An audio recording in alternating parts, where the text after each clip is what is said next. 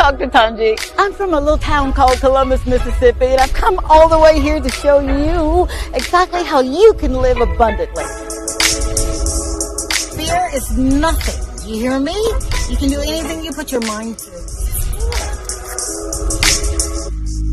I'm your girl, Dr. Tanji. We're going to do life together. Hey, good evening, good night, good morning.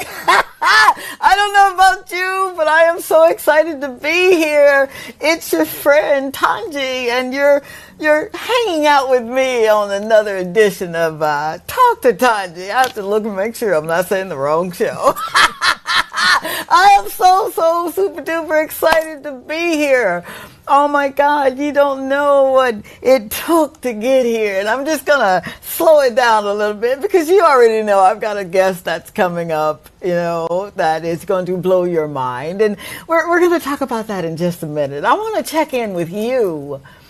I want to make sure you're doing good because there have been reports that I've been reading in the Wall Street Journal and the LA Times and the medical journals that says a lot of people are hurting and they don't want to talk about it because they're the strong one. So I want to talk to all of those this evening that operate in strength, and you know who you are. I want to talk to them mommies that are saying, I'm tired. You don't understand, baby, I'm tired. I want to talk to them daddies that are saying, man, I'm trying to hold down 3 jobs, and it still ain't enough. I want to talk to that little girl that's sitting in her room listening to what society says is beautiful. And that young guy that thinks that if he's not in the in crowd and wearing the coolest tennis shoes and the coolest ensemble, that he's nobody. I want to slow it down, man, and just talk from my soul this evening because I've been to places where people are getting along. They're black folk and white folk and Protestants and Jews and Gentiles. And they're Christians and agnostics and atheists and Muslims. They're brothers and sisters with one faith, one God, one baptism. And they're making it easy to love. They're checking on their brothers and sisters and making sure that they got enough to eat and the lights are still on, and they're loving their neighbors as they love themselves. Man, I've been to some countries where people literally are serious about this thing called life. And that is what I want for each of you.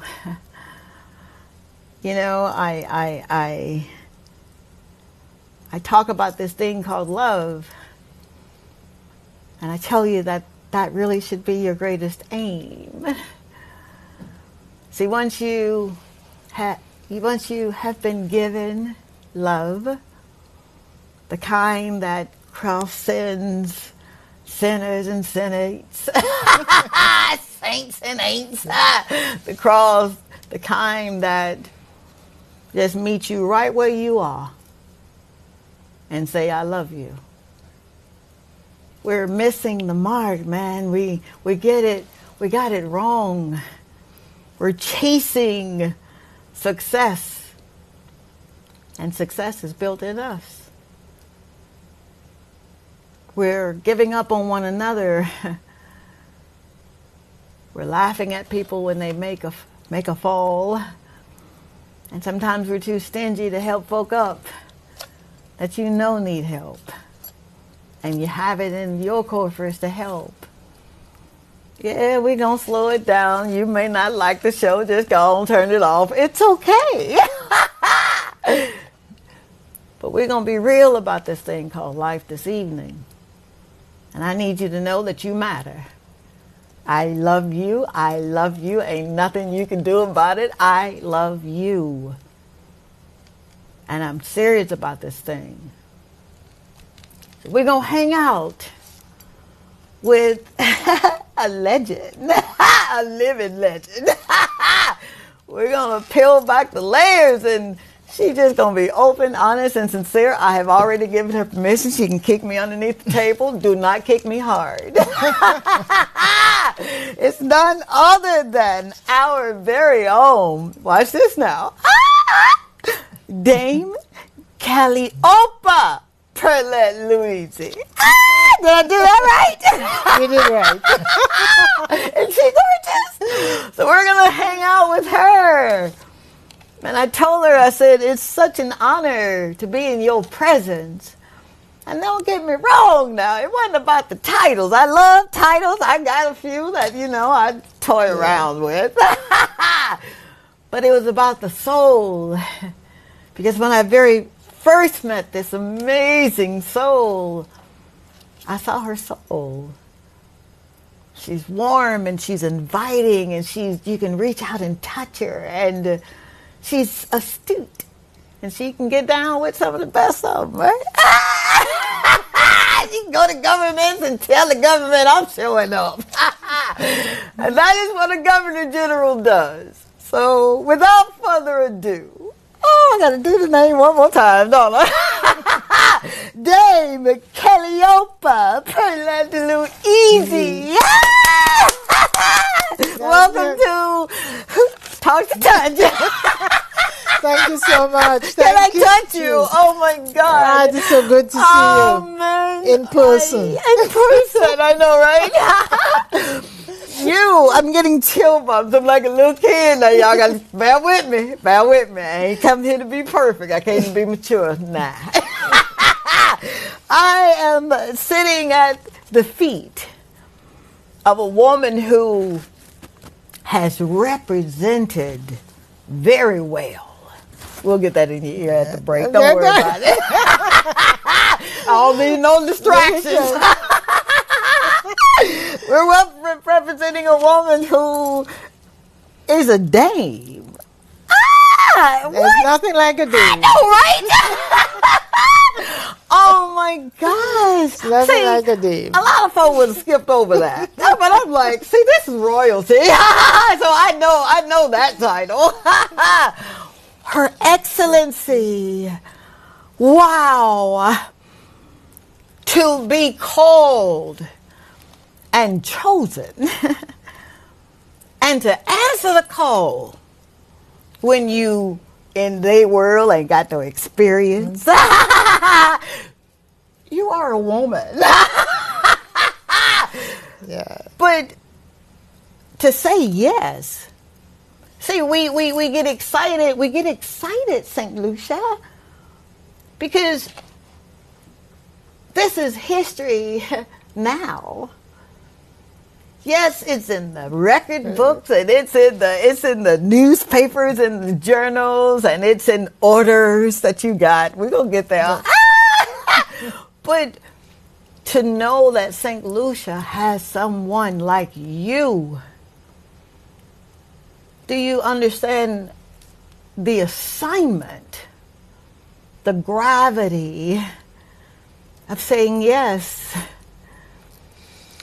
Well, to begin with, I didn't think that I was cut out for all this. And so it took me a while to, really appreciate the impact I seem to have been having on people. When people would stop and say, particularly young people who normally don't, think about, government and governor generals, and they would meet me and say, thank you so much. And that said a lot. That said a lot. Come on, lady. You just minding your business. We're gonna go back just a little bit. You're minding your business. You're teaching. You're doing what you love to do, what you've got your degrees in at the West Indies University. Yeah. I did my homework. You did your homework. And you're just minding your business, and you go from teacher to principal to dean, and then you get a call. I got a call. You better come on, talk about it. Come on, talk about it. I got a call on a Wednesday evening. Yeah. Well, it was probably Wednesday night, about 10 o'clock. Oh, my God. Recognized the voice of the Prime Minister. Now, all right. I'm not from St. Lucia. I want you there. Oh. You just got to tell me this Prime Minister's name. What man had enough courage to interrupt your life? I don't want to. We're going to slow it down because we're with family. I want people to understand that you could literally be doing what you do, and God himself will interrupt what you're doing. Yes, it was a Wednesday night. And, and I had just come home from rehearsal because I was in a choir. You sing? What you sing? Alto? Alto. Good one, but I'm an alto too. I can't. But I'm the loudest one in the choir when I was singing because I just believed I could. Exactly. Until I overheard some folks that said I couldn't. She can't carry a tune. Okay. All right, so you just got in from choir practice. And it's about 10 o'clock, and the telephone rang, and the voice was the voice of the then Prime Minister, Dr. Kenny D. Anthony. Anthony, thank you, sir. Thank you. You say, well, he ain't with us no more. Still, thank you, sir. Wow. And then I wonder what I must have done something at that time to be, to get a call from So what were you doing prior to the call? Were you like already ready for bed? Or you just got in, so you had something to eat? Yes, and I was just getting ready to go to bed. Oh my God. And I picked up the phone and I said yes. Well, why did you answer at 10? Well, I said hello. Because I didn't know who was on the other line. I mean, that's not the time when the days when you pick up the phone and you know. Yeah, before you pick it up, right. So, had you known, if you had caller ID, would you have said, what you want? Or hello? Would you have answered? Well, yes. I mean, it was it was the decent thing to do. I mean, because I would have recognized the name, and I rang the person. It was somebody that I knew. It's not to say that I didn't know him, and I said, now I wonder who's calling me. So you knew the Prime Minister? Well, yes. That is amazing because. All right, now. This is what happens when you live in a small country. There you go. That's where I was headed. Yep. There you go. Yep. Wow. Yes. I was in education, he was in education. So, it was that. So he knew you. Oh, yes. He knew you by your works. Well, yes. Aha. Yes. All right, now, you get that, right? People will make a beat a path to your door if they know how you work. Not what you say you gonna do, but what your working is doing. Here you are minding your own business. And this man who knew you, who knew that you were a woman of principle, who knew that you were going to show up, he had to know. Well, yes. Even if he didn't think you were going to do it, he knew you were going to do it. Yes. And you did it. And yes, I accepted after a while. I mean, I had to think about it. I mean, it was right. It was a whole change of life. You trying to rush this because my man is about to tell me to go to break. Hold on one second. Because I don't want to rush this. I mean, yes, you got the call, but how do you say... And I want you to think about it in the break because I've got some goodies to give away, all right? Okay, I'm just all over the place, but I'll get back to that in just a second. How do you pick up the phone to answer a call that's going to change the trajectory of your life? You pray, you ask God to bless you and give you opportunity, but then when he gives you opportunity, how do you respond? I said, oh my God. Oh, you better shut your mouth. We'll be right back.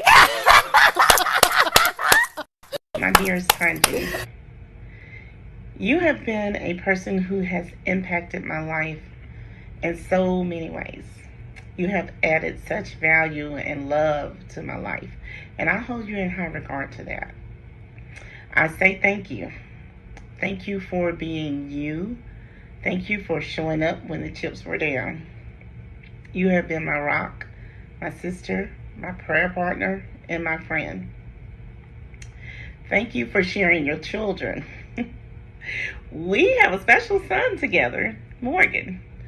But you have also shared Taisha and Tyrone with me.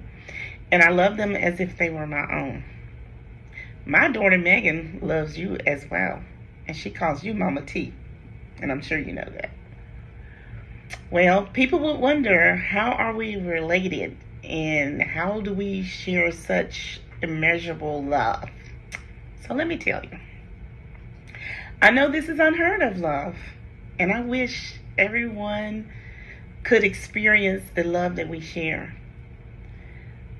We are family. Tanji was my husband's first wife. He is now deceased. But when I say this woman and her family stood by me and mine. Whew. When Max Scott, who we refer to as Terry, because that's always been his nickname, when he departed this life, who was my husband, Tanji's first husband, she came to my house with support in tow. Tanji, Stacy, and Taisha. We put the devil on notice that night. We prayed for strength, understanding that surpasses all others, and healing. That night, God delivered. He gave me what I wanted, and He gave me what I needed. Years ago, when we met, we bonded right away. Never an unkind word from her. Never a falling out. Never across anything. I have called on you, Tanji, so many times. And you've been there every time. I'll never forget the calls, the prayers in the wee hours of the morning for anything, the financial support, the calls just to keep me in the loop, the birthday calls, the songs, of course, all of our texts, and the visits. They've all been special. And you, my friend, sister, I love you.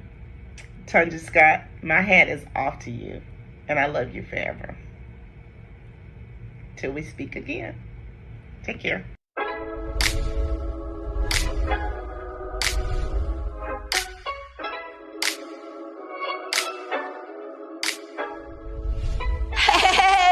Your girl, Dr. Tanji, you know, from the Talk to Tanji show. Are you ready to maximize your business exposure? Of course you are. Why not consider placing an ad right here with me on the Talk to Tanji show on DBS?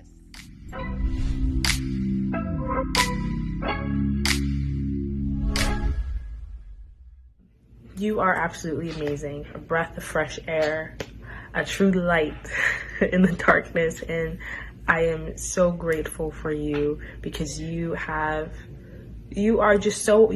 amazing, and you truly have added so much value to my life that I'm beyond grateful that God has allowed our paths to cross. And I feel honored to be able to make this video and to talk about you and give you your flowers and just mention the numerous ways that you have significantly impacted my life, because you have. And I don't know what my life would have been like without you, and I don't think I want to, because you have planted seeds in me that have impacted the person that I am today, and I thank you for that. And you've also planted seeds that help catapult my relationship with Christ. You've shown me how to walk out being a kingdom citizen in a world that, you know, isn't necessarily conducive for that. And you show me what it's like to share the love of Christ, to be that light, and to share that joy and that peace and that comfort. And I thank you for that, because it gets hard, but you are such a warrior and such a true inspiration that you've helped me find the tools to make that possible. And I'm forever grateful. I love you so much. Thank you for everything. Hey, it's the girl, Dr. Tanji, and I'm with Louisy. And Louisy, tell everybody what show you go to. She watches on CBS and tell us why. It's a very entertaining. Entertaining. Isn't she gorgeous? I swear to you, I didn't pay her to say it. Check me out on DBS Thursday nights at 8 o'clock. Bye.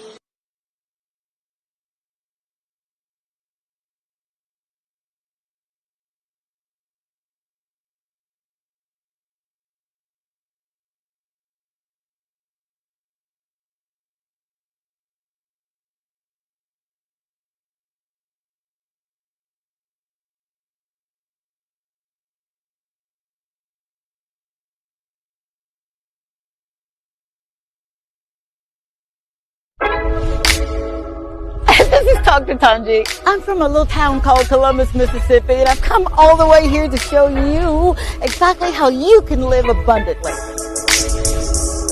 Fear is nothing. You hear me? You can do anything you put your mind to. I'm your girl, Dr. Tanji. We're going to do life together.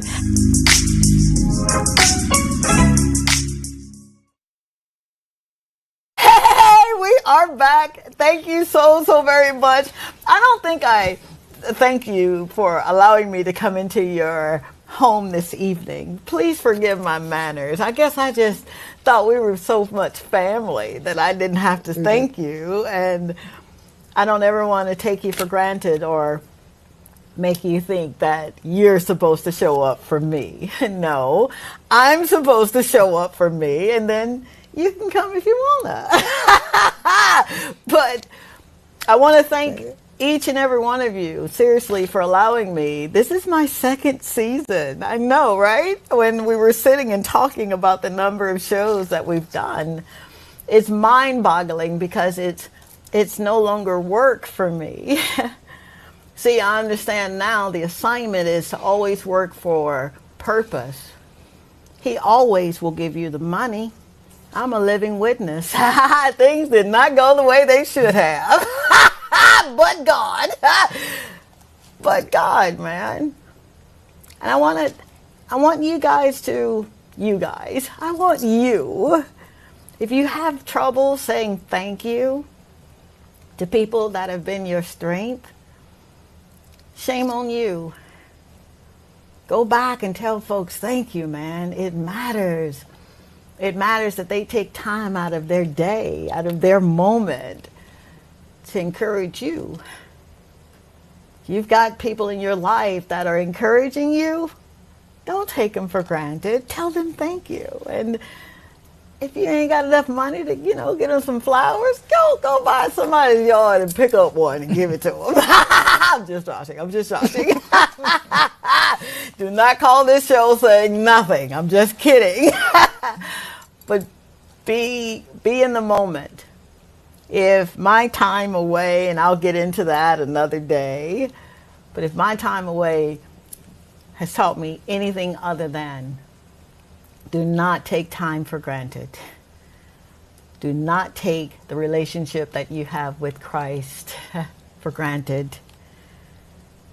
Do not take mama and daddy, and do not take yourself for granted. You are purposefully made. You got a purpose. And that purpose begins with you knowing who you are in Him, not them. That doesn't matter. You'll get there. But when you can wake up every morning and go to a career that you're giving and somebody see your good works.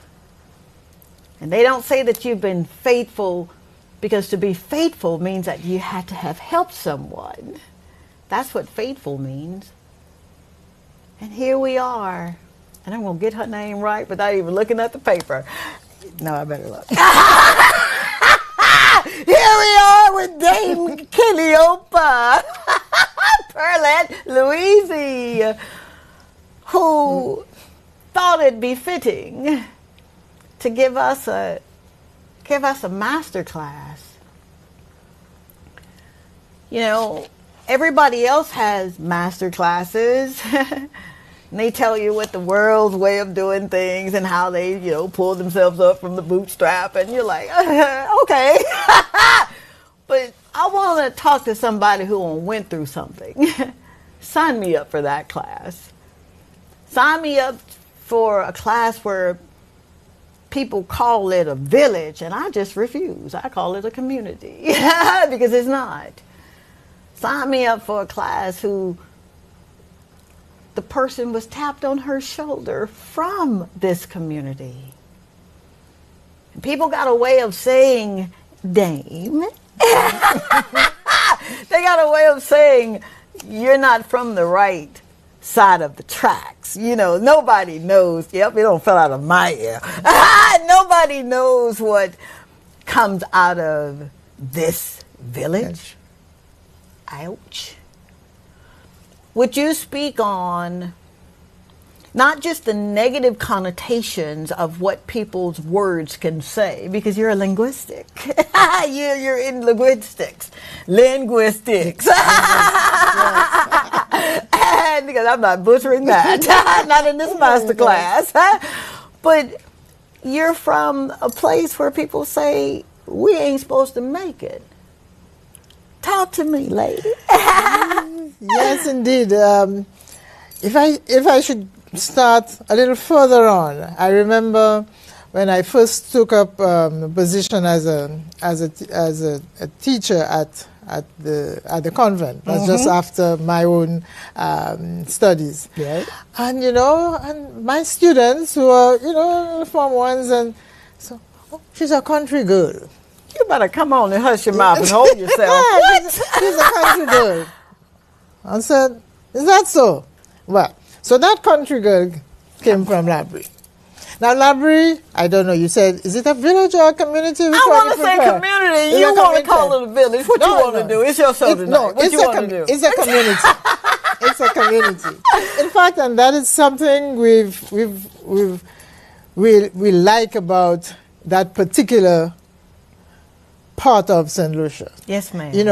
The community of Labrie. There's a community of spirit. There's a communal living. There's a living for each other and for one another. And yes, this is what I was, nurtured in. And I have in me that sense of not being there just for myself, but with the people who shaped me, who brought me up, who gave me that love for people, for helping out, and for going out and making sure that other people have a decent kind of life, even if you cannot give them the material things, but but a smile, a hello, and you start. I mean, what does it take out of you if you just pass and you say, hi, how are you? And you just move on, Come on.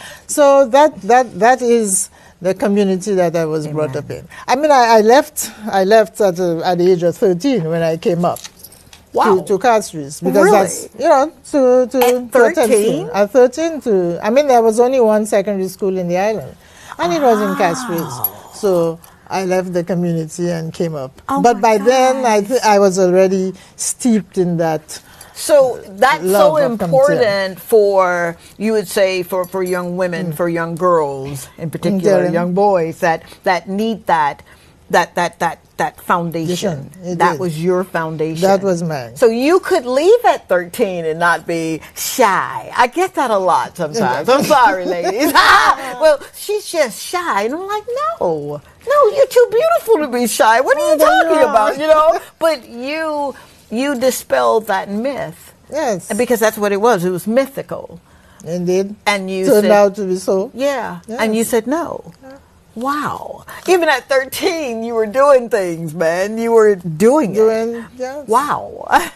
So that's library. That's library. I don't go down very often, but every time I go down, you just feel, that you're back home, and then you see that's your roots. So what did the people think? Right? That when all right, you're getting the call. Yes. And it's your friend who has seen your work in the marketplace. I told you it's really important for people to see that, right? I'm sure you didn't broadcast it to everyone. Hey, guess what happened to me? On the contrary, I was told, until it's settled. Yeah. Tell your family if you need to. Yeah, we call it don't put the horse before the cart. That's it. Don't put the cart before the horse. Yeah. So many people got to know that on the day if we're talking about the position of Governor General, on the day I was sworn in. Because I was sworn. Oh my God! You can keep a secret like that? Well, would you be my friend? Wow! Yes. And with the advancement of technology, and I enjoy technology. Mm-hmm. I do like the social medias, but that would have been all over. Everybody would have known your business before you got there.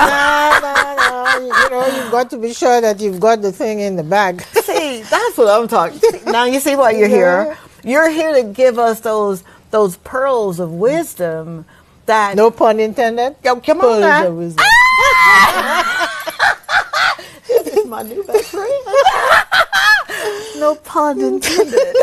We love our pearls, don't we? I'm loving your pearls. You do know that, don't you? I want to be like you when I grow up. I'll tell you.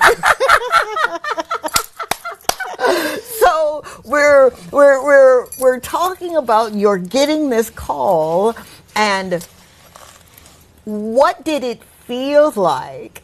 You're hearing this, for the first time, and then you hang up the phone. What do you say next? I said, oh my God, how do you answer a call like that? I felt I don't think I can. I don't have what it takes. I don't think you're talking I can to do who? it. Who are you talking to? Talking to yourself? Yes. Out loud? Out loud and saying, girl, and then, what do I do? What do I do? It took me a while, but I think at one point I closed my eyes, maybe about 2 or 3 weeks later, when Dr. Anthony was beginning to think that he probably had made, a boo-boo there. And he probably could have looked elsewhere. I got up one day and I said, let go and let God. Oh, don't you do that. I don't need nobody coming over here telling me it's time for a break. We're about to get into this right now. Let go. Let go. All right. I've got my tissue. I am not crying tonight. But that speaks volumes, not only on what you were being called into, that ministry, but to so many people who are saying, but Dame, you don't understand. I see what you've done, and I'm excited for your life, but I can't do nothing like that. And people have those conversations. How were you able to stop the noise? Because that's loud. Yeah, it was loud at the beginning. And even before, it was something you couldn't keep to yourself. So there was a very good friend of mine, and I said, I've been, offered that position. What, you know, I'm thinking about it. What do I do? And he said, don't be stupid, girl. What are you thinking about? What's there to think about? Ooh, I love country people. I'm from the country. I'm from Mississippi. What's there to think about? I said, but you know, you don't just, you know, just because it sounds, you know, posh and you go in, you've got to understand what it is. This is you talking. Yeah. I'm telling that to myself. You need to understand the gravity of the thing. I mean, you don't just go in because it sounds nice. It sounds good. You're good and you're head of state. What does it mean to be the head of state of a country? Well, you know, what it is you need to do for the country. What, you know? So these were the things that I had to think of. You know, am I capable of doing it? Do I have what it takes? And that is why, as I said, finally, I said, okay, well, maybe you should try something good. You should try it. You should try it. And I said, let go, forget about it, and let God. He has brought you that far. I mean, it wasn't a place that I ever thought I would have reached. Not from the community of Labrie. You didn't think of getting up there. Wow. And so I said, God, let go and let God. And then from that moment I was, you know, I sort of peaceful, and I thought, okay, take it easy, forget all the noise and, you know, some was saying, oh, should be much better staying, you know, in education at the college. Don't you just love when folk tell you what to do? And I said, you know, it's service, you know. It's service. There are many ways in which you can serve. You serve in, you know, it's a call. Wow. And it's a call from God.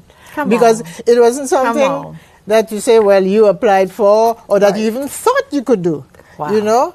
And so throughout, I saw myself as a steward. You know, it has been something was given to me. I needed to manage it and give it back in a better condition than I found it. Do something for my country, for my people, bring them up, let young girls like me who came from the community of Labrie or any of the other small communities, or even from Castries itself, that, you know, you can do it. If you make up your mind, if you set your mind to do it, you know. And so that is what sustained me throughout the 20 years. That's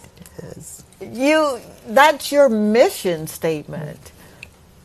No amount of that's lived from the inside out. Yeah. You know, that's one thing to write a mission statement, and we believe that when our daddy talked about write the vision and make it plain so that those who will come behind us can read it and run with it. We want to believe that it's our vision.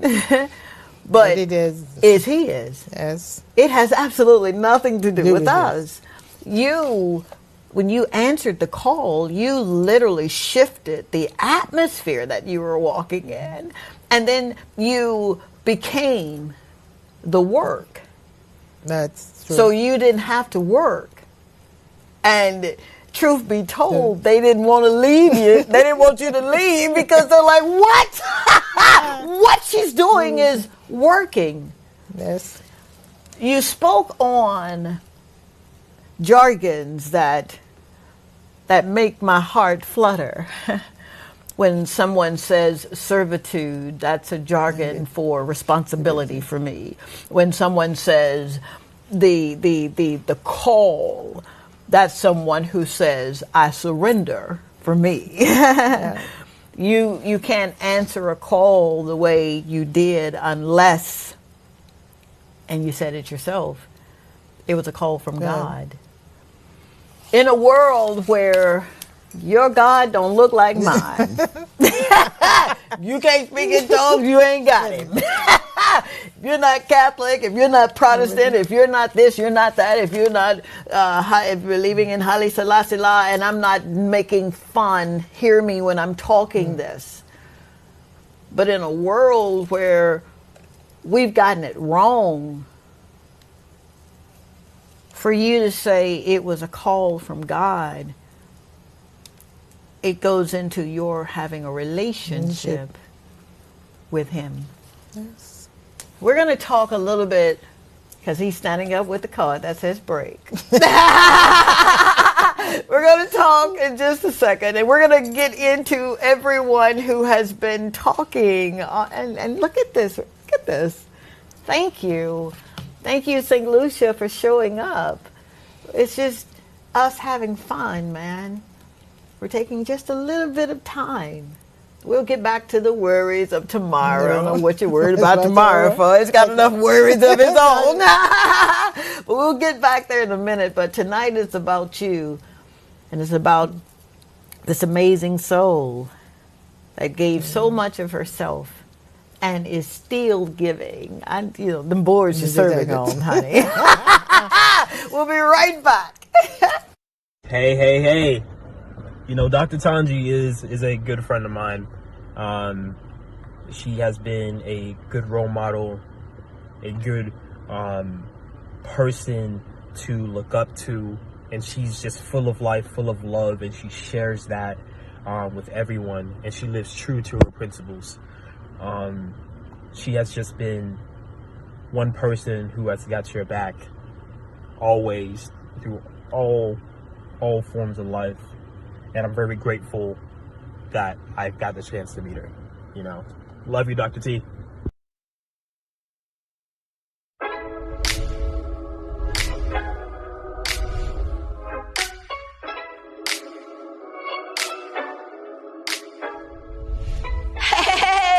Your girl, Dr. Tanji, you know, from the Talk to Tanji show. Are you ready to maximize your business exposure? Of course you are. Why not consider placing an ad right here with me on the Talk to Tanji show on DBS?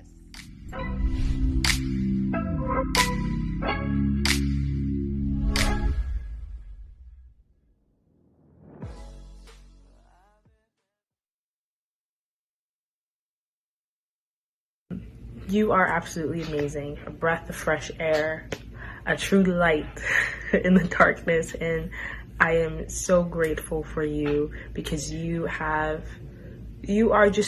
are amazing, and you truly have added so much value to my life that I'm beyond grateful that God has allowed our paths to cross, and I feel honored to be able to make this video and to talk about you and give you your flowers and just mention the numerous ways that you have significantly impacted my life, because you have, and I don't know what my life would have been like without you, and I don't think I want to because you have planted seeds in me that have impacted the person that I am today, and I thank you for that. And you've also planted seeds that help catapult my relationship with Christ. You've shown me how to walk out being a kingdom citizen in a world that, you know, isn't necessarily conducive for that. And you've shown me what it's like to share the love of Christ, to be that light, and to share that joy and that peace and that comfort.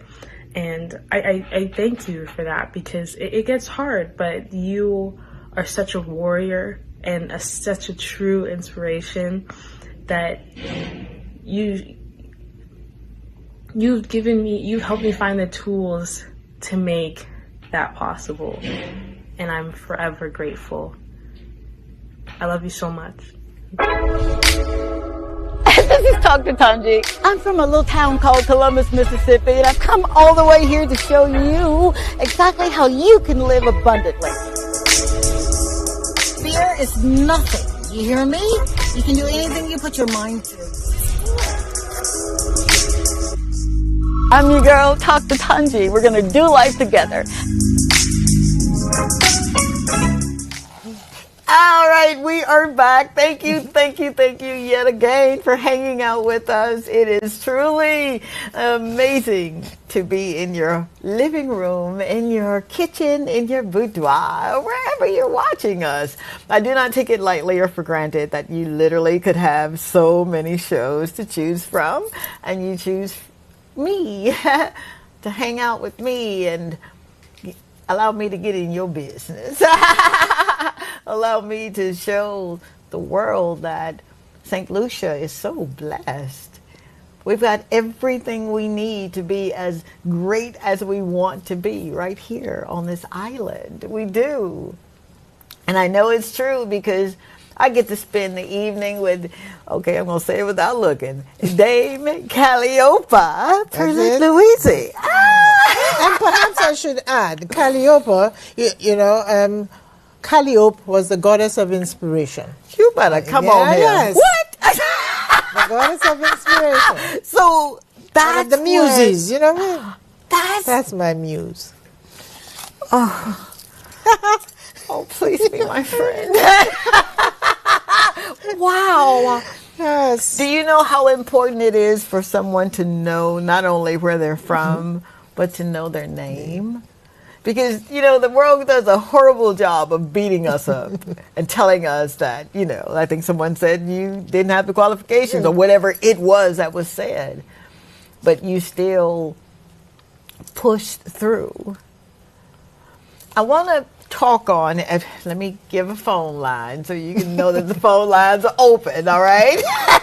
Before he jumps up again. 716-0039 is the phone line that we can interact here in the station. And I've got a giveaway that I need to tell you about. There was a show that I did, and we're going to get right back to me asking you that question, but I did a show with an amazing Japanese Filipino restaurant owner, Sakuraji, and he was so warm and so inviting, and he loves the people of St. Lucia. Yep, he does. So much so that he sponsored the show and had me give away. I am giving away lunch and or dinner, a $50 voucher so that you can take your friend like Mr. Lefton did. And he's still sending me text messages saying thank you. You're welcome, sir. So throughout the broadcast, I'm going to stop if I don't forget. And I'm going to ask you something that our beautiful dame, our legendary Dame Calliopa, has spoken. Whether it was what she was when she, before she came into this ministry of service, or what her mantra, what her mission was. Was it so important for her to represent St. Lucia the way she has done? Which leads me to Ashton Jones. Thank you so very much, Ashton, for watching the show. We're going to get right back to you, I promise. But they want me to say that you, my lovely, have written something that it really just I'm grateful for it. You said, that's our best Governor General ever had since we became independent, and up to now there's nobody else that can fit in her shoes. That's speaking volumes of someone that gives someone their flowers while they can hear them. So thank you. Thank you very much. When you hear something like that, and he goes on to say, she's still our Governor General. Shame on you, Ashton. But when you hear that, and you've done 20 years of serving, how does that make you feel? Glad that I was able to make a difference. Wow. And that, as I said, my whole, love of, well, it's not love, but seeing myself and all of us as stewards. Yeah. That we are put here to, to raise each other up, to build each other up. And so at the end of whatever assignment, come on. Use your word, assignment. You've left, whether it be the country or the job or the situation, in a better condition than you found it. That is my definition and my philosophy of stewardship. Amen. So hopefully, sometime in the future, I'll hear, well done, good and faithful. Come on now, come on. Well done. That's what I'm working for. Wow. Yes. So I'm glad that I was able to make difference and make a difference. And that people appreciated. Absolutely. Appreciated my efforts. Your efforts. I could have done better, I suppose. There's always room for doing better. All right. But I hear what you're saying, but for someone to fundamentally develop a systematic way of developing education, that's loaded, because you didn't follow the status quo. No. You didn't. I want to talk about it. Then I thought I didn't want to ask that, huh? I want to know, how do you know that education was going to be one of the keys to freedom? Well, there again, my growing up was not an affluent condition. So so I knew that it would have to be by my efforts. Wow. My own efforts, with other people's help, of course, and that is the key. I was not in it alone. There were persons on whose shoulders I stood. In fact, there were persons who actually lifted me up. Yeah. So I knew that I had this debt to pay for those who helped me get to where, and in so doing, so that I too could give back to somebody else. Wow. And this is the circle. The circle. The circle of that. Why is that? And boy, that's loaded. You know that. The persons that lifted you up, did you find yourself maybe soliciting people who knew more than you, or was it that kind of, maybe I'll just wait until they find me, if they know I need help, so why don't they just come help me? Oh no, you've got to help yourself. Oh yes, I mean, you can't just sit down and wait for things to fall into your lap. You've got to prepare yourself. You have got to position yourself for opportunities, for the help that people are willing to give. Amen. And you have to be able to accept what you are given, no matter how small. You may have wanted much more at the time, but that's what you are given. Thank you very much. You build on that, and then you turn around the corner, somebody else. Yeah. So that's how I. Wow. That's how I lived, and that's how I grew up. And I always think of where I came from, and there are many others like me, and what can I do to help them along. Education, I mean, that's why, mind you, I did always want to be a teacher. I wanted to be a lawyer, but that's another is that why you got the law degrees? You've got some law degrees, honorary law degrees that have been bestowed on you, and for you to have that, that's major. Yeah, so that's why, and there again, I said that was, being a teacher was not necessarily what I had thought, but that is what was destined. Come on. That's what I was destined for. Come on. This was the path that had been laid out for me. All kinds of things happened. Yeah. And who was at the back of it all, pushing me along? The man up there.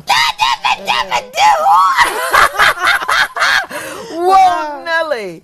Come on, lady. You're making this difficult for me, because I'm normally not fumbling over my words, but you lived it. You were immersed in it. It was placed in you. Yes, it was there all along, but people had to come and water it. It's potential. Yeah. We all have potential. You basically, and you have to be open. You have to be receptive. Wow. Yeah. If it's been given to you, you've got to open up. You have to be receptive. Thank you very much.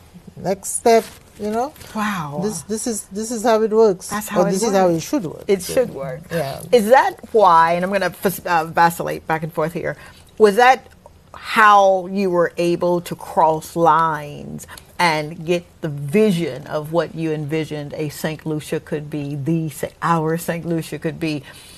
in government, because government is not always an easy sector. This is not a governmental show, so don't you go come calling. Let me give you a number before somebody give me another note. 716-0039 is the WhatsApp number if you want to make your contributions known to the show as we dialogue here. But how were you able to get that party or that person to see what you were doing? Well, because, I mean, I like to say, by the fruits you shall know them. Is there such a thing? Yes, but ma'am. I mean, I was doing what needed to have been done at the time. And you do what you've got to do. Other people see what you're doing, and either appreciate it or they don't. And in my particular case, Dr. Anthony said, I mean, I heard him speak about it one day, saying, well, he thought I was in tune with the people culturally.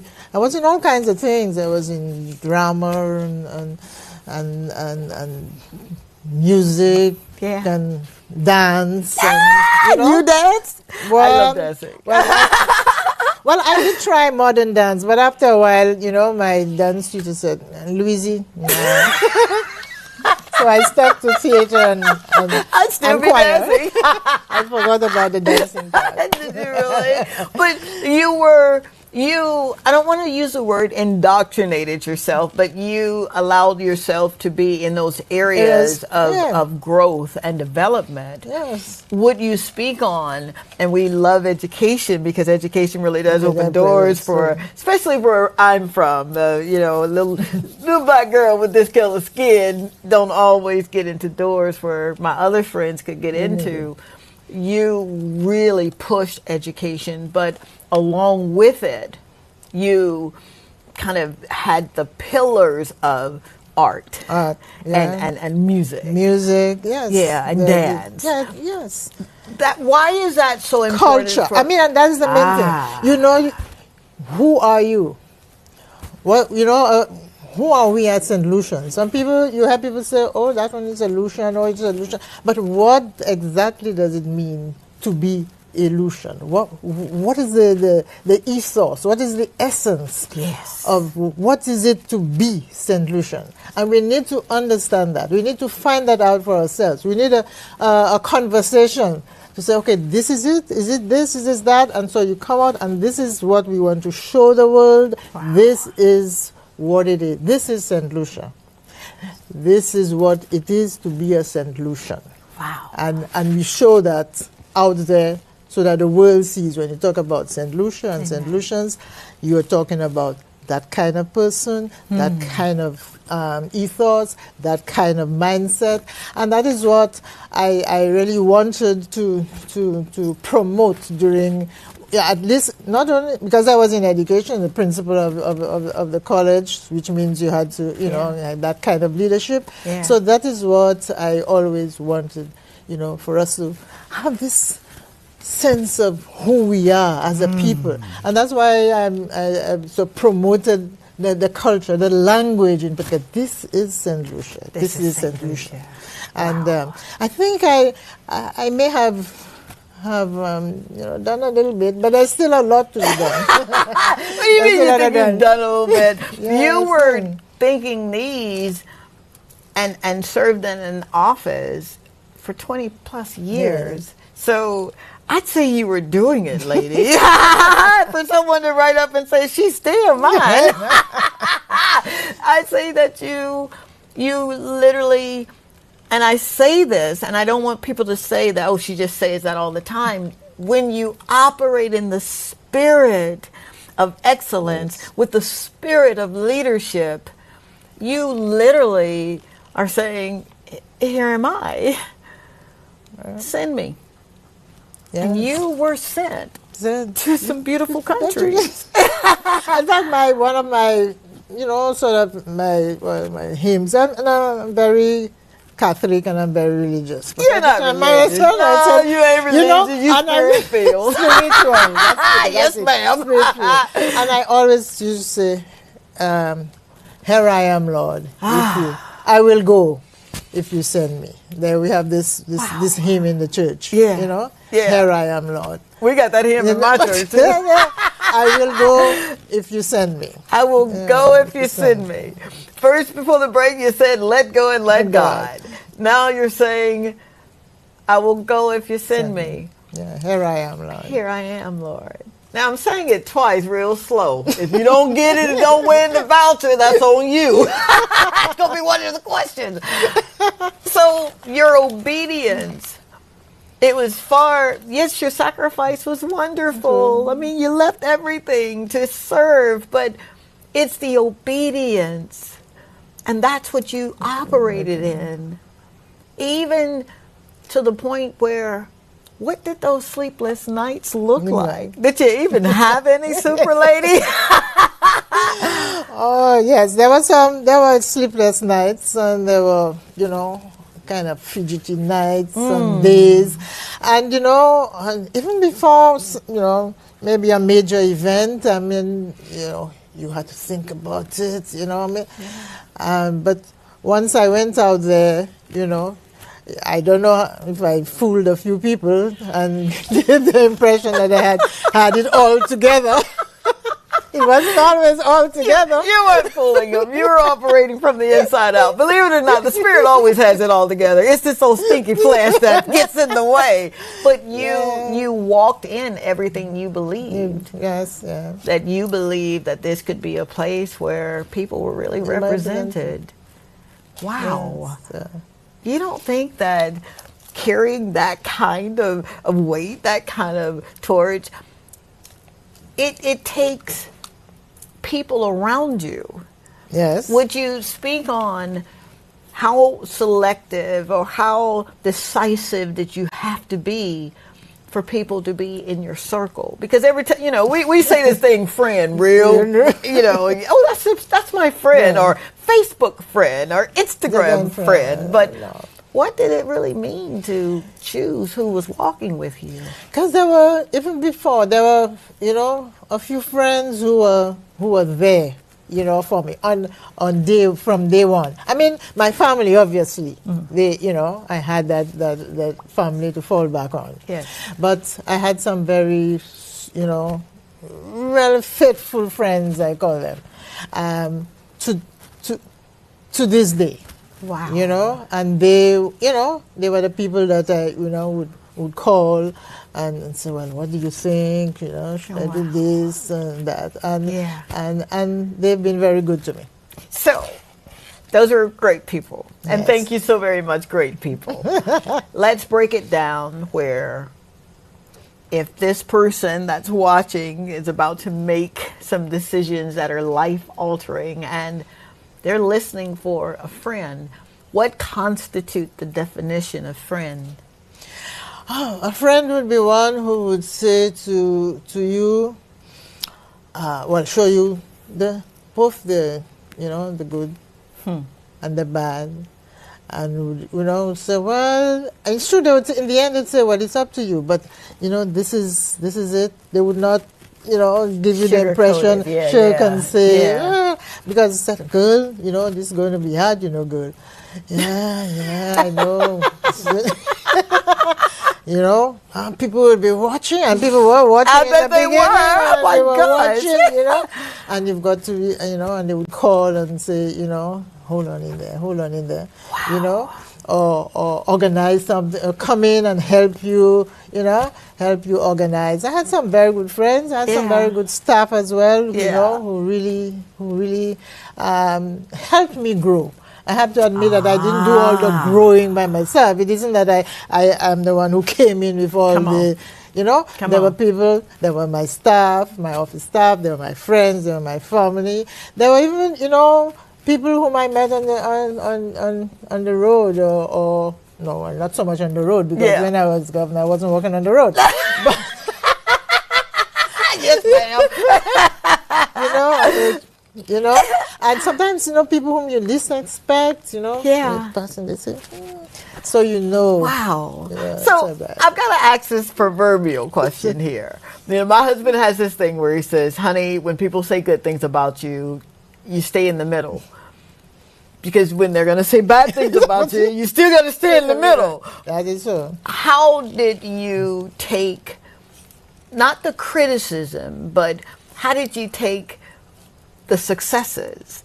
When people had their chest out and they're saying, you know, the first female. Yes. How did you take it? You know, you go, or we're so proud of you, or look, mommy, I can do it too. How do you take that kind of success? Well, you know, you don't get too swell-headed. Come on now. You don't get swell-headed. So thank you so much. You know, you really thank people for coming out and saying to you that you're doing a good job. Wow. You know, and it gives you, you know,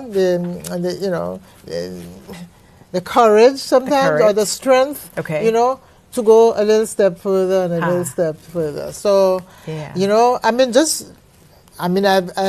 have demitted office for 5 years almost. Okay. But yesterday, just last week, I was talking to somebody and you know, on the phone, and then he said, you know, Your Excellency, my daughter would like to speak to you. I said, okay, put her on the phone. Oh, come on, wait a minute, hold up, time out. Somebody can call you up on the phone and you answer? Well, yeah, I mean, now... Shame on me! You don't answer. I'm sorry. You know, wow. So I said, okay, let me speak with her. And then I, you know, she said, hello, Your Excellency. So I said, okay, I want to see your face. Switch on to video. Oh, wasn't she? Happy? Oh, come but on. So she told me on video, you know, and the two of us chatted about, and now she was so happy. She went back to say, oh, Dad, I saw you for that. You get Father of the Year award, right? You know, so little things like that, you know. And I'm in the supermarket, and she says, Mom, mommy. I was like, oh my God. You know, and I have to admit, as I say, yes, you are thankful for sure that you are able to have that, amen, that influence, that amen, effect on people. Amen. And you wish you could do better, and you wow, figure out you'll do better. You know? What were some of the things, and you don't have to go into detail, but what were a couple of the things that you had to make that decision on, and you wish that you had done something just a little, tweaked it a little bit in that favor or that favor? Well, some of it were personal, you know. For sure. Yeah. For but sure. The others were part of the, as Governor General, there are certain decisions that you've got to take. Absolutely. You know, and so there's a little fine line that you've got to, you know, you are above, you are neutral, apolitical, so, you know. Yeah. So there were times when, oh God, you pray about the thing the whole night before you actually write what you got to write. You know? Wow. So that is, I mean, I did a lot of praying before I, even, you know, if I got a letter, an official letter, something that would be, a bit ticklish, you know, I would pray before I responded.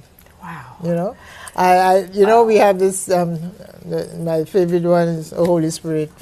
Come on. For the hearts of the faithful. And, yes, ma'am. You know, every time I any of my address, if I'm writing a speech, an address, before I put the first word down, Holy Spirit. I would pray for guidance. Amen. You know? That's wisdom. So that is... And I don't want to rush that, because that is so important in everything we do. We get wisdom, we ask for knowledge, and that understanding of it. So would you stay tuned, please? The numbers are coming in, and I'm so excited. Thank you so very much. I will say to Shalon Louisy. Shalon, Shalon Louisy. Right here, Shalon. Oh, okay. Yeah. Good night, Dr. Tanji. Also Dame Pearlette Louisy.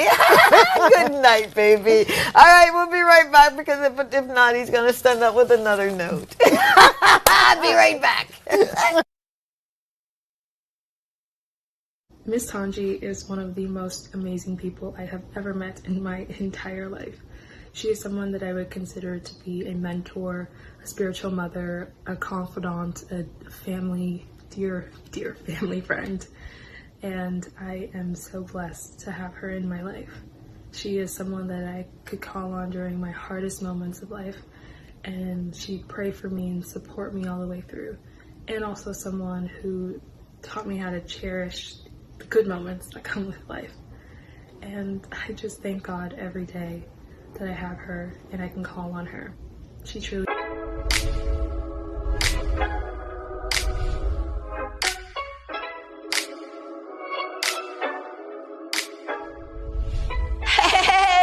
Your girl, Dr. Tanji, you know, from the Talk to Tanji show. Are you ready to maximize your business exposure? Of course you are. Why not consider placing an ad right here with me on the Talk to Tanji show on DBS?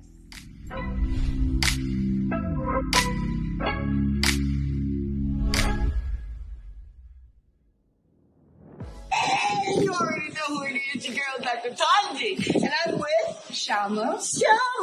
And Shama, where do you watch the show? On DBS. And tell me Most why. times on my phone. Really? Yes. Tell me why you watch the show. It's a lot. I'm not able to say. Honestly, I'm not able to say. She's lost in words.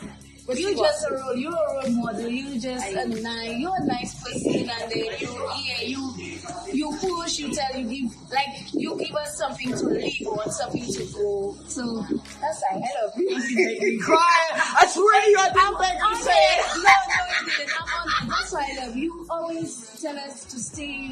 You give us positive feedback. So, yeah. All right. Watch out for Shama when you're up in the north, all right? You go over and tell them where they can find you. I'm in your restaurant. Bye. This is Talk to Tanji. I'm from a little town called Columbus, Mississippi, and I've come all the way here to show you exactly how you can live abundantly. Fear is nothing. You hear me?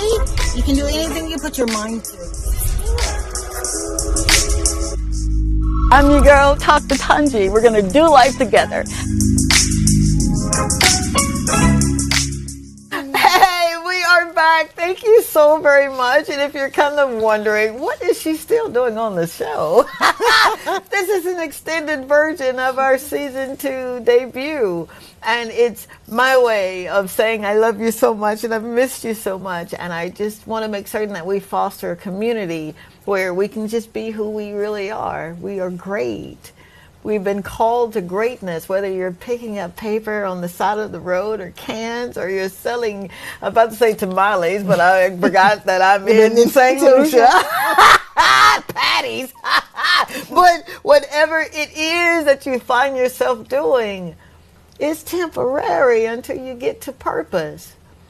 And purpose comes from the inside, and you live it from the inside out. And sometimes you may be the only one showing up at your purpose party, but you still show up. What you talking, lady? I know a thing or two about, being on a desert island. I think they call it the island of Patmos. Is that Paul when you got shipwrecked or whatever it was? The Bible scholars don't call my phone. I'm just playing. All right, so let me give a number here because I want to give away a voucher. 716-0039 is the number that you can get us in studio. So I want to ask a question about our Dame Calliopa, Pearlette Louisy. When we started the evening together, I asked you, remember what she did prior to serving as Governor General. So the first person, no, the third person. Yep, I'm just not going to give it away. Come on, it's $50 at Sakurachi. The third person that calls 716-0039 will get lunch and or dinner on me. And you'll be happy that you went. Because you don't eat sushi. Not yet. We'll get you to cook you something. 716-0039. What was it that our dame did prior to serving the country? And I almost told you how many years. That's the second question. 716-0039. Well, you're doing that. Third person, you're going to talk on air, okay? We'll get back to wisdom. And you said before you wrote a speech or whatever it was that you were working on, you would write out? What are you writing? What are you listening for? Well, really to find out, I mean, if it's an academic paper, then, you kind of listen to what is the main thing you want to get across. Okay. Right? All right. And so, but if it's generally as a, to encourage people, and so you think, I always used to think of myself. Oh. And I always used to say, well, I know where I came from. I know what it took so I always wanted to encourage, particularly young people. Wow. Don't allow the constraints of the present to prevent you from doing what you need to do. In that way, the promises of the future will be achieved. So forget about the constraints of the moment. You don't have this, you don't have enough books, you don't have, you didn't get the scholarship you wanted this year, you'll have to wait another year. Don't let that keep you back and give up, Wow. While you're waiting for the next opportunity, position yourself so that when it shows itself, you are there to grasp it. Don't wait until an opportunity knocks and and then you're not ready, and then you complain. So I'm saying I tell young people when I was before I came up to secondary school. I mean, we didn't have books in the house. There were 2 books in the house. There was a Bible, and then there was a church, a missal, the Sunday missal. Yeah. And we would sit down, myself and my cousin, and we would learn all the Gospels, and and that was my reading material until, I mean, you didn't have magazines and all these things, somebody's calling. Yes, ma'am. I'm listening to you. I'm like, yes, Julia. Yes. Hello, you're on there. Hi, you're on there with Dr. Tanji and Dame Louisy. Who am I speaking with? This is Jacqueline Simon. All right, Miss Jacqueline, are you ready to answer the question so you can go and have sushi on us?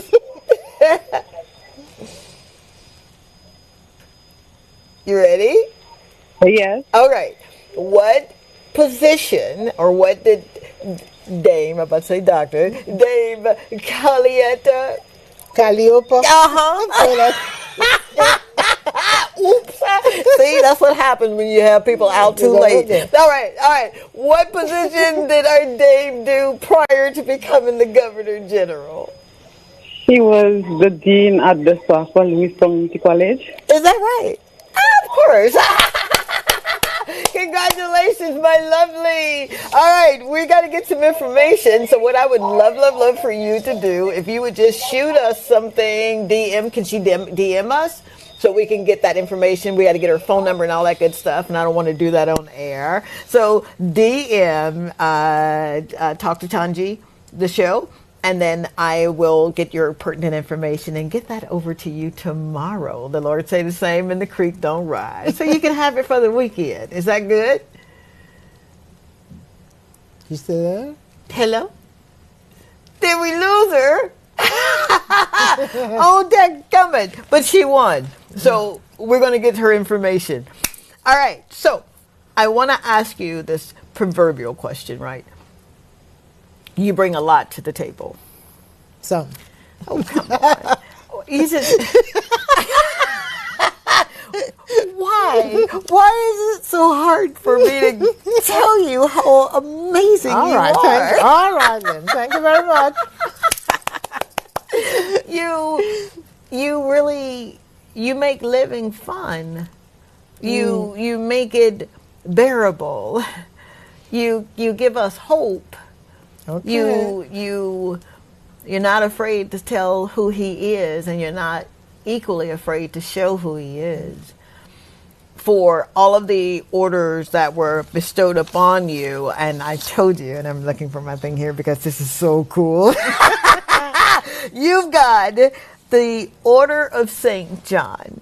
Yes. It's also known as Dame of Grace, of the most venerable order of the hospital of St. John. At Jerusalem. Jerusalem, where I just came back from. And I am, boy, being in that place and mingling with everybody from every different walk of life. They didn't look like me. They didn't speak the same language, but they understood the language of service and love and compassion and those fruit of the Spirit that you can only pray that someone who's running a country can emulate. It's not all politics with you. Yes, it was a political order that you had, but their mission, and you know this mission, it was bestowed upon you, is to prevent and release sickness. Prevent and relieve sickness and injury, to act to enhance the health and well-being of people everywhere in the world. For that order to be bestowed upon you, and you're already walking in the mission of people knowing who St. Lucia is by the culture.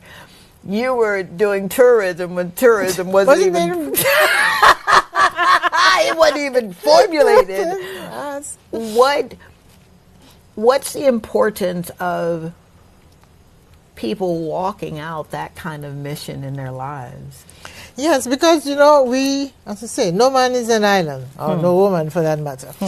And so you need to be able to live, as a community of people, a community of souls. You have to be able to look out for each other, to relieve suffering, to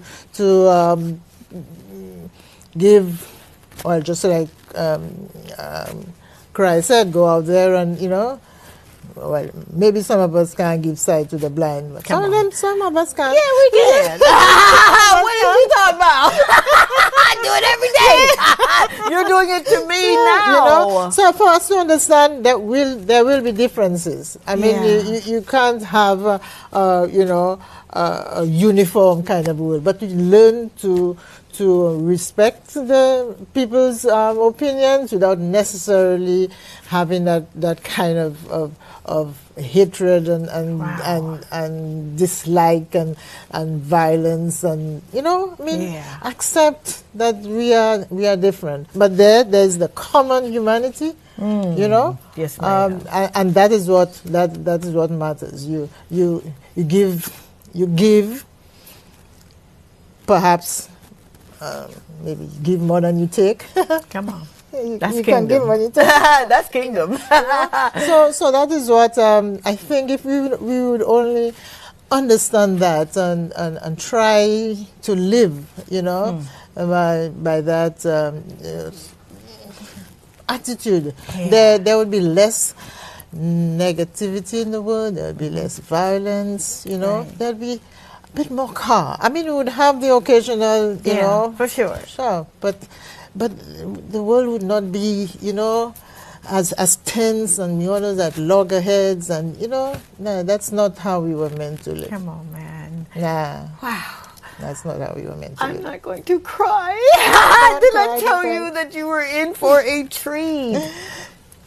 You embody everything that I read. Okay. And it has 66 books. And I love them, and I've been reading them since I was 6. Okay. And I wanted to emulate everything that I read because I knew it had to be a world where people literally can love one another, because that's the key to everything. Is love. You speak on the responsibility that we as leaders, you as a leader of a nation, that we didn't always look favorable. People kind of counted us out for a while, and we were this and that, and the jargon that goes along with that. What is it that you wanted? And I said it when we opened, but what is it that you want the people who may not be serving in heads of state? What is it that you want them to glean as you live? Yeah, that, you don't have to be, at the top of your organization. You don't have to. We are all leaders by the way we live. So it doesn't matter where it is you are at. You've got the opportunity and the responsibility to do what you need to do, what you ought to do. I'm the chair of a committee, Nobel Laureate. We are, honoring we honor our 2 Nobel Laureates every year, and I'm chair of the committee, and I've been chair of the committee for the past 23 years. And we're still talking about celebrating excellence. And people think that when we talk about excellence, is only persons like, Sir Arthur and Sir Derek. No, excellence at every level of society. Wow. If you I don't know, street cleaner. Okay. You clean the streets. You do your best. You do an excellent job at keeping the city clean. Come on. You are head of state. You are excellent job. You are a teacher. Wherever it is, for the moment that you are placed, come on, there is a reason for your being there, and you do your best there. And then I think more, or maybe I will say, well done, a good and faithful servant. Because you are faithful in little things. Yeah. I will grant you bigger things. Oh my! We have to move up. We can't always start at the top. No, we cannot. I tell people when they say, "Oh, you're Governor General," I said, before I was Governor General, there was life. I didn't start at the top. Yeah. Well, I wouldn't say I started very, very, very rock bottom. I got you. But you move up. Amen. You move up, and so we are not always satisfied with our lot. Now, it doesn't mean that you're satisfied and that's where you stay. But okay, that's where I am now. Mm-hmm. Let me work at getting up there, and, Yeah. And we will not all be, there can be only one head of state in every 20 years, maybe, So we can, how many of us can be head of I state? love you, lady. So, don't think that for you to be successful and to make a contribution that you have to be, at the very top of the organization. Amen. Do it wherever you are. Do it wherever you are. For all of my guys that have T-shirt businesses, if you didn't glean from these colloquialisms, you like that? All right. Yeah, you're a linguist. Well, thank you so very much. I want to be like you when I grow up. If you are listening and not just hearing, and you'll have an opportunity to go back after the show and watch it again and tag, all right? Tag your girl. But I want you to hear what she's saying, but I want you to hear, more importantly, what she's not saying. See, you got to manage where you are. God deals in management skills, and oftentimes we're praying for 1,000, but we didn't do that with the 10. So you didn't manage it well. So I'm not here throwing salt. I'm talking about me. I've mismanaged some things, and when you mismanage, even time, because it waits on nobody. Shame on us for thinking that we'll get it right tomorrow. Oh, I'll just get it right. No. All you got is right now, and you manage what you got. For you to be such a good manager, such a good steward, those were called out of you when you were about like David, just minding the sheep. And here you are, called into excellence, and the spirit of excellence being interwoven in the fabric that you have. What an absolute blessing. And I know that St. Lucia understands what a blessing is, because a blessing really isn't a blessing until you give it away. Yes. And you gave yourself away every day. You gave yourself away when people said that you couldn't do it. You gave yourself away when they laughed and said, oh, come on, Louisy. Whatever they called you. But it wasn't what folk called you that you answered to. That's so true. Wow. Would you speak on, because I just believe he's about to take me to break. Would you speak on what it means for mommies and daddies and teachers to, at that very first day of school, you don't know what that baby's been through. You don't know if they didn't eat but one time that day. You didn't know if they didn't have running water, if they had lights. You did not know if they were up all night wondering if mama and daddy were going to make it home. You don't know. So you carry so very much. Yes. You got a responsibility to love them babies right where they are. So shout out to the ladies in ancillary, of course. They're doing a wonderful job. What's your takeaway? What's your giveaway for administrators that are feeling the weight now of, I got to teach this test. I ain't got time to see if that baby ate, because they're going to grade me or pay me how I, teach this test. What do you say to governments that say, how do we get this education thing right? Yes, we need to be able. I mean, it's not easy to prescribe things without knowing everything that's involved. But I would like people to understand that nurturing the person's soul and feeling. It's not always what you give, but it's how you make the person feel. So to show the concern, to put things in place that would relieve a want or a suffering. I think people would appreciate that more than you say, okay, look, Absolutely. Look for that. Like parents, saying, come on, do $20 when you go to school. You go and buy yourself your lunch. So it's true now. It may be what the lunch. Maybe their daughter or son wouldn't like the lunch, but at least they would. You've got to get up early in the morning and you prepare their lunch basket or their lunch box. Yeah. Even if they don't eat all of it and give it away to their friends. Instead of when they're coming out of the door, you give them $20 and let them go. For sure. You've got to show the love, the concern. Absolutely. You have to understand when they're hurting. You've got to encourage them. When they do well. Yeah.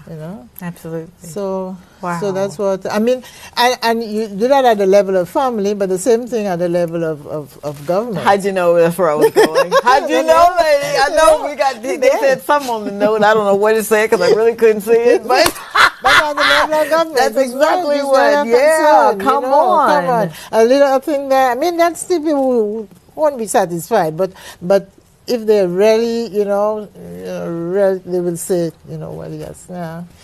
Well, yes, they did that, and you just show concern. Show concern. So for our leaders, whether you are the ones that have been voted in power or you're the ones who are the opposition, I'm learning it, honey. I am. What's your giveaway? Yes, you're showing concern, and I get it, but for that gentleman or that gentlewoman that's watching this evening, and they've got a bill that they've got to get before the people that make those kinds of decisions. What do you say as the common glue? I think it's you need to bring a bit of honesty and a bit of concern.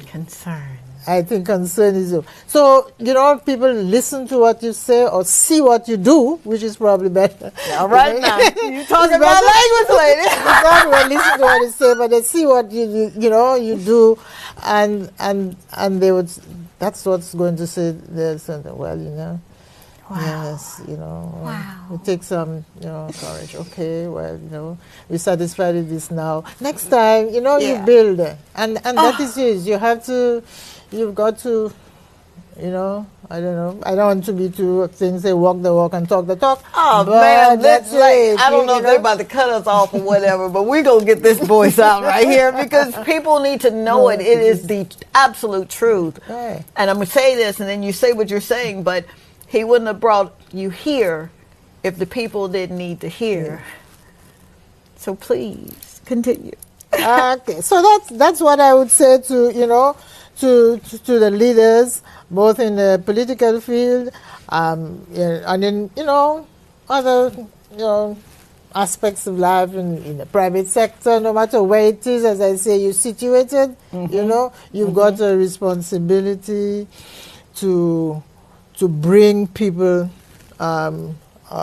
together, to build. That's what you're building capacity, you're building a people, and for us to work in concert. We will not all agree, but one has the glue there is that you talked about is the concern. Wow. That you need to be really honest with people and show that you care. Oh dear God. That's the way I see it. Oh, I love you so very much. They're saying that that's our time, but would you come back next month? The Lord say the same and let us finish. Well, yeah. What month? What month? Next month? I want to have a master class with you once a month. We'll talk about it. But I am so grateful. Thanks for having me. Oh my God. I know, Linda, thank you. Lisa, thank you. Thank you, Junior. Thank you, everyone that literally allows this show to be what it is. Numbers don't lie. And I'm so grateful to God for each one of you. Seriously. You've given us our marching papers. Yes. Go and do likewise. Come on now. I love her. All right. I didn't get an opportunity to give away another voucher, but I'll give you an opportunity later after the show if you just want to jot down how many years did she serve as our Governor General. Then feel free to do that. I'll check it this evening, all right, and I'll make certain that you get that voucher. They are delicious preparations. I know you don't like sushi, but that's our show. Thank you so much. Season 2 is kicked off, man. There you are. God's willing and the creek don't rise. We're going to do this thing called life every day, but especially right here on DBS, 8 o'clock Thursday nights. I was about to say it's such a DVR, but I am getting old. All right.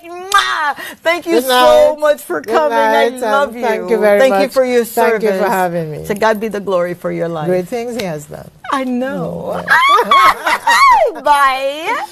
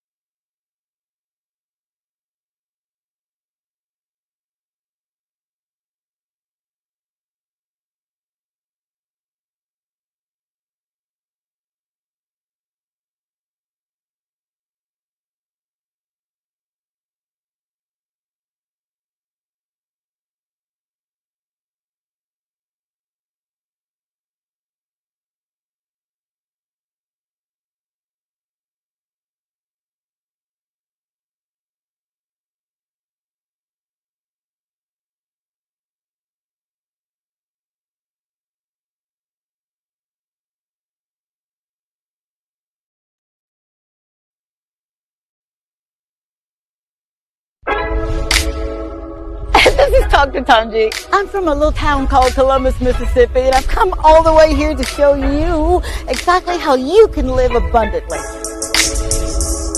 Fear is nothing. You hear me? You can do anything you put your mind to. I'm your girl, Dr. Tanji. We're going to do life together.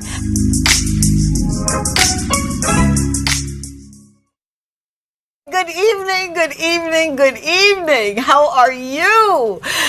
I'm doing wonderful now that I am in your living room, in your kitchen, in your boudoir, or wherever you watch this show. I'm your girl, Dr. Tanji, and on this show you know me as Tanji, and welcome to another edition of Talk to Tanji. Happy Thursday. I am so excited to be here. And why am I so excited? Well, for so many reasons. One, this is National Creole Month. Did I get that right? Creole Heritage Month. Do you hear that voice in the background? That's our guest for this evening.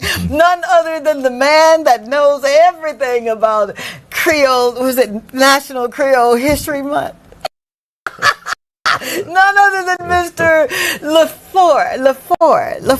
Yeah. Hilary Lafarce that's coming up. He's going to tell us a thing or two about culture and what it means and why it's so important to never forget, right? But before we get into all of that goodness, can I just say that I am so grateful for you allowing me seriously into your homes.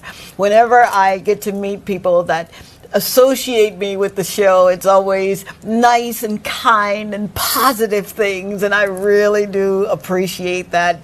You have no earthly idea. There are times when I'm having one of those human moments, right? And to have someone say, hey, I'm listening, and thank you so very much for what you're doing. It's not me relishing any ego, because we don't deal with ego, right? But it's me saying thank you very, very much because of the sacrifices that we all make. My intentions are always to come and just be kind and be loving and be compassionate so that I can look like what I read every day, all right? So I'm going to talk a little in Creole this evening. Yeah, I'm going to try it anyway. And I'm going to be giving away vouchers. Yeah, I've got 2 vouchers to give away for dinner or lunch at Sukaraji on me. Thank you, Mr. Aristotle, for all you've done and all that you continue to do to support this show. I'm really grateful for it, and I do not take it lightly or for granted. And without further ado, again, thank you for allowing us to be here. And I'm going to bring on our guest, who is, when I've got this producer that, and you know him, he scouts.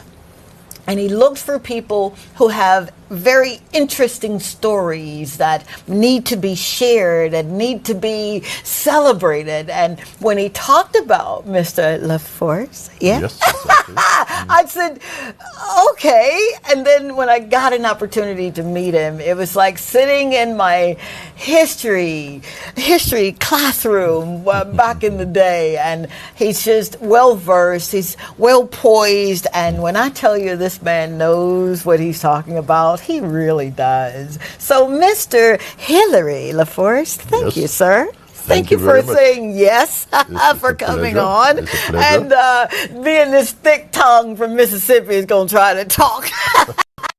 We're going to try to talk some Creole tonight. Okay. So, can I start with just saying, wait.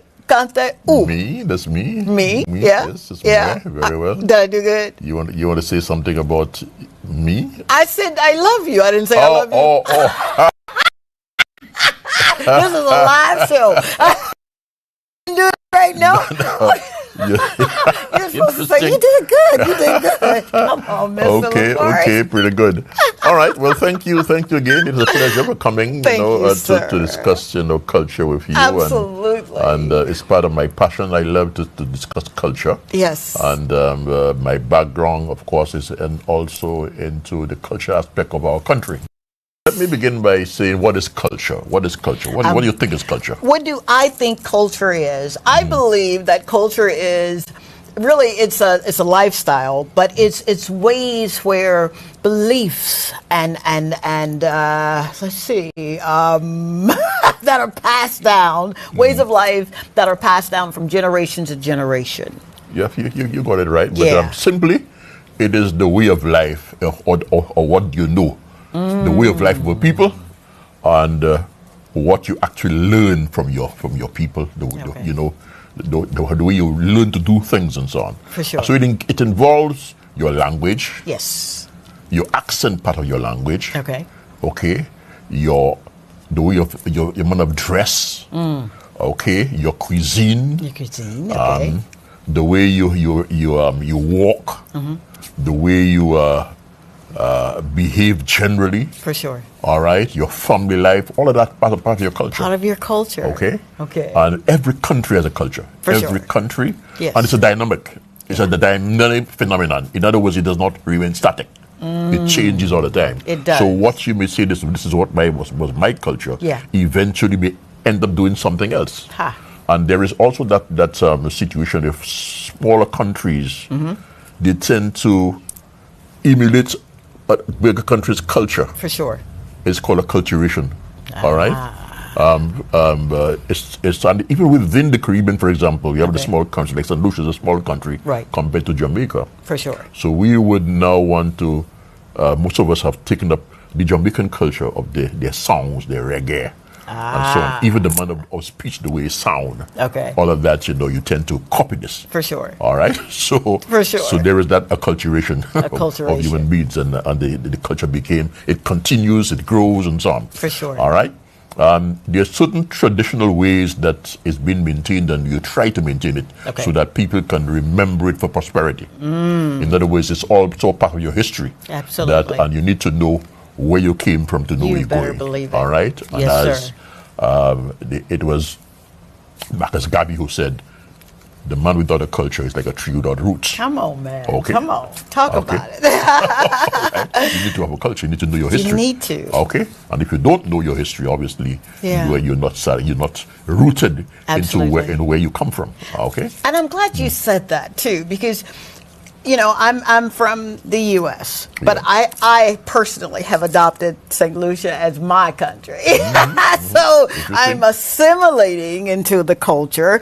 But I remember growing up in Mississippi. I'm from a small town, Columbus, Mississippi, where I'm from. Hey, Columbus. And I remember wanting to know where I'm from. It was always fascinating that when I would talk to my school friends, and they would always tell me, we're from Sweden or we're from Poland, and I'm thinking, wow, that is so incredible. But you understand, slavery did a number on us, right? Yes, quite right. And when you're looking for the root, what do I bring to the table as this brown-skinned girl? Where am I from? And if you're not careful, you'll find yourself adopting other folks' culture because you don't know where you fit in. Right. Okay. How do you, and this is just you and I just having a fireside chat here, and you can join in too, all right? How do you even begin to know that this is a part of where I belong? This is my tribe, so to speak. Okay. We were taught that very well that our parents were slaves. They came from Africa. For sure. Mainly in the West African countries like Kenya and so on. They were taken and brought, as you say, the Middle Passage and Cape down to the Caribbean. Right. All right. And they were used as slaves, forced labor. Right. Without pay, but the slave masters took care of you. They fed you. For sure. Saw about your health and so on. And in some instances, it was a crime against humanity. It has been established that it was a crime against humanity. Absolutely. Because we were brutalized, we were ill-treated, we were treated worse than animals. Okay? Then we were liberated, not very easily. Right. Some of us fought for the liberation. Oh, absolutely. Okay. There were wars. There was what they call the brigands, or what they call in our local Creole palace, the Negmao. When you hear this name, there's this story about the brigands, For sure. the people who left and went in the bush and tried to revolt and fight against the slave masters. Okay? And so we got liberated. Now, while we were under serious, pressure of work without pay and so on under our slave masters, when we were liberated, we were still in a state of flux because we didn't know what to do. Absolutely. We had no money. Yep. We had nothing to fight back on. In some instances, some of the slaves felt that it's better to remain where I was because I'm now it's worse off. Doesn't that sound like the children of Israel a little bit? Who, once they got out of Egypt, they said, it's so much better for us to just go back to Egypt. Where we at least we knew we were going to eat and what have you. Continue, please. Okay, but what is even more disturbing is the fact that after slavery was abolished, the slave masters were paid for the loss of their labor, but the slaves were never paid. Wow. Hence the reason why there is that movement about reparations for the slaves and reparations for the children of slaves, people like ourselves. Absolutely, descendants. Absolutely. To get paid for all what we did for absolutely nothing. See, I don't want you rushing through that. Because they keep saying break. We're going to take a quick break and we're going to be right back because I really want you to glean from this gentleman, him taking time out of his busy schedule to come by and teach us a lesson in culture, and this being the month of Creole Heritage Month. It's called. I knew you were Creole say it. Heritage Month. I'll practice that during the break. Yeah. We'll be right back, and thank you for tuning in.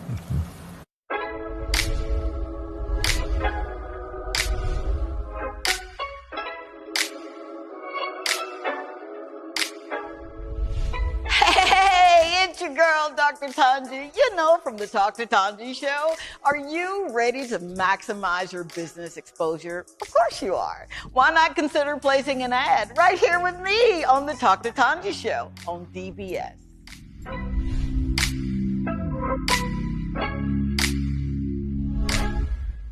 Hey. Dr. Tanji is a good friend of mine.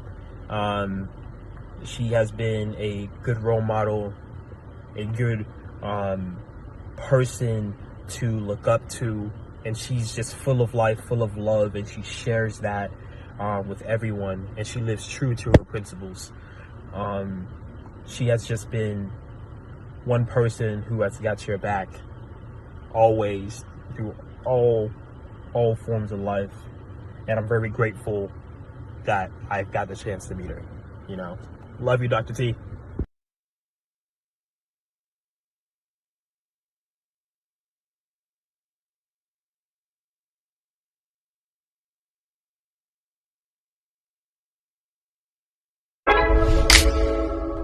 This is Dr. Tanji. I'm from a little town called Columbus, Mississippi, and I've come all the way here to show you exactly how you can live abundantly. Fear is nothing. You hear me? You can do anything you put your mind to. I'm your girl, Dr. Tanji. We're going to do life together.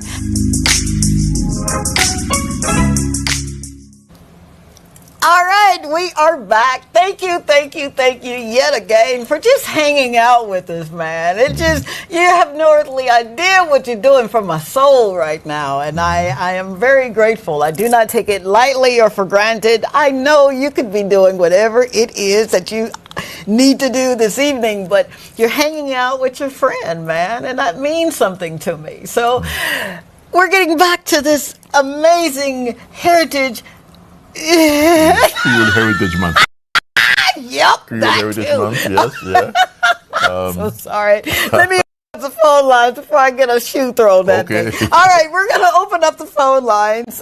716-0039. 716-0039. We want to hear some of your stories of why this is such an important month for you. Maybe it was your big mama, your grandmama, your nana, your pawpaw that taught you some things, and you can remember what they were saying, and you just enjoy celebrating this month, please feel free to call. And later on in the show, if you can see this, thank you, Mr. Aristotle. This is a $50 voucher for you to have lunch or dinner on me, on us, all right? It's sushi at Sukaraji's Japanese restaurant, which is absolutely delicious. Had a chance to eat there yesterday.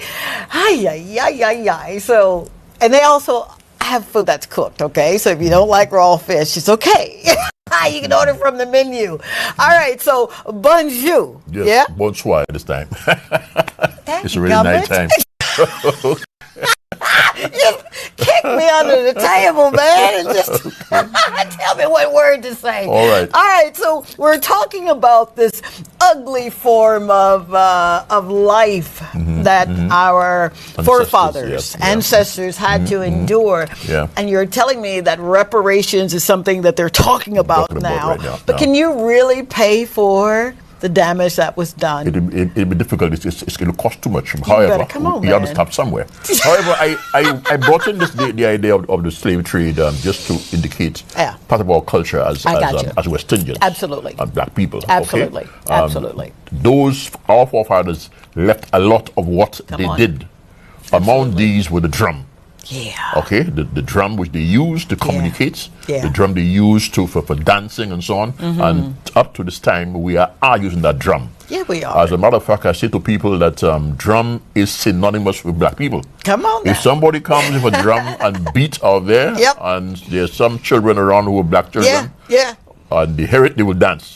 My feet dance all the time. If you bring some other nation, they may find some difficulty doing drum dancing to it. It's an inborn part of us. For sure. Okay? Part of the culture that we inherited from our parents who were slaves. Yes, sir. Okay? But let me come get more specific and into our own St. Lucia. Okay. The Pioneers of Creole Heritage Month is an organization called the Folk Research Center. The actual name is the Monseigneur Patrick Anthony Folk Research Center, named after a Catholic priest. Okay.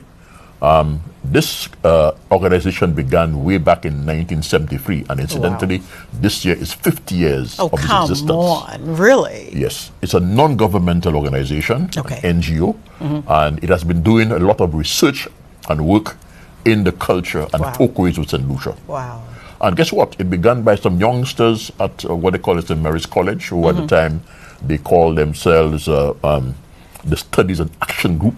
These youngsters are going around St. Lucia documenting all the folkways and the culture of St. Lucia, and eventually mushroomed into what is now called the Monseigneur Patrick Anthony Folk Research Center. Absolutely. Now, the Creole, which is the language that we speak, we have two languages. We are bilingual. We speak English, the official language, and then we have Creole, which was once called Patois. As a broken French. Yeah. But now it's a full language. It's called Creole. Okay. In around 1972, around that time, the Creole-speaking countries in the Caribbean approached UNESCO. UNESCO, that is the United Nations Educational, Scientific, and Cultural Organization.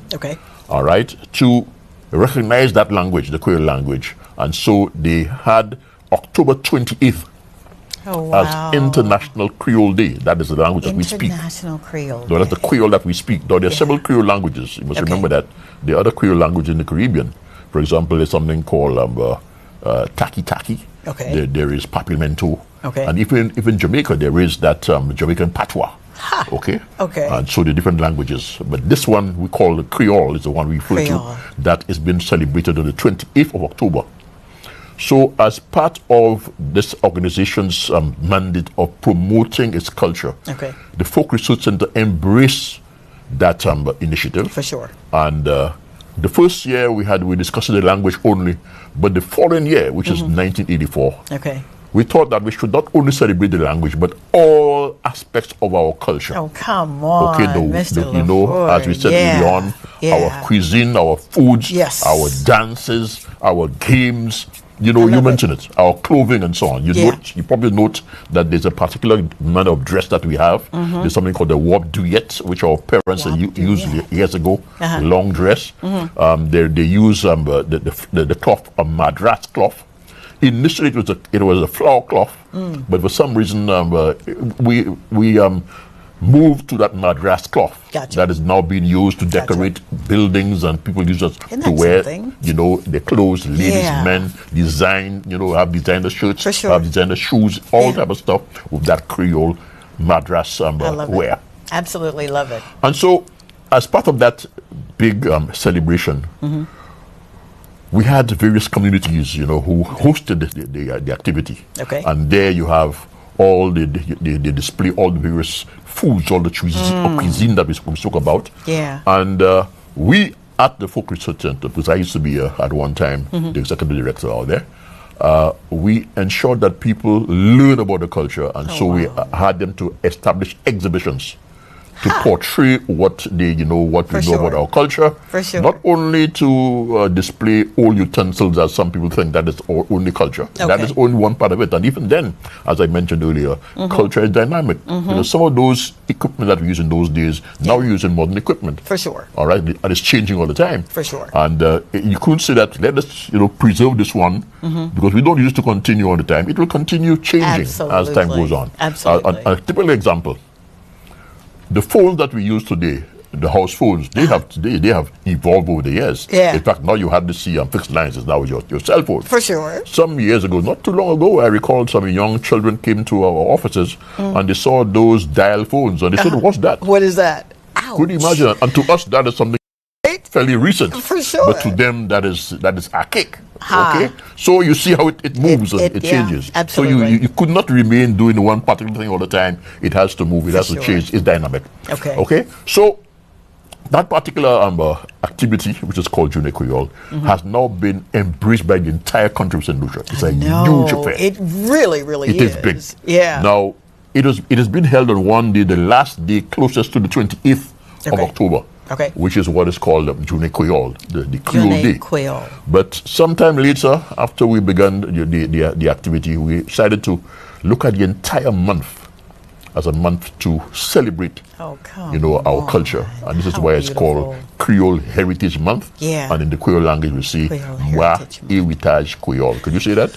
Moi Heritage Creole. Oh, wait. All right. You didn't kick me, dude. All right, say it once again. Moi, that's for month. Moi. Heritage. Heritage Creole. All right. Creole Heritage. Moi, Heritage Creole. Creole Heritage Month. Okay. Oh, I just wish this accent wasn't so thick. I could get it. I know I could, but I get it. I'm watching you and I'm listening intuitively to every word you're saying, and I can see the pride that you're carrying. You give me goosebumps here. I can see the pride that you're carrying because it's important to you. Very well, it's surely important. And I love that aspect of my culture. Absolutely. I look forward to it. There you and promote it. Yeah, of course you do. That's why you're on the show. Now, there's also, as part of our culture, we have a very rich folkway. Or called folkways. We have something called two flower festivals. One called a Laureates. And it's a red rose, being celebrated in the month of August. The 30th of August is the big day. And there's one called La Marguerite. La Marguerite, which is a blue flower, and that has been celebrated on the 17th of this month. Not very far away, on the 17th of this month. And it has been part of our culture for for time immemorial. All right, and we continue to promote it for sure, and ensure that it's our children and so on. Yes, keep it and continue the tradition. Okay. Wow. So, when did you become so involved in wanting to keep that beautiful heritage of ours? I say ours. When did you say, you know what, someone has to pick up the baton? Or was it maybe just something that you thought about doing and it happened? Okay, let's put it this way. I began my line of work was agriculture. I was a trained agriculturist. Then I moved into banking. initially what is called the Agricultural Industrial Bank, which merged with some other institutions to form the St. Lucia Development Bank. And then this bank merged with the National Commercial Bank to form the Bank of St. Lucia. Okay, so I was part of that transition. Okay.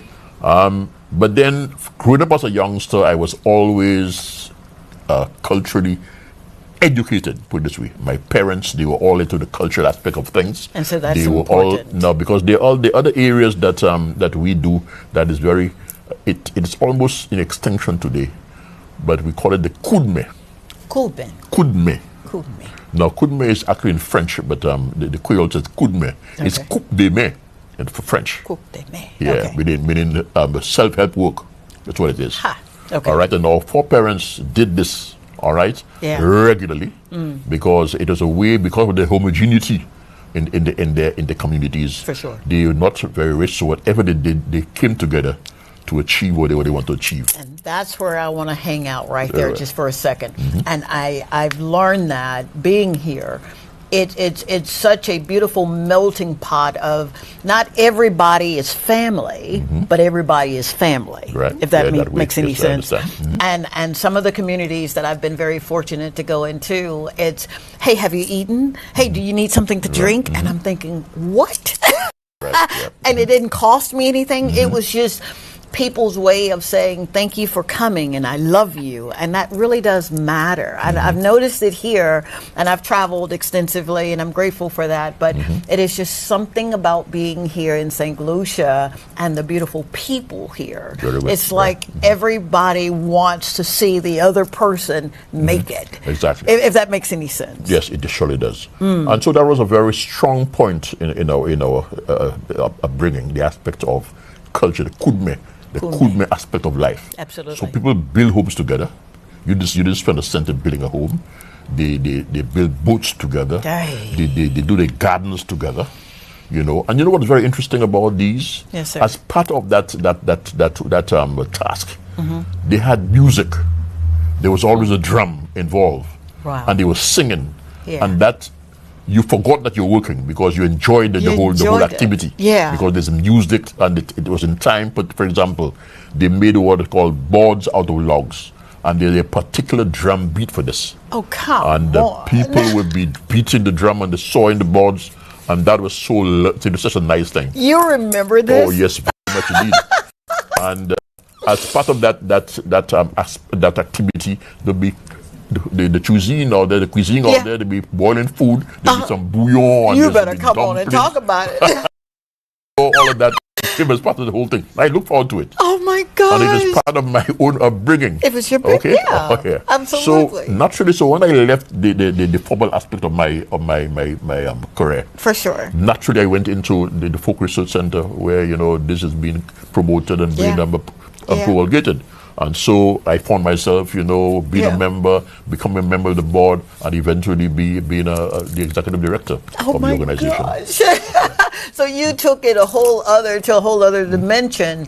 Now, do you get an opportunity to go around and to speak to other various groups? Oh yes, very much so when I did that. But let me just say to you, I'm also an accomplished storyteller. And so... Did I know that? Using the Creole language, all right, using my language. Oh, come on. That, I have been to several of those countries that speak the Creole. So I've been to Martinique several times doing storytelling. I've been to Dominica, been to Guadeloupe, been to Haiti, been to French Guyana. All these places there, I'm telling stories. In the Creole language. Okay. That is so, it is amazing, because now I'm literally getting chill bumps everywhere, that the culture is so rich, right? But you know your culture. Exactly. You know it. So you don't have to be misidentified by, I don't want to say the Western, because, I'm part of that world, but you embrace it. And your enthusiasm is just radiating. You're quite right. You know that, right? On several occasions, I have thought of migrating and going elsewhere. But I've always said, but if I do that, I will miss that aspect of my culture. Oh, you better talk about it. And as a result, I have turned down any attempts to migrate and leave my own country because of that aspect of that richness of my culture, which I enjoy. and which up to this point, as far as I'm concerned, I will die using, that aspect of my culture. And, else, the aspect of our games and so on as part of and our it culture. means it really is the fiber. Exactly. It's part of your that tapestry. Exactly. Absolutely. 716-0039 is our number. I'm here with this amazing storyteller, and he is teaching me not patois but Creole. Yeah, well, Creole. Patois is it is called a broken French at the time, patois, but now it's a language. It's had its own orthography, grammar, vocabulary. That is a so language. interesting. And I teach the language myself. I do teach the language. No way. Well, you signed me up, sir. So I can come to your class so I can be able to come before my sisters and brothers and speak the language. Exactly. It's something about building relationships, and we build it in all kinds of ways, but when you understand the language, it's so funny when I hear people talking in the Creole, and I'm wondering, man, I wonder if they're talking about me. That's all the case, you always believe that they're saying something ill about you, But anyway, so bon matin. Bon matin means in the morning. I tried. Bon matin, the morning. I say good morning, bonjour. Yeah, but this means that the morning is bon matin. Wow. Yeah. Well, it's actually matin, morning. Bon matin means good morning. Bon matin. Yeah. Okay. But of course, we don't normally say bon matin. We say bonjour. Okay. Well, I guess you're telling me a thing or two. Exactly. Yeah. So when you're talking with the children, and especially children, and I just have an affinity for babies. I do. I've got this little thing called the pinky swear, and it's something in a pinky swear with a child. They hold you accountable for your words. Yeah. What do you want them to glean from this rich culture that St. Lucia has to offer? Well, there's several things you can do out of that. First of all, eating healthy, using our foods. Yes. That's very important. Today, that aspect of health is very, very important. Absolutely. So you must talk about the food, the healthy food that we use from the garden into the pot. No chemicals, no, I love it. no whatever. Yeah, those additives and all. so Yeah, on, absolutely. Right? Okay, so we need to talk about the healthy foods, and this is what our parents did many years ago. They ate, well, they still do it. Some of us still do it. They ate straight from the garden into the pot. I love it. All right. There were no processed foods in For sure. this kind of stuff. For sure. So you will guarantee that you eat healthy, and as a result, you can live a little longer. Absolutely. And without any major diseases. Right. All right. So that's one part of it. Then you need to be able to say that your language is important to you. This is how people identify you. Right. You identify people from the way they speak, the accent. Yep. You can know somebody, it means you hear the accent. Yep. I would know that you're American based on how you sound. Well, Okay. you don't like my Creole? No. I'm joshing. But okay. All right.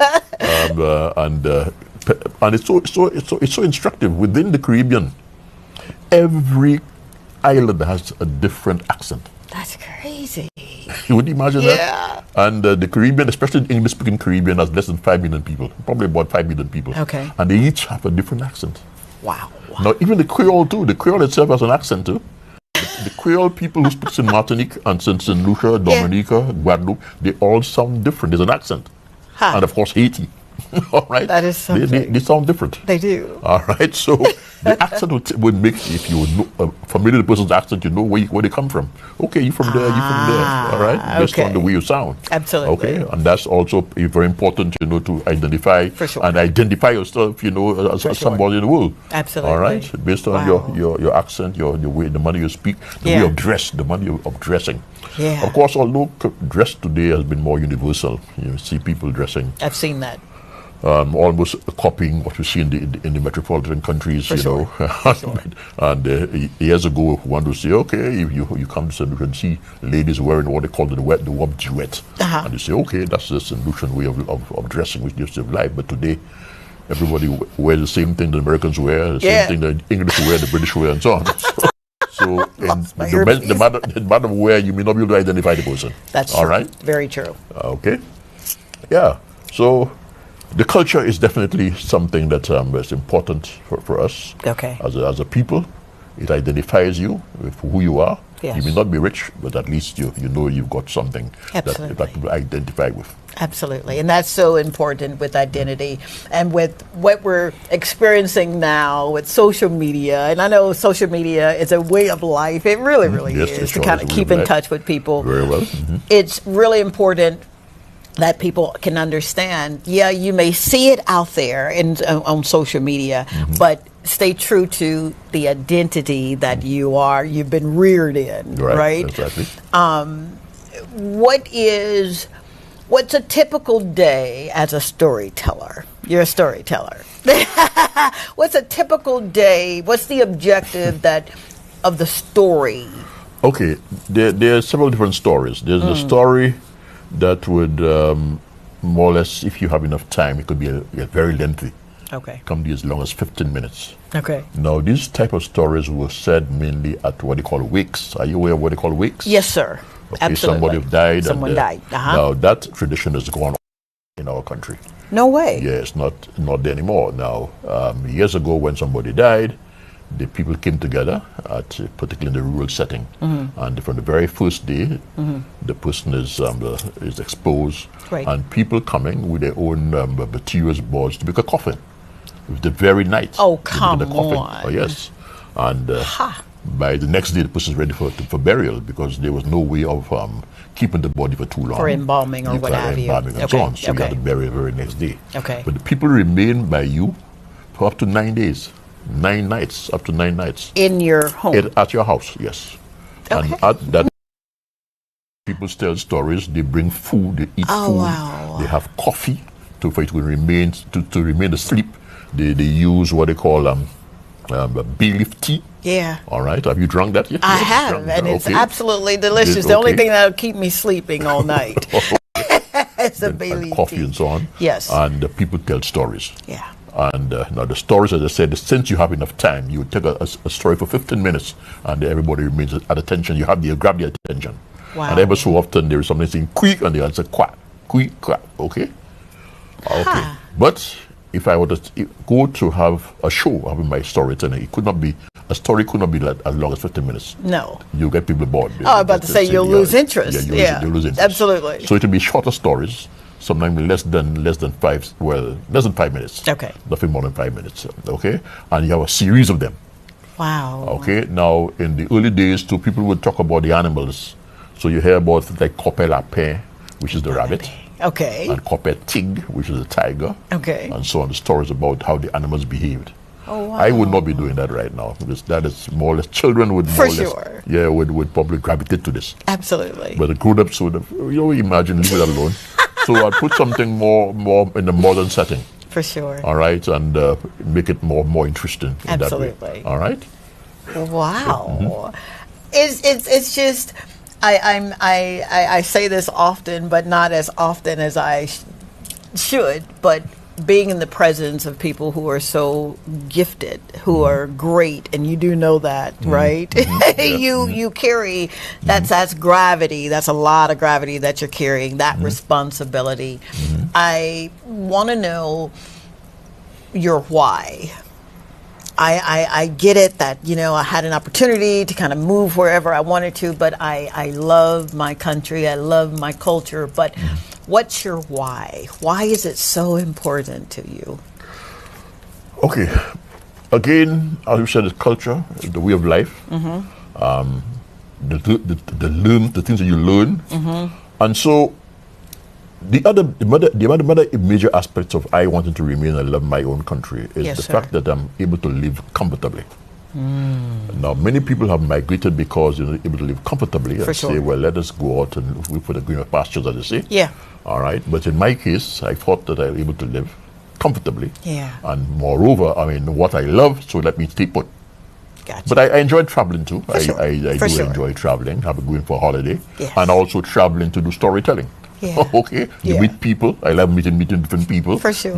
And interact with them and so on. Absolutely. Okay. Absolutely. And That is part of the why. That's part of the why. I love it. Absolutely. Exactly. So, if you are gleaning from this gentleman, and I told you that you were in for a treat, I need to hear from you. We need to hear from you. 716-0039. You be the first caller, and I'm going to give you dinner or lunch on me. That's a Sukaraji. We'll be right back after this quick break, but are you having fun? Sure, I am. I am too. Listen to me when I come back. I'm going to show you how much fun I'm having. Okay. Stay tuned. Be right back.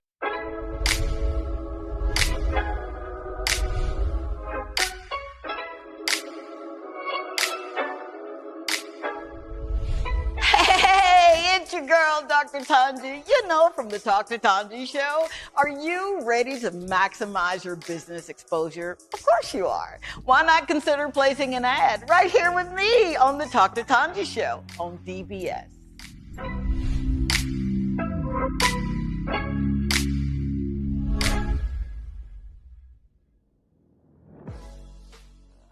Hey. You know, Dr. Tanji is a good friend of mine. She has been a good role model, a good person to look up to, and she's just full of life, full of love, and she shares that with everyone, and she lives true to her principles. She has just been one person who has got your back always through all forms of life, and I'm very grateful that I got the chance to meet her.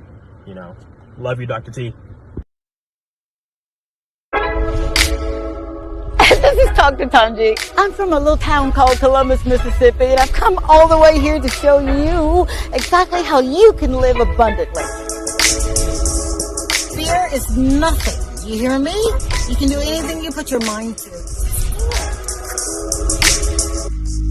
I'm your girl, Dr. Tanji. We're going to do life together.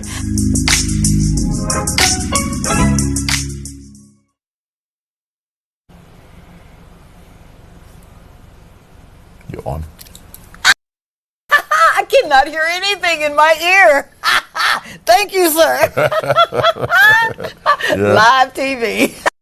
Well, I want to say a hello to Miss Kayla Bryant, who's watching from Atlanta. Kayla, I love you so very much. You already know that, my lovely. True story. This woman literally, how many years ago now that I've been in business, held my hand when I told her that, you know, we're going to do this thing, and she gave me her licensure to get this nanny and home care agency started, and I was extremely grateful and will always be grateful for everything that you've done. Thank you so very much. And I want to say hello to Leandro Valley. I hope I said that right. If I didn't, forgive me, please. Thank you so very much for joining us this evening. Of course, love Tisha. My Tisha's watching. Hey, Ty.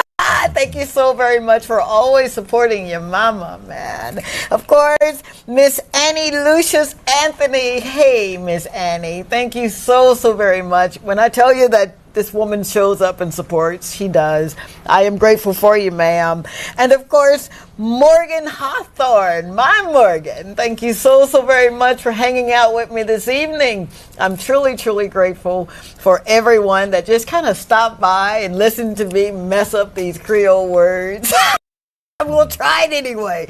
So we're going to talk a little bit about food. Very well. Yes. I had my first trial of the bouillon. Okay. How you say it? Bouillon. You bouillon. Yes. Yes. And it is absolutely delicious. It was so good. Okay. What's in the bouillon bowl? Okay. Generally, it is a mixture of different foods. Okay. Dumplings. All right. Yes, that's one. Okay. Mature plantains. Not ripe, but mature plantains. Mature. Okay. All right. Peas. Now, there's various peas you can put in there. It could be red beans. It could be split peas. You can also be black-eyed peas, which is not very common like before. Yeah. Okay. And there's also body beans or even lentils. Oh, my can goodness. be put in there. I love lentil. All right. Yeah. And then you can use either pork as the flesh. Okay. Or chicken. Okay. or in some instances, crab. Oh, Have you even eaten on. crab? Yes, sir. Oh. Yes, sir. And you know what's good about it? What's that? If it is cooked in an earthen pot, what they call the kanawi. Have you heard about that? Yeah. It's an earthen pot kanawi. Now we obtained that kanawi presumably from the Caribs, the Carinado. They had this pot made out of earth, all right, mud, and it does what is called slow cooking. Okay. So what you put the food in, it will not be cooked, too quickly. It will cook. It's slow. So we call that a crock pot back home. Oh, no, I know people on TV call that pot, oh good Lord. And you know why? If it slips from your hand, you say, oh good Lord, it's gone. Okay. So that pot makes a difference in the taste, the cooking. All right? You probably have been to the hotels and see when they serve the bouillon, it's in that oven pot. No, I've actually had folk cook it for me and give it to me. I don't know what to do it in the hotels, but these women can cook. So that is one of the dishes that is very well. It is up to now, it's part of our culture. We have this. Then what is called a national dish is green fig. Yes, and I've had green saltfish. fig. Yes, yes. And that again, of course, is very common. Yeah. People eat this. All right. Then there's breadfruit and saltfish. Yes, sir. Or breadfruit and smoked herring. We say hawasaw in the Creole language. Hawasaw. Okay. In the Creole language. And there's also pork. All right, stewed pork. This is my favorite. Ooh, good night, stewed pork. and whatever ground provisions of food. It could be stewed pork and with dasheen, or with breadfruit, or with sweet potato. You know, all of that mixture. Now, you know, one of the cultures of St. Lucia, we are among the only countries through the Caribbean that give you a wide range of food in your plate. You are so right. Like Lucia over at the village. When I go to order, I get so much food. She's very generous with her portions. So thank you, Miss Lucia. Wow. Whereas in some jurisdictions or some areas you get rice and chicken. But with us, rice is this. But the rice, there is some sweet potato. There is potato salad. There is dasheen. There is plantain. There is banana. So it's a nice mixture in that plate. It really is. And of course, the flesh could be pork, and I like my pork. You like your pork. Now he'll say it 3 times, ladies. Eat pork, all right? But certain religions don't eat pork. But I would tell you, you'll miss out. Tasty meat. I love him. And there's yam and and so on as part of the whole thing. So that's another part of the food. Oh, wow. Now there's also some delicacies. For example, you may get what they call conch. I've heard of conch. Okay. Yeah, absolutely. You say labi. All right. Okay. Labi, conch. That is one dish. Okay. There is something called wilks. We call buigo in Creole. Wilks. Yeah. Wilks. Well, buigo. That's another dish. All right. Okay. There's something called blackfish. Blackfish. And we say in Creole mashwe. Mashwe. All right. That's all. All these are all various delicious. There's of course lobster. But of course the lobster has a season in St. Lucia. For sure. During this time, the season is open. By the time it's closed, to avoid overfishing of that species. Okay. All right. There's another species that is closed completely, and that is the urchins, what they call sea eggs. Wait a minute. Hold up. Time out. You can eat urchins? Yes. Really? Oh yes, but not. But it's all closed completely. Oh, it's closed because it's been overfished. Gotcha. As a result, the stocks have depleted considerably. Wow. All right. Okay. And then you have things like there's a particular animal called the opossum. A possum? Yeah, manikou. Oh, hold up, time out. Hold up, time out. Possum. Yes, a possum, yes. Mississippi about to come out. Let me sit on my hand. We eat possum? This is very delicious, I can tell you. Once it's properly done. Mr. Hilary, come on. If you don't know, you might want to eat the other, but if you don't know, and it's prepared for you, my Jove, this thing If I don't know, then I'm going to ask somebody to come on and get my bail money. Because if you serve me this possum. is very tasty. All right? Wow. Oh, it's very, very tasty. Really? I did mention the blackfish. There is blackfish that is also used. So it's a wide range of foods that all part of St. Lucian culture. part of the cuisine of St. Lucia. All right. Okay. And all of this, of course, the chicken is more recent. Now, years ago, we had our local chicken. Okay, now what they call the yard fowl that was hanging around, and we stewed this. Okay. Okay. You can stew it, but today those we have right now, they're only 6 weeks old. You can't stew it. Wait a minute. You can't really stew it. It will fall apart. so you normally the barbecue. It's not tough. You just barbecue. But those of years ago, you're tougher. Yeah. Because they're around for about a year and plus. Oh my God. And you can stew it. Okay. So all of these, that we as part of our foods, as part of the Jeune Creole. But it's not only for Jeune Creole. They try to get as much of it around that time, but it's normally the part of our cuisine throughout the year. Sure. For sure. I Yeah. love this. You're Okay. just a breath of fresh air. You're a wealth of information. Yeah. I feel like I can immerse myself even the more in the culture. Yeah, but you know what? Even when you're stewing beef or pork, there's a special pot you use. There's not any pot at all. Okay. All right, there's this metal pot that you use for stewing. If it's in a pan, you won't get the same kind of taste and flavor. Gotcha. All right, so you need the special pot. Wow. And again, if it's slow cooked, it's even better. Okay, cooked on what is called, we call it in Creole, a tesson. Tesson. Yeah, tesson. Okay. All right, a pot. Is a fire pot that they use. Sure. Okay, or the coal pot they call it, and you put coal in there. All right, and you put your stuff over this. Wow. And this thing, when they were stewing things like beef, by the time it's been stewed, they pour a little water into the pot, and the smell alone would arouse your appetite. Good night, immediately. Someone named Agnes Noel says that was a meal. Right, lady. It sure was. Yeah. Wow. And this thing was very tasty, particularly with this beef. Yeah. Well, in those days, it's when beef was its best. At one time, beef was the thing in our country. Really? Today, yes, beef. People have not eaten beef that like before. They claim that, of course, the red meat issue that causes cholesterol and stuff. All right. Sure.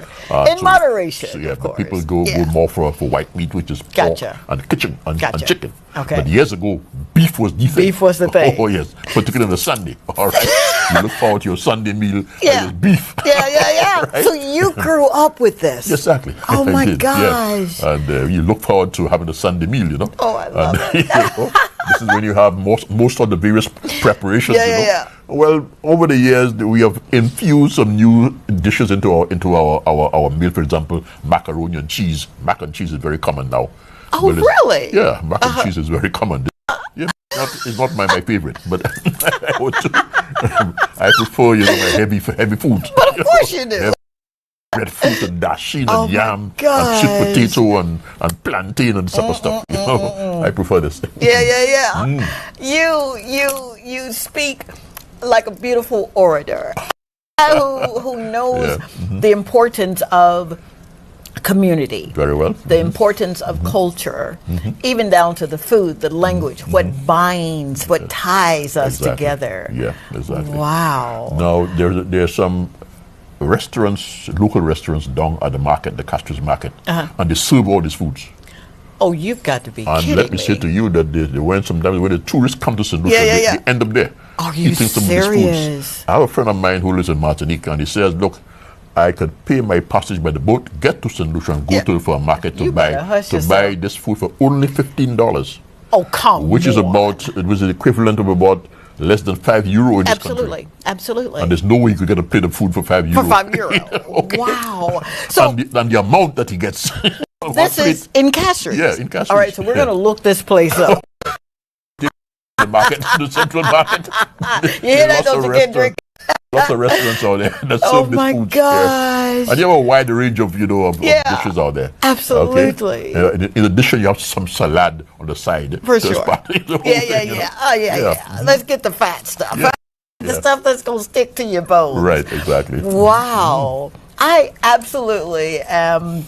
I really feel like your being here has really tied it in together for me. Okay. I've been here for 2 years, but I didn't know the importance of this national month where people literally celebrate the month of October. And of course, it's around the language, around the language. Creole language. Yeah. What we say in most instances, lang mamanu, our mother tongue. Lang mamanu. Yeah, our mother tongue. All right. Our mother tongue. And this is the language that it's very romantic. It is. It surely is. Okay? Yeah. And telling a story in the language makes it even more appealing. Yeah, it does. And, and more accepting. Yes, sir. All right. And similarly, there are some derogatory words in the language that would really it's a family show. Go there. We will not want to use any of this language. We'll do it off camera. I'm joshing. I'm sorry. Okay. So, but it is so rich. It is so rich. Yes, exactly. Wow. And very, very, amusing in most instances. There's certain people who speak the language just by hearing them. Yeah. It amuses you. Yeah. The way they sound. When I'm listening to the radio and I can hear the commentators talking, and it sounds like they're just going at each other's throat, They're just being expressive. Just expressive. That's exactly. it. Exactly. Wow. Mr. Hilary, what a blessing you are to not only St. Lucia, but to me and what you are bringing. It is truly, it is something that we need to listen to glean from, and be as expressive as you are. Now, I would imagine since you've been here, you've learned some of the basic terms that we use, or phrases. For example, bonjour, I said a while ago, good morning. Yes, sir. Bonsoir, which is good night. Bonsoir. Okay. Merci, which is thank you. Thank you. Yep. The fisherman that I saw you is Pêcher. Pêcher. Pêcher. Yeah. Pêcher. Pêcher. All right. The farmer, they maintain the same English, wouldn't say farmer also. Although don't say farmer. From the French would say agriculteur. Agriculture from agriculture. Okay. And can I say teacher? Well, teacher is teacher. Now again, we say teacher, and the way they spelled out is not like TCHA. That's Mr. teacher. Henry, didn't I tell you that was just for enunciation purposes only? Make me feel bad on this show. The sound of the sound of TJ would sound like ch. So it's TJ E. Sorry, it's A. Okay. T-I, that's T, and T-J-A, teacher. Teacher. But the ch sound. If you say C-H-A, sha. It's teacher, but it's not sha, it's teacher. Say I've been in the States for way too long. Because I can have you on here another hour teaching me how to talk. Thank you so very much for hanging out with us, man. You literally, I feel good. You just released some endorphins for me, man. Thank you so much for that. You're most welcome. And I'll say to my amazing St. Lucia family, thank you so very, very much for hanging out with us. But more importantly, I want you to be true to yourselves. I want you to love yourself and be patient with yourself. And if you fail and you need to get up and dust yourself off and try again and live every moment. All right? Live it in solidarity, live it in love. Continue to be kind, not only to yourselves but to other people. I wrote a couple of things down. I want you to think about moving forward, and then I'm going to hang up. There are steps to moving forward that have really helped me this week. This has been one of the trying weeks for me. It's been one of those weeks where I've stood in the mirror and said, God, can I do this thing? And to hear him say, yes, you can, and to surround me with people that love me in season and out of season is truly a blessing. 3 things. Do not dwell in the past. There's absolutely nothing you can do about your past. Isaiah 43:18-19 tells us that. Overcome evil with good. I'll say that again. Overcome evil with good. That's Romans 12:21. And last but not least, he will wipe away every tear. That's a promise, Revelations 21:4. Don't really know who that's for, but I know it blessed me. Thank you so very much for allowing me to come into your home this evening. I hope that you've had as much fun as I've had, literally trying to talk Creole. Happy Creole Month. I love you. I'm still giving away this, even though you didn't call. I'll get it from our Facebook page, and just our way of saying that we love you. All right, the Lord say the same and the creek don't rise. We're going to do this thing again called Life and talk to Tanji next Thursday. Same channel, same time. Thank you again, Mr. Hilary. Thank you. Once more. Very well. Welcome. Bye.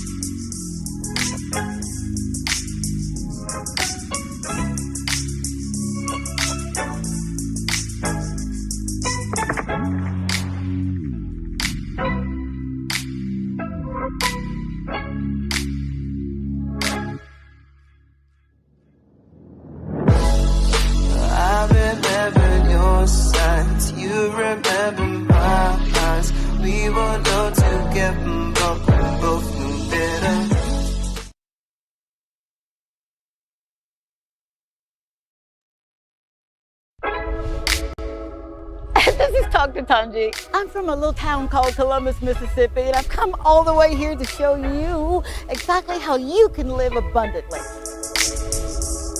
Fear is nothing. You hear me? You can do anything you put your mind to. I'm your girl, Dr. Tanji. We're going to do life together. Hey, good evening, good evening, good evening, and welcome. Welcome to another edition of Talk to Tanji. And I'm your girl, Dr. Tanji. But on this show, you call me Tanji, right? Because we're friends. But of course we are. We are so excited. I say we because I just feel like I got angels all surrounding me. I'm excited for being yet again in your presence. I'm excited because you allowed me to come into your bedroom, your boudoir, your living room, your kitchen, or wherever you watch this show on DBS on Thursday nights. I'm thankful. I'm grateful. And what I want to honestly hope that you get from this show is that you matter. I never, ever want you to think that it's just another show where she gets to come on and, wear cute dresses. But that is not the case. It is a show that is truly founded not only on kingdom principles, and it is, but it's a show to motivate you, to remind you of just who you are, to remind you that you are more than an overcomer, to remind you that you can do anything you put your mind to remind you that there'll be days when you feel like you're in isolation, but you're gonna be all right. I promise you. It's part of the plan. You got to trust the process. See, the show, although we're in our, second season now, I've learned, maybe third season. I'm surprised my director didn't say anything. But I'm always excited. I'm always elated. I'm always grateful when I get to meet people, whether I'm walking in Rodney Bay or in the market in Castries, and whether I'm in Ancillary or right here in Chateau Migo in the beautiful community of, where we are, Marigot Bay. Marigot Bay. I'm always reminded that when you say yes to life, it doesn't always look like, it doesn't always feel like you want it to look and feel. But the beautiful thing about life is that when you really are serving Him and you're about your purpose, no matter what obstacles you have to go through, no matter how many times you've had to cry, no matter how many times you said, I quit, I give up, I'm done. You still got to show up. There'll be days, man, listen to my story when I tell you. There'll be days when you want to throw in the towel. There'll be days when you fight yourself. And you're fighting this thing called self-esteem. Ouch. And self-esteem can sometimes make you feel like you can't do it. You're too old for it. You're too black for it. You're too whatever those adjectives or superlatives are. But I got some good news. I really do. For you to live the life that you truly, honestly deserve to live and know that you'll benefit and others will benefit from you living it, for you to live that life takes courage. It does. It takes a lot of courage. It takes discipline. Ouch. That's a bad word, right? It takes motivation. It takes inspiration. It takes you stealing away. As my grandmama would say, I'm from Mississippi, and I still have those roots in me. I can literally hear my grandmama say, honey, sometimes you just got to steal away. And that steal away didn't mean that you were off to yourself doing things you had no business. It meant that you etched out a secret place, a sacred place, where you could hear the voice of God. If you're a believer in him like we are, like I am, I understand that the more time I spend with him, the less time I got to spend with them. What you talking, Doc? I'll tell you. See, when I have people that'll call up and say, you know, I need prayer. And prayer, even though it is a two-way communication, it shouldn't take you all day to pray for someone. And let me tell you why I say that. Because when you spend time with him, you're empowered. You're empowered to speak word. You're empowered to speak life. And it takes usually about 5-10 minutes if you know what you're doing. So tonight, we've got a guest that has literally spoken power in her own life. We've got a guest that has some doors closed in her face. We got a guest that said, you know what? I'm done. I can't do it. And she had to battle this thing called self-esteem. I really want you to glean from this amazing soul that's here with us this evening. I want you to listen to her story of triumph, of never quitting, no matter what it looked like. And I'm grateful. I'm grateful that she didn't quit. I'm grateful that she even had enough oomph to use her imagination and enough common sense, as my mama would say, to get out of the rain. So stay tuned. Stay tuned. And we're going to bring Miss Cat up. And we'll listen to her story. And she's going to answer that proverbial question that you know I love to ask. How did you get here? All right? Stay tuned. We'll be right back.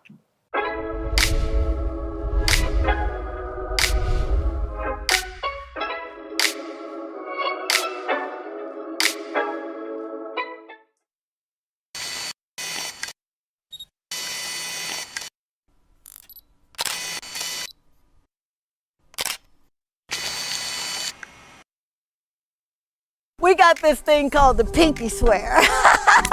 And it's just them saying they're going to do, they're going to commit, they're going to love without borders. How about that? You pinky swear, that means that you're being held accountable for what you say out of your mouth, because what you say does matter. It really does, especially in an atmosphere like this.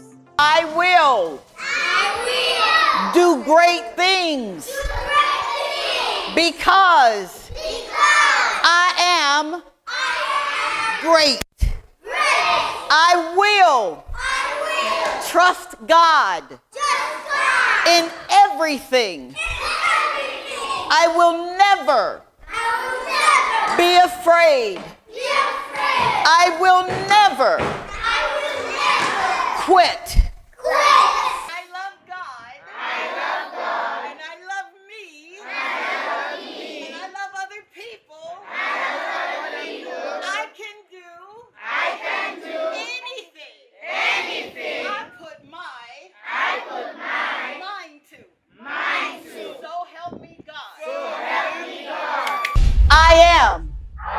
Victorious. I can do anything I put my mind to. I am who he says I am. I am strong. I am courageous. I am a go-getter. I am a CEO. I am wealthy. I am very wealthy. I need you to participate, good man. I am very wealthy. Thank you, sir. And because I've spoken it, God has to perform. So I'm going to show up every day, no matter what it looks like. I have faith in him and in me. I will be respectful to my elders. And I will respect myself. This is Talk to Tanji. I'm from a little town called Columbus, Mississippi, and I've come all the way here to show you exactly how you can live abundantly. Fear is nothing. You hear me? You can do anything you put your mind to. I'm your girl, Talk to Tanji. We're gonna do life together. And we are back. Thank you yet again for hanging out with your girl Tanji on the show, right? We're friends. And you're in for another experience of Talk to Tanji. And shout out goes to this amazing gentleman and family that owns this beautiful place, Chateau Michael, right here in Marigot Bay. I was about to ask you, what's that place?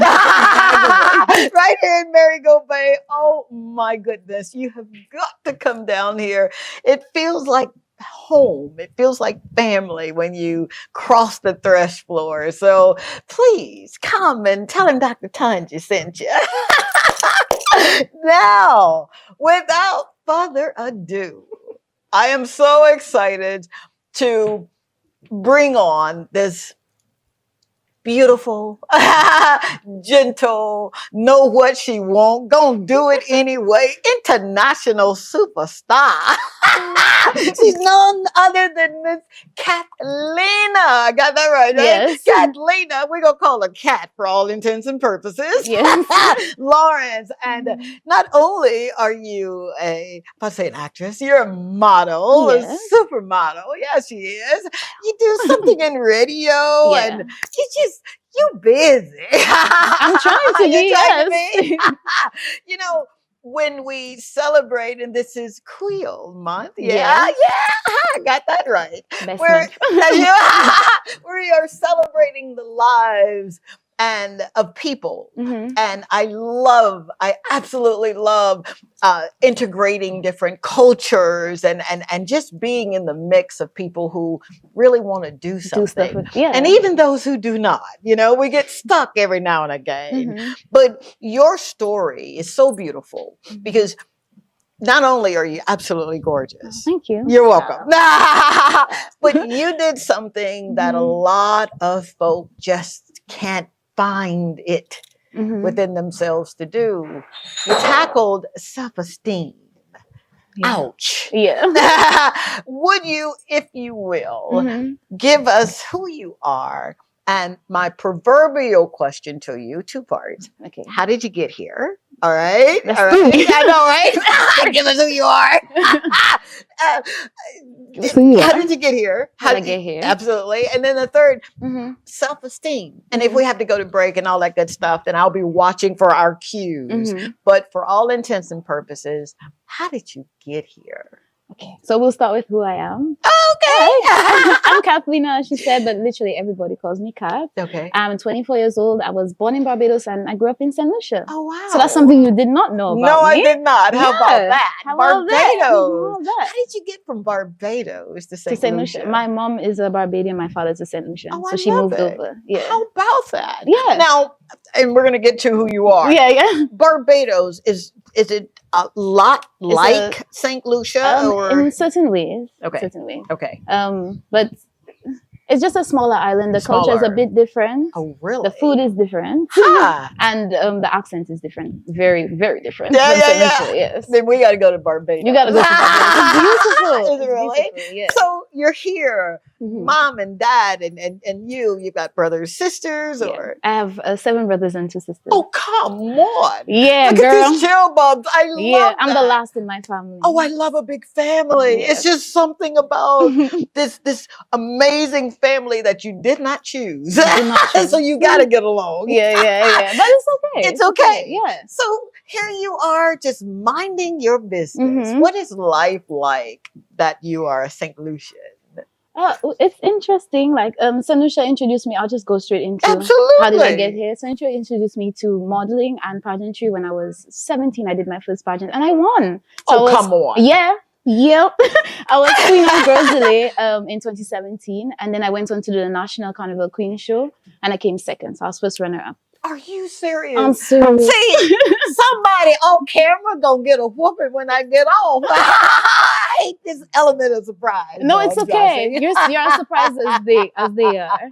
Yeah. That is so amazing. Yes. So prior to 17, somewhere along the line, somebody said, "Ooh, you're so beautiful. You should be in pageants." Well, yes, but not the second part. Talk to me. People have always said that, you're very beautiful for a dark-skinned girl. And I'm touching on that to get into the self-esteem part as well. Are you serious? Yeah, I'm serious. People really talk like that. Yeah, people really say that. I still get it today. Oh, you're so gorgeous for a dark-skinned girl.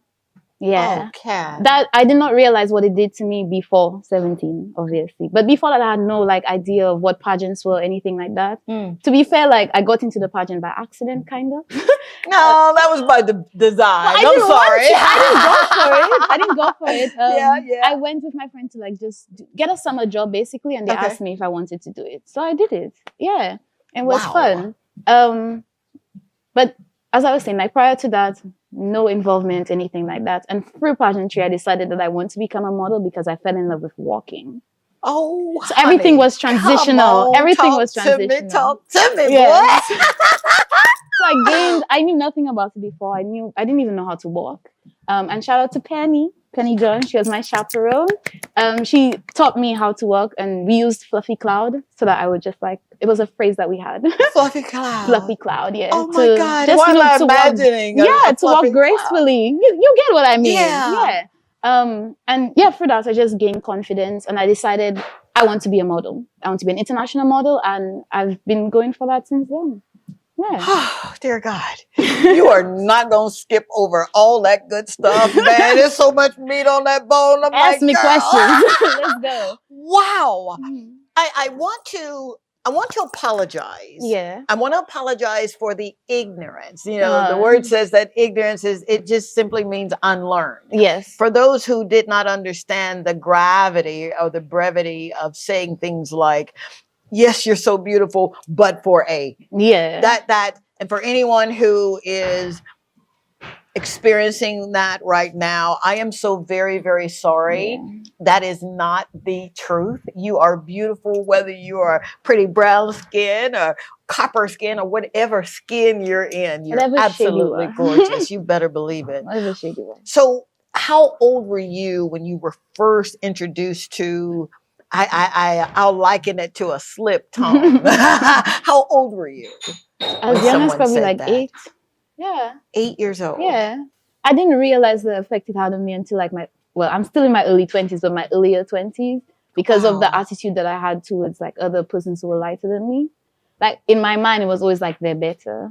Oh, baby. And So, well, I don't speak about it much. You don't articulate those things. Yeah. You notice them. Yeah. Thank you. Yeah, you notice them, and then I took the journey to heal. For sure. To come out of it and just accept myself and my skin as whatever. Wow. Yeah. Wow. So it made me feel less than in certain areas, especially with modeling. Yeah. In the Caribbean. Especially in the Caribbean. Yeah. You see there's a surplus of lighter skinned persons getting pushed for different projects and that sort of thing. And as a darker skinned person, it definitely did something to me. Looking back, in the moment, you don't necessarily look at it that way, but looking back, and the attitude that I had towards those persons in those settings as well just wasn't the best. You know, for you to be, and we've got this thing that I've kind of a mantra in my life called the HOS, which is honesty, openness, and sincerity. For you to be as open and honest and sincere as you are right now, describing prejudices and discriminations and all of those other superlatives that, you know, kind of dictate the stinking thinking of folk, for you to say that, listen, that affected me. Yeah. And to be so young. Wow. Yeah. I am so sorry that you had to experience that. Were you ever comfortable telling your mom or someone or Nana or someone that this is what's going on? For sure. My mom is dark skinned as well. She spoke life into me. Like, again, you don't recognize those things when you're younger. Come on, baby. But she spoke life into me. She was always like, you're a beautiful dark girl. She would comb my hair. She would always tell me, like, the color of your skin does not dictate how beautiful you are. Come on, baby. Yeah. Wow. So she just helped me recognize how beautiful I am in different ways. Not necessarily just speaking to me, but showing me. Grooming me into, like, you know, being this. Yeah. Wow. I love that. I love it. Didn't I tell you that you were in for a treat? I guess you say, girl, you tell us that all the time. But it is something about you, St. Lucia. This is why the show is in production. This is why we do what we do. We do it for you so that your stories can be told and we can love on you and we can glean and glow and grow from you. So, right after this break, I want to deal with the early teen years, because at 8 years old, that's one thing. But you're entering now into those 12 and 13 and 14-year-olds, those formative years. And I want to see how you dealt with, and what was your strategy for moving out of the little girl into becoming who you are now. All right? All right. We'll be right back. Thank you again for being here.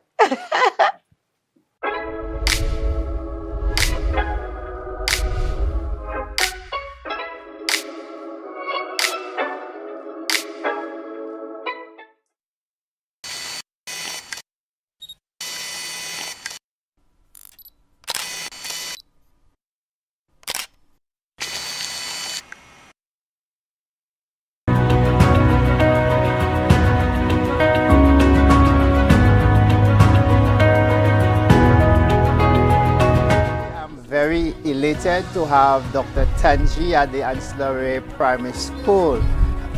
We are looking forward to great things from her.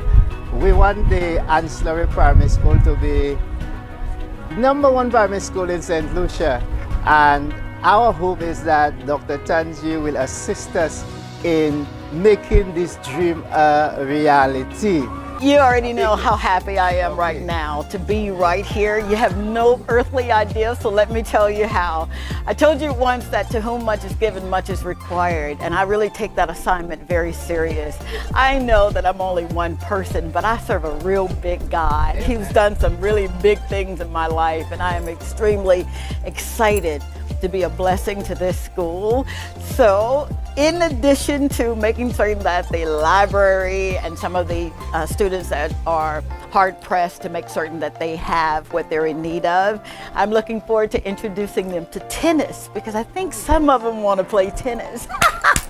And anything that I can do to be a blessing, I'm so looking forward to it. So, if you want to be a blessing too, hit your girl up at Dr. Tanji Show or drtbscott@outlook.com and tell me what you're interested in doing, corporate partners, whatever you guys want to do. But I'm not waiting around. We're going to get this thing started so that the babies know that we are here for them. So we're looking forward to a great partnership between Dr. Tanji and the Ancillary Primary School.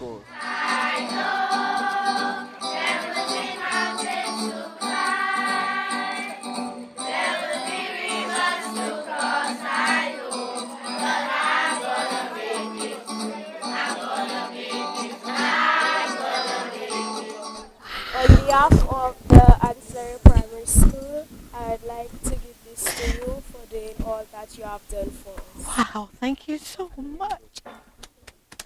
I'm sorry.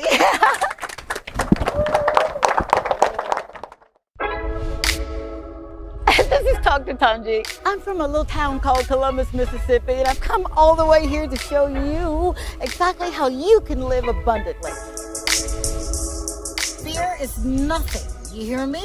You can do anything you put your mind to. I'm your girl, Dr. Tanji. We're gonna do life together. And we are back. Thank you yet again for hanging out with your girl this Thursday evening. Again, we are at this beautiful establishment called Chateau Mygo. And Shaeed, shout out to you, dear, for allowing us to come. You have always opened your doors so generously to us, and we do not take that lightly or for granted. So thank you. And we're here with Cathlina Lawrence, who is just defying all odds. Yeah. And right before the break, I asked that you would give us the analogies of moving from that 8-year-old, 9-year-old, 10-year-old, and mom is pouring and speaking life into you and telling you all of these beautiful things about who you are. And now you're reaching puberty. Yes. And oftentimes, and I know you don't mean to be, but sometimes they can be really mean girls. Yeah. And people that won't say those kind of things that mommy said. Yeah. How did you deal with helping yourself in those times where you were in that 12, 13, 14-year range? Okay, so I feel like I was probably a bit of a nerd at that time. Yeah. I wrote a lot. Oh. Yeah, so I used to write a lot of poetry and stuff like that. Okay. And I would express my feelings through that. Okay. And just like the little performances for my family Oh. was, the cutest thing. I still have some of those poems, not necessarily like, they weren't dark, but they allowed a creative space for me to just write and not like, not be burdened by what persons were telling me. And I was also lucky to have my sister in those years, like those formative years. She showed me a lot of myself. She really like encouraged me to be who I am, especially like she is only 2 years older than me. This is your sister? Yes, my older, one of my sisters. Yeah, 7 babies, right? Yeah. Right, so she was older than me, and she constantly spoke to me. Wow. And tried to guide me through those years, through secondary school. Everything that she learned, she taught me. Whether it was educational or otherwise, she was just always there. So I always had like a strong woman in my life. I got you. But I wrote basically. That's how I got out of it. I didn't really talk to anybody at that time. But I wrote. You wrote. Yeah. Journaling, and I wrote this book called Journaling with Dr. Tanji, deciding to move forward, my shameless plug. It's on Amazon and on the website. Buy it. And I've always been a proponent of journaling, of writing down my thoughts and knowing that it's just between me and him. Yeah, like nobody else knows. Right.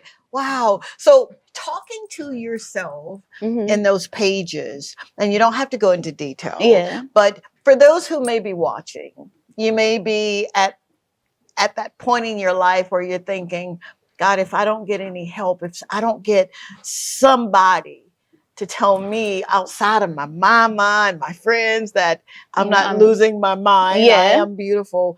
What were some of the things that you would write down to encourage yourself? To encourage myself? Yeah. I would write what people say, and then like pros and cons, or facts and like non-reality. Gotcha.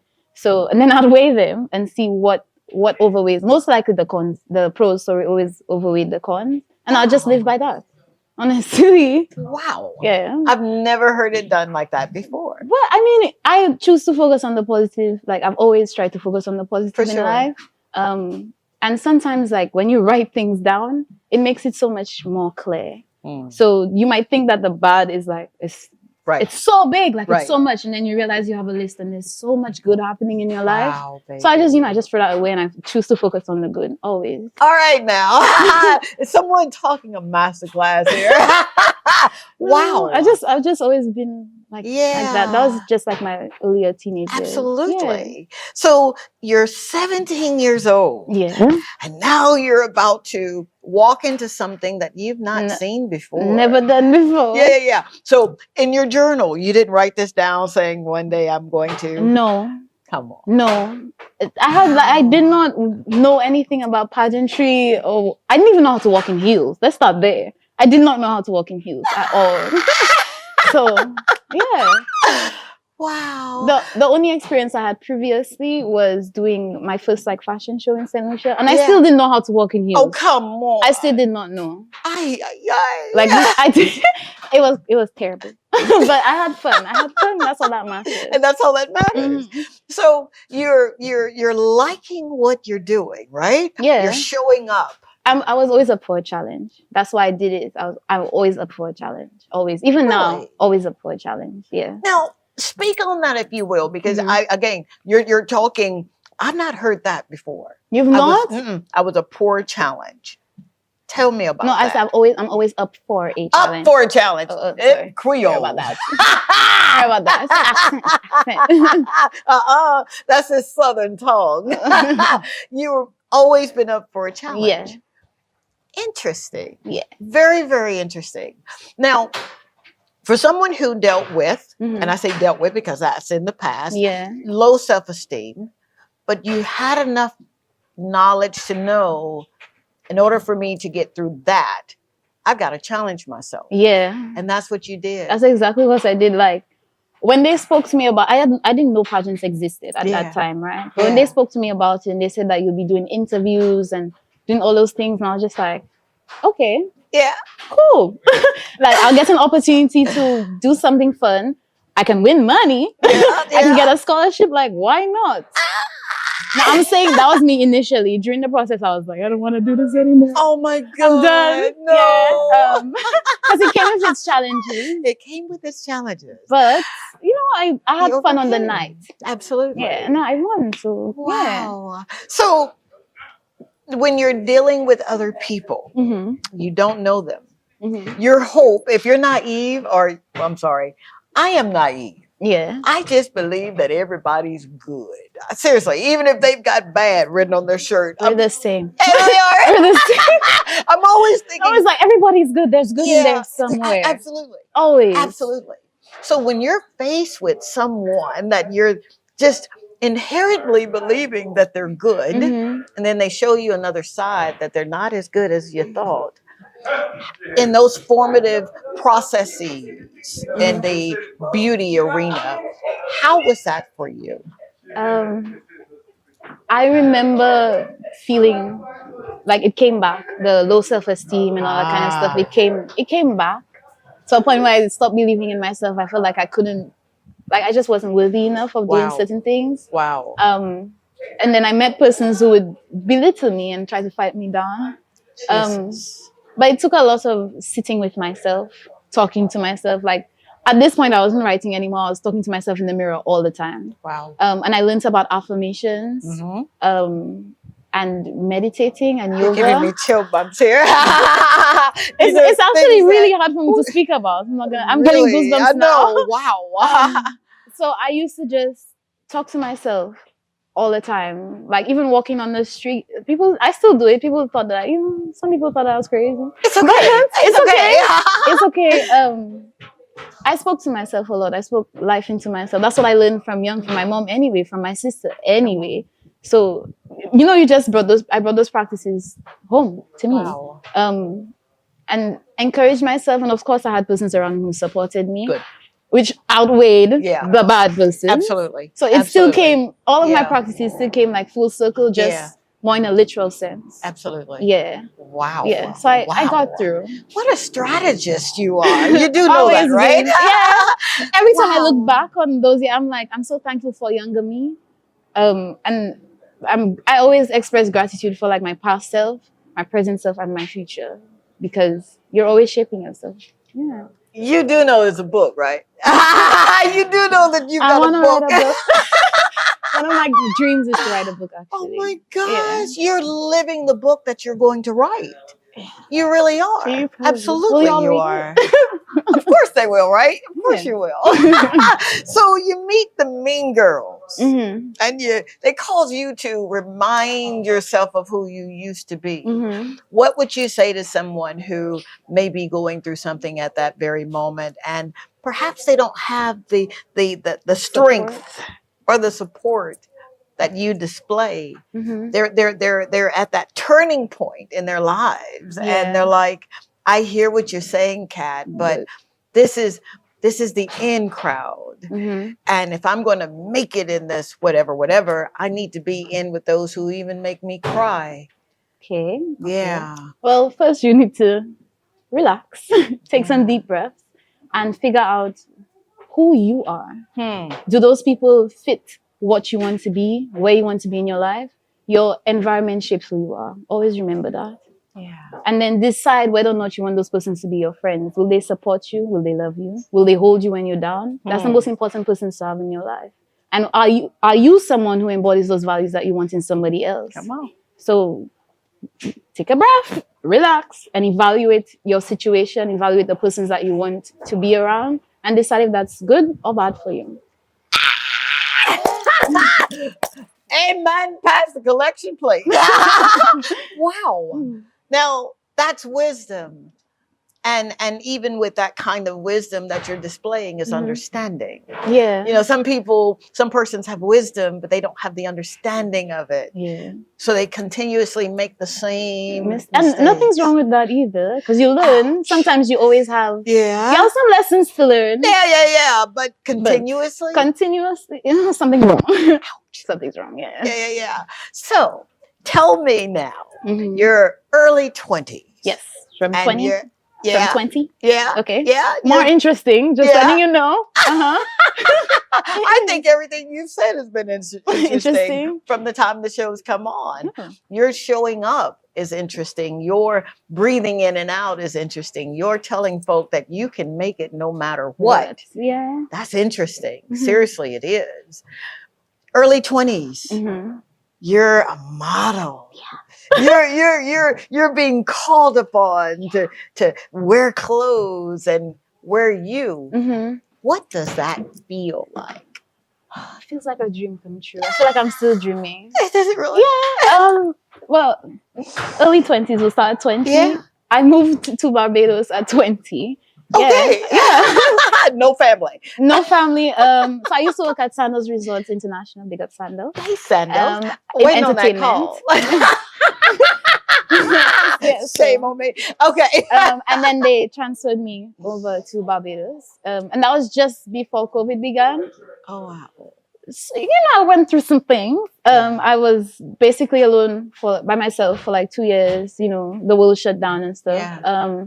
At first, it felt like freedom, like when I just left. Because I was like, I'm free, I can live my life. Not that I couldn't do it before, but I'm in a new place.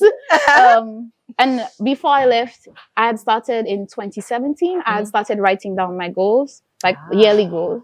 Okay.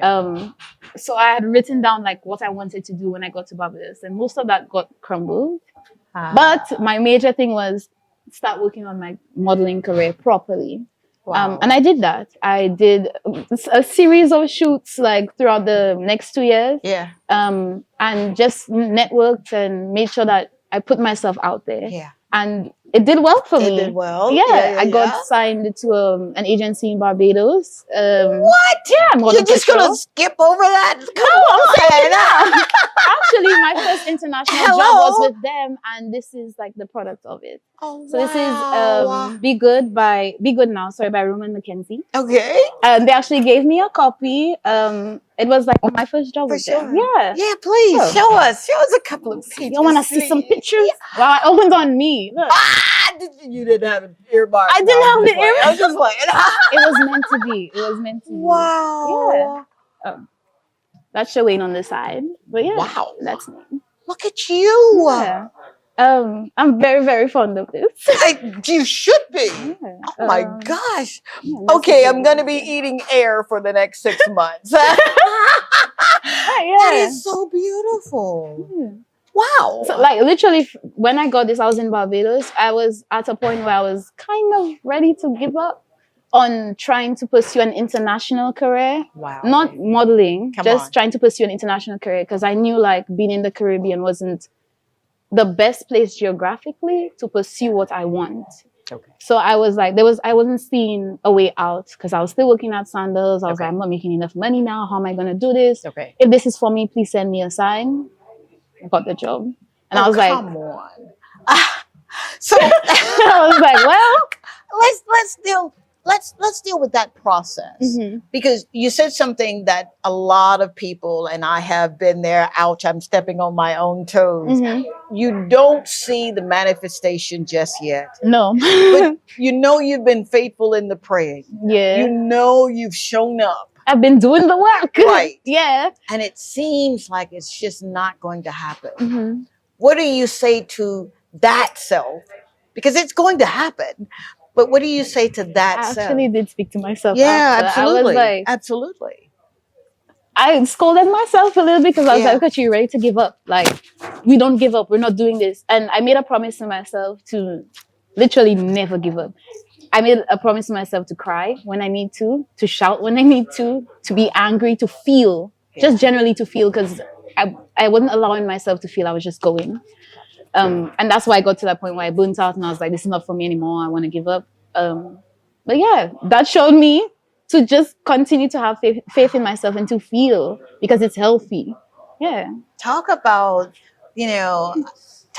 God answering prayers. Yeah. To be 3 feet from where you're supposed to be, where Roman McKenzie can celebrate your life and almost not making it there. Yeah. How scary is that? It's actually wild. For lack of a better word. Yeah. Wow. Yeah. So thank you so very much for not giving up. Yeah. I mean, it pushed me to... Do you want me to... I'll just continue? Yeah. It pushed me to start plotting to pursue my international career. Because when I started sandals, I've always been this way. When I started sandals, I was 18. Okay. And I was like, I'm doing 5 years. Yeah. 23 was 5 years. Gotcha. And I was like, I'm quitting. So I quit in January of this year. I bought my ticket. You make promises to yourself, you keep them. You make promises to yourself. And you keep them. And you keep them. Yeah. I'm so glad you said that. And I'm slowing it down. You know how I do it. When I've got someone on here that is literally making me about to jump out of my skin, I don't know whether to sweat, cry, or run. You make promises to yourself and you keep them. Yeah. It's so easy for us to make promises for everybody else and break our necks for other people. But when it comes to us, I still struggle with that too. Yeah. But I've learned to value myself. Value yourself. To make sure that I'm good first. To make sure I don't leave myself behind. Wow. To get what I want so I can help other people. Man, come on. Do you know how many times I've gone broke literally thinking that it was about other folk and not about me? Yeah. Literally. Oh, this year has shown me. Yeah. I think I heard Tyler Perry say, shout out Tyler Perry. He was doing a podcast and he said his first $1 million, he gave it away. Family and friends. His $5 million, he gave it away. Family and friends, thinking that he's supposed to be the be all end all for people. His $7 million, he gave it away, still trying to be everything for everybody. He said, but I don't do that no more. So, Mr. Perry, I don't necessarily have to do the 7. I've done the 4. It doesn't work. It does not work. I know, right? That's what I said too. Dang. How did I get here? But now you take care of you. Yeah. Because that's the only way. In the most beautifully selfish way possible. Come on. Because you have to be sometimes. Yeah, absolutely. We've made selfishness a bad word. We know the negative connotation of being selfish. You know, we know you don't hoard everything and you bless others as you can be, be blessed to be a blessing. How can you pour if your cup is empty? Man, come on and talk about it. Say that once again. How can you pour if your cup is empty? How can you pour if your cup is empty? Now he's going to tell me to go to a break. Dadgummit. We'll be right back. Thank you. Thank you, St. Lucia. I said it once, I'll say it again. Numbers don't lie. Thank you for showing up, not just for me, but for you. We'll be right back.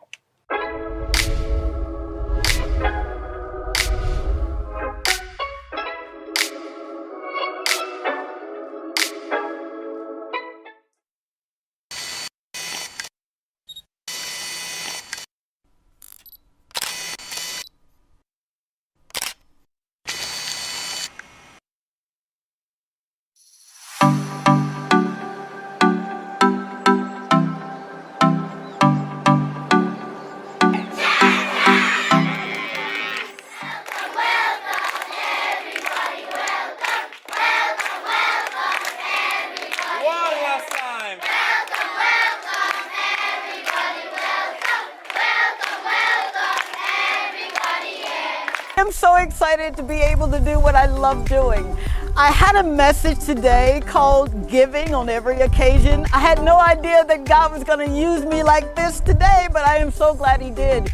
So stay tuned. I'm coming to your school very soon, and it's just my way of saying I love you. Thank you, teachers. Thank you, administrators, principals, the people that cook, the people that keep the yards clean, everybody that plays a role in these babies' lives. We got this thing called the pinky swear. And it's just them saying they're going to do, they're going to commit, they're going to love without borders. How about that? This is Dr. Tanji. I'm from a little town called Columbus, Mississippi, and I've come all the way here to show you exactly how you can live abundantly. Fear is nothing. You hear me? You can do anything you put your mind to. I'm your girl, Dr. Tanji. We're gonna do life together. We are back. Thank you yet again for allowing me, your girl Tanji, on this show to be in your living room, your boudoir, your kitchen, wherever you watch the show on DBS Thursday nights. We're here in Chateau Marigot Bay, and I just love coming to this place. I am so serious. If you get an opportunity to come to Marigot, would you literally just check out the restaurant, check out this place. It's a breath of fresh air, and it makes you feel good about what you're doing in life. And if you're not doing anything, it's going to motivate you to do it. I'm spending the evening with my new friend, Cathlina Lawrence, who is an international supermodel. She's a radio personality. She's a soon-to-be author. She's just doing it. And Kat, you've done a lot. Yes. 24 years old. One of the things that you will not do is compromise. No. Speak on, if you will, and you don't have to go too deep. We don't want anybody to feel like you're stepping on their toes. Right. Ouch. What makes you take that standard and say, I'm just not going to compromise, even though I need to be XYZ? Well, it always comes back to who you are. I will not do something that will make me feel terrible the next day. If it goes against my morals and my values, I'm not doing it. Period. Point blank. That's it. End of story. Wow. That's it. You've always been like that? Not always. I've learned to be like that. I've always been too nice. I've always been too passive. I've always been less than assertive. But COVID, being by myself, taught me a lot about how much I give and how much I shouldn't. What works for me and what doesn't. So, I built my foundation. I learned what I'm supposed to. Yeah. And now I live that way. Wow, baby. Yeah. That's, yeah. Talk about those moments where you have these chill bumps, right? That is so impressive, and I commend you for that. I really, really do. You normally will hear that in a 30-ish older person. Yeah. But to hear it in someone as beautiful, as young as you are, say, I'm just not going to do it. Yeah, but that goes with saying I'm still prone to making mistakes. I'm a young person. I still have lessons to learn. Yeah, we all do. But there are certain things, no. Yeah, certain things, no. Like, and my thing is, I don't have to learn through experience. I can learn through someone else's. Okay. Thank you so very much. Because for saying that. some things you just don't need to go through. Like, come on, lady. I always like to ask people questions, like, especially someone who is where I want to be. Yeah. How did you get here? What did you do? How did you deal with something that was less than favorable? Come on. And you can learn from that. Sure having conversations, networking with people taught me a lot. It taught me what I don't want. Yeah. What roads I don't want to take. And sometimes, stuff looks nice in the present moment. Come on, lady. But you have to ask people, how, this was your life before. Yeah. And this is what it is now. Do I want that for myself? Wow. No, I don't. So I'm not going to go against me. There's this old parable that says, can I really afford to pay what this is going to be? Exactly. Can I really afford to pay? And it's not just monetary gain. It's that morality. Mm-hmm. It's that conscious, when that subconscious start talking. You don't want to be like older and regretting anything. Absolutely. You want to have lived a beautiful life. A beautiful life. And that's all I want, a beautiful life. And you're doing it. Yep. Yeah, you are. Now, speak, if you will. Mm-hmm. I said you do something on radio. Do you mind telling our audience what it is that you do in radio and why? Okay, so I will start with the why. Okay. So when I used to work at Sandals, I was normally on the mic. Like, I would be your favorite person on property. I would host the activities or the nighttime shows. Yeah. And for that, I got training. And I wanted to do radio, and voice acting was suggested to me as well. Ah. Yeah. So when I got to St. Lucia, I'm so grateful for my friends. Rochelle, big up you. Yes! Thank you, Rochelle. Rochelle called me, and she asked me if I would be interested in coming and working on radio. Yeah. And then that same day I did an interview for Boss, and I think the next week I went in with her just to see how it went. Yeah. And then I got the job. Yeah. And you that wasn't in your plan. It wasn't in my plan. It was a thought. I thought about it. I wrote that I wanted to be a voice actor, but I did not write about radio. I was like, if it has to come, it will come to me, and it did. Yeah. Wow. Yeah, I didn't plan that. Yeah. Now, there was a time that you were in the throes of becoming international. Yeah. Would you speak on the gravity and the importance of having people that, because I've got people that would let me lay on their sofa. Yeah. How about that? Yeah. The gravity of, one, knowing that you cannot do it by yourself, and then two, having the courage and being humble enough to say, kind of need some help here. Okay, so for that, I always get emotional about this because I'm so blessed. Like with my friends, I asked one of my friends that we grew up in St. Lucia together. She moved to the UK when she was like 16. And I asked her if I could, come over and just like, spend at her family and stuff like that. And she said, yes. Her family embraced me. They allowed me to stay, even though, I wasn't the biggest contributor to anything. Come on. It's okay. And they supported me 100%. They were the ones telling me, go out and do this. You should buy a mic to do voice acting. You're so talented. When I was looking for jobs and stuff like that, they would help me, like go on the sites with me as well, ask me what's going on and try to, just push me every step of the way. And they still do. They're still in my life. Thank you so much, Kelly and Jade and the Charles family. Thank you so much. I feel like I know them. I'm smiling like my grandma would say, like a chess cat. It's crazy. It's crazy. And, I've been friends with Kelly for like over 11 years now. And we're young, but we've been friends for so long. And you spoke about being able to ask people for help. Yeah. I found that extremely hard to do. Really? Because I was by myself. I relied on myself for everything. And she broke me down. Like there were a lot of sessions where I cried. Yeah. Like lean on her shoulder. Right. And that wasn't normal for me to do. It made me anxious. I'm anxious now speaking about it. Wow. But she was soft with me. And she helped me be comfortable enough to ask for certain things. I'm still not there 100%. It's a process. That's right. But I'm grateful to have her literally tell me, Kat, it's okay to ask for help. I'm here for you. I love you. Okay. Yeah. Wow. Yeah. Wow.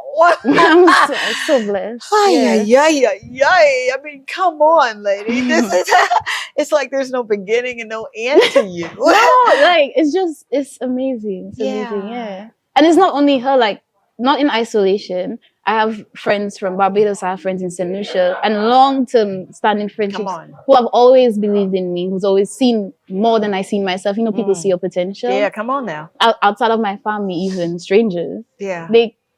They've wrapped their arms around me and supported me like in whatever way I need. I could sleep on anyone's couch.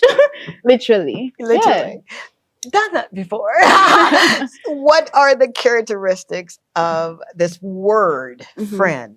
We use it, you know, we'll say someone's our friend in 3 months. That's my friend. You're like, but you don't even know her favorite color. What's the characteristic? Sometimes that's not important. Really? For example, I'm listening. I went to London in February in 2022. Okay. And I met this girl on the airport who is a model. Okay. I did not know at the time. I just literally gave her my spot in front of me on the line. And we sat next to each other on the plane. And she's one of my dearest friends in the world. Why? We have really good conversation. We get on really well. Okay. Yeah. Well. She cares about me.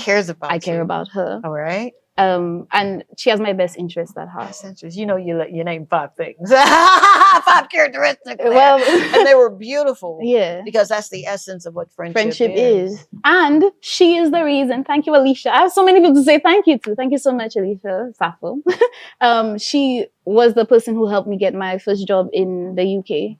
My first modeling job, my first hair job, everything. She pushed me more or less. She was like one of the contributing factors to me, like just saying, okay, I'm gonna do this. Oh my God. Yeah. So you got Alicia, you got the Charleses, I got my friends in St. Lucia. I have my family. Oh, wow. Yeah. It's not done in isolation. The motivation comes from me. And obviously the insight and just pushing to go all the time. Yeah. But I would not be anywhere without my support system, my tribe. Your tribe. Yeah. So you can't do this thing called life by yourself. I can't do it by myself. I don't think anyone can do it by themselves. Who would want to? I mean, you'd find some folk that would want to. But you're like, not for me. Yeah. When you're going for what you believe is your purpose, you must surround yourself with people. Yeah. You got to. You can't do this thing by yourself. To be honest, I didn't even think about it. Initially, they just supported me. Like before I even decided I'm going to be a model like full time, and they were telling me to do it. Like, go do it, Kat. Like if I can help, I will. Yeah. I'm so grateful. Right? Yeah, like who does that? I'm so grateful. Yeah. Oh my gosh. What is next for this amazing soul who walks runways, who goes to different countries and continents and just show out? What's next? Well, after I'm, I guess, done with radio and doing voiceover and stuff like that, I actually want to open my own like modeling agency. There you go. That's what I'm listening for. I knew you couldn't come before me without a business. Like, well, I mean, obviously, I want to write the book. Yeah. But I want to open my own modeling agency in St. Lucia and partner with other agencies across the Caribbean first to like have a regional, just integrate persons. Absolutely. Especially young. Like it doesn't necessarily have to be thin or skinny or anything that's typically associated with being a model. Yeah. Just anyone who wants to do it can come. We'll teach. I want to be able to teach them for free. I want to be able to give them opportunities for free. I want to be able to have them in a safe space where they can explore their creativity. Sometimes you might, like me, you might be a model and then you have so many other things you like. I can do voice acting, I write, I can act, I can dance. There's so many things. So I would love to be in a position where I can connect them with other things as well. Modeling for sure, internationally for sure. That's the goal. But creatively, in every single way. Oh my God. I feel like I'm just sat at the feet of an angel. Oh. An angel who literally said, I'm going to live life. Yeah. One who went past all the negativity the little girl no longer is on your shoulder telling you, you can't do that because XYZ. She's not there It's more realistic now. It's more realistic now. It's like you can't do that yet. You will do it, but not yet. Not yet. Yeah. All right. Yeah, yeah. If you say so, okay. We'll go with that. Yeah. But for you to amass everything that you have done in such a small amount of time, come on, 24? I was too busy being fast and grown, and I had 3 babies. This is a family show, sorry. But here you are. You wake up every morning. And you get to do what you want to do. Yeah, I cry about it like once a week. I'm being honest. Like I take time every week, whether it's a Sunday, like a slow day, to just express gratitude for my position right now. Because I just can't believe it. Like, don't honestly. You dare make me cry. I'm not crying. Well, I might cry. I'm not crying today. Nope. I'm already sweating. I'm not going to cry. It's just sweat from your eyes. Gratitude. It's a very powerful feeling. Even, especially, like, I've learned, especially when things are not going in my favor, necessarily how I would want them to go, because things are always going in your favor. For sure. I express gratitude for where I am always. Always. Even for today. Thank you. Thank you. Thank you so very much. I've got this story. And Kendrick, when he brings people to me, great people to me, one of the things that we like to do is let me meet them. If I can't meet them face to face, then we'll do a FaceTime or whatever. I just need to. It's not so much as I'm judging, because who am I, right? Yeah. But it's I know the story that we're looking for, and he's never brought me anyone that I said, "Come on, Kendrick." No, come on, Kendrick. So shout out to Kendrick. But when I spoke with you and you went into that vein of self-esteem, I said, oh boy, because I've met some amazing people on this island. I've loved on and hugged some beautiful babies, and sometimes they won't look at me in my face. Or sometimes if I extend my hand, they don't extend theirs. Yeah. Or sometimes I go in for a hug and I'm thinking, but what's happening there? Yeah, what's going on there? Talk, if you will, to 3 folk. All right? I want you to talk to the 8-year-old. I want you to talk to the 12-year-old. And then I want you to talk to that young woman that didn't deal with what she should have done with at 8 and 12. Please. The 8-year-old, the 12-year-old, and the one who maybe 20, 21 that didn't deal with the 8 and 12-year-old. And I want you to come from the place of, I got the answer for the self-esteem. Would you? Okay. 8-year-old me, I'm proud of you. You're beautiful. And this is only for a time. You're growing.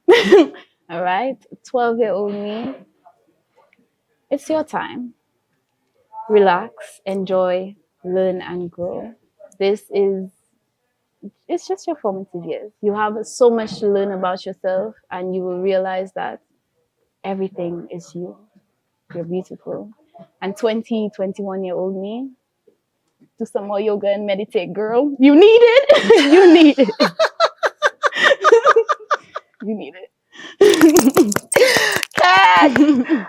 Oh my God. Thank you. Thank you. You literally you've answered questions that I too were plagued with. Yeah.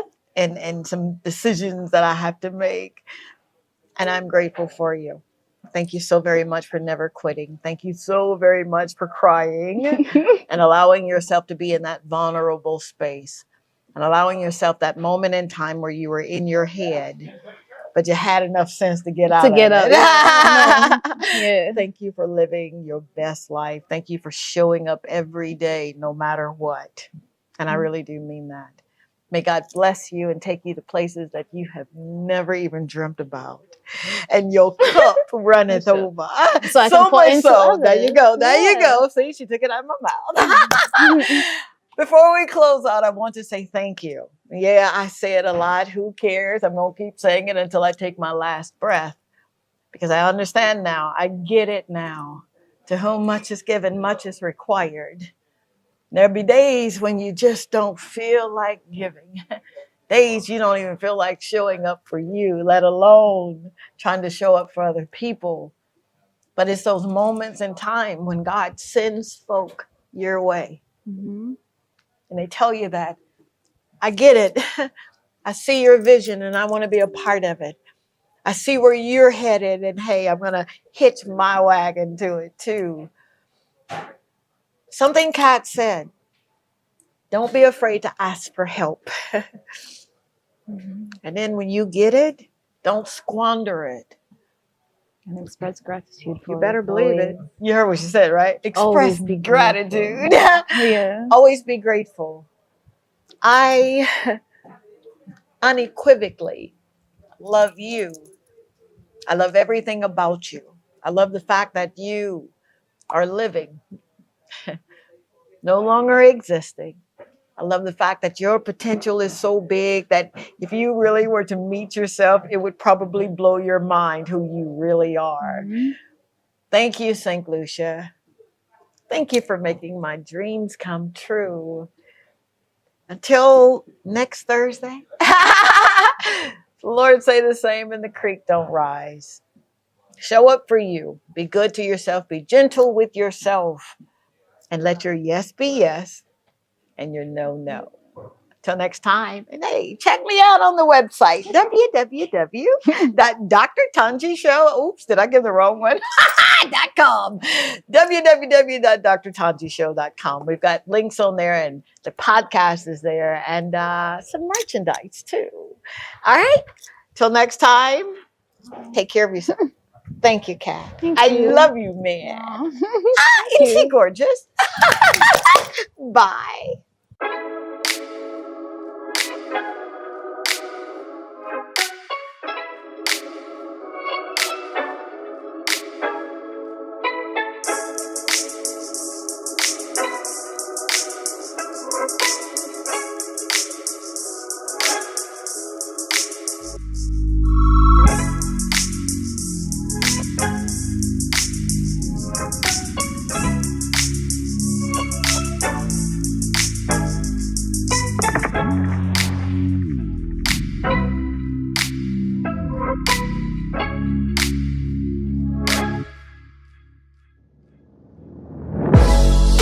I remember your signs, you remember my eyes. We were known to get but we both knew better. I remember Put your mind to it. I'm your girl, Dr. Tanji. We're going to do life together. Hey, good evening, good evening, good evening, and thank you.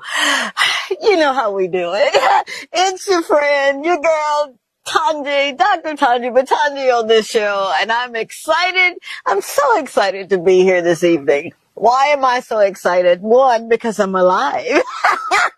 Two, because life is good. It is, no matter where you may find yourself. Life is really, really good. And it's even better when you're outdoors, man. I'm in the beautiful community of Miku. And I'm trying to think, what is the name? Latte Falls? Latte Falls. Latte Falls, I got it.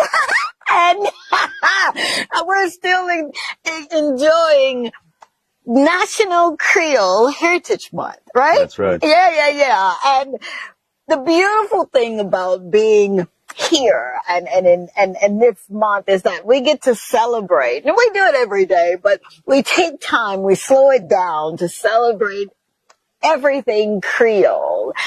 I didn't really know a lot about Creole. I really did not, this is the truth here. But now that I'm here, I've immersed myself in the island. We're 2 years in now, a little past 2 years, and I'm learning more and more. The last time I had a gentleman that taught me a little Creole, and I'm not going to blunder this this show, so I'm not going to do that. But I am excited because I've got a gentleman here that has you're living your passion. I would say that you are. Whenever I think about percussions and a percussionist, I think about my brother. He played the Congo drums when I was a little girl. Yeah. And he would play and I would bob my head a little bit and, thought I had some rhythm and I didn't and still don't. But, that's for another show. But thank you so very much. Thank you for allowing me in your living room, in your boudoir, in your kitchen, or wherever you watch the show.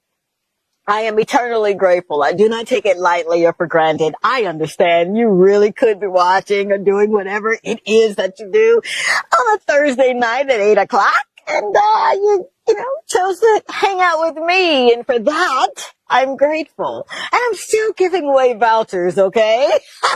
So you got to stay engaged with me. But coming up on the show this evening, this gentle person that I have to my left is none other than Mr. Virgil Burke. And he's a farmer. He's a percussionist. He's a native St. Lucian. Is that right? Sure. Sure.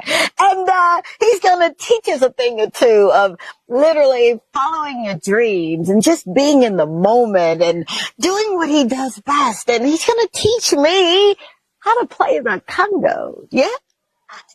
Sure. No problem. I love him.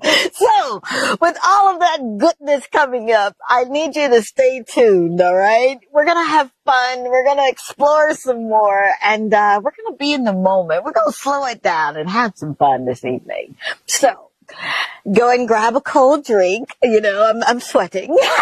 I'm not going to cry, but I am sweating. And I need you to stay tuned, please. We're going to have fun. Be right back.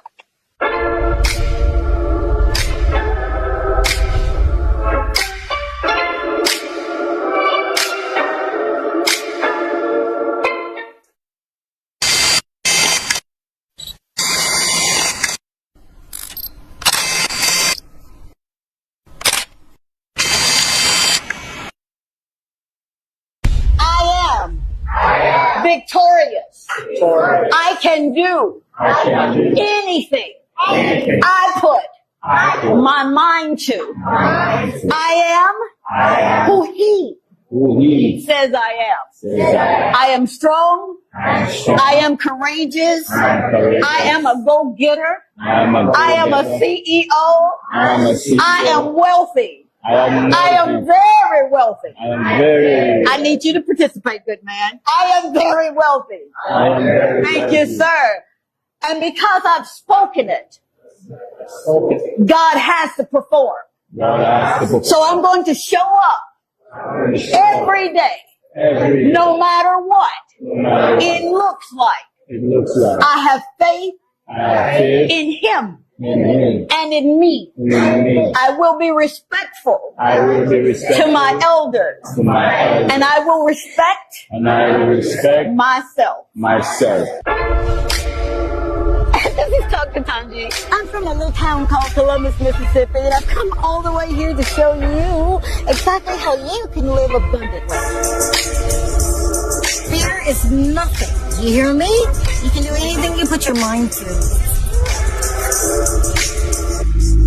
I'm your girl, Dr. Tanji. We're going to do life together.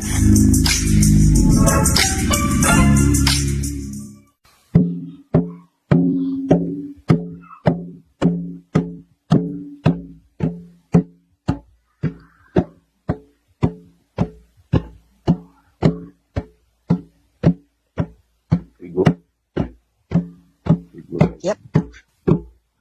Ôi tin đây, mỗi cái bao tin đây phụ tin đây, mỗi cái bao tin đây. Ôi tin đây, mỗi cái bao tin đây phụ tin đây, mỗi cái bao tin đây. Isabel, bello, Isabel, macabao, buena si bao, macabao, buena. Ôi du, mỗi cái bao tin đây phụ tin đây. Mười cái bao tin đây, ôi du, mười cái bao tin đây phụ tin đây, mười cái bao tin đây. Isabel, bello, Isabel, macabao, buena si bao, macabao, buena.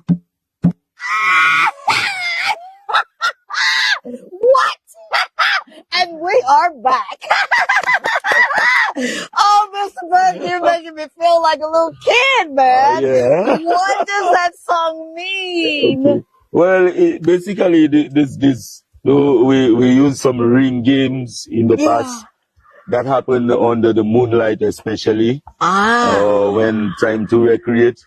Those were some of the games that were played and some of the songs that were sing. You could tweet it around differently to suit whatever culture or whatever message that you want to send. For sure. But basically, it was a get together kind of song. So where we assemble in a ring, and then normally it would be male to female, that kind of thing. Yeah. So you take it to the person, so you're in the center, and then you would connect with the body or so. So basically those were songs used for pleasure. Why do the drums evoke such fun? Why does it make you feel so good? What is it about the drums that are just, it's just almost spellbound? What is it? First of all, I was influenced by my mom because she too, growing up in that era, for sure, where it used to be the drums and the saxophone, and those a lot of handmade instruments at the time.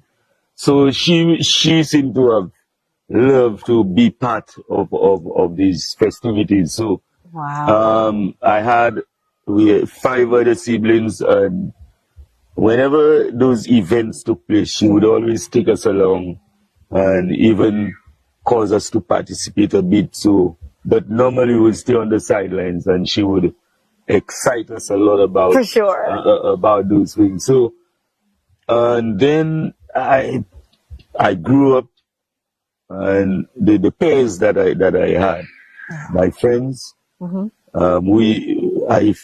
had like interests and hobbies, so that was very much part of one of them. Absolutely. And so I was inspired more so by a friend of mine, a school friend. He was from a drumming family in the south, which is Beaufort, and we met at the secondary school. And there was this show happening at the school. It was, I think it was for Independence, if my memory serves me right, or Remembrance Day. That was December 13th. National Day, we call it.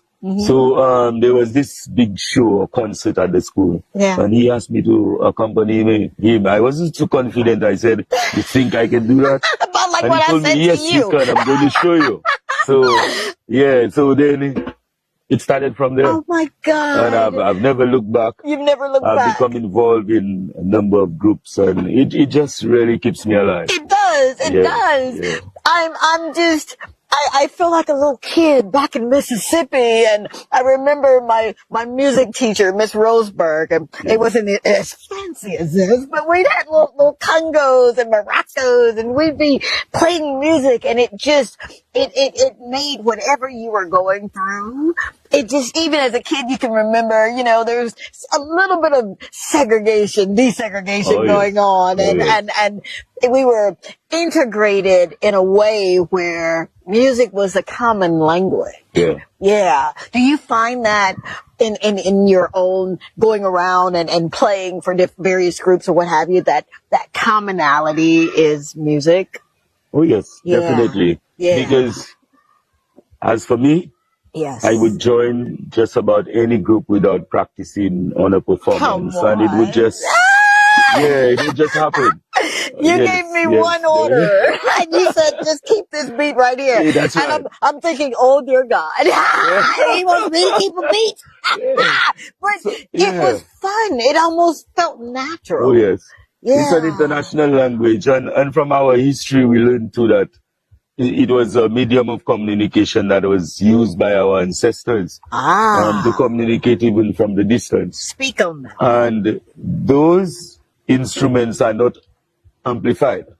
And yet, if we have a session of drumming, people could still hear you from miles away. It travels with the wind and they use, because they were on different campsites and so on. They use those instruments that they were able to create out of natural things in the environment. So like this beautiful, by the way, that provides this sweet sound is from a goat. So the animals were rare at the time. So when the meat is used, then the skin of the goat is used.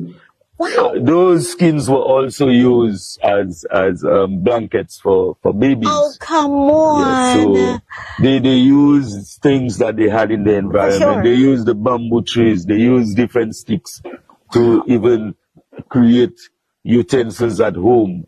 And they used the earth, the clay, to build pots that they use, to cook their food and even jugs to store their water as the refrigerators.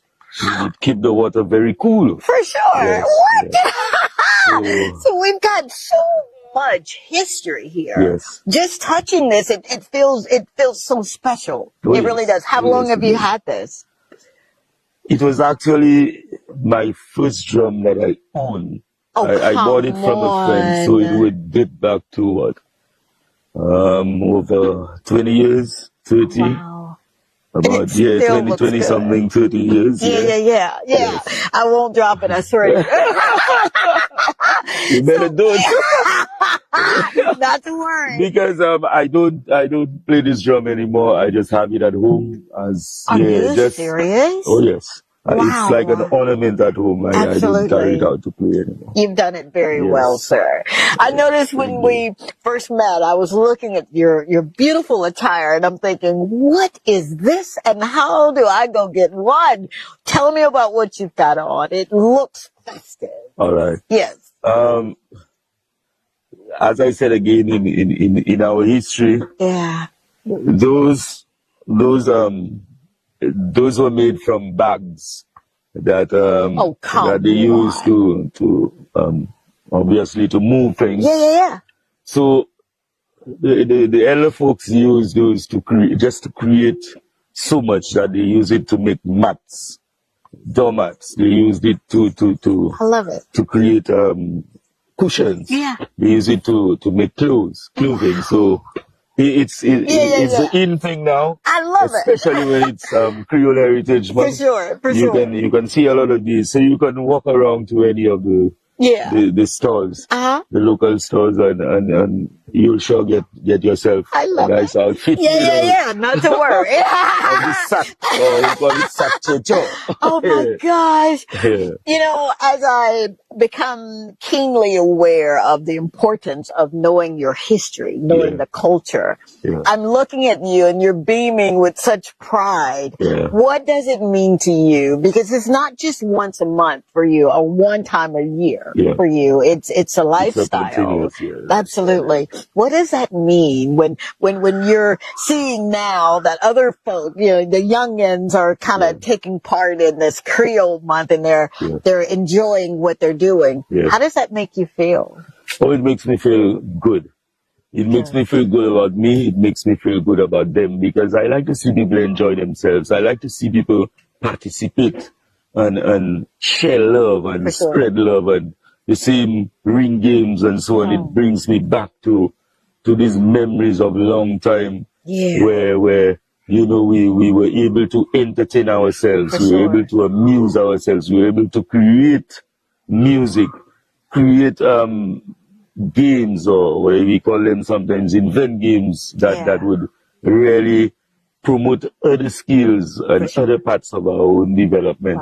So when I see people enjoying themselves from the sweet rhythms that I could play on the drums, it really gives me a sense of satisfaction that I could go home and rest peacefully and say, well, I've made people happy. Because you know how much just having this fun or just having this moment of entertainment that people, how much it would do for people. It's very therapeutic to me. Absolutely. If I'm upset, I listen to music. I play music. Absolutely. And it just changes my Come mood. on, man. So I'm just in my comfort zone. Even when I don't feel well or I'm not part of the group that's performing, I could just feel so nice you know, about what I'm hearing, what I'm experiencing. Yeah. So it's just become part of me that I could get involved in all aspects of drumming or promoting culture on the road. I love it. Yeah. Didn't I tell you you were in for a treat? I'm looking, I'm trying in my brain to find the words to really express what I'm feeling right now. And I'm trying to do it without crying because I'm known for sweating and crying on this show. But what really solidifies just this peace that I'm having right now is that I remember listening to the drums, you know, at my father's house. And it was just, it would take all of my cares away. I wouldn't worry about what I didn't have, or I didn't get the latest kicks, you know, the tennis shoes that my girlfriends and folks had gotten. But I got something that would be with me for life. It's something so pure about music, especially when the percussionist is playing from his soul. How important is it for you to continue this as part of your legacy? I think it's a calling. I have grown to recognize now. And so my mission now is to work with the younger folks. So I've been assisting various schools in the area with the SBAs. The creative arts students, I've been doing some work with them. We go to the schools to kind of inspire them to kind of ensure that they explore this area. Because as I said before, it develops different aspects of your human. You know, your creative imaginations, your thinking, your outlook on life. And it connects you with nature as well. It does. I mean, look at this. In this beautiful place. So through my involvement with various groups, I intend to popularize percussions. I intend to make the traditional way of living part of our everyday living. Come on, man. And that's the mission. There's no turning back. There's no turning back. Never. Now, I've got to ask you, about how long have you been doing this? Aspect? Ever since I was at primary school, as I said, I got introduced to folk culture. But I have been active at it, let us say, for the past, it's been more than 40 years. Wow. You can't be no older than what, about 32 years old? Wow. It keeps you young, doesn't it? It does. It does. Wow. Now, your children. You have children? Just one. Just one? Just one. Did you introduce your baby to this? Well, yes, I did. She has not actually started playing the drum. She has expressed many times that she wished she could have played it, but I have more different instruments at home, including the drums, and she has never really taken it up. But she appreciates. Up to Sunday, we were in Soufre at the Cocoa Festival. Really? Performing, and I could see she had a nice time. Did she? Oh my gosh. How amazing is this to bring such beauty to people's lives? I mean, just this short period of time, you have literally transcended me back to when I was a little girl to even now, knowing that an appreciation for other cultures is so very important. I didn't know about how important it was until I got here. And it is just, even the sweat, I appreciate. I do. That's important. You better believe it, sir. I am, next week, I'll celebrate 33 years of being cancer-free. Okay. I had a malignancy in my thyroid. Wow. So every single day, whether it's a day where I'm like, oh God, are you serious? Yeah. I've got to deal with what? Oh, yes. Every single day is a good day. Yes. This is amongst one of those good days, Oh, yes. sir. Absolutely. Oh, yes. So before we go to break, would you take us to break, please? Why don't you play something? Just whatever. Could you join me? You better believe I will. Give me my beat. What's my beat? I'm trying to. Okay, because I'm a quick study.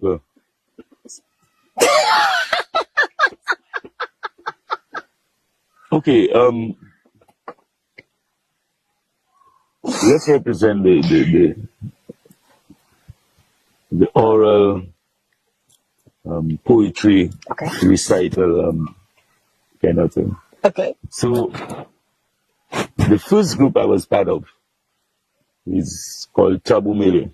The first official group I became part of. Okay. And we're based in Vieux-Fort South. Mm-hmm. And we sought to address social issues in the community, using the folk traditional form of drumming or percussions and poetry recital. Okay. So I'm not sure if you're aware, but a long time ago when somebody had passed away, died, the community would come together to support you. They would bring in stuff. They would bring a little sugar, a little coffee, or a little something to help the situation. Yes, sir. And they would spend nights with you just as company to console. But it is because it's different now. For sure. People come to have a nice time, to drink a lot, to eat a lot. Yep. And so Tabubele decided we're going to put a piece together. And this is how it went. So that form of, it was also used as a form of storytelling to bring this back. For sure. So, and it's a call and answer as well. So we're expecting participation from our audience to keep the interest. So it's a Creole song. So, well, it's really the right time now because we're celebrating Creole this month. Yeah. So, Ezo pièce, j'aimais un moun qui mort. Ezo pièce, j'aimais faire on laver. Est-ce que savent à présent laver ces blocs? Ou pas te savent? Eh ben, Naïdo, just écoutez. En tant longtemps, les moun te morts. Famille, c'est Jean, et puis toutes les autres, qui t'as supporté. Boire un petit café pour chaîne pour yon fouet. Boire un petit rhum blanc pour chaîne tête yon vivant. Mais après ça, la veille, c'est blanco. En place pour faire l'eau. C'est brandy, whisky, la bière. À sous tête, moi, yoga, ouais. La veille, c'est blanco. En place pour faire l'eau. C'est brandy, whisky, la bière. À sous tête, moi, yoga, ouais. Yo pas besoin qu'on ait tout. Just un amour, non. Et Gyojala. Au blanco, à swear.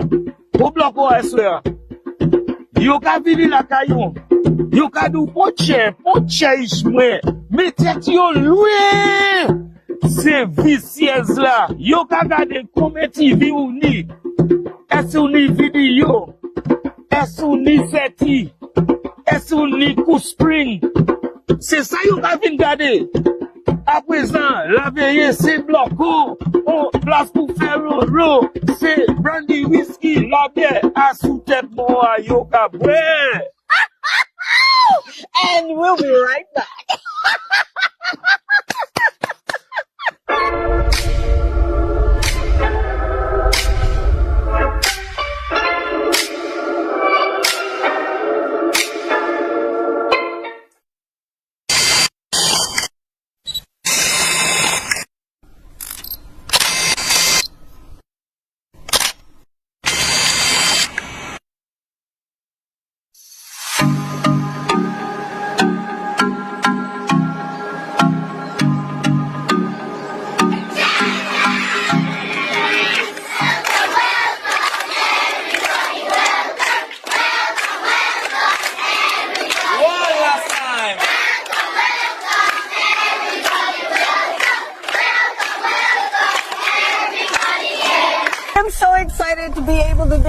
love doing.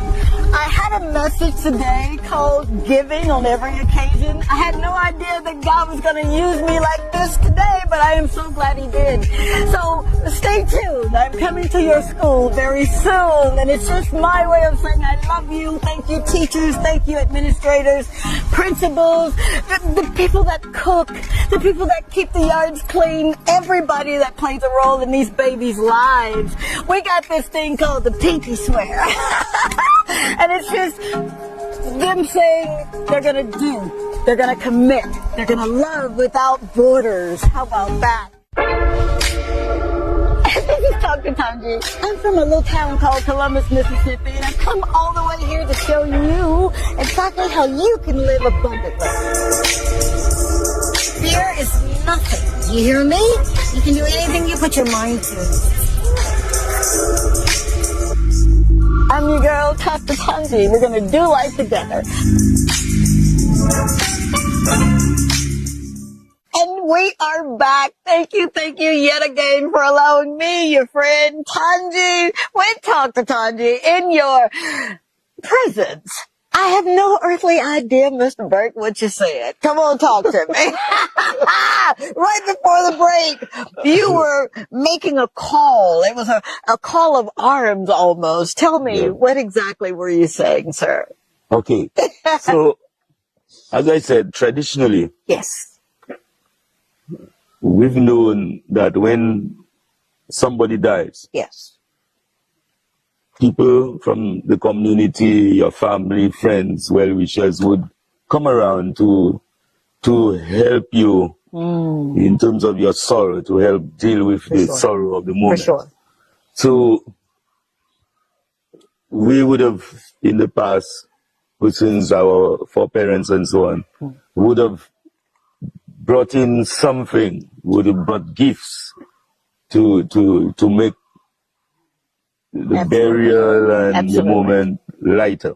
Right. So you would bring rum. Rum is very much part of our culture. Oh, yeah. A little sugar, a little coffee, money, whatever you had. Right. You would people would bring raw food because you would be cooking, you'd be having a drink, telling stories, having the drum, playing the traditional African music that they bought and so on. Yeah. But what Tabumile recognized is that we were quick, by the time it reached our generation and before, we had quickly moved away from that kind of life to persons coming to see how much they could get from you. So, there was a street party. It still goes on now, where we call a Blokorama. Yeah, okay. I've heard of So we equated what's happening now with a Blokorama, because you would see thousands of people gather around. Yeah. But what they would come for is to see how many plates of food they could eat, how many drinks they could have. So they come and order 3 drinks at one time, 2 drinks. They would get drunk, fall. As well, there are those who come, they would play like they're sympathizing with you, but they're saying to you, take courage, take heart, be strong. But the eyes would be searching around just to see your business, just to see how you live. So if you have a big refrigerator, or if you have a good stove or thing, and there are those who would steal your ornaments, like they would find your valuables because you would not be paying attention. They would carry these things away. So we wanted to address that. Absolutely. And so that is how that piece of poetry came about. For sure. Yeah, and people love it anytime we perform. They always request. Absolutely. One of the favorites. Yeah. Wow. That's one of my favorites. Yeah.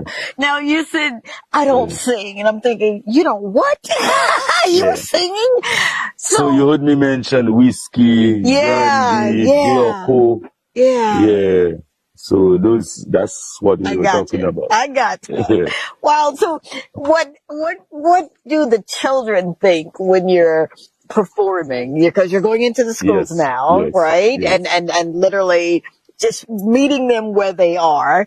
Do they find it as exciting as I'm finding it right about Always an now? exciting moment for these children. From the time we approach, you would hear the screams and the roars and everybody jumping up. So by the time the music starts now, they all get involved. Oh my gosh. Yeah, they all get involved. They have a blast. They really have a time of their life, and it brings satisfaction to us. For sure it does.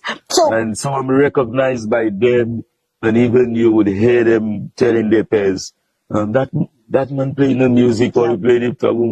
Yeah. So you would see that they're growing up recognizing and having some regard for you, and that's important. And yes. Wow. So it brings a lot of inner peace. For sure it does, sir. Sure. For sure it does. Yeah. So let me ask you this now.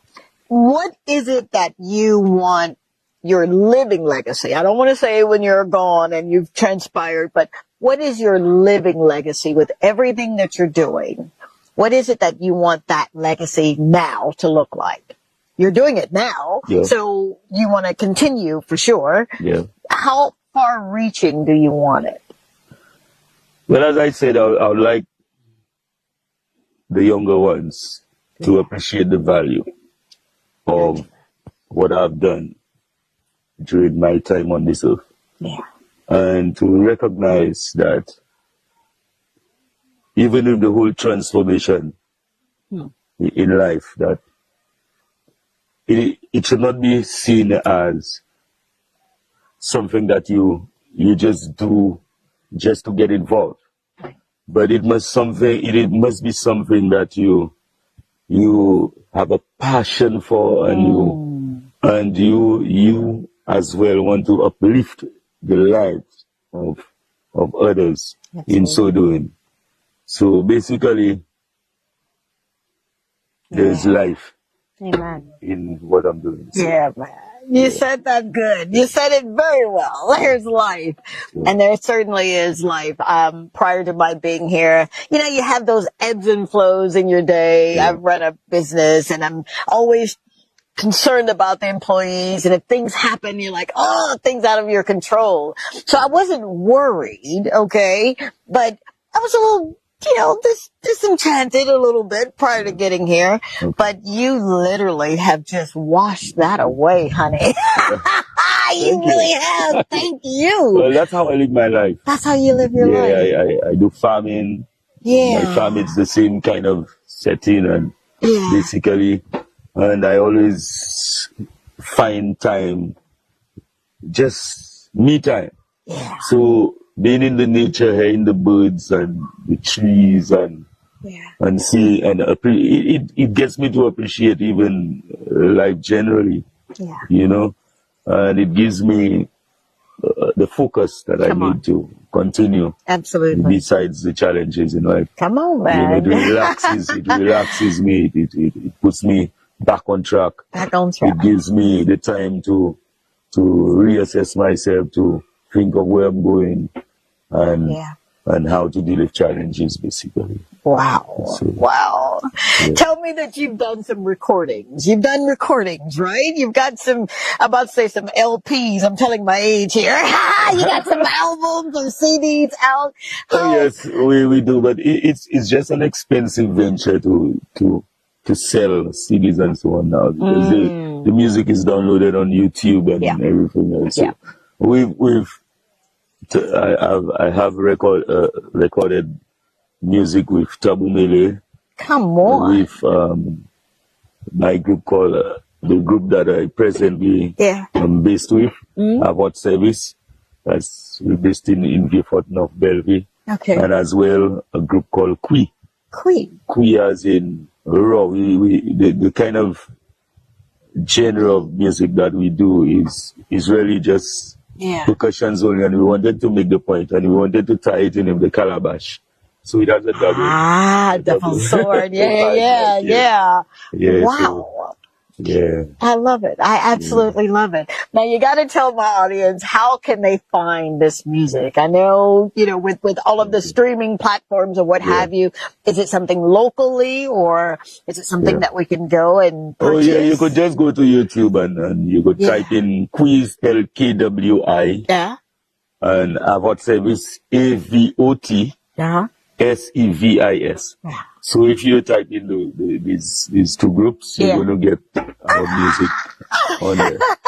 Yeah. Oh my God. So some live performances. Yeah. Because we're all over the place. Are you really?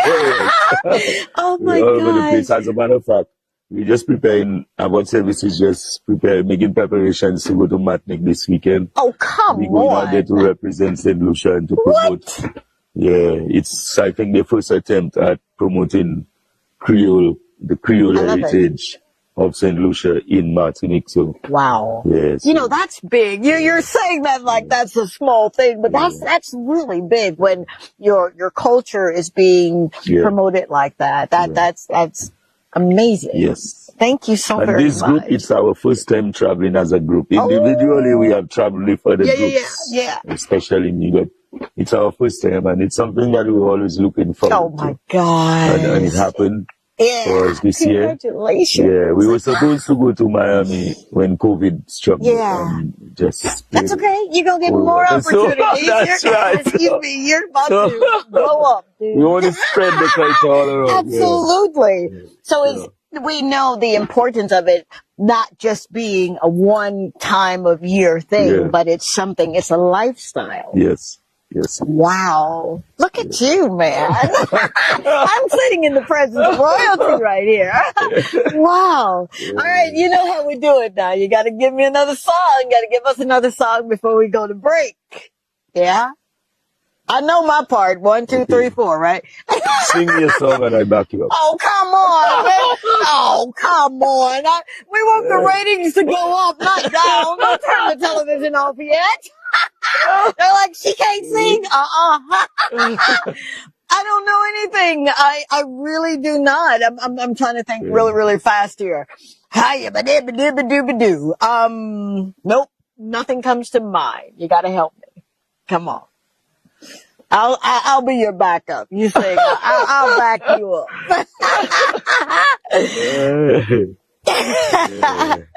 What can I do? Yeah.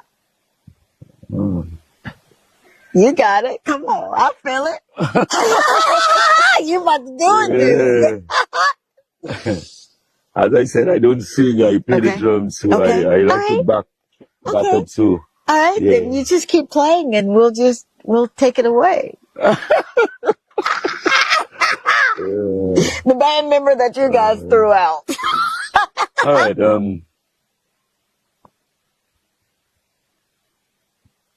It's today we're recognizing the feast of La Marguerite. Okay. And in recognition of that this is why I'm wearing the blue. I chose to wear blue. Okay. Yeah. Okay. So I'm trying to. The reason why I'm thinking is I'm trying to think of a Margaret song. Yeah. So I could play a tribute to Margaret. Oh wow. I la was minou, biwadlo. I la was minou, j'étais content de baliser. Tout moyen qu'on nous voyait, tout petit qu'on nous petit, tout moyen qu'on nous voyait. La moitié m'a dit liberté. I la was minou, biwadlo. I la was minou, j'étais content de Zacasia. I la was minou, biwadlo. I la was minou, j'étais content de baliser. And we'll be right back.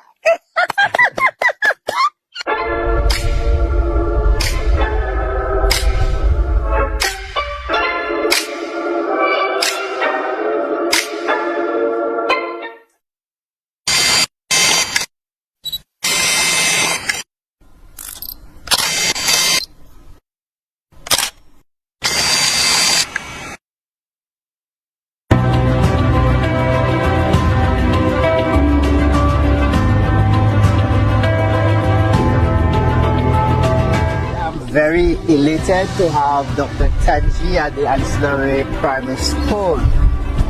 We are looking forward to great things from her. We want the Ancillary Primary School to be #1 primary school in St. Lucia, and our hope is that Dr. Tanji will assist us in making this dream a reality. You already know how happy I am right now to be right here. You have no earthly idea, so let me tell you how. I told you once that to whom much is given, much is required, and I really take that assignment very serious. I know that I'm only one person, but I serve a real big guy. He's done some really big things in my life, and I am extremely excited to be a blessing to this school. So, in addition to making sure that the library and some of the students that are hard-pressed to make certain that they have what they're in need of, I'm looking forward to introducing them to tennis, because I think some of them want to play tennis. And anything that I can do to be a blessing, I'm so looking forward to it. So, if you want to be a blessing too, hit your girl up at Dr. Tanji Show or drtbscott@outlook.com and tell me what you're interested in doing, corporate partners, whatever you guys want to do. But I'm not waiting around. We're going to get this thing started so that the babies know that we are here for them. So we're looking forward to a great partnership between Dr. Tanji and the Ancillary Primary School.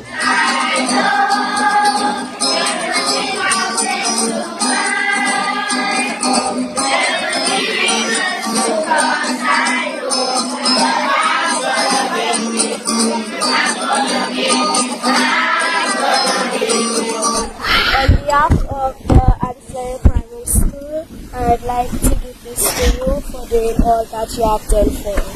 Wow, thank you so much. I'm sorry.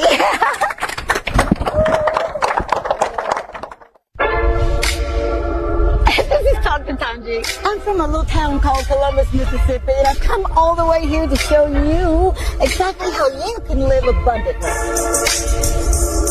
Fear is nothing. You hear me? You can do anything you put your mind to.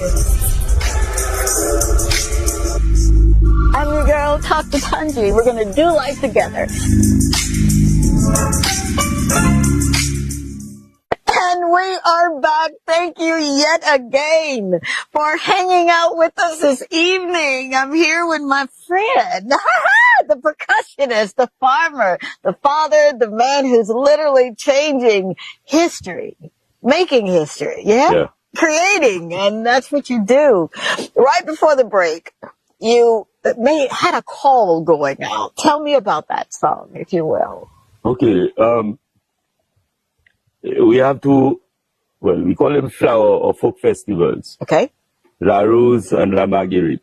La Marguerite is blue.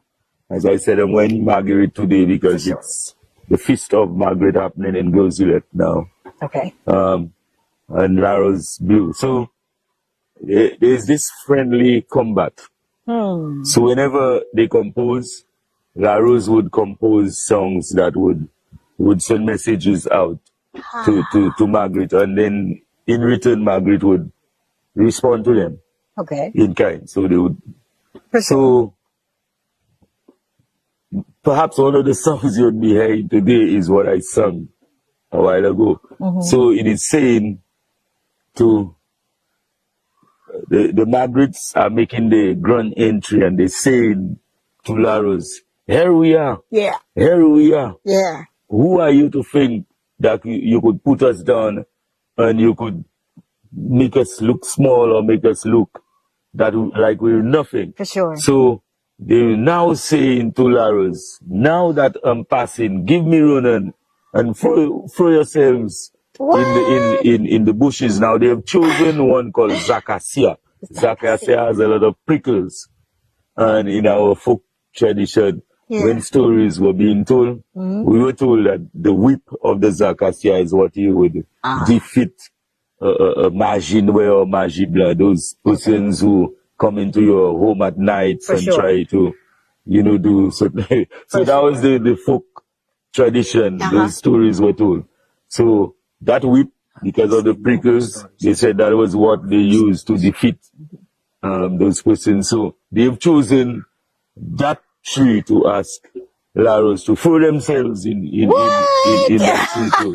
Yeah, so I love it. That's where it means, right? So the folk stories are really, really important. They are. And they go along wonderfully with what you're doing here. Tell me more about these folk stories. I feel like I'm in the presence of the greatest historian. Not knocking anyone that's been on the show. Okay? But I'm not. Why are they so important, the folk stories? Okay, well, in our history, yes, we know that our culture now was influenced by a number of other cultures. For sure. So we had the American Indians. Then we saw the Europeans came in to colonize, and then we had this battle between the French and the British. For sure. And we had 14 battles, but the French ended up having more of an influence on us, because whenever they inhabited for a much longer period of time. For sure. Than the British. For sure. So everything that became part of our culture is a melange of all those experiences in life, all those influences. And it wasn't the era of television and radio and that kind of thing. So, as I said, we found ways, our foreparents found ways of socializing. For sure. So they would make use of the moonlight when it was bright, like full moon, where the neighborhood, the children as well as adults, they gathered. And if it wasn't a moonlight night, they would create a bonfire. Come on, man. Sit around, have some drinks, have some food, and where there were particular persons who had a wealth of the knowledge and would use it to really tell the tale of what had gone on in their lives in the past, as well as just giving stories just for amusement. So they would make up these little stories. You know, these little play those little ring games. As I said, just for amusement. Just for amusement. So it formed a very important part of their lives and their development at the time, because there were important lessons being passed on through that medium. And so that is why I explained to you that groups that I've been involved in has followed that same pattern of communicating. So using the drums is a way of catching the interest and the attention of people. Also making it feel a little better. It makes you feel more relaxed. It makes you feel happy. Absolutely. Music is the food of life. So, come on now. So it's your heartbeat. You understand? So definitely, those are the ways that our culture has been influenced. Absolutely. And that's what we try to promote, especially during this month, to make people more aware. But it's a lifetime thing for me, an everyday thing. But it's being highlighted now, and I feel very happy at this time of year, especially. And then that's followed by my birthday in November. So it's just a season. Celebration. Of course. Now, these drums are so beautiful. Give me some history, or give us, please, some history. I know that this is goat skin. But the beauty in this one, tell me about this one as opposed to this one, or in conjunction with. Okay, basically, drums are built out of tree trunks. When it first started, we chose tree trunks like the pauye, which is the cedar. just like they carved out boats, the canoes out of this hardwood, they also found, as I said, it was used as a way of communication and entertainment as well. So you could use the coconut trunk as well. It's softer to dig into. And the shape of the drums also influence the rhythm, the sound, the tone of the music. So just like you would have various notes on the guitar, or these are the instruments, these are the more modern instruments. The percussions also have a different effect, and when they all come together, then they form that sweet music. So because again of the influence of those other cultures or those other areas on our own culture, you find that so the Africans have a particular form of drums. So you would hear about the African djembe, and you would hear about the congas, and so basically they just link to the area of influence that they came. So makes a lot of you sense. have Indian, we have some double-sided drums which came out of the East Indian culture. The cassava, the furin, all these are related to those cultures. And it has remained part of our culture, and it has influence, and as I said, it's a whole melange, and here's where we are. Here's where we are. And it is still transforming because, as you know, culture is dynamic. For sure. Absolutely. Absolutely it is. So we have the Western now becoming popular because of the presence of the Europeans and the ballroom and so on, and all of these influences. For sure. But we have obviously changed it up a bit, so we dance it faster or differently, or we have more footwork, so this kind of thing. So we have made it, people have changed things around to make it suit us. Oh, for sure. You know? So even with the folk music that we play, we had a gentleman who played the shak. Really? A shaker, like. Yeah. And he was in his 90s. No way. And he was the oldest among us.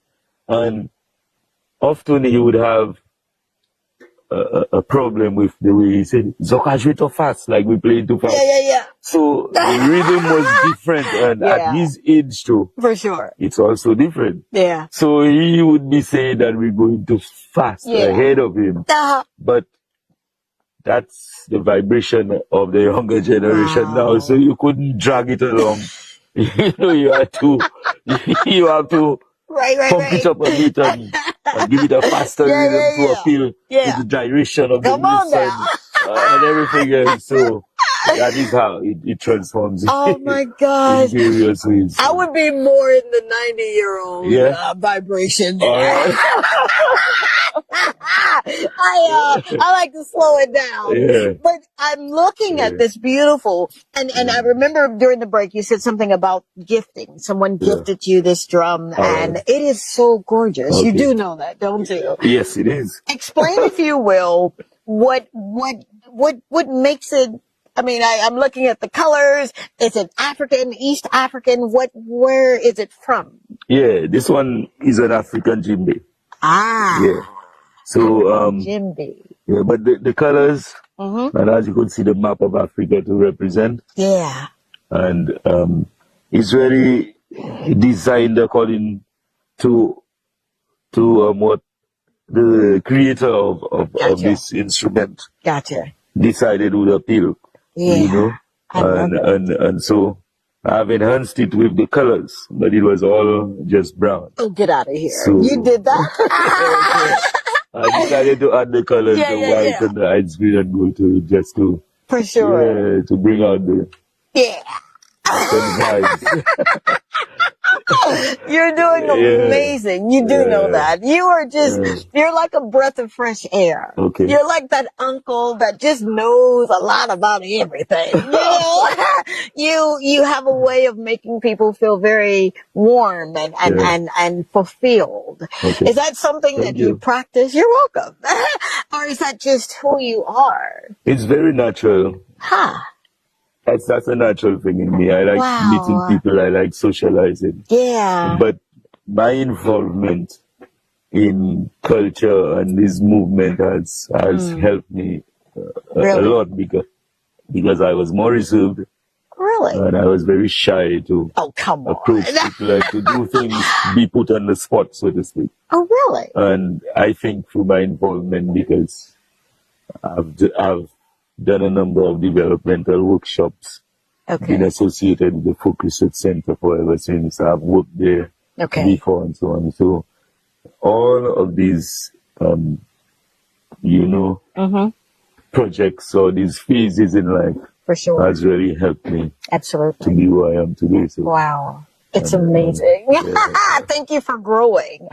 Now, you said something that I get to see a lot of, and I've not experienced it myself, but a developmental workshop. How important is that for our culture, especially now? I meet people along the way, and sometimes I'll hear the ladies say, well, I'm shy. And I'm thinking, but you're not, deep inside, there's a giant right there. Wake that giant up. How important would you say it is to have those kinds of workshops, especially here on the island? It's so important. And this is what we're lacking a lot, because I benefited from it, though it wasn't happening as much as it used to happen when I was growing up. Yeah. But we had programs and organizations that were instrumental in organizing these workshops, but with the disappearance of groups and these organizations, I really can't tell if it's because of a shift in focus, because you need a certain amount of investment or you need money. So For sure. At one time, what I figure is that the agencies would have looked more into these areas, but they probably shifted focus, or we've not really identified where we could tap these funds from. Absolutely. There is a cost factor involved. For sure. But that aside, I think it is very, very important. Come on, man. Very Absolutely. important. It couldn't be, understated. Absolutely. Yeah. I agree. I agree. And it is something that plays a very important role in the lives of young persons, especially growing up. You better believe it. Absolutely. It makes the playing field level, Definitely. It really does. Yeah. Wow. Because it gives you a number of other perspectives on life that you never even imagined before. Yes. And through your encounter with other persons that are involved in different areas of developmental work. Yes. It really... Yeah. I got you. I got you. I'm listening to what you're not saying, Mr. Burke. Well, sir, I cannot thank you enough for hanging out with us this evening, for allowing us a bird's eye view of what you're doing and how you're doing it. You are living life. You're not just existing. You're not just, one day here and one day there. You're constant. And for that, I am grateful. I'm so grateful to God to be in your presence. St. Lucia, we are so blessed to have this man and what he brings to our country. We really, really are. How can people find you? Tell me you're on social media, right? You got a Facebook page and... Oh, yes, I do. We're going to make sure we put that banter down there, but how can they stay in tune with you and travel, maybe even to St. Martinique, right? Yeah. How can they stay in touch, engaged? Well, how it has happened is it's a small town. Yeah. And everybody knows everybody, so you get in touch with someone involved in that area and say, how can I get in touch with about service or book? Yeah. Most friends call me Go Back. Go Back. Yeah. So my number is 7182845. All right. Yeah. And then if they want to follow, Virgil Book. All right now. Facebook. All right. Yeah. Very good. You hear this, right? So don't let it just be a one time a year thing. Get in touch with this gentleman. I'm going to get in touch with you, okay? Looking forward. All right. So before we go, man, you know, one of my favorite songs that my mama taught me, and I'm teaching it to my grandchildren, hey, Kaden and Kendrick and Idris, is he's got the whole world in his hand. Yeah. I think right about now, we need to be reminded that no matter what you're going through, and life can throw you a blow at times, and you're like, oh my God, now what? Just remember, he's got the whole world, and that includes you and me and us in his hands. Yeah? All right. Sure. All right, so count me down, dude. I'm going to sing. I get tickled at myself. All right, 1, 2, 3. Do you want me to play? Clapping. Okay. Oh, we clap? Okay. First, then we go into the drums. Oh, really? Yeah. Okay, how we do it? Talk to me. Start singing and clapping to Okay. the rhythm of it. All right. So I'm going to slow it down like that 90-year-old. He's got the whole world in his hands. He's got the whole world in his hands. He's got the whole world in his hands. He's got the whole world in his hands. He's got the whole world in his hands. He's got the whole world in his hands. He's got the whole world in his hands. He's got the whole world in his hands. I think I was supposed to be playing, but I wanted to sing. Until next time, the Lord said the same and the creek don't rise. We're going to do this thing called life. Yet again, don't forget, be a part of that voucher giveaway. I'm still giving away sushi. Thank you so much. We'll see you soon. Thank you, Mr. Burke. I love you, man. Bye. Bye.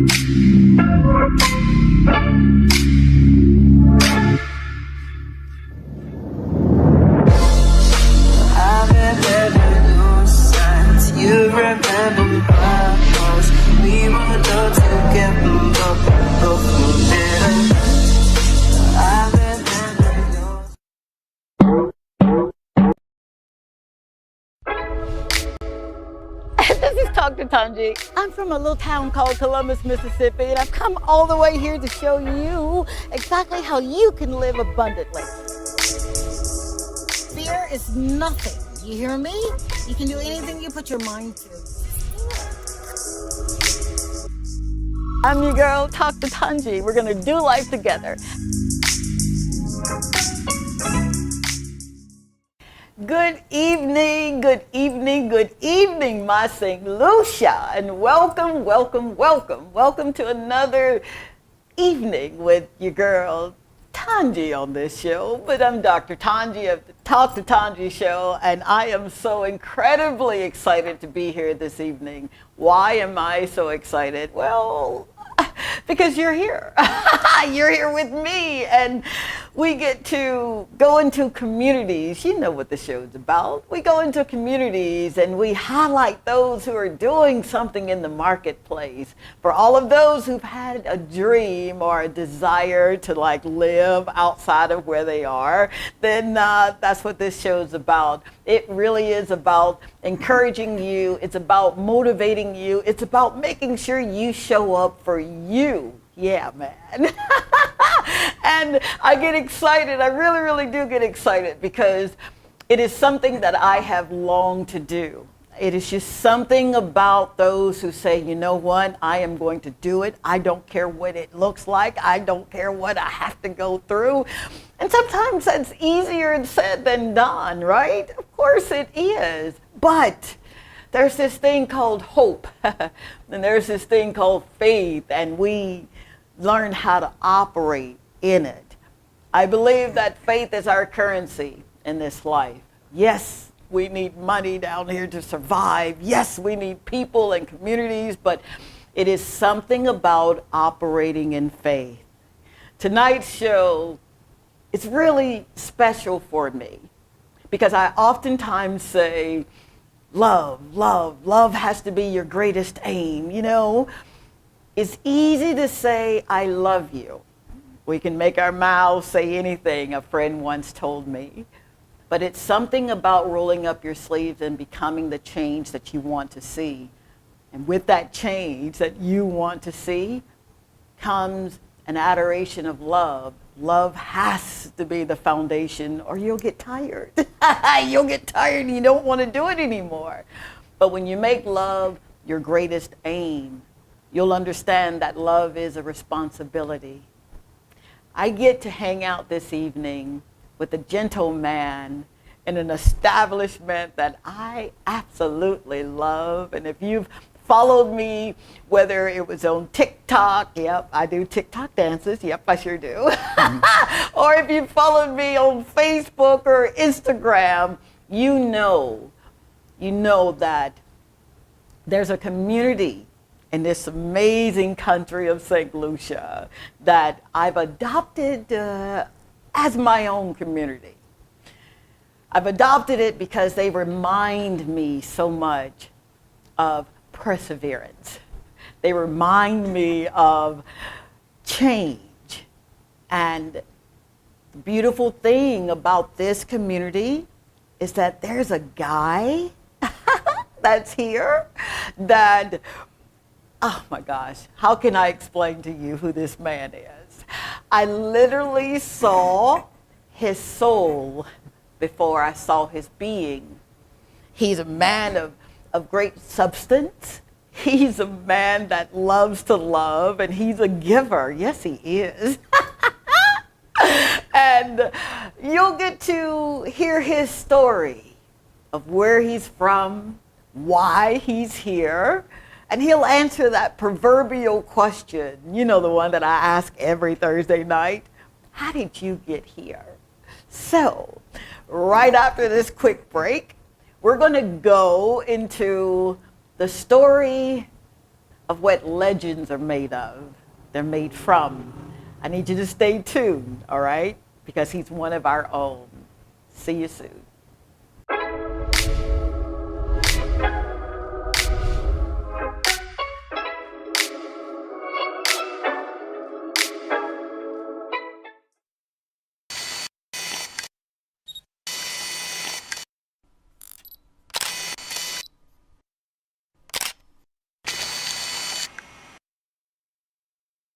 I am victorious.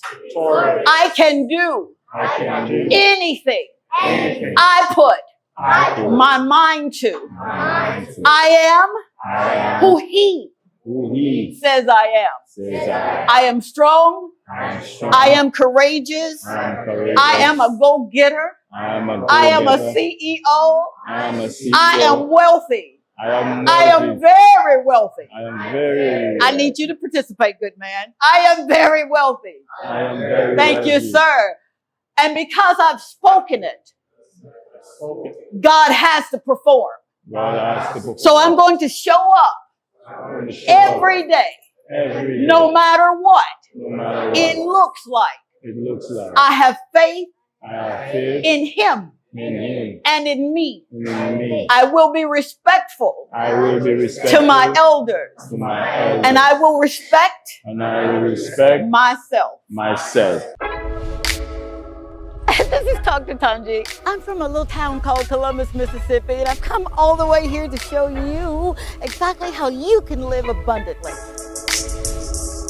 Fear is nothing. You hear me? You can do anything you put your mind to. I'm your girl, Dr. Tanji. We're gonna do life together. Okay, we are back. Again, thank you for allowing me, your friend, Tanji, Dr. Tanji, to come into your living room, your den, your kitchen, your boudoir, wherever you may be watching this show this evening. I am truly, truly grateful. I'm grateful for you. I'm grateful that you have allowed me to be that voice that really, really do care. Because I do. I really do care. I care about you, man. Yes, I do. All right. Without further ado, I want to introduce to some and familiarize with others my dear friend, Mr. Chef Valmore Brown. I call him Chef Brown of Lace. Did I say that right? Sports Bar. And he has another moniker with the sports bar, right? It's called the Soup Kitchen, and we're going to get into that. Man, it gives me chill bumps when I think about it. All right, Chef Brown, thank you for being a guest of this show. Thanks for having me. Really? It was something about you, man, when I met you, a couple of years ago now? Yes. And we got to talking, and I started hearing and listening to what he's saying, and it was something about your heart for the people of St. Lucia that just really won me over, sir. So I've got this proverbial question that I ask everyone. How did you get here? Well, I originally was born and raised in Jamaica, and I left for the United States where I got all my education. I've been there now for about 43 years. Invested in a business during the George Bush era, and it fell through, and I decided to come to St. Lucia. Okay, hold up, time out. We're not glossing over that, all right? You invested in a business and it fell through. Right.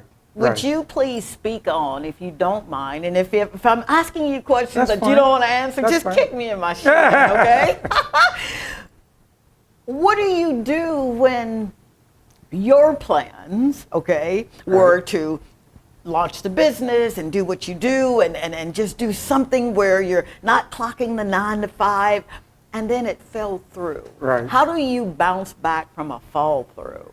Well, it affected me greatly where it was $250,000 US and a second mortgage on my home, and I was sick. I was coming down with diabetes and all of that from stress. And I go to church, pray, and when I realized it wasn't working, I was at the Cordon Bleu teaching. I decided to leave and go back home. Wow. To get back my roots, to see if I could at least put that behind me. Because people in the Caribbean live with nothing and they're happy. I know. So I decided to start off in Jamaica, and then after I started Jamaica, then they transferred me here with Sandals, and then I was there for about 7 years, and I met this beautiful lady, which is now my wife, and she introduced me to the Ancillary Village, and I was like, why the village? This is the poorest place in St. Lucia. Talk to me. And then she said, no, the people here are great, and with your experience, background, and knowledge, people come to you for food. And that is when I decided to venture off into this restaurant. Oh, dear God. You don't see these children, do you? Your story resonates so much with me.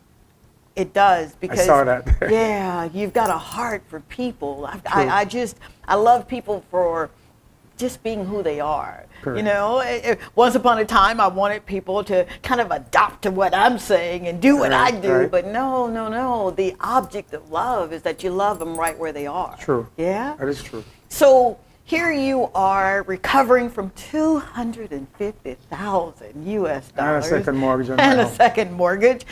Ay, ay, ay. But you still wanted to pursue. Can't give up. You can't give up. You just can't give up. Wow. Why? Well, I don't know. I was raised basically by a single parent, and she was tough on me. At first, I thought she was just mean to me, and the older I get, I realized that the way she treated me is what turned me into who I am today. Wow. I'm a go-getter. I don't believe in quitting. I don't believe in throwing the towel in. I just keep trying, keep persevering. Yeah. And that's what works for me. That's what works for you. Yeah, I don't give up. Wow. I don't either, sir. I just believe in showing up, and even if my knees are knocking, the water's off, the lights off, I'm still going to show up. You still have to go. Correct. So you met this beautiful woman, and I love her so. Hi. How you doing, baby? Did the motivation behind her wanting to bring you here, she said that people would resonate to you. Right. What is it that you believe that is the resonation part? Why do people flock to Chef Brown? Well, see, I have a big heart, and I believe in giving, as you said earlier. Yeah. And I believe in giving back and teaching and share my knowledge. I was discouraged by a lot of people that I was crazy to come to this village with such a business of this magnitude. For sure. And and they said I'm crazy, I shouldn't do it. I said, well, you know, just like a female, if you know a good hairdresser, you'll drive 20 miles to get your hair done. Come on. So I said, I mean, I've touched so many lives in St. Lucia. Yes. That I know they would support me.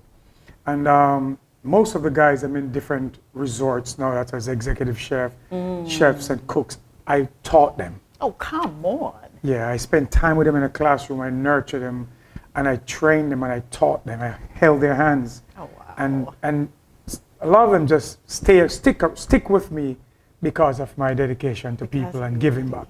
Absolutely. Now, you spoke on teaching. You know, I love teachers. It was some of you guys that told me what I could do versus what I couldn't do. I grew up in the projects of Mississippi, and you know, growing up a single mom, and she worked 3 jobs, and I saw my mom give us everything she could, right? Correct. Your teaching abilities, why teach? I mean, you could be you're successful, you could be sitting on your laurels and just kind of giving orders, but why the importance of teaching? I don't know.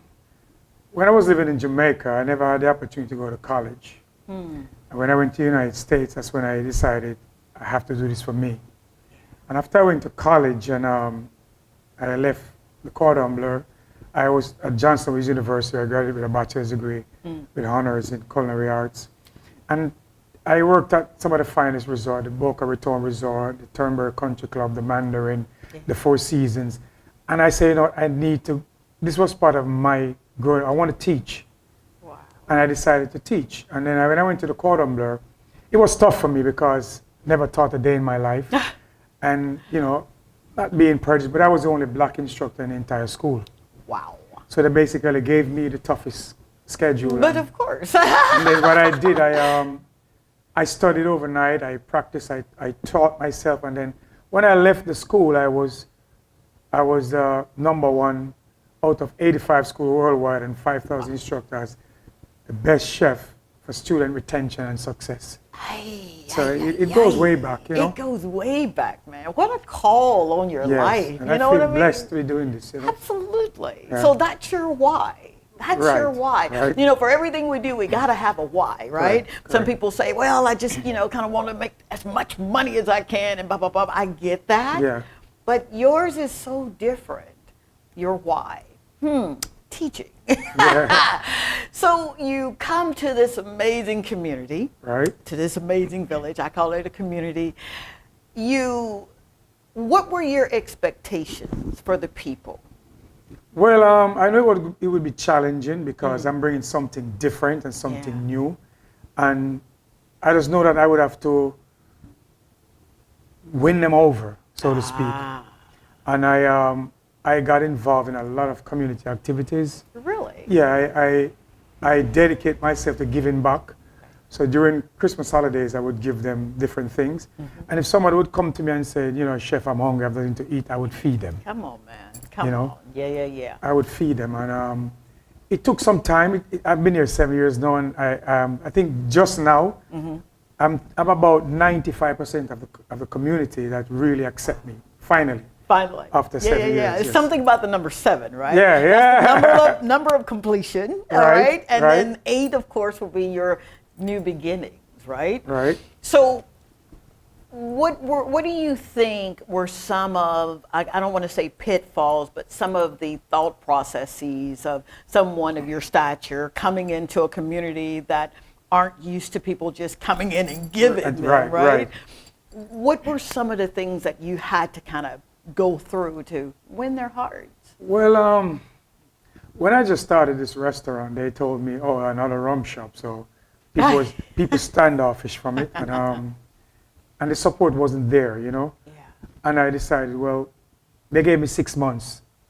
Oh, come on. This restaurant will be closed in 6 months. Don't you love when your haters Yes, they told me that. And then I laughed, you know, and then, you know, my wife was my biggest support. She would, at first she would say, you're spending too much money. I said, I believe that it has to be different from the regular place. Okay. So it has to be where if someone comes, they say, wow, this is like a Rodney Bay in the village, in the village or the community. And, you know, I used to go behind her back and I just spend and spend and spend and spend. And funny enough, 2 years ago, she said to me, she was very happy I didn't listen to her. Sounds like somebody I know off because camera. Because now 95% of the customer comes from north, south, east, and west. Maybe 2% from the village. So that allows the village to start coming around, realizing that people are enjoying what's theirs. Absolutely. That they wasn't appreciated. Oh my gosh. You know, your story just resonates with me, man. It does. It really, really does. And I think that was the affinity for me. I saw your giving, honestly, before I saw you. Nice. If that makes any sense. Yes, it does. It's something about word of mouth. I think we are like 189,000 strong, you know, in the island, on the island. So if you've done something bad, it's going to go like 10 times faster, right? True. Than what you're doing good. True.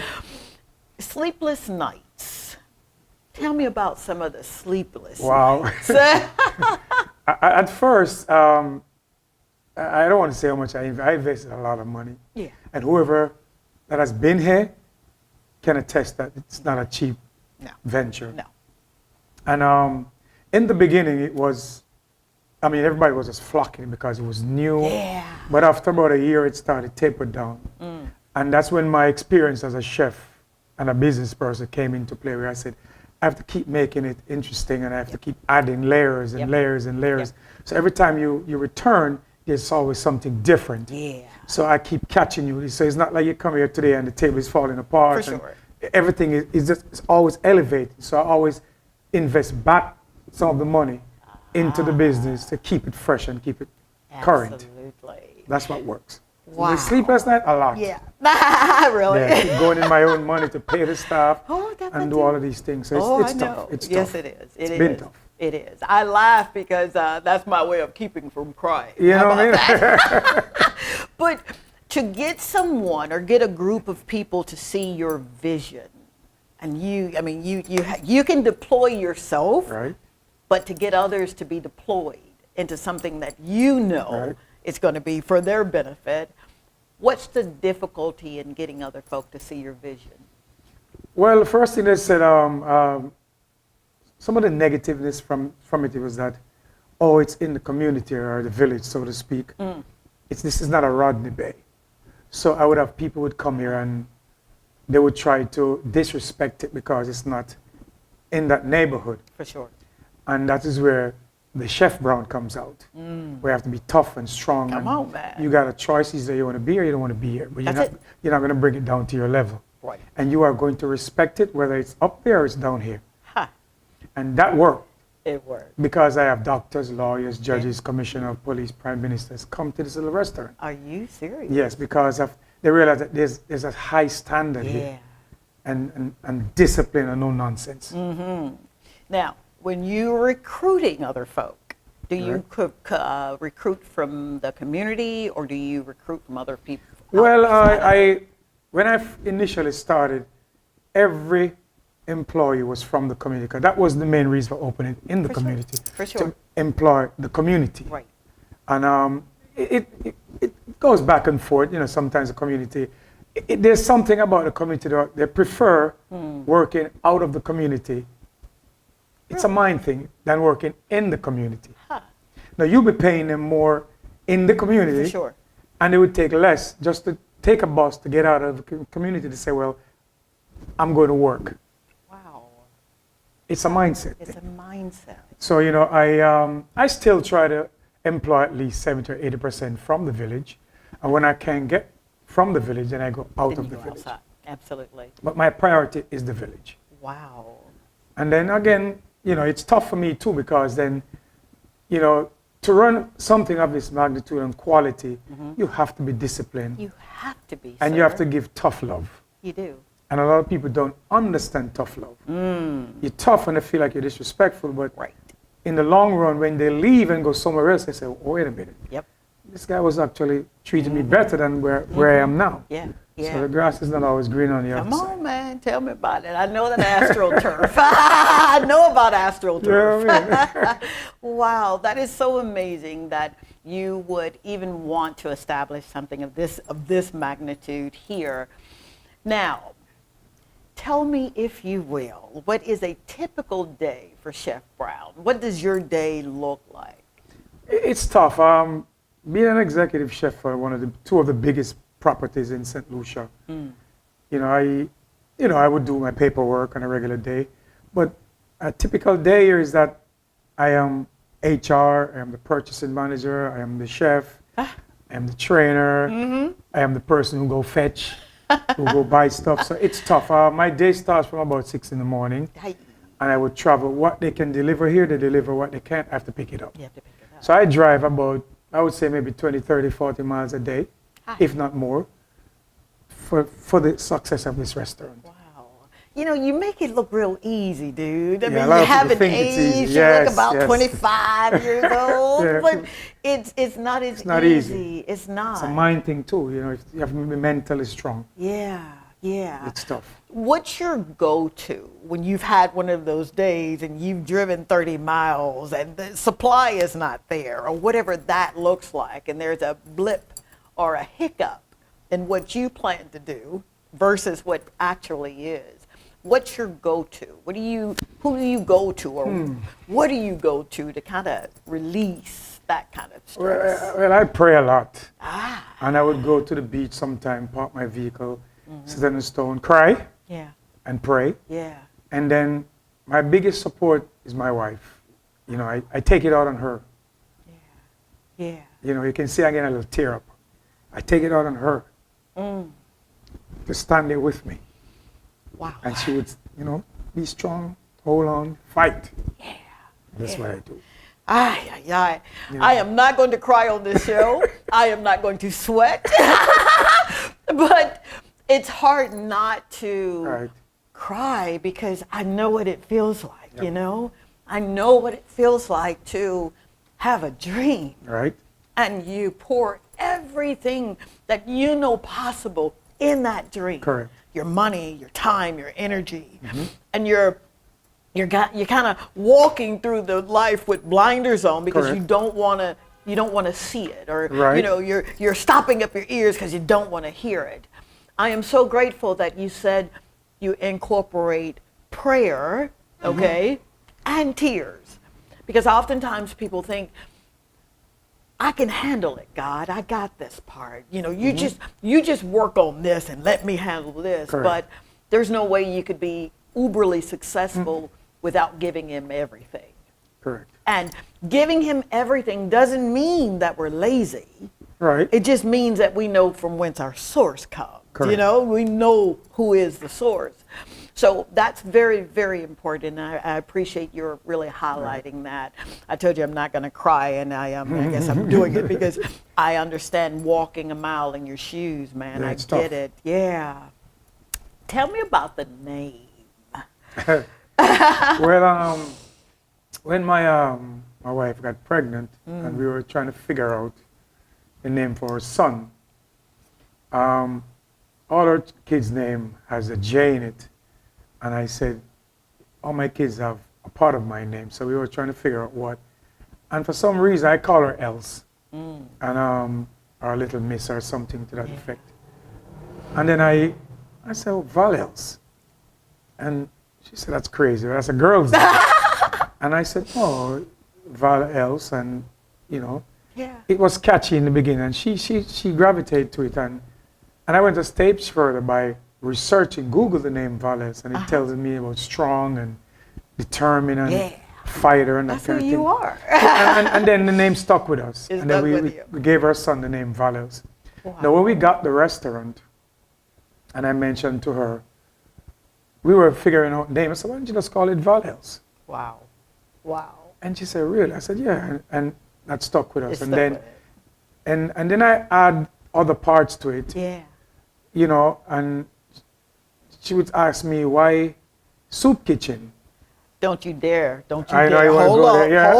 Hold up, because I don't want to rush that. So. We'll be right back as we delve into this amazing place, this amazing man, and what he added as an addition to what he's already doing. Please stay with us. There's more to come.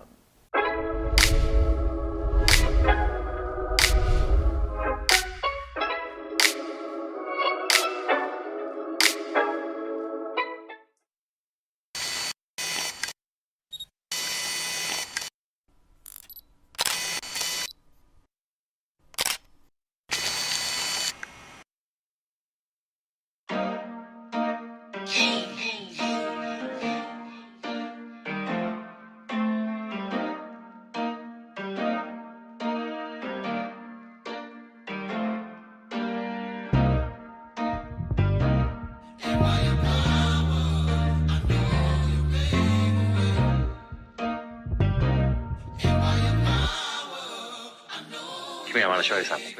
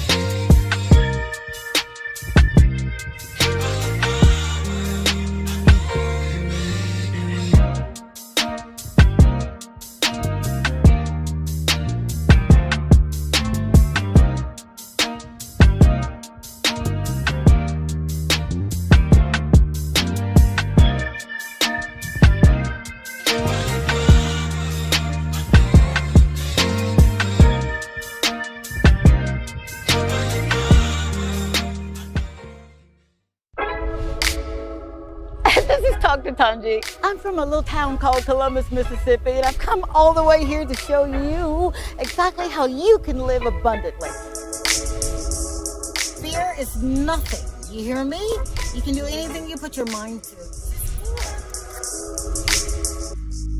I'm your girl, Talk to Tanji. We're going to do life together. And we are back. Thank you yet again. You must know my heart. I do not take it lightly or for granted. I understand you literally could be watching any show that you want to on a Thursday night, and you chose to hang out with me, with us. So I do not take it for granted nor lightly.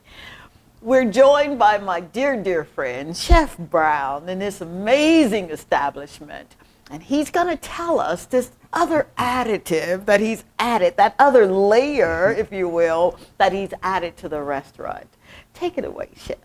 Right. So after we came up with the name Val Else, Elsa wanted Val Else Restaurant. And I said, I don't like that. I'm very good at making soup. And I used to be a saucier in most of these resorts. So I said Val's Restaurant and Soup Kitchen. Val's Sports Bar and Soup Kitchen. And then she said Soup Kitchen. But Soup Kitchen is a place where you give away things. Come on, man. And I said, well, that's what it's all about. You know, as much as I would like to make money, but for me personally, it was making friends and building bridges in the community. So, and I've worked hard all my life, you know, so I'm pretty much settled and stable. For sure. So when we started the name and we print everything and put on the outside, they would tell me, why Soup Kitchen? Is it a free place? I said, no. But what I used to do and still do is that the guys I'm in the community who's not working and they'll be hungry, they will come out. At the end of the night, whatever soup is left, I would package it and give it to them. Come on. You know, could teach America a thing or two. Sorry, America. Yes, wow. I still do today. Whenever I have stuff going on and I see the guy on the street that's lingering around, I would call them and feed them. Jesus. So even lately, people have told me to change the name just to Val's Restaurant. I said, no, leave it be. Absolutely. You know, I would never change it for the world. So that's where the Soup Kitchen part of it came in. Yeah, man. How admirable is that? I mean, you know, I'm just going to have to lay it on here, man, because that's the heart of Christ. Right. You know, to give the way you're giving, you can't help but be blessed. True. You know. Now, didn't I tell you were in for a treat? That gummit. You are someone who is a giver. Right. You're a creator. Right. What have you ever thought about creating a school? Are you reading my mind? When I came here, I realized when I was at one of the properties working, Sanders and Royalton, I realized that the talent wasn't there. And I had to be doing more than normal as an executive chef. So what I would do, I brought my cordon bleu teaching experience to the resort. Wow. So I used to have them in classrooms for up to 6 months and in the practical part in the kitchen. Yeah. And I did that for a while, and that is when I realized that my job became easy because now they can relate to me when I'm talking to them about food. There you go. Now, after leaving all this resort and started this restaurant, I tried many. I went to Sir Arthur and I asked them to let me come and teach for free. Oh, come on. Yes, I went there about 3 times and said I would like to part my knowledge for free. For sure. I brought over 1,500 cookbooks here. Oh, come on. And I wanted to donate it to a library. And sadly, nobody take me on up to today after 7 years. No. Please. No. Stop Yes. the presses. You didn't get an offer or a thank you? No, they appreciated me and they were excited. Oh my God, this guy is so talented. Yeah. Because I'm a certified executive chef through the American Culinary Federation, a certified culinary educator. Come on. Through the American Culinary Federation. So you have a hell of a chef. For sure, absolutely. And I was willing to teach for free. All I said to them that my payment would be 4 or 5 kids from rural areas. Yep. To attend the school for free. That would be my salary. Wow. They never liked that, but that's the only conditions I'll do it under. And it stopped. Ay. Now, this is not a political show, but all right. We know better. So what do you do when you're offering it for free and no one bites at it? No one says, yeah, come and do this. And what do you do with that? Well, I register Val's Sports Bar and Soup Kitchen as a culinary school. It's registered in St. Lucia because my intention was to open my own school. Yeah. But I was trying to get the government involved to see if they can at least sponsor an area because I would still do it for free. Wow. You know, and to no avail today. No avail. After 7 years in this restaurant. I am so So sorry. I'm still open because I still have the tools, the books, the teaching material, all of these things. Yeah. I'm still game. All right now. All right. So you hear that, right? He is not quitting even in the face of adversity. Because you could have easily said, you know what? Yeah, I'm done. I'm done, yeah. I've done what I was supposed to do. The Lord has blessed. I've blessed the people. Time to go. Right. What keeps you here? I don't know. I just feel like the people of St. Lucia is willing. They just need that extra push. Come on. Yeah, they are. And with that extra push, and that's the reason why I haven't given up. Because I still think there's hope. Come on, man. There's hope still at some point. Wow. Because, I mean, with your status and everything, somebody will be listening. Amen. Because I'm telling you, St. Lucia has so much potential. Hey. St. Lucia is the biggest thing in St. Lucia is tourism. Uh-huh. How could you not have a couple of culinary school here? Absolutely. Absolutely. You're absolutely right. You know that's going to be a fruition of yours. Of course. You know it is. Absolutely. I believe that. I really do. And with you speaking it, right. And it's just something about two or three that are gathered, right? Right. Agreeing on the same thing. It has to happen. Right. So I just believe. I honestly do believe. And for that, I say thank you, sir. Thank you for not quitting. Thank you for not getting angry. Because a lot of times folk get angry. And then, you know, at that level or at that degree, right. It was about them. Right. It was never about him. Correct. But you're getting up every day, you're doing what you're doing, you're making those sacrifices. That's to be thanked. If nothing but for a better word, you're what heroes are made of. You really are. What do you like to do in your downtime? If you have downtime. Well, my wife always tells me to balance your time. That's one of I'm a workaholic. Yeah, you can tell. I don't sit down until the job is done. And she's in the spa business, so she's not accustomed to being pushed too hard. She's more like a relaxing time. Yeah. So what I do, she basically pushes me. So on my downtime, we go to the beach, we sit down on the sand, we chill. Sometimes we go to different hotels and spend a night or a weekend. Wonderful. That's my downtime. Yeah, so and your Right, staycation. she said, leave the phone, don't answer this, don't do that, this is your time. Absolutely. You know, that's how I relax. And then I go to the gym every day and keep myself up to... That's why you're looking like you're 25 years old. You said balance. And for those who are watching and you're starting your business or you've been in your business for a while and you're saying, yeah, man, I don't know anything about a balance. You know, if I don't do it, we don't eat. How do you get to the place where you can literally trust yourself with balance? And that's from teaching. And if you teach your staff and empower them to do what is expected of them from what you have taught them, then you can pull yourself away gradually. Yeah, absolutely. But me being a perfectionist, and I even if I pull myself, I'm still looking to see, because my name is still on the restaurant. Hello. Right. And I get a phone call if somebody leaves here and something is not right. Really? Yeah, that's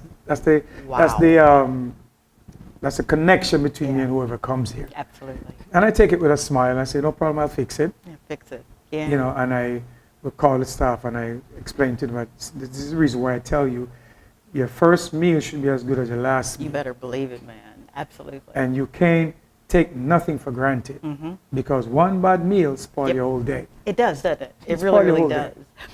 Was it difficult, and I hope I'm not asking the same question, but was it difficult to find someone who could see what you see? Yes. Very difficult. Really? Because the culture here is a little different. The culture here is they would settle too much for the bare minimum. Gotcha. So you come in here, you know, living overseas all my life, you have to go get it. I know. It's not going to be handed to you.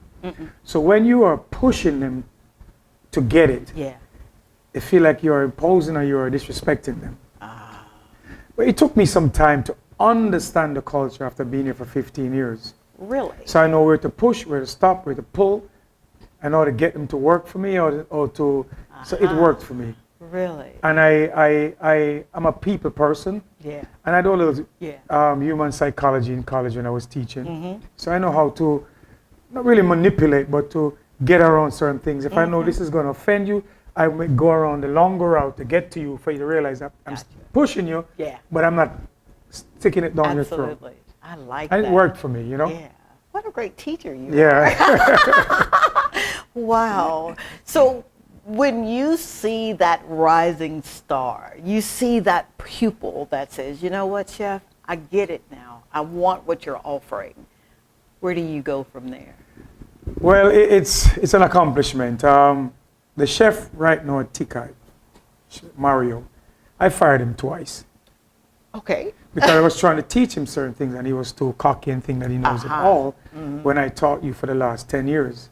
And when I asked him to do certain things, he was better than doing that, and I fired him. And he was out of a job for 6 months, and he came back and he apologized and I rehired him. Wow. Same thing again, I fired him.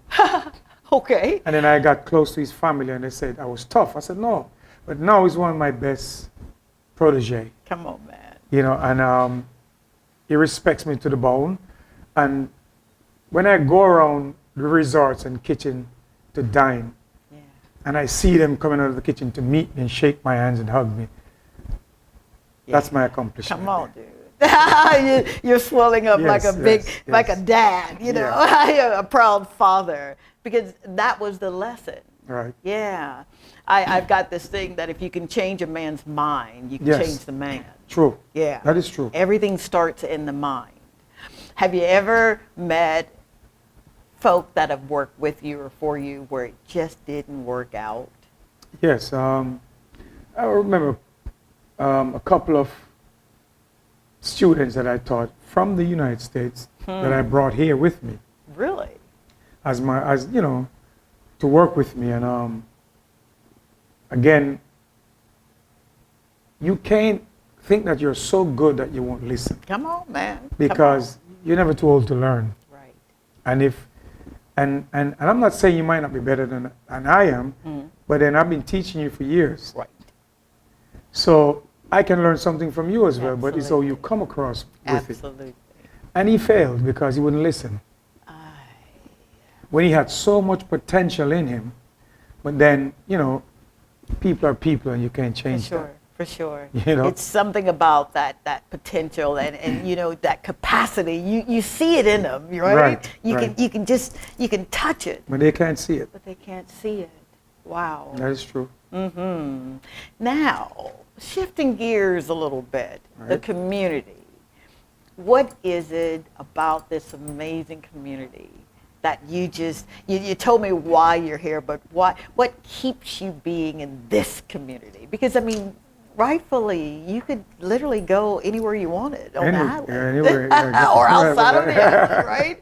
But why ancillary? It's a nice community. We just need to come together a little bit better. It's a beautiful community. The layout is nice. It's a gem. This little community is a gem. And the layout and structure of it is very nice. And again, what keeps me, I feel like if I can win 5 people in this community, come on, man. Those 5 people can win another 5 and another 5 and another 5. Yeah. I can't win the whole community by myself. No, you cannot. And I get a lot of pushback in the community because of my discipline. And one of the most important things for me as an individual and a chef, you have to be disciplined. And anything you do in life, you have to be disciplined about it. Amen. And a lot of people misconstrued me being disciplined for being rude and arrogant. Because I am not going to settle for mediocrity because you want to pull me in your corner. No, you have to come to me. I'm not stepping down. If I have to step down there, it must be to pull you up here. Come on. But if I have to go down there and stay down there with you, I'm not doing it. You're not doing it. And I tell them all the time, you come to this restaurant, there are rules in this little community that are not accustomed to rules. Come on now. And then I would say, no barefoot, no shirtless, no smoking, no cursing. Yeah. At first, it was a challenge. For sure. Yes, but now, for sure. But now, funny enough, they protect this restaurant. Is that right? If a guest or tourist comes in here barefoot, they say, no, you can't go in here barefoot. Or you can't wear a bathing suit uncovered. Come on. They protect this restaurant now. Isn't that something now? Yes, so this is the reason why this is what kept me here, so to speak. Yeah. As much as sometimes I say, you know what, I want to get out of here, but then I realized that if I keep pushing and fighting, I'll get there. You better believe. Because from 7 years to now, I mean, it's a long, long way, but at the same time, I can see the improvement. Isn't that something? Yes. Are you proud of yourself? Yes, very, very. Because you know, I asked that question not to be facetious, but there's a time when you have to step back and say, "Wow, God, look at this." Yeah, I say it yeah, many man, come on. I said it to my wife all the time. I said, "Have you realized the magnitude of this restaurant?" She said, "Yeah," but I said, "No, because you're in it and it's running so smoothly." Yeah. But when people actually come down here and say, "Wow, you have a hell of a business," and the food here is great. That's when it really hit her. Like, wait a minute, we really actually own this place. Yeah. You know, but I mean, you know. Oh wow. You're being a little sheepish, but I mean, you literally, you've done something remarkable here, sir. You have literally changed the trajectory of so many people's lives. Even if they don't come back and tell you, you know that you've made an impact. I can see it. Yeah. Now, you got this little thing that I like to do on Saturday nights. I love dancing. When I was a little girl, right, we were taught that you can't dance. You know, the Lord's going to get you. He's going to strike you down if you dance. Shame on y'all for teaching me that. You know? Now I'm an adult, right? And all of my children are adults. And I'm like, man, I'm going to put on my dancing shoes and I'm going dancing. Why karaoke? Funny enough, I wasn't a lover of karaoke. My wife was. And she'd been pushing me for 4 years to do karaoke. Wait. But the thing is that my standard and expectations are so high that I didn't want to do karaoke. I remember you mentioned that to me one time, my DJ. And then she said, just try it. Yeah. But then I don't like to do things just for doing it. Gotcha. So we sat down and we planned it properly. And we got somebody professional who will do it professionally. And when we started it, people were shocked. And it got so big, sometimes 100 people outside on the street. I remember one time I had about 40 guests from Tikai was there. Wow. And we blocked the street and it was just one big block party. Yeah, man. It was nice. Yeah, it's just something about people coming together as a community. Ay, Chef Brown, I could go on and on and on. They're telling me take a commercial break. So we're going to go for a commercial break real quick here. But you're a testament to what hard work and perseverance looks like, what discipline looks like, and never quitting. Exactly. Aye. Be right back after this short break so we can get more into Chef Brown. Stay tuned.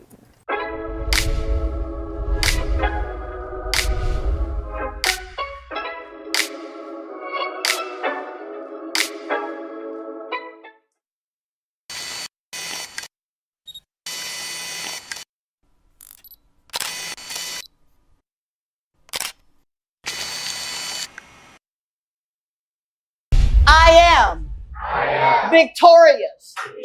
I can do anything I put my mind to. I am who he says I am.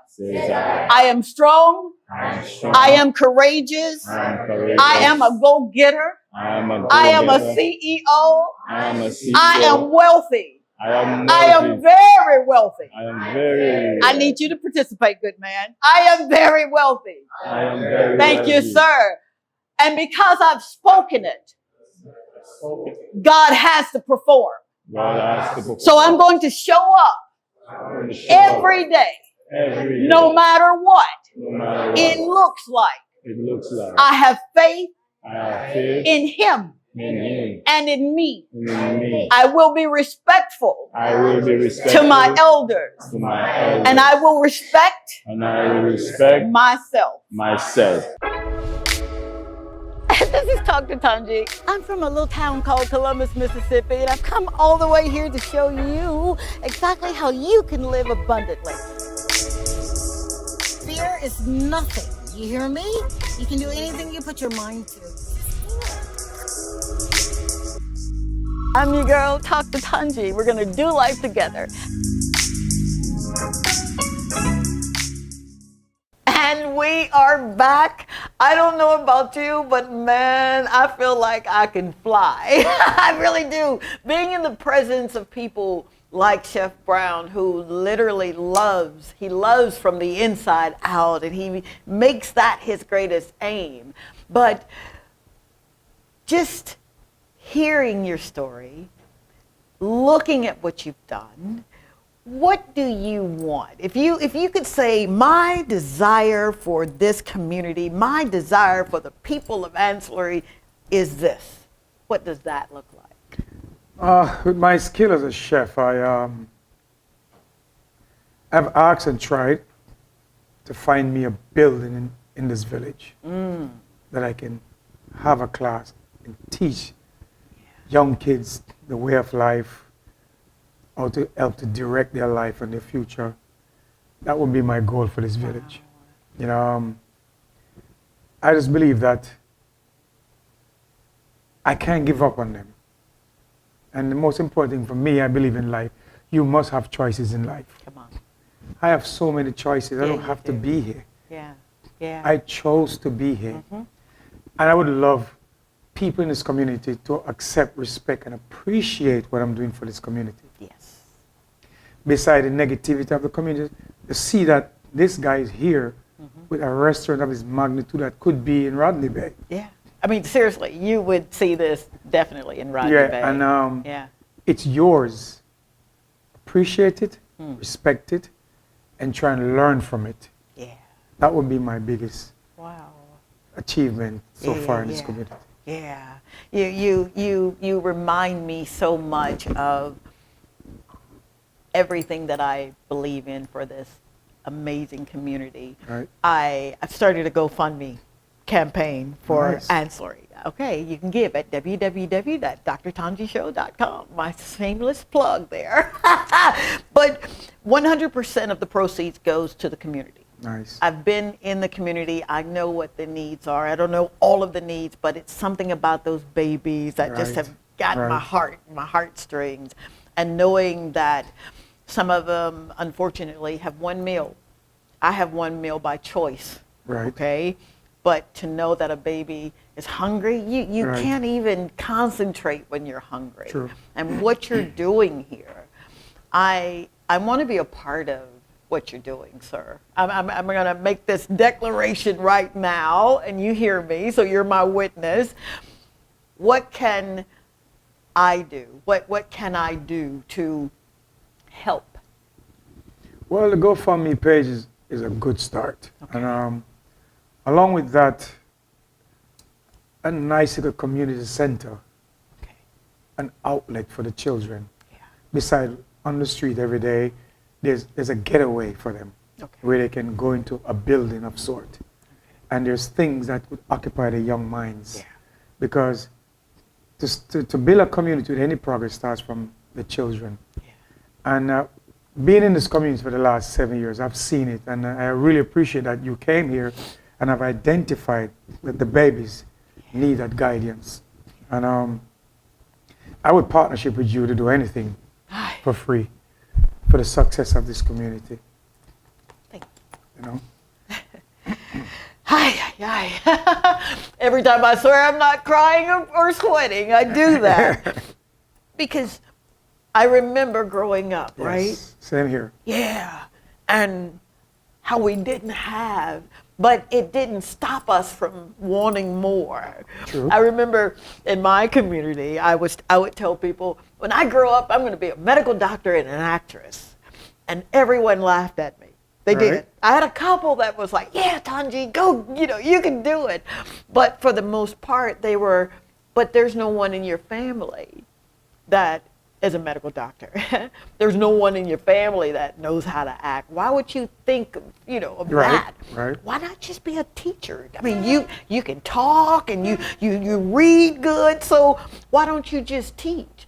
But a part of teaching is doing and being. So, I became a medical doctor. I did a couple of movies that I got a chance to do. If you could say to a young man a young boy, young girl, young woman right now in that camera who's on the cusp of giving up. They're tired. Chef Brown. They've done it. They can't afford to lose $250,000 US dollars, but they've done all that they can do. They've pawned this and they've let that go, and now the haters are louder than the dream. Right. What would you say to them?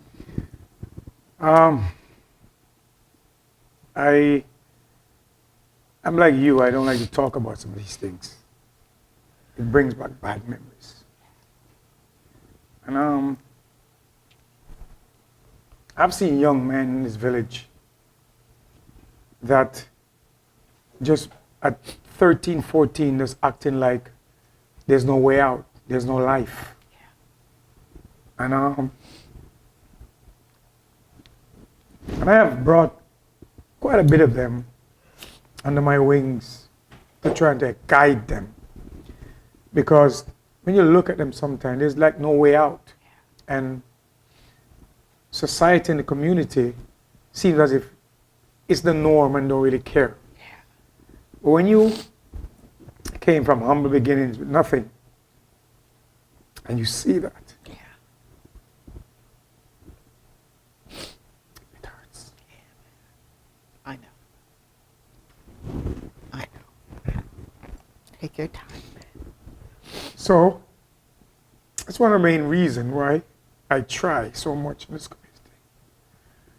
Because if I could get, I would say, a few kids that I could put under my umbrella to mold and show them that there is a light at the end of the tunnel, you know, that would make me so proud of myself more than this restaurant. And I tell my wife all the time, this restaurant means nothing to me because my upbringing, I had nothing. And all my life, I was told, like you will not get anywhere. I had to send myself to college, go to school without lunch daily for years. And I was fed on sardines and chicken back and all these things. And anyone that worked with me in St. Lucia, I hate chicken back now. For sure. I will never eat it again. And I get upset when I was in a hotel when staff wants me to make chicken back for them. Because, oh, we love chicken back. I said, why would you come to a hotel which is a billionaire business and eat the same thing that you eat for years at home? I can give you steak and chicken. I refuse to cook chicken back in a hotel. Anybody who worked with me can tell you that. Because your mind is still down there. And like Bob Marley said, you have to emancipate yourself from that mental slavery. Come on. And there's a kid that worked with me here. I met him when I was 15 years old. He's one of my best cooks now. That I taught and watched him grow. And I said to myself, I had to be that father figure for him, even though he works for me. And I know I'm hard on him. But eventually he's beginning to realize why I'm so hard on him. Because now he's seen it for himself. And that's what means something to me. Wow. Ay, ay, ay, ay, ay. You're killing me, Doc. I didn't sign up. I'm so sorry. I didn't sign up for this. Welcome to the Dr. Tanji Show. Show. I didn't sign up for this. I am truly grateful. I am so grateful for you, sir. Thank you so very much from the bottom of my soul. Thank you for not giving up. Thank you for not discounting the people here. Time does bring about change. True. And as slowly as you may think is happening, it really has already happened. True. We're just coming back in the beginning. The end is we win. You've won. You've got everything that you believed for. It's done. Now, the easy part is really starting. The hard part is keeping focused on that win. True. You, my friend, are the epitome of what answered prayers look like. To you and your amazing wife, Elise, I commend you. You're definitely in my prayers. You're in my thoughts. When we don't talk, I'm like, I need to reach out to, Chef Brown. But to know that you are still standing in spite of, because of the love that you have, not only for yourself, your wife, your family, the people of Ancillary, but you are a living demonstration, sir, of what I get to read in them 66 books that I call the law book. Right. Thank you for being the change that we really need to see. Appreciate Thank it. you so, so very much. Thank you. Didn't I tell you you were in for a treat? I'll leave you with this.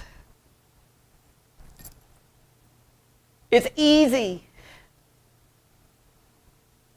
It's easy to quit, especially when things don't work out like you've planned, and you may be facing insurmountable decisions that you've got to make. But if you're watching this program this evening, I beg you, please don't quit, especially if you know it's something that you're supposed to be doing. No matter how hard it gets, and we know what we're talking about. You tie a knot in this thing called faith, and you hold on. Please. And I thank you. Thank you so, so very much, St. Lucia, for making me a part of your tapestry. I pray that you have an amazing evening, that tomorrow you get to celebrate a new day because you didn't quit. The Lord say the same, and the creek don't rise. We're going to do this thing called life again. Thank you for tuning in to Talk to Tanji. I love you, and there's nothing you can do about it. Thank you, Chef Brown. See you soon. Bye.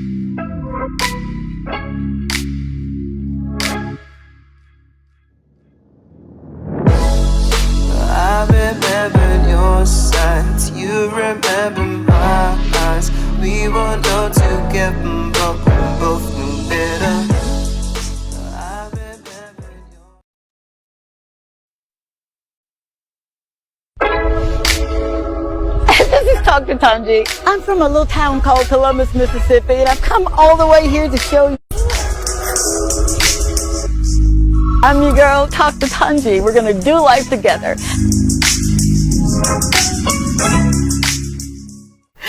Good evening, good evening, good evening, and welcome to another evening with your girl. I'm your friend Tanji on this show. You know me as Tanji, right?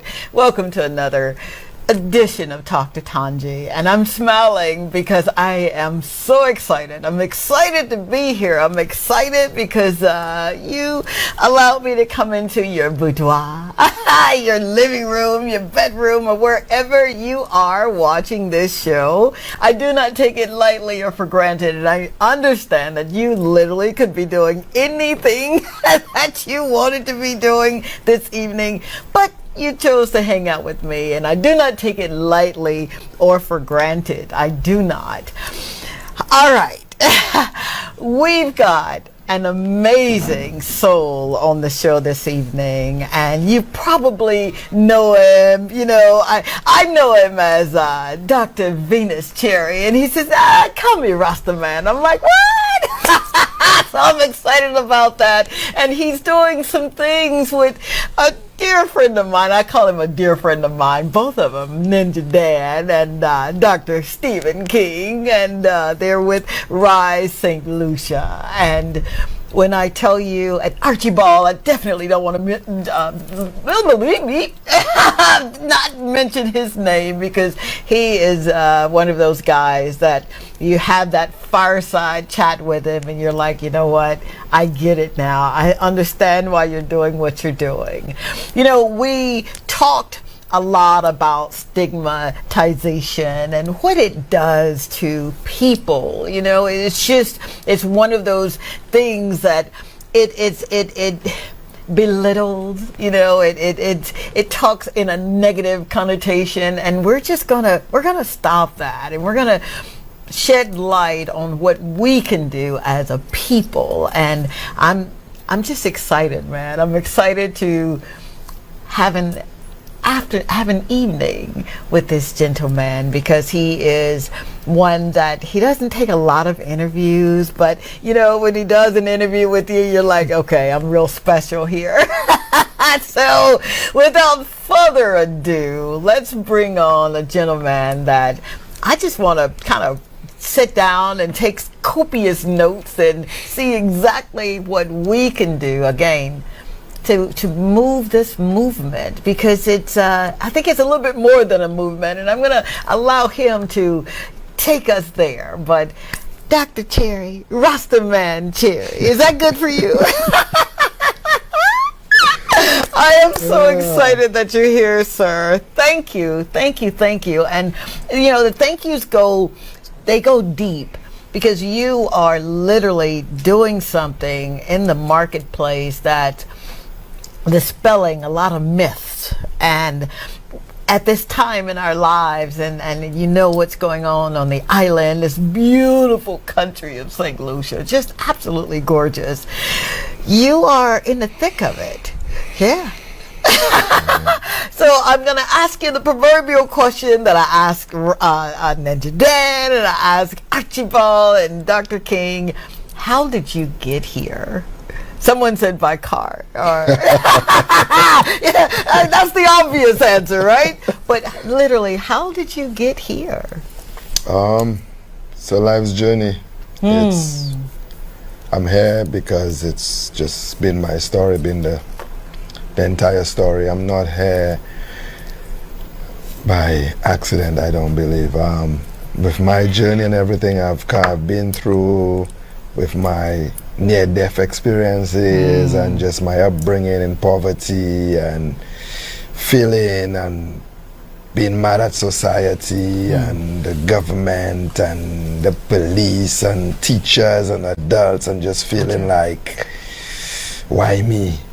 You know, you look at your life and you're like, okay, so I was being born, and I was born into this family, of this poverty, in this country, for that, why? Yeah. Why couldn't I be born somewhere else, you know? Why that egg and that sperm had to be in this, you know? And you're mad at the world for a while. But what I've learned now is that everything is by design. Yeah. There is a reason, there is a purpose, and God don't make mistakes. Come on. God don't make mistakes. And when God has a plan for you, you might not see it. Yes, sir. You might not see it. You might just feel like, you might feel disheartened at times. You might feel left out sometimes. You might even want to give up.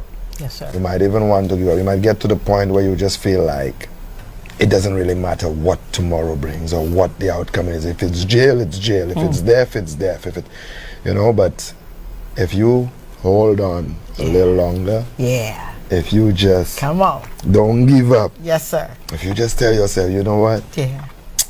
I can be something. I can do something. This can't be how it ends. Might be how it has begun. But this can't be how it ends. Then you get to live another day and you get to make a little change, and all you need is that little bit of hope. Come on. That little bit of hope. That little bit of hope. And then you start to see things open, and then you start to realize that the doors that you were sad about when they were closed in your face, those doors were meant to close. Come on. And you should be grateful that these doors were closed, because they were just setting the stones on the path for you to walk on. And so that's why I'm here. That's how I got here. That's how you It's been a long journey. It's been one that I questioned so many times, but it's been beautiful. And people say that a lot. They say, I would not change anything if I could go back.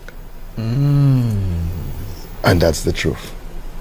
Every pain, every heartbreak, every circumstance, everything is by design. And that's why I'm here today. I love it. Yeah, that's it. Wow. That's it. Did I tell you that you were in for a show? Ooh, wait, we just getting started, man. Wow. You know, you're taking a page from my book. I kid you not. You know, those were questions that I asked, you know, how why here? You know, why this? Wow, sir. We got to unpack a lot of that, all right? So you come to the realization that your life has a purpose. And your purpose is real big. You know that, right? Yeah, it is, man. Yeah, it is. Tell me, if you will, how did you and the others that I've mentioned and you get to work with every day, how did you come up with such an incredible, I mean, you think about Rising Lucia, just the title, the name in and of itself, it gives me that oomph to get up, you know. And if I've fallen, and I've fallen so many times, what is the mission, your mission for such an incredible display of love organization? Well, I am relatively new to Rise St. Lucia, regardless of being the current chairman. In fact, I started as the chairman. So I was thrown into the fire. I love it. Dr. King he saw my work. He saw what I was doing on an individual basis, and with my friends, Seaview Rastas on a Mission of Caring, who are my childhood friends that I grew up in Grosley with. And these young men saw me at my worst and at my best. So these young men shared their lunch with me, shared their breakfast with me. We played marbles together. We roast breadfruit and went and dived for fish and roast by the beach together. We fought each other. So we grew up together. And as we grew older, we all have dreadlocks. And at one point in time in our lives, we all smoked weed and drank, but we remained brothers.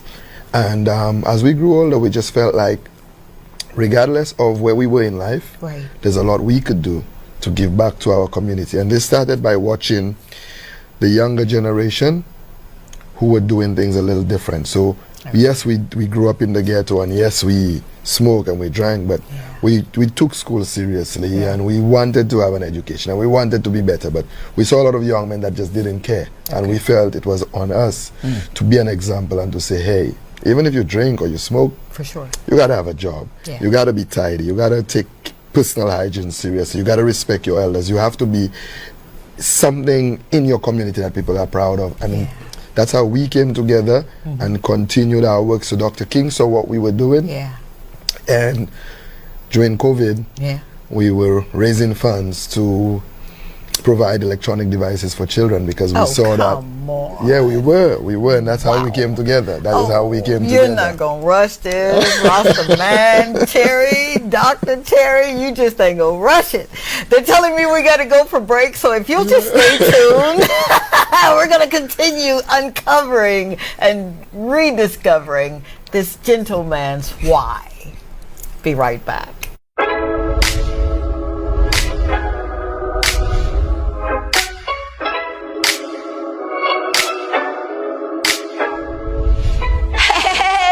Your girl, Dr. Dr. Tanji, you know, from the Talk to Tanji show. Are you ready to maximize your business exposure? Of course you are. Why not consider placing an ad right here with me on the Talk to Tanji show on DBS?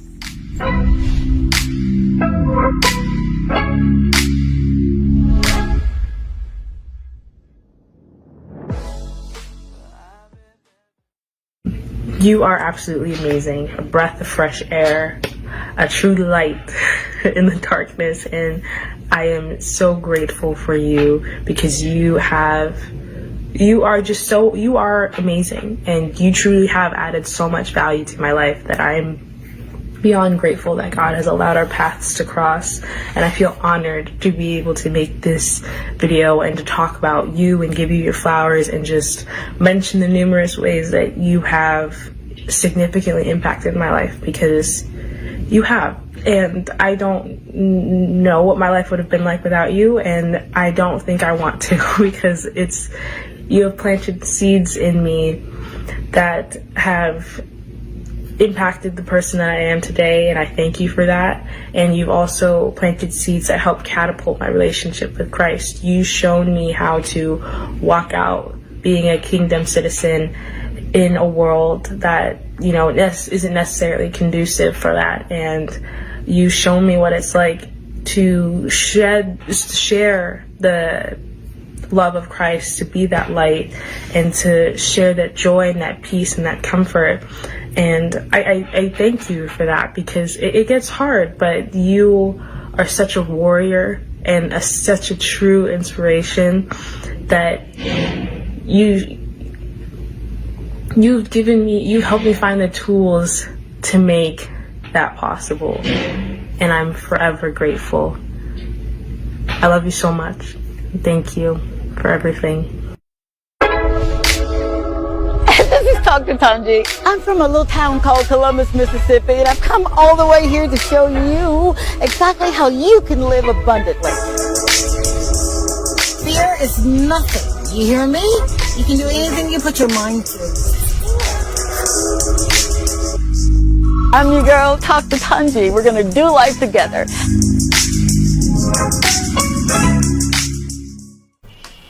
And we are back. Thank you so very, very much for hanging out with me, your friend Tanji, and this amazing soul that I've got the privilege of being here with this evening, none other than RastaMan, Jerry. I just like that, you know, I really do. But seriously, you're the epitome of what hope looks like. And I need you to hear that. I really do, because you're walking in your gifts. You're serving others with your gifts, your talents, and your skill set. And you've not always been there. For those who may be watching, we are an interactive show. So I'd love to hear you from I'm about to say Facebook. Yep, we're Facebook Live, so I'll definitely be engaging there. WhatsApp, of course, the number is on the screen. It's going to be on the screen, and you can call in too and make your contributions. But I want to hear from you, sir, you were in a place where you were sharing, right? You're growing up, you're sharing. Why? What moved you to compassion? You know, when we have compassion for others, it causes us to do, right?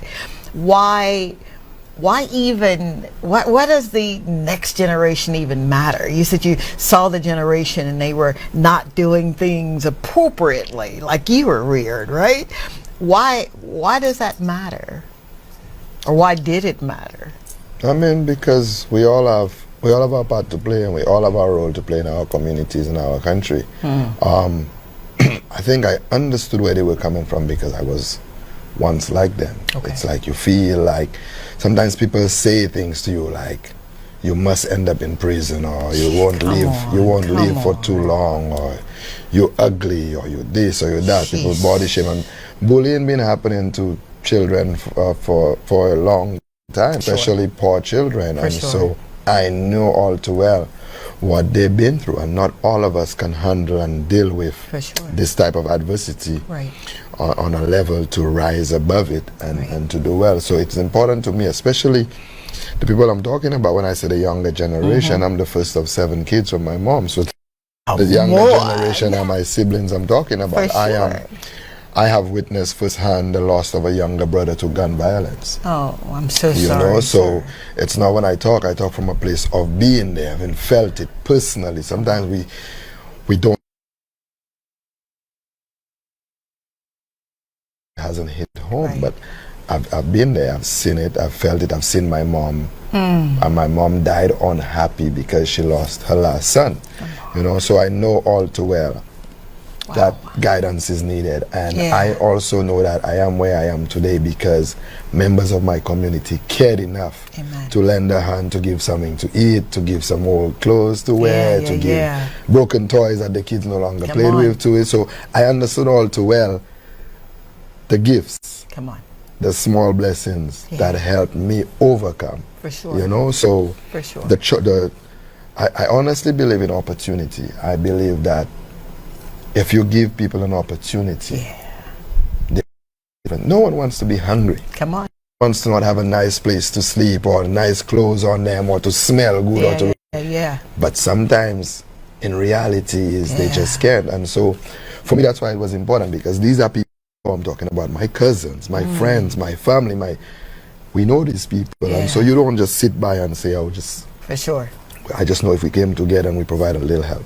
It's a little help, it can be better. And so this is where the compassion is coming from, and because I experienced it firsthand. Growing up in Grosile, someone would give you a hand of banana, someone would give you a plate of food. Like when I was leaving primary school and it's lunchtime and I'm going home knowing that there's nothing. Sometimes before I get home, I've already been offered some food here, some juice there.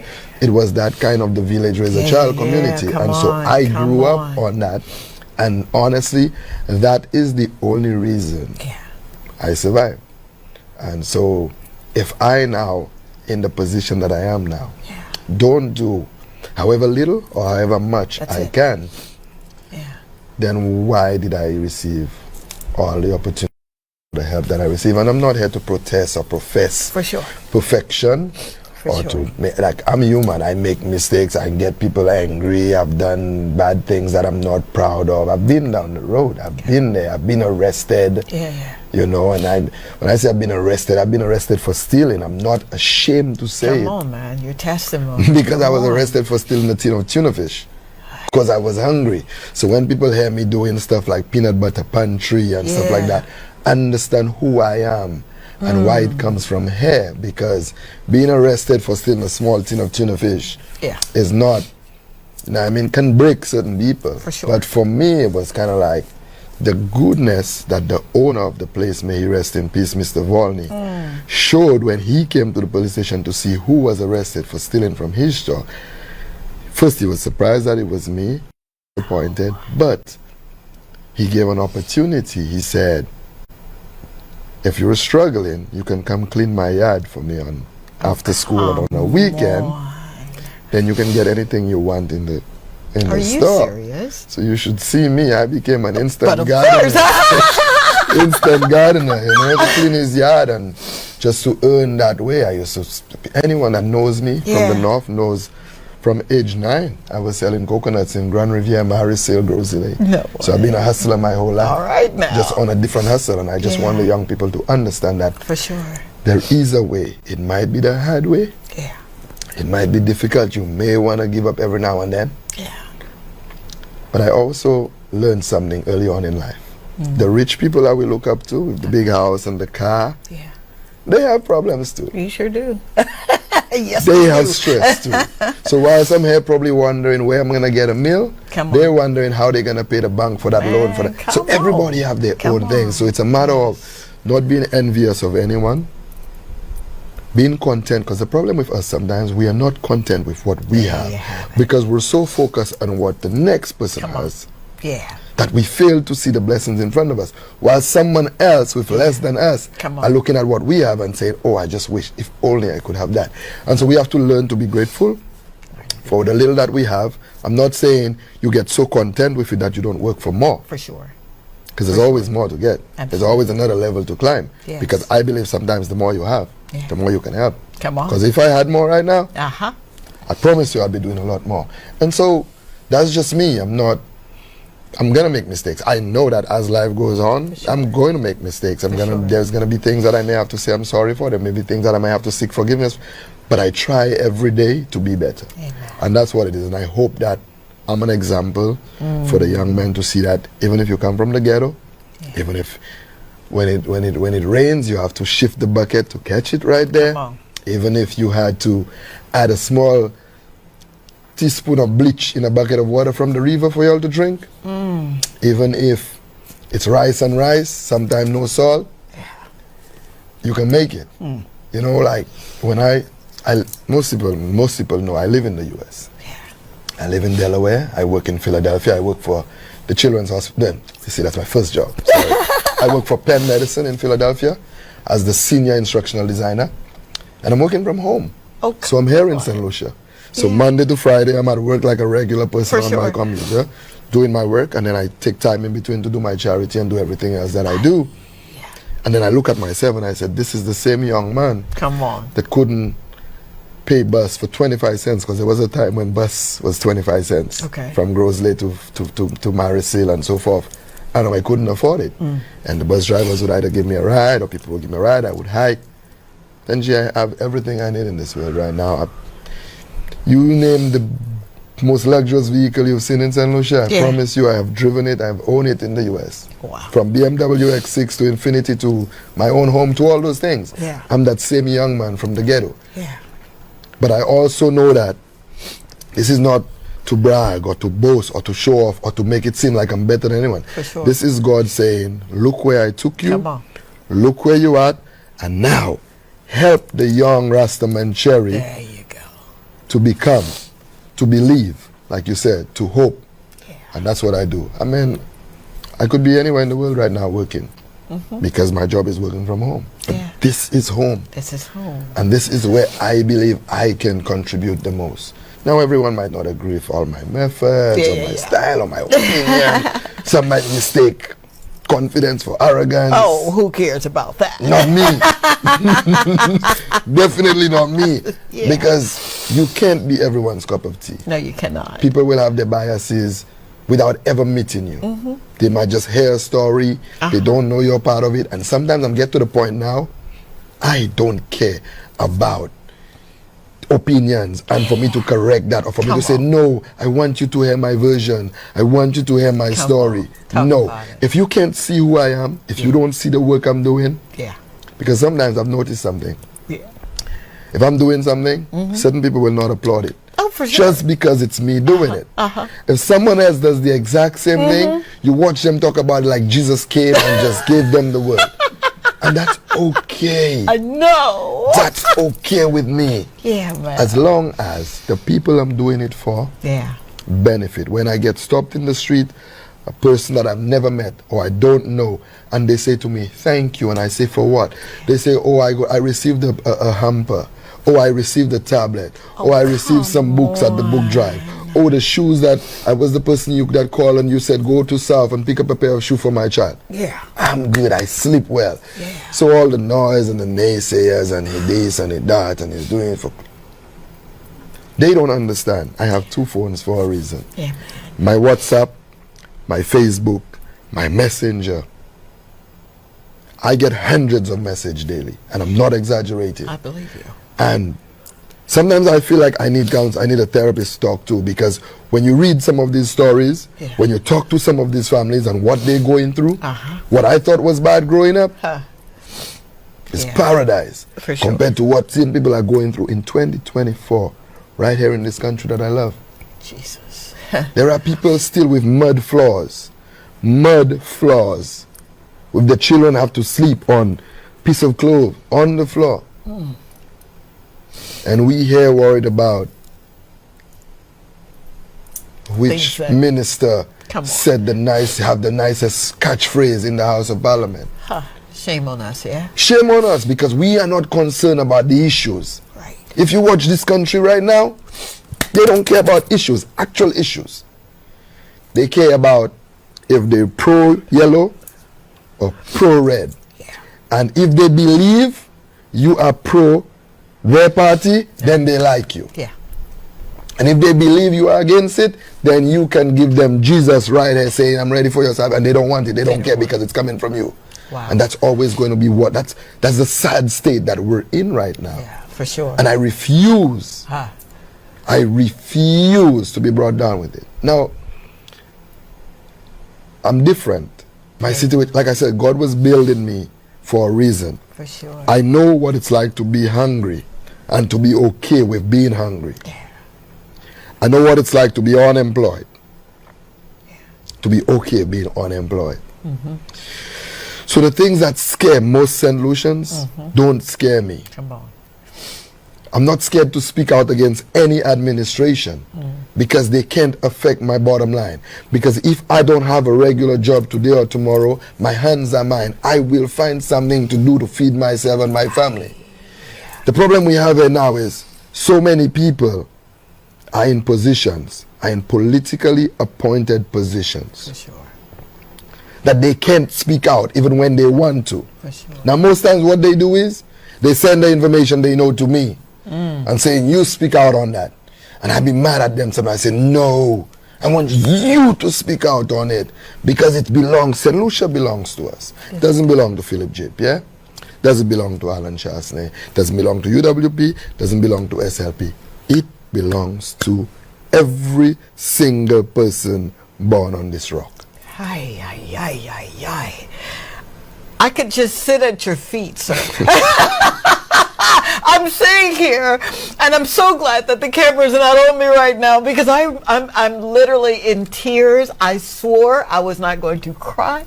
I was not going to sweat. But how can you not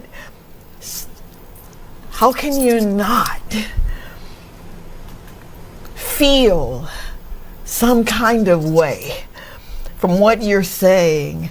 And I've been here 3 years now, and I've been, had the privilege and the honor of meeting some amazing little people and their families in different communities. I don't call them villages, I call them communities because they're communities to me. They're sustainable. And to hear you talk so passionately about those who have less than, and now I get it. I got it before, but I get it now. I understand Rise St. Lucia. I understand the mission without you even having to bullet point it for me. I do believe that this country is an amazing country. I fell in love with it. I've adopted St. Lucia as my own. I hail from Los Angeles, and someone said, you're going to leave LA? I'm like, man, I am on the first thing smoking, because here I've discovered a piece of heaven. I really have. And yes, some of the conditions, they break your heart, but I'm looking at all of us collectively and saying, if we just roll up our sleeves and just get busy being somebody's hands, being somebody's feet, my hat goes off to you. It does, because what you're saying is weighty, RastaMan. You know this. It's weighty, it's gravity, but to whom much is given, much is required. And He's given you so much that you've got so much to do, and you have so much to do. You speak about some of the things that you're doing now in the community, and I want to hang out, if I can, in that area. Tell me about this peanut butter pantry.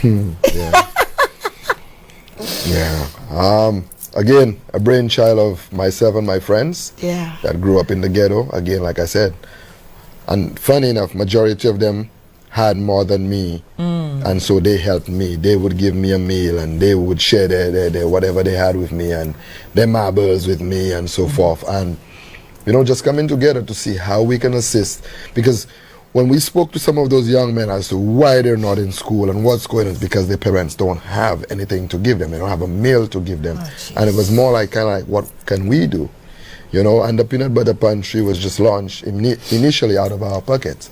Initially, it was all out of our own pockets. We just saved some money together and started it, and now it's grown. Initially, it was created for the district of Grosley, which I'm from. Okay. But how do you tell someone who traveled from Vieux-Fort or Soufrière or Canrays or Micoud or Choiseul and showed up at the pantry that I can't help you when there is food inside there? Thank you. You can't do that. Yeah. You can't do that. And so this has become island-wide, and it's been like 3 years now, going on 4. Yeah. And I got to say a special thanks to Corporate St. Lucia who came on board. Oh, wow. And we can't do it alone. No, you can't. That's the thing. Sometimes people feel like you need to be a millionaire to do. No. You need to have an idea. Come on. You need to have a vision. And you need to never seen that movie called Field of Dreams with Kevin Costner? Yes, I have. Build it and they will come. They will come. You build it. Yeah. And you put in your effort, time and energy, and you work towards it. Once people start to see the value of it, people will come on board. And there are people from all walks of life helping sustain this pantry. This pantry is no longer a Venus Cherry or the Seaview Boys or Rise St. Lucia initiative. Yeah. This pantry is a global initiative. I have people from Canada, from London, from the US, from Barbados, from Islands Regional, always sending barrels, funding, everything towards the pantry. Are you Everything serious? towards the pantry. I can tell you, West Indies Shipping come on board so much to the pantry that they clear all of our stuff from customs for us. Yeah. They hand deliver it to whichever location we need them to drop it. I'm being serious. Not only that, they've placed beans at their locations with a big sign on it that says Rice St. Lucia Peanut Butter Pantry. Yeah. So while people are checking their stuff and trying out their stuff, they throw something in there. So this is no longer my thing. This is now global. How about that? And the best thing about this, today is the official launch of the Peanut Butter Pantry branch in Vieux-Fort. Oh, stop that. Today. You should see everyone in the studio excited about that, man. How about that? Congratulations. I'm telling you, today. And it's like, this, for me, when I sit back and I watch this, I say to myself, remember who you are. Yeah. You are that little hungry boy from Grosley. Come on. Remember that. Remember that. Don't ever forget that. You are the little boy that grew up with a single mom with 7 kids and all slept on the floor with not much to eat, no electricity, no running water. Jesus. A woman that just worked hard every day washing and cleaning for rich families. This is who you are. As long as I never forget that about myself, yes, sir, you will see and hear big things about me. I can promise you that. I believe because it will never stop. Because that pantry, I promise you, my goal is to have one of these in every district. I'm talking about Choiseul, Soufrière, Canrays, Ansley, Barbono, Dennery, Micoud, everywhere. I love it. Because food is essential. Yes. Yes, it's essential. Yes, it is. It is essential. It is essential. And if we can give hope, is the word you use. Hope to people. If we can provide kids a meal before they go to school, come on, I can promise you, the students we will start pushing out. How can you really expect me to understand Pythagoras' theorem on an empty stomach? You won't. How? You will not. It's already hard as it is on yes, a full stomach. All right. And so that's where the Peanut Butter Pantry is. And like I said, it's a brainchild of my friends and myself. But it has now become a global thing. We have help from all over. Oh, Dr. Cherry, I know you said don't call you Dr. Cherry, RastaMan. Dadgummit.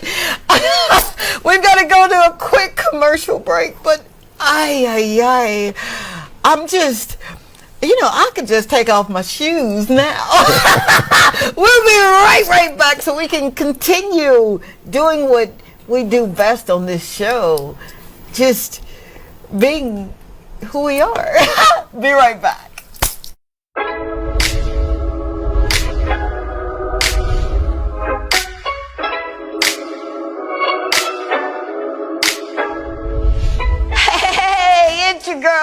Dr. Tanji, you know, from the Dr. Tanji Show. Are you ready to maximize your business exposure? Of course you are. Why not consider placing an ad right here with me on the Dr. Tanji Show on DBS?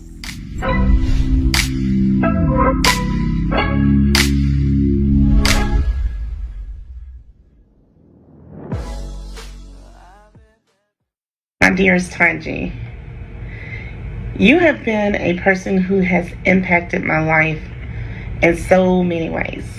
You have added such value and love to my life, and I hold you in high regard to that. I say thank you. Thank you for being you. Thank you for showing up when the chips were down. You have been my rock, my sister, my prayer partner, and my friend. Thank you for sharing your children. We have a special son together, Morgan. But you have also shared Taisha and Tyrone with me. And I love them as if they were my own. My daughter Megan loves you as well. And she calls you Mama T. And I'm sure you know that. Well, people would wonder, how are we related? And how do we share such immeasurable love? So let me tell you. I know this is unheard of love, and I wish everyone could experience the love that we share. We are family. Tanji was my husband's first wife. He is now deceased. But when I say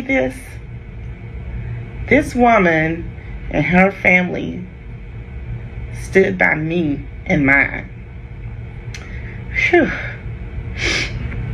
When Max Scott, who we refer to as Terry, because that's always been his nickname, when he departed this life, who was my husband, Tanji's first husband, she came to my house with support in tow. Tanji, Stacy, and Taisha. We put the devil on notice that night. We prayed for strength, understanding that surpasses all others, and healing. That night, God delivered. He gave me what I wanted, and He gave me what I needed. Years ago when we met, we bonded right away. Never an unkind word from her. Never a falling out. Never across anything. I have called on you, Tanji, so many times.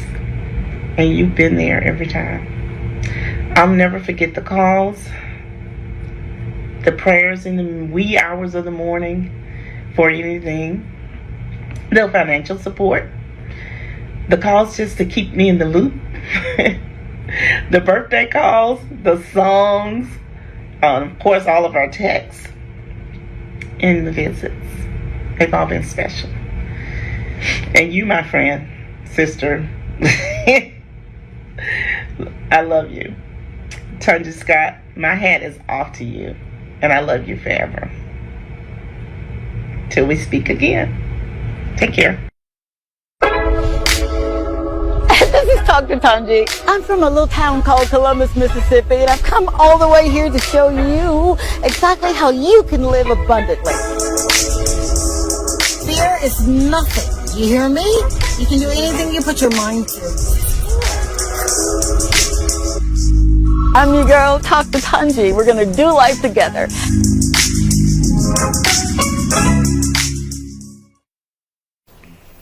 Didn't I tell you that we were in for a treat this evening? Ay, ay, ay. Thank you so very much for hanging out with us. I'm your friend Tanji. I've got an amazing man in studio, RastaMan Jerry, and I just love saying that, I do. He is teaching. I mean, I feel like I'm sitting in a master class, man, and I'm taking these notes, and it's just... It feels so good to be in the presence of someone who's so passionate, not only about life, but serving others, you know, it's just, what a call. I am grateful for you being here. I know you're busy, but for you to take time to say, you know what, I'll hang out with you. I do not take it for granted. I do not. Now, with everything that you're doing, did you encounter it being this big? No. I mean, I've been, because of how I grew up, once I migrated to the US, when I started working in 2006, I worked for the Children's Hospital of Philadelphia as an instructional designer. Okay. I immediately started sending, you know, whatever I could to friends and family. Okay. It's the natural order of things. Even if, like, sometimes, because when you first start working, the salary is not that much. Yeah. You have rent to pay, you have all your regular bills, insurance, and so, you know, even a vehicle mortgage, but you still try to send whatever you can. And shoes for my friends' kids, my siblings, my nieces and nephews. So that was me and my level, and feeling okay within myself that I can do that. And you know, when COVID hit, I came home in 2019, and right around the time when they shut down the airports and everything, I happened to be here. And this is when my job said, well, you know, if you're there and you're still producing at a high level, and all right, I guess we can run with that. You know? And so it gave me a unique opportunity to be employed in the US, but be at home. And so, you know, we hit the ground running, because the moment you step outside, and you step out of your comfort zone, and you step out of your gated community, or your put down the window from your tint and your AC, and you try to feel the heat that is on the backs of so many. There is no way you feel that, and you are a genuinely caring person, and there is not a desire to make a difference, to make a change. We also have the mentoring program and the behavioral change, conflict resolution and behavioral change program in the schools. Ninja, myself, Dr. King, we've done about 90 schools so far, 90. And you tell them your life story and what you've been through, and you hope to inspire them and give them hope. But then there's that one or two that wants to talk to you afterwards. And they're like, I've seen you on television, I hear what you do, and I say, we need help. I need help. And you look at those young people and you feel like, if we just nurture them. Too many kids have to be adults so early to take care of themselves and their family that they don't get to enjoy life. That childhood. They don't get to enjoy their childhood. You know, they find themselves in so many situations that, Angie, I can tell you this, sometimes I read a story or somebody reaches out to me and I cry immediately. Because you like, man, how does that person survive daily? When you go to the different communities and you see how people live, and people tell you, come in. You come to drop some groceries for them, and they say, no, I want you to come in, because I want you to see that I reached out to you because I really need this. And then you go in and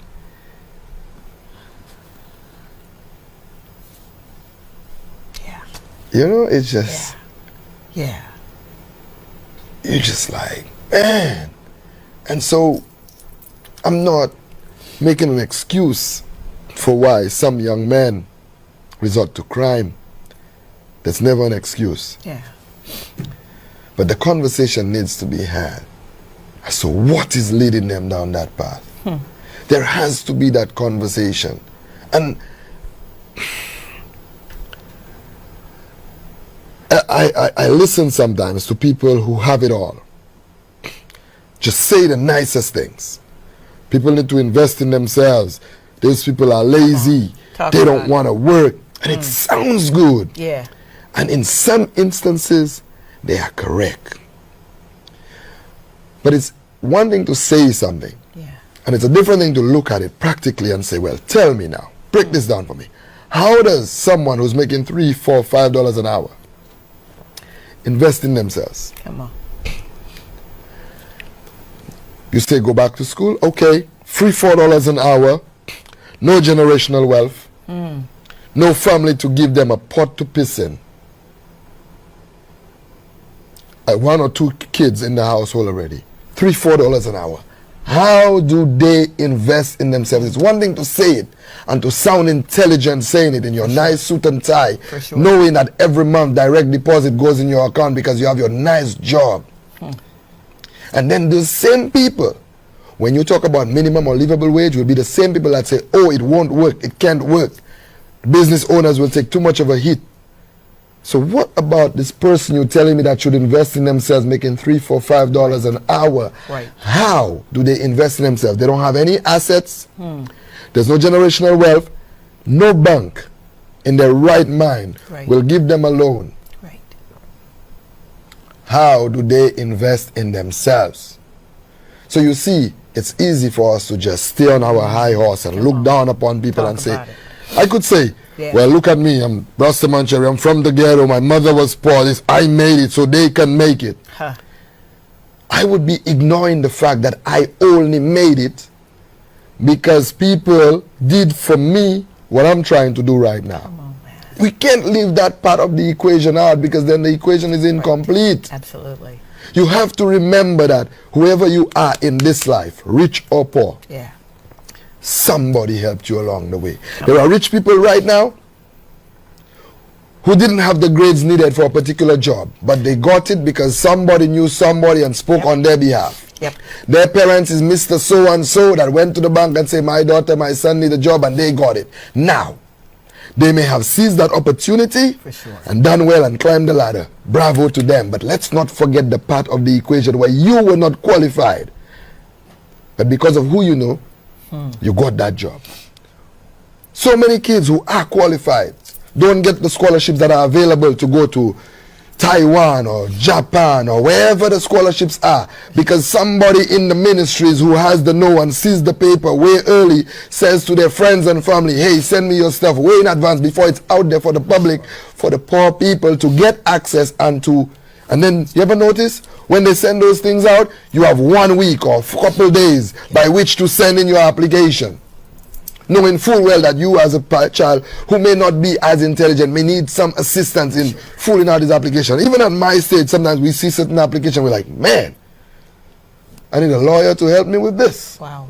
So how do we not expect them to need assistance? 1 week for them to fill an application in, knowing full well that most of the sorts are already filled because we've already given it to our friends and family. For sure. And most times it's people that already have, people are already wealthy, but the children need to go to this prestigious school for the cycle continues. So we talk all this talk, and they're quick to say, well, I survived the ghetto one. Yeah, but how did you survive? Because you didn't just survive on your own. Someone helped you. I'm where I am today because I think I've received the most help in this world. I am being honest with you. From a plate of food to broken toys to someone seeing it fit to... Let me give you a quick story. For sure. I failed common entrance twice. Okay. I failed common entrance both times. In our classroom, there were 32 students at primary school. Venus RastaMan Cherry came last almost every term. Because my mother couldn't afford books. I didn't go to school every day. I didn't even care about school. Right. My teachers used to say to me, you are so intelligent. You don't come to school, but when you come, you pick up stuff immediately. But I didn't care. I was more concerned with what my siblings are going to eat when I get home tonight. Oh, come on. You understand this? Yes, I was fortunate Yeah. to make it to Rock Hall Senior Primary School. And let me tell you how God works. Come on. I need you to know this. Rock Hall Senior Primary School, when the grades were called out, I initially did not have the grades to go to Rock Hall. Initially. Timing is so that Sir Ira Simmons and George Charles were being opened at the same time. Come on. Which means that there were now more slots for children who would have occupied Rock Hall to go to those secondary schools. So they were moving it up. Come on. And so as a result, later on, like a couple weeks later, Mr.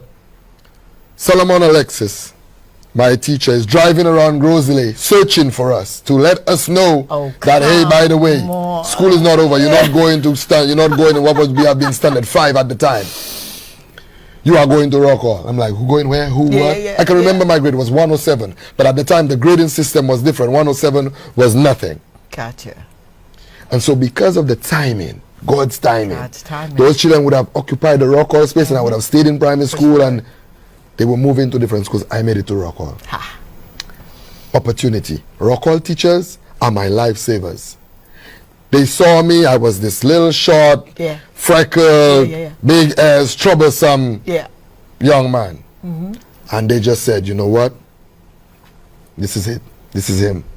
And they all poured into me. Every single teacher at Rock Hall poured into me. Who would photocopy the chapters for me chapter by chapter. Who would give me free lessons. Yes, sir. And you know what they said to me? What they say? I don't know if they lied or if they meant it, but it was motivating. They said, we believe, or I believe, you're the smartest child in this school. I love it. And you need to prove that to me. Tanji, do you know that if I got a 97 on an exam, and it wasn't the highest score, I want to see the paper of the person that got the highest score, and I want to compare each question, by question.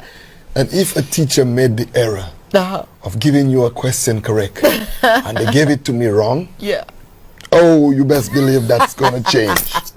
You see, they got me so motivated and into education, into school, that I didn't feel comfortable coming second.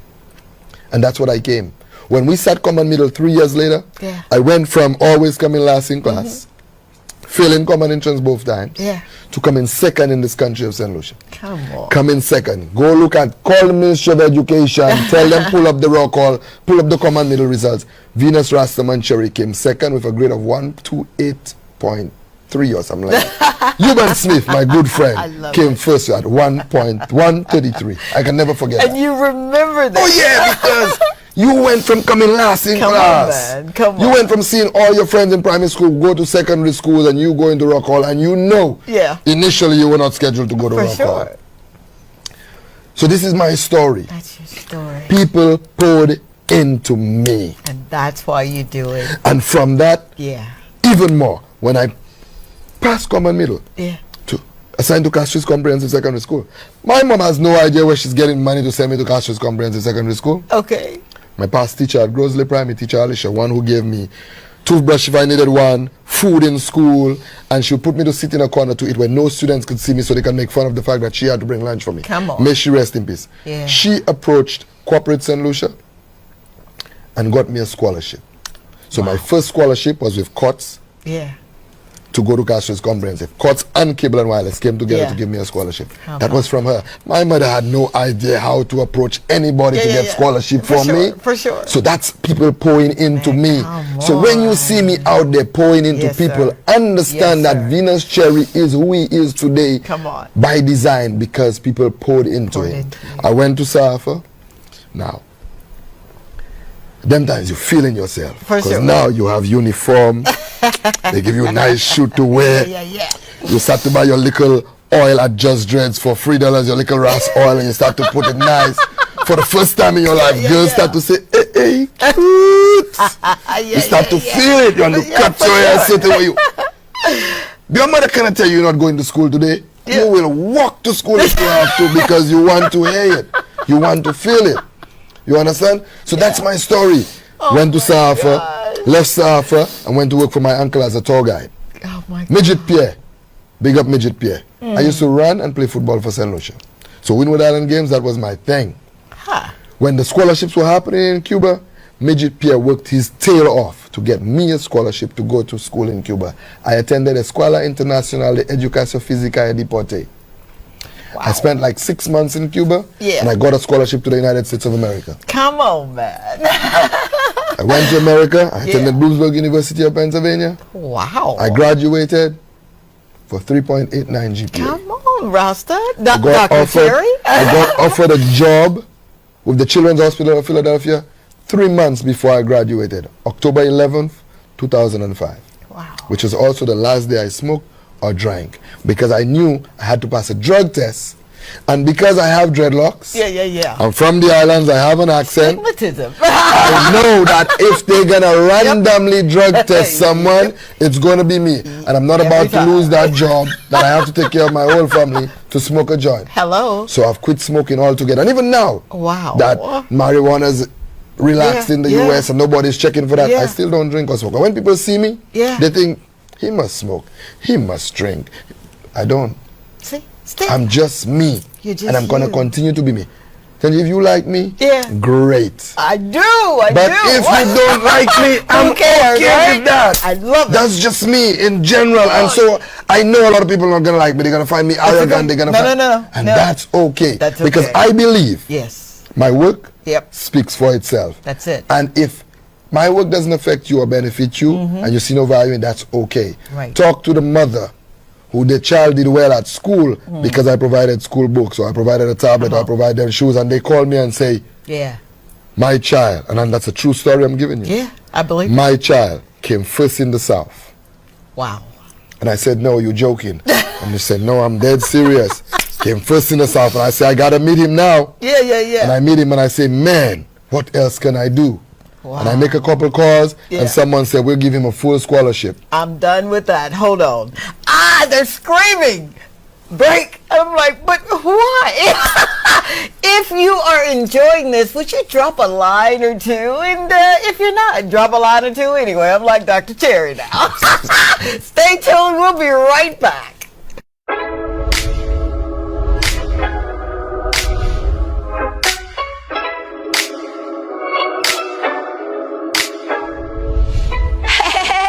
It's your girl, Dr. Tanji, from the Talk to Tanji show. Are you ready to maximize your business exposure? Of course you are. Why not consider placing an ad right here with me on the Talk to Tanji show on DBS?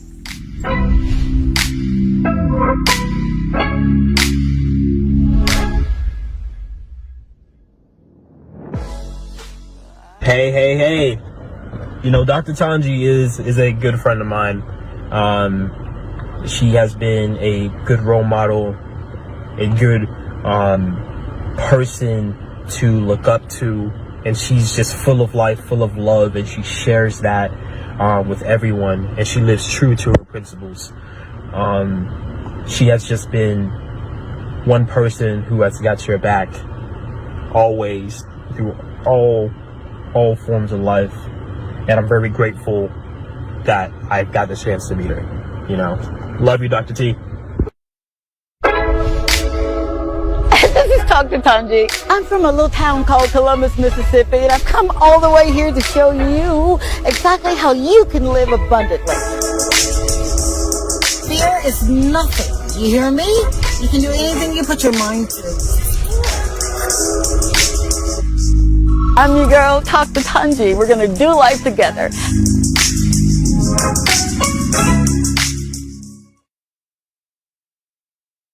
All right, we are back. Man, St. Lucia, how I love thee. Thank you so very much yet again for allowing us to come into your home, your life. I pray that we are literally getting that spot. It's like a good back scratcher, and he gets that spot. And you're like, yeah, right there. I pray we're doing that for you. I'm hanging out this evening with none other than RastaMan, but I gotta call him Dr. Cherry. RastaMan Cherry. I am so smitten. I want to do more. You got the more effect. I don't know if you know that or not, but you live your life from the inside out. And when you meet someone that does that, you just want to, I'm rooting for you. I'm cheering. I'm praying. I'm screaming from the rafters because you are making a difference. You are making a difference now in the lives of so many. Right before we went to break, RastaMan was telling me about something he did really, really special for someone that needed. And my mom taught me that when you're giving, you never look for it in return. You just give, right? What did you do that changed the trajectory of this amazing man and his family? Well, again, in my history, just yesterday I posted a picture of the home I grew up in, and the room we're in right now. a lot bigger than it. Wow. But somehow my mom housed 7 of us plus.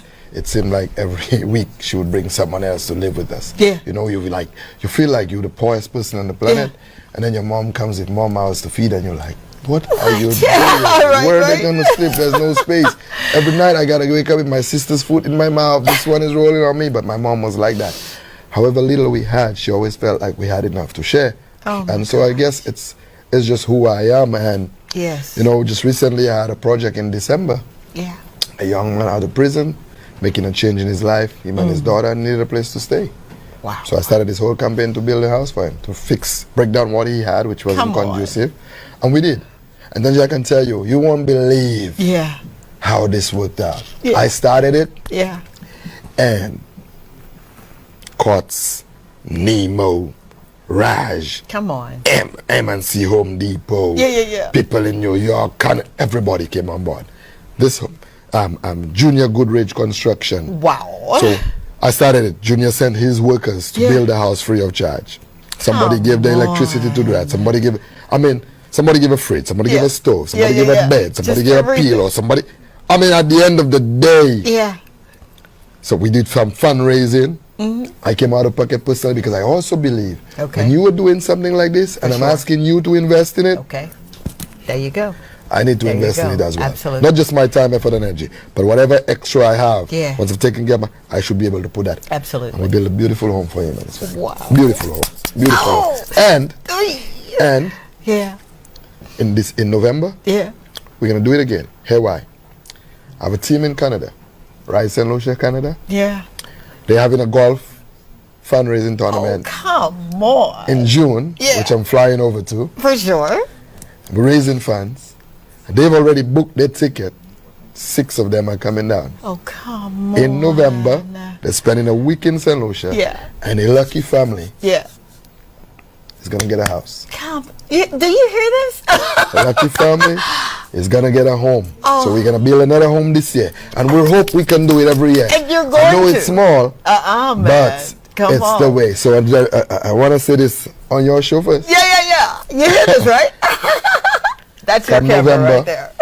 my team from Canada, Alison and Brent, big up yourselves, big up the whole family, Pixie, everybody, team. They're coming down in November. Tickets already booked. Yeah. And we're going to build a home for another family. Oh, wow. They're telling me wrap it up. I'm like, what? That's our time. Oh, dear God. Where do I start? Where do you start when you've literally not only changed the trajectory of so many people here in St. Lucia, but you have made such an impact in my own life. I was having a conversation before we signed off with a gentleman on yesterday, and he got a little frustrated with me. And I get it now, sir. He was saying, but I need you to do more. I need you to do more. And I kept thinking, but what more can I do? Man, every moment in this life counts. You are the epitome of what I get to study, what I get to read about every day, and I am so grateful. Please tell me that you'll come back on the show. Please. And I don't normally beg, Dr. King, Ninja Dan. I can do you one better. I promise you I'll be back, but I can promise you. Yes. If you want in November, when my team comes here, they can be on your show. All right, now you heard that, right? Okay, Linda, we're gonna bring some more folk here. Wow. How can people stay engaged with you? How can they assist you? How can they roll up their sleeves and say, you know what, I want in too? Well, for me, one thing about me, I believe in transparency. I believe in, and sometimes people say, oh my God, why is he on Facebook show? Because if you give me $1, I want that whole dollar to go to the person in need. My organization, we don't even have an office. So we don't have overhead. We go out of pocket for our little expense, our gas, myself, Dr. King, Dr. Bird, Davis, Ninja, we do that. because we want every penny that comes our way to go to people in need. Yeah. So, for example, for the pantry, if you want to donate for the pantry, you don't even have to come to us. Wow. You can go directly to Glass Motors Supermarket. You can say, I have X amount of money I want to put on the Rice and Lucia account for groceries. Come on. When that money is there, Glass Motors will put the groceries together and deliver it to us at the pantry. We have the same setup with Grins Wholesale in Beaufort. Yeah. You can go directly to them. Wow. Did you hear that? Directly to them. You see that we believe that transparency is key. And if I give you $1 for something, for sure, I want to know that it's used for that. Absolutely. And so you can email Rice and Lucia. Rice and Lucia Facebook page is on there. Also, you can donate on our page. We now updated our page. But also, you can always ask us to show you exactly what is done. Come on now. We're open to that. Listen, when I go deliver stuff, we show the whole movement. We show from the time I received the barrels, I show you I received it. I show you unpacking it. I show. It's just what we do. So it's open. I believe Rice is bigger than myself. Yes. It's bigger than Dr. King. It's bigger than Dr. Bird. It's bigger than Ninja. It's a movement. It's a movement. And I'm also the kind of person, you don't have to donate to my charity. You don't. Just help somebody. Come on, man. You think I'm going to say to you, Tanji, why didn't you give me that $5 so I can give it to that man? Right. But why you have to come from me, Tanji? Just give it to him. Just give it to him. So if you know somebody in your community in need of food, don't wait to say, let me give it to Rice and Lucia to give to them. Give them some groceries. You see, we have too many prayer Christians in this country. And let me explain that. Let me just explain that real quick. If you know somebody is hungry and you can give them a bread, cut out this I will pray for you to get a bread stuff. Yeah. Give them the bread and then pray for them. Then pray for them. Because you can give them the bread. Yeah. Don't just pray for them. The bread's going to just fall from the sky. Come on. But God has given you the bread to give to them. So we have too many just prayer Christians. I'll pray for you instead of I will help you. How about I help you and pray for you? Yeah. That's what I'm saying. So if you can do your part, I know, just do your part. You don't need to go through Rice and Lucia or any other organization. Whatever you can do, and then just, you know what? Yes. Do it from your heart. To the point where even if the person you do it for is ungrateful, it doesn't bother you. Right. Because that's the thing sometimes. We want people to be so grateful that we're the savior and we did so much for them that we get bothered if tomorrow they pass us straight. It's like, come on.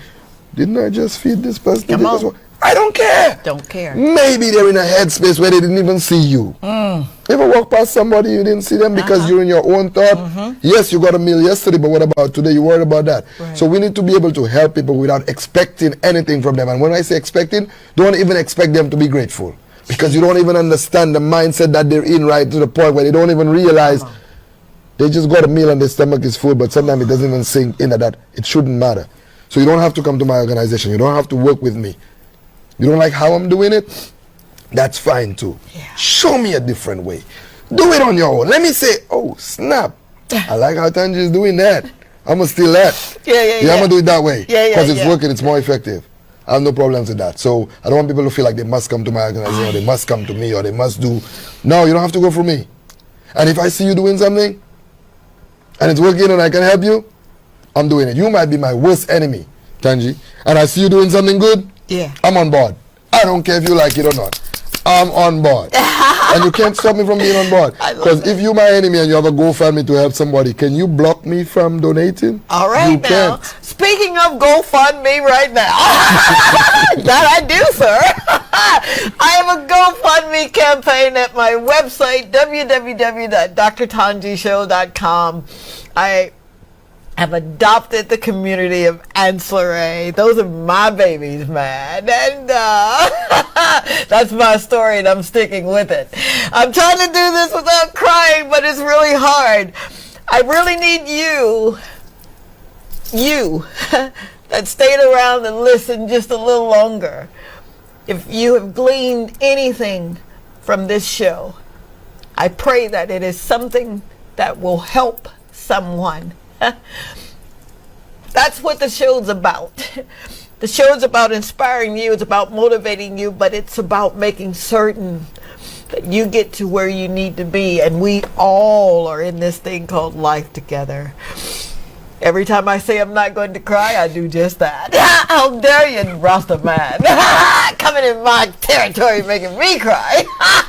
Thank you so very much, St. Lucia.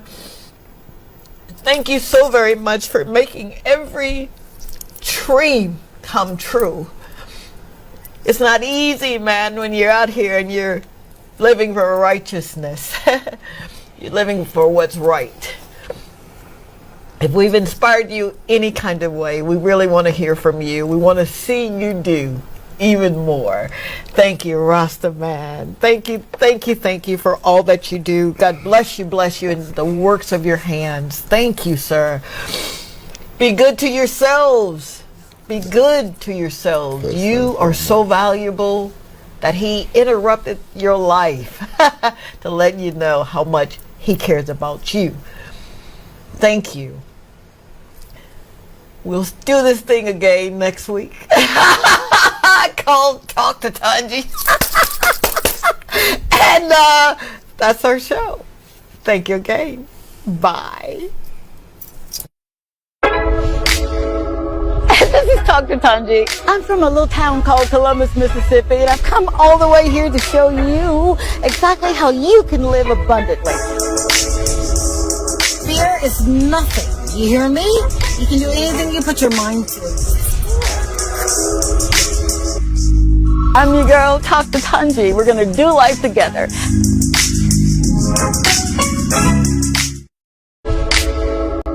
This is Talk to Tanji. I'm from a little town called Columbus, Mississippi, and I've come all the way here to show you exactly how you can live abundantly. Fear is nothing. You hear me? You can do anything you put your mind to. I'm your girl, Talk to Tanji. We're going to do life together. Hey, good evening, good night, hello, and welcome. Welcome to another episode of Talk to Tanji. And I don't know about you, but I am so excited right now. I'm about to jump out of this suit. Why am I so excited? One, because we made it, man. Everything that we had to go through today, we made it. We didn't give up. And if you feel like giving up, then you tuned into the right show. How about that? I am your friend on this show. You know me as Dr. Tanji, but I'm Tanji. And it's a show that I love doing, the Talk to Tanji show, because it gives me an opportunity to go into every neck of the woods and see some amazing people that are doing some amazing things and people that just didn't give up. So, you know how we like to do it. Thank you. Thank you for tuning in, because I am well aware that you could have watched any show that you really wanted to, but for you to say, you know what, I'm going to give this woman a chance. I'm excited about it, and I do not take it lightly or for granted. I do not. Today, I got an opportunity to go into my amazing community, ancillary, and you're talking about some wonderful people. Oh boy, I should have wrote everybody's name down and I didn't. So forgive me if you're watching and I told you I was going to call your name. Honey, you're in my heart. Please know that. But everyone that I had an opportunity to say hello to and to say how much I love you and thank you so much for supporting the show was so beautiful and so wonderful. And I'm just excited. I really am. You have given me some oomph, as my mama would say, to kind of push myself on, right? Now, coming up on the show tonight, we've got an amazing soul. Now, I'm going to try to get through this show without crying. So if I cry, cry with me. Because when you hear his story of triumph and the tribulations that he had to go through, and he still got up and made, as my mama would say from Mississippi, you better be watching too, made something of himself. He understands that to whom much is given, much is required, and he lives his life from the inside out. You'll get to hear more about him in just a few minutes, so tune in, lock in, go on and get your favorite beverage and your popcorn or whatever it is that you like to get when you're watching this show, because it's a treat for you. It really, really is a treat. Now, here's what I want you to remember throughout the show. I want you to be actively engaged with me, with us. You can check us out on WhatsApp right now, okay? There's a number that will be on the screen. I did not write it down, so forgive me. But it's going to be on the screen, and you can call in and make your contributions. The community that we have fostered here at Talk to Tanji is a community of love. It's one of respect. It's one that we uplift and we motivate one another. There are no big I's and little U's on this show. It's all of us rolling up our sleeves and becoming our brother's keepers. Because after all, that is what we're commissioned to do, right? To love. And that's what we do on this show. So you're always going to get something that's going to be positive. You hear me? Always. The world is full of people who have opinions, people who want to make life hard and difficult for other folk. We ain't got no time for that. We don't know how much time we got down here on this thing called life. So we be kind to one another and we love each other. All right? And if you ain't got nothing good to say, you just scroll on. It's all right. Nobody's going to get angry if you scroll on. But when you're here, I want you to feel like family. I want you to feel like you matter, because you really, really do. You do.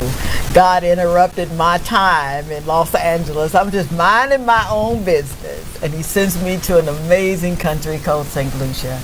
A country where people love one another. A country where if a person sees that their brothers need help, they help them. And it blew my mind, man, to see that. I'm like, what? So here I am. You know my story. And if this is your first time watching the show, then you're in for a treat, because I'm going to give you my story. A story that you guys have, or shall I say we now, because it's my St. Lucia too. We have everything we need to be as successful as we really want to be. And when you understand what success really does mean, it doesn't mean how big your house is, don't mean your big car or what's in your bank account. Success means doing exactly what you were born to do. Whatever that is, coupled with passion, faith, and belief, you can do anything you put your mind to. I'm a living witness. This year, I'll celebrate my 33rd year of being cancer-free. That's why I smile. I got a reason to smile, right?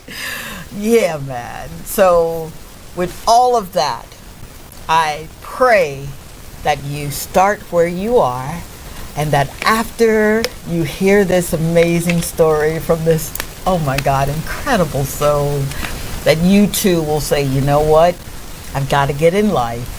I got to roll up my sleeves and become the change that I need to see. We all can do it.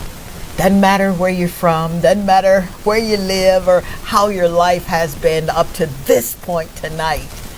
You've got a purpose. Roll up your sleeves. Write your vision. Give it up to him and ask him to bless it. And he will. Just look at me. I get to live my life. I do. I get to live the dream that I've dreamed about for so long, right? Whenever you have a testimony and you can go back and tell somebody what he's done for you and that he can do it for them too, then you're right where you need to be. So don't forget, we're going to hang out. We're going to do life together right here on this show tonight. All right? So right after this quick break, we're going to come with a gentleman that you guys probably already know. But when I tell you that I love him like a son, I do. All right, so stay tuned. We're going to come back with my very special guest. I love you. Be right back.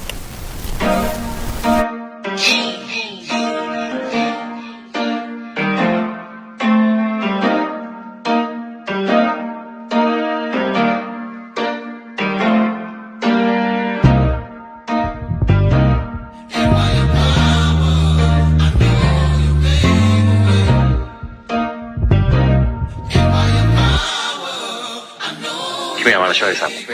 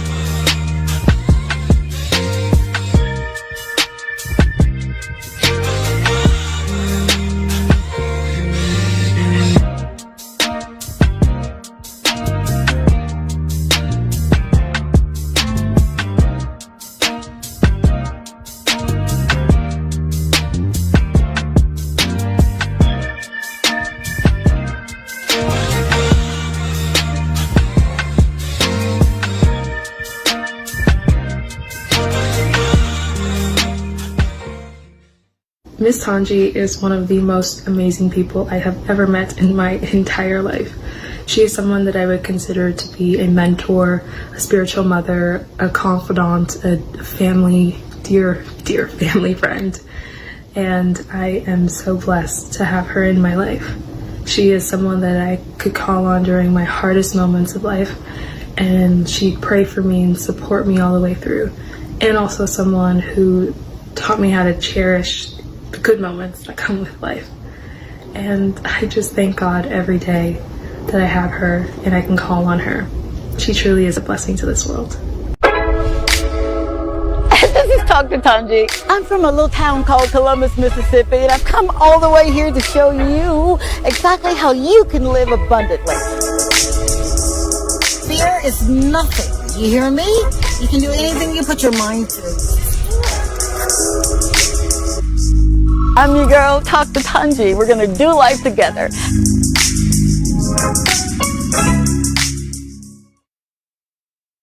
And we are back. Man, I'm so busy trying to answer folk on Facebook Live. Like I forgot my cue. I want to send a shout out to my very own beautiful love, Tisha. Hi, Tish. Thank you so much for watching. Hello, cousin Gwendolyn O'Neill Banks in the house. Thank you so very much for watching. I'm so grateful that you guys took time out of your real busy schedules to, kind of hang and kick it with us this evening. Thank you. I do not take it lightly or for granted. And for those who may be watching and hadn't logged on just yet, you got time, all right? All right, let's get down to what you came here for. What do you say to a man who has a litany of accolades? And I wrote them down just to kind of, so I wouldn't be all over the place. He's an avid runner. 2nd degree black belt. Did I tell that? He actually qualified for the Olympics. It was a competition.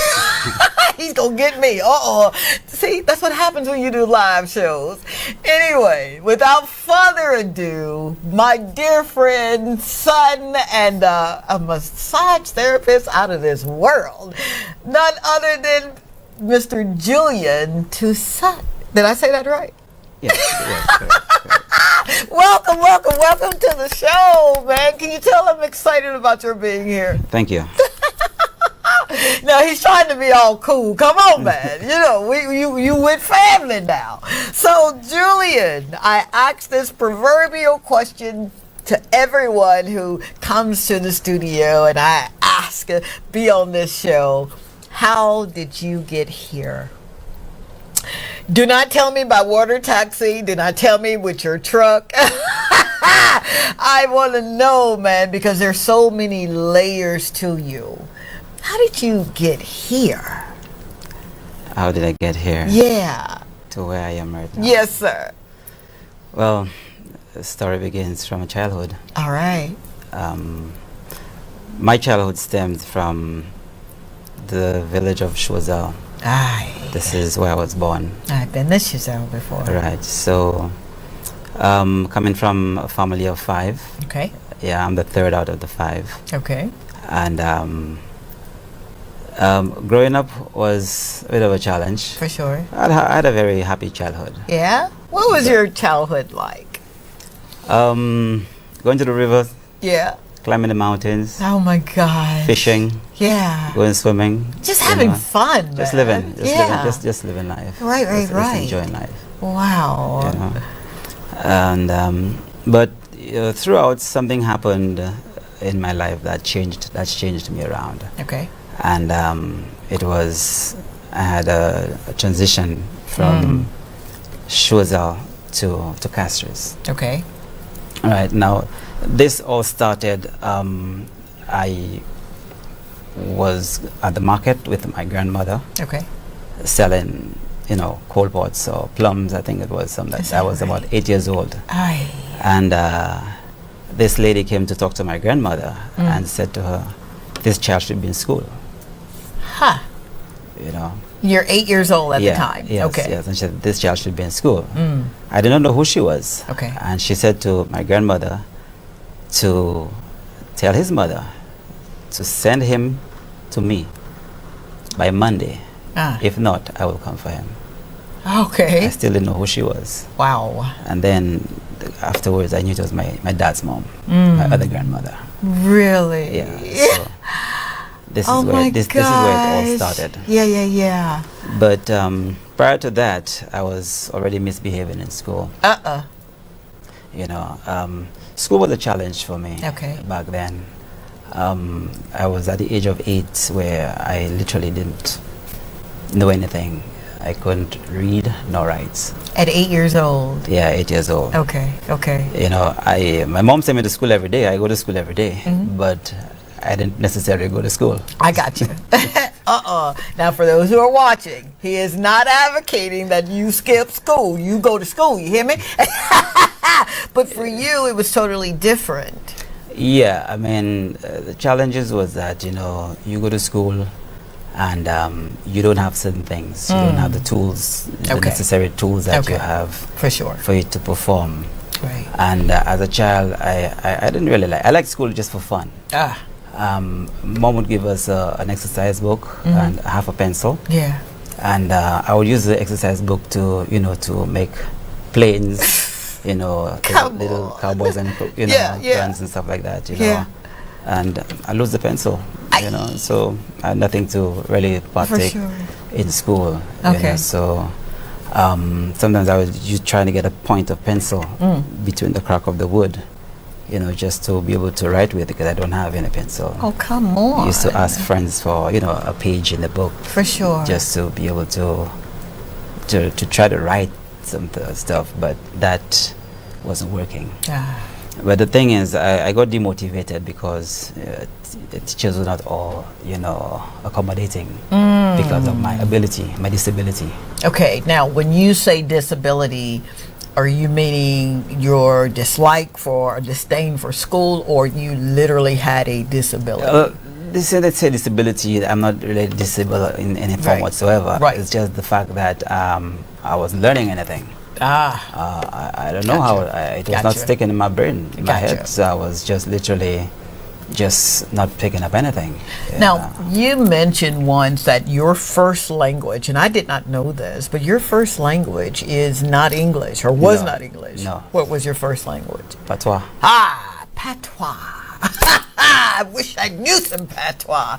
So therein lies the communication, the miscommunication then. Yeah, I mean, they taught us English. Okay. But I just couldn't understand. I mean, gotcha. Literally the only thing I knew in English was my name. I knew everything else in Creole. Yeah. Everything. I would have a full-on conversation with you in Creole as a child.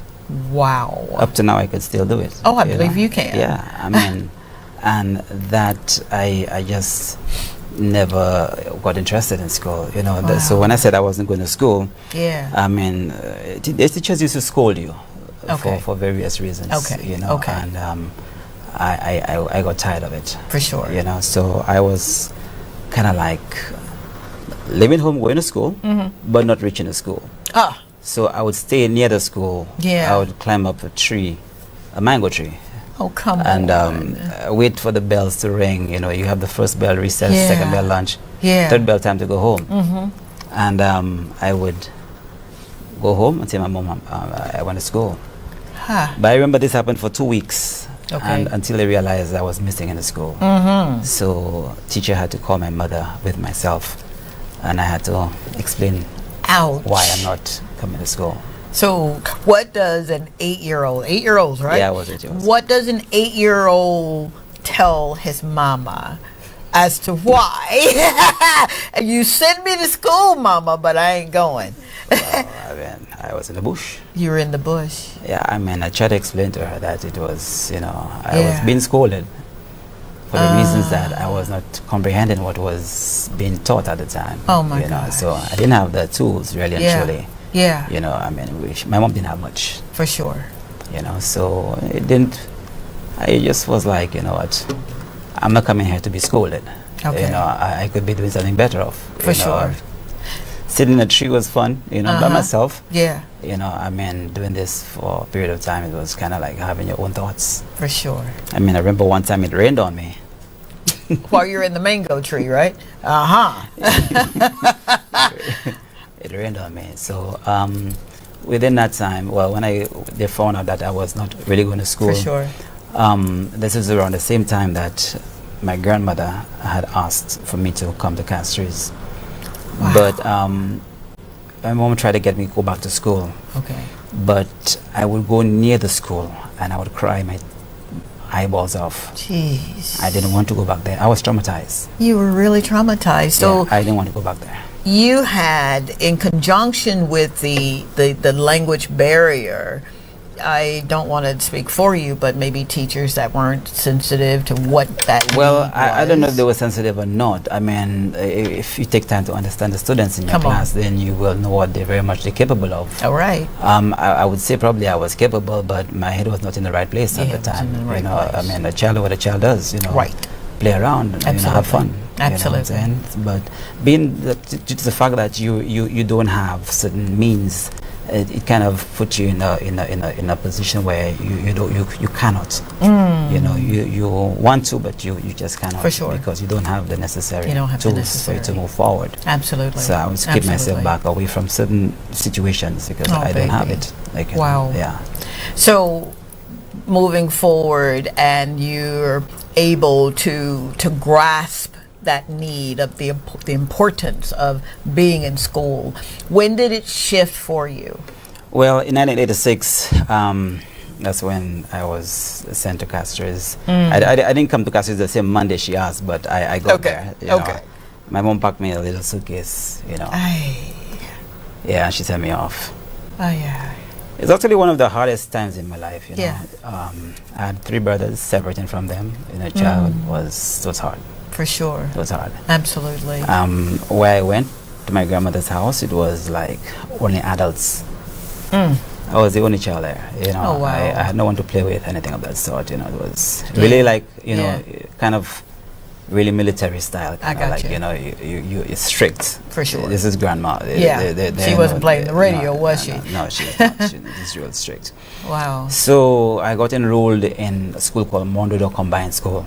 Okay. And I turned 9 in that September. So again, this is a new environment to me altogether. Yeah. I can't speak any English.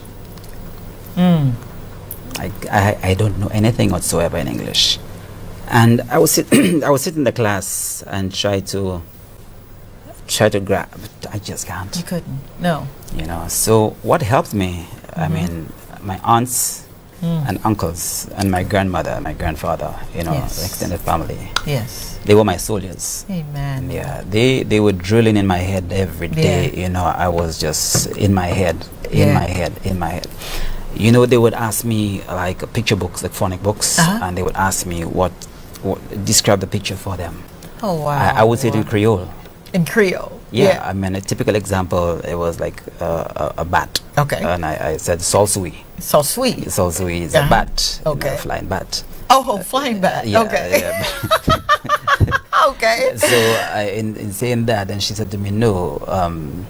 I said, she said, it's a bat. I said, well, I know bat is for ball. Yeah. You know, I don't know bat. Okay. You know, so then she explained to me the differences. For sure. And that's where I started my journey. Yeah, man. My journey started from there. Wow. And they homeschooled me every day. Right. You know, I would go to school and I would, like, you know, try to copy on you know, my friends, because I don't know. Still you know. not. Yeah, Okay. yeah. It took me approximately about a year to really get into, you know. Yeah. When I really started getting the knack of it, I was like a sponge. I was like, you know, grasping. And the funny thing about it is, those same students that were helping me, for sure, I in turn was helping them out now. Okay. How about that? You know, I mean, it was a great challenge, because I would be in the principal's office every day. For sure. I would fight in the class all the time. Hey! Because they would call me country bookie. Country bookie, okay. You know, how dare them? And I can't speak in English to tell the teacher that they're bothering me. So I mean, they would tease me, and I would stand up in the class, pardon me, but I start a fight in the middle of the class because I just could not take it. Absolutely. They were really tormenting me. For sure. It was a really hard transition every day. Every day. You know, until I gained my respects from them, and they all became my friends. I love it. I absolutely love that. They all became my friends, and gradually things changed and changed and changed and changed, and I became literal. I became literated. I mean, I was able to read. Come on. I was able to. Writing was a little challenge, for sure, but it came along gradually. Gradually, I started all over again. From what a child would have known at the age of maybe 2, 3. Yeah. I'm a 9-year-old boy doing this. Sounds like we've got a caller. How about that? Hold on 1 second. Do we have a caller? Hello? All right. I thought we had one. Maybe he'll call back or she'll call back. But you were able to literally, you said something that makes so much sense. I became free. Yeah. Freedom is so powerful for a little person who's having difficulties in school, but it wasn't your fault. It was the miscommunication. And oftentimes we will, especially us adults, we've got to be very careful with babies, and I say babies that come to us for that nurturing. We got to make sure that we're nurturing our babies. We really do. So to all of the teachers that are gamefully and actively rolling up their sleeves every day and making a difference in the lives of so many little people, thank you so very much. You don't get celebrated enough. I think we ought to do something for teachers. How about that? Yeah. But getting back to what you were saying, because the crux of what you're saying is you just didn't quit. No, I mean, quitting was not an option. Yeah. Quitting was never an option for me, you know. I mean, it's almost like when I first transitioned from the country to the city. Okay. I was like, I don't want to be there. Uh-huh. I would go for summer vacations to my mom, and I don't want to go back. Oh, you wow. know, I wouldn't want to go back. You Really? know? And my mom said to me, it's for your own good. It's for your own good. Do it for your own. It's for you, please. Yeah. She begged me, and I said, okay. You know, I came up, and then my mindset changed a bit. You know, for sure. And I mean, I was in a very loving household. For sure. I mean, for sure. everybody was there with me. You know, trying to help me out. You know, because it was like a challenge for themselves to transform this young boy into something that they want him to be someday. Which is what saw he is it. right now. Isn't that something? God gave you the right family that could pull out of you potential. They saw potential. Untapped capacity is potential. Yeah, and that's what, that's what you did. Yeah, and then, I did, through my exam, I went through the CPA exam, which at the time we call it Common Entrance. Okay. But I didn't succeed well enough to go to those high schools they were, Okay. So what it was, there was a senior primary school. Okay. So many persons may not know about it, but it's called Rock Hall. Rock Hall. Yeah, Rock Hall. Okay. And I spent 2 years there. Okay. And what really caught me about this school is the motto. It says, Rock of Determination, Hall of Success. Come on. Yes. And that school taught me a lot. Yeah. And after the 2 years, I wrote an exam called Common Middle Exam. It's almost like Common CPA, really like redoing it. And at that level, I was able to succeed to a proper high school now. Come on. Called Leon Hess Comprehensive. Okay. So my base was from Rock Hall. Right.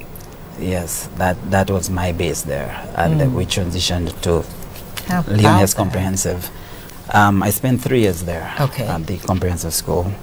I mean, I was doing good. Everything was fine, and I was in. You wouldn't have thought that was me. That was like this a few years ago, and here I am today. Wow. Doing this. Look at that. Yeah. And I graduated from Leon Hess Comprehensive in 1996. Okay. And my grandmother was able to come to my graduation. Oh. You know, and you know, that date was a very special day for me. There was a friend, a lady who kind of mentored me. Okay. Every time I used to go to do my projects, she would counsel me, talk to me, you know, and help me out and everything. And that day, she sent me a photographer. Oh, come on. Yes, to take photos for me, because she was like a mother to me. Yeah.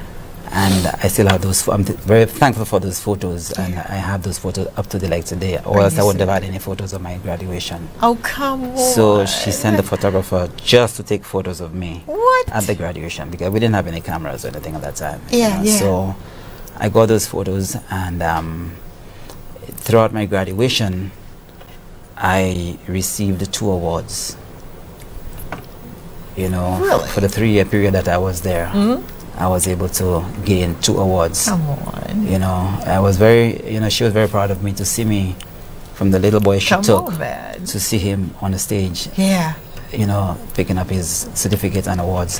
One was for prefect. I was the prefect of the year. Okay. So, in other words, I'm taking care of the classes, all the classes. In so the no school. more fighting.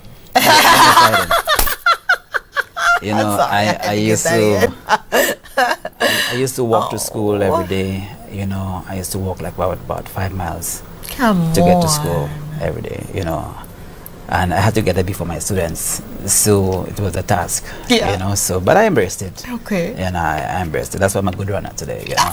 We're gonna get into that running, man. Can he run? Yeah. And wow. Yes, after a graduation, you know, I felt proud of myself. You should have. You know, after accomplishing that milestone. And then from there, I went to the work world. Okay. Wow. Yeah. Wow. Julian, you've said a mouthful. And I'm trying to unpack all of this. I get it now. You know, the soul of the man, the mind, the will, and your emotions, I get it now. That encompasses everything that you've had to experience. I am so sorry that you were with some, I like to call them, I'll be kind on this show. It's a family show. For those who did not give you what you were in need of, I am sorry for that, but I'm so grateful for those who really said, you know what, you're going to do this, you're not going to quit, and you had that environment, that tribe that said, we love you. We understand the sacrifices you're making as a child, you know, leaving your sisters, your brothers, your family, that what you knew, to go to something that's the unknown. And oftentimes in life, especially for a child, that can be, like you said it yourself, so traumatizing. But for you to literally get through that, thank you, sir. Thank you, thank you. Look at him smile. We've got Kim Falcher in the house, and she says, this journey built you, and you are where you are because of it. We give God thanks, irrespective of it all. How about that? Thank you, ma'am. Another one says, proud of you. That's Curvy Joseph. You know Curvy? Yes. Yeah, thank you so very much. Another person, Amiable, Amy. Oh boy, did I mess that up? She says, so proud of you, Juju. How about that? Miss Barbara Augustine is in the house. Thank you, Miss Barbara. I love you. And she says here, always a pleasure listening to you. How about that? Thank you, Miss Barbara. Cousin Gwendolyn O'Neill Banks says, good show. You better say that now. I'm just joshing. So we're going now, and you've gotten through that, and now adulthood sets in. Yeah. What does that look like for a man at 8 years old, had to go through what he went through as a child, and now he has that title, man? Yeah. Well, I mean, from high school. Yeah. So I went through the work world. Okay. I became a tour guide. Well, Really? actually, one of my aunts, she was a tour guide supervisor. And again, the same way she trained me at home, Yeah. she trained me to be a tour guide. I love it. And then I picked it up like that. But of course. It was like almost next to nature for me. I mean, come on, man. You used to climb mango trees. Come on. Who wouldn't like tourism? I did it my way. I was very into it. Yeah. I enjoyed it. And we toured persons, to Soufriere on buses, as guests coming to St. tourists coming to St. Lucia and so forth. So I spent with that company, I spent maybe about a year and a half. Then I got a job offer at another company. Okay. Because they knew of my work. So I transferred to that other company. Yeah. And then in that department, I spent about maybe 1 year in that department. And then I moved to another department, which was more of a hospitality, more of a sales individual. I can see that. And then I spent a few years there. And then from there, I realized that I needed to earn a career, a profession. Okay. That's where I realized that I need, to myself, if I were to be out of a job tomorrow, I don't have anything to fall back onto. Wow. Now, right there. Yeah. We're going to slow it down just a little bit because now you're speaking my language. But every job I had, I got fired from. Everybody fired me. That gummit, shame on you. But for you to know that it's time now for me to make a living out of this, please stay tuned. We got to take a break. My producer is saying it's break time, dadgummit. But he's here, and I'm so glad he's here. Hey, Kendrick. Stay tuned. We'll be right back because we're going to unpack how do you know when the job that you're doing has come to an end and it has served you well. Stay tuned. We're going to unpack some more of these gems from my boy, Julian. Be right back.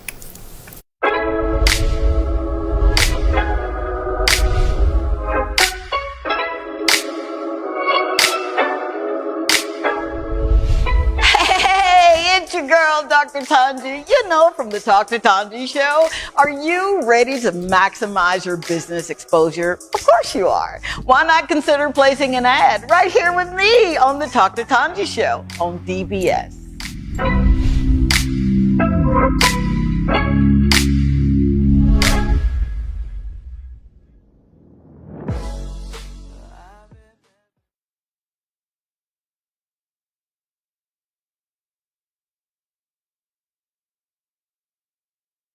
I am victorious. I can do anything I put my mind to. I am who he says I am. I am strong. I am courageous. I am a go-getter. I am a CEO. I am wealthy. I am very wealthy. I need you to participate, good man. I am very wealthy. Thank you, sir. And because I've spoken it, God has to perform. So I'm going to show up every day, no matter what it looks like. I have faith in Him. And in me. I will be respectful to my elders. And I will respect myself.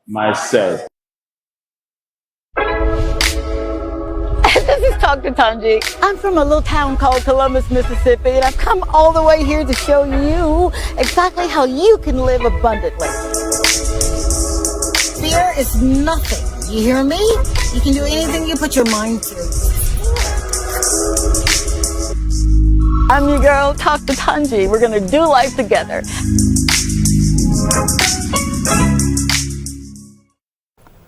And we are back. Thank you so very much. Man, you just don't understand when I literally get to know that you're watching and I'm engaging with you here and I'm just loving it. Nigel Toussaint, you know him? Yes. He says, big up. Thank you, sir. We are really excited and delighted that you're here to hang out with us this evening. Who is he? She's a lady. Oh, she's a lady. Shame on me. We're here with none other than the extraordinaire Mr. Julian Toussaint. Yeah? Yes. I just know him as Julian. So Julian, you are coming to the end of the rope as you know it. And I say that because there's absolutely nothing wrong with working for someone. Let me put that out there, okay? Working with someone. But when you know inside of you that there is something that you gotta do, you gotta get busy doing it, and you have to trust him to do it. So tell us, if you will, sir, you're at that point now where you gotta make some big boy decisions, right? Yeah, pretty much. How did you make that transition? Well, you know, somehow it just came to me. Sometimes I mean at work. Yeah. You know, I would always meet a lot of persons who are therapists or come into the hotel and so on and so forth, you know, massage therapists, physiotherapists, sports therapists. Yeah. Because I interact with them, you Okay. know, so, and it kind of was intriguing that I was interested in that, unaware what was being said to me by my grandmother, you know, many years ago. Come on. You know, and then the interest was there, it was there, and until I became like, I really needed a change of environment. Gotcha. So I started looking for schools. Well, before that, you know, I mean, I used to work in the company where there were many ladies, you know, Okay. and I used to go rubbing the shoulders for them, you know. Yeah. And then in the wanting to change environment, my partner at the time asked me, well, what do I like to do? I said, well, I want to do marketing. Okay. You know, and then she said, well, is there anything else you want to do? I said, well, everybody says I'm good at my hands. For sure. So she asked me to try it on her, and I did. Mm-hmm. And said that you have something Come on. that's in there. But this all started with my grandmother. You know, I was at the age of, I remember this very clear. Okay. I was at the age of 13. All right. And I used to rub her back with what they call fiction. It's like an ointment. Okay. And then she said to me, you have great hands. Oh. You will do good in this someday. And these were her words. These This were is just your grandmother's words. Yeah, these Wow. were just her words to me. Yeah. And you know, I never took it for anything until that moment where I really went back and said, but yes, that's what she said to me. Yeah, man. And I looked for schools in Florida. Yeah. And I got 2 schools. Mm-hmm. I was enrolled in one, but before that I had to find a place to stay. And my best friend at the time, he was living up there. Well, Okay. he still lives up there. Okay. And he said to me, I can help you, I can house you, you know, but there will be a few limitations there. Okay. You know, I said, well, as long as I have a place to lay my head, I'm good. Yeah. You know, and he invited me over, and I, you know, took all my little monies. Yeah. And I flew over to Tampa, Florida. Oh, come on. So you're leaving this amazing place that has shaped you, and this is what you know, and you went from patois to English, and now you're telling me that I've got to get up and juxtapose myself into the unknown. Yeah. You know, and I say that, but a lot of times the unknown is so literally scary and debilitating for people. It was. What was it? I mean, come on. I mean, we got everything here in St. Lucia, and you're leaving, but you saw the big picture, Pretty and you much. were ready to make those sacrifices. I was already there. Wow. You know, when I went to orientation that day, Yeah. I was like, I said to my friend, I think I made the wrong choice. Because they were telling me about anatomy and physiology. Okay. I never did that in school before. I don't know. I don't know what this is all about. Oh so I said to him, like, dude, I think I made the wrong choice. He's like, they got your money. I'm about to say you're too late now, bro. You kind of got to finish what you started. I prayed about it, and I just, you know, focused, and I went to the school. Yeah. And the one thing that was really comforting to me, okay, and it was in our packet, and it was written, it says, if you're not confused by the second day, you're in the wrong place. Wow. I remember this like... If you're not confused by the second day... You're in the wrong place. Okay. Huh. So granted, yeah, it was okay for me not knowing what I was doing. It's because everybody, I mean, they didn't know what they were doing. They didn't know. But they took us from point A to Z, bit by bit, word for word. Wow. You know, and I comprehended everything that there was to be comprehended. In the school, there were senior students. For sure. And then, you know, they helped us, the juniors. Okay. You know, until we became seniors, you know. And one of my challenges was that I wasn't able to work or to provide for myself. For so sure. I had to really feed off my little that I had, you know. And it was good, but, you know, I slept on a quilt. Ouch. For the entire duration of my course. Really? You know, because I really wanted an education. Come on. I really wanted a profession. So it didn't matter what I did. Come on. You know, as long as I was sheltered. Yep. I was eating. I was buying the basic foods in the supermarket. Eating a lot of salads and greens, you know, just the cheapest things. For sure. But I was healthy. Yeah, yeah. I was good. So it was worth the sacrifice. It was worth lying on a carpet, if you will. It was worth not having, you know, what you're used to have what you need, right? Pretty much. You get through that, and what's the next order of business? Well, when I graduated from Suncoast School of Massage School, one of the things they said to us, you need a tool. Okay. And that tool was a massage table. So I had a choice to do two things. You know, either I get a massage table or not. Okay. I didn't have much money. Right. This was $150 for a massage table. Okay.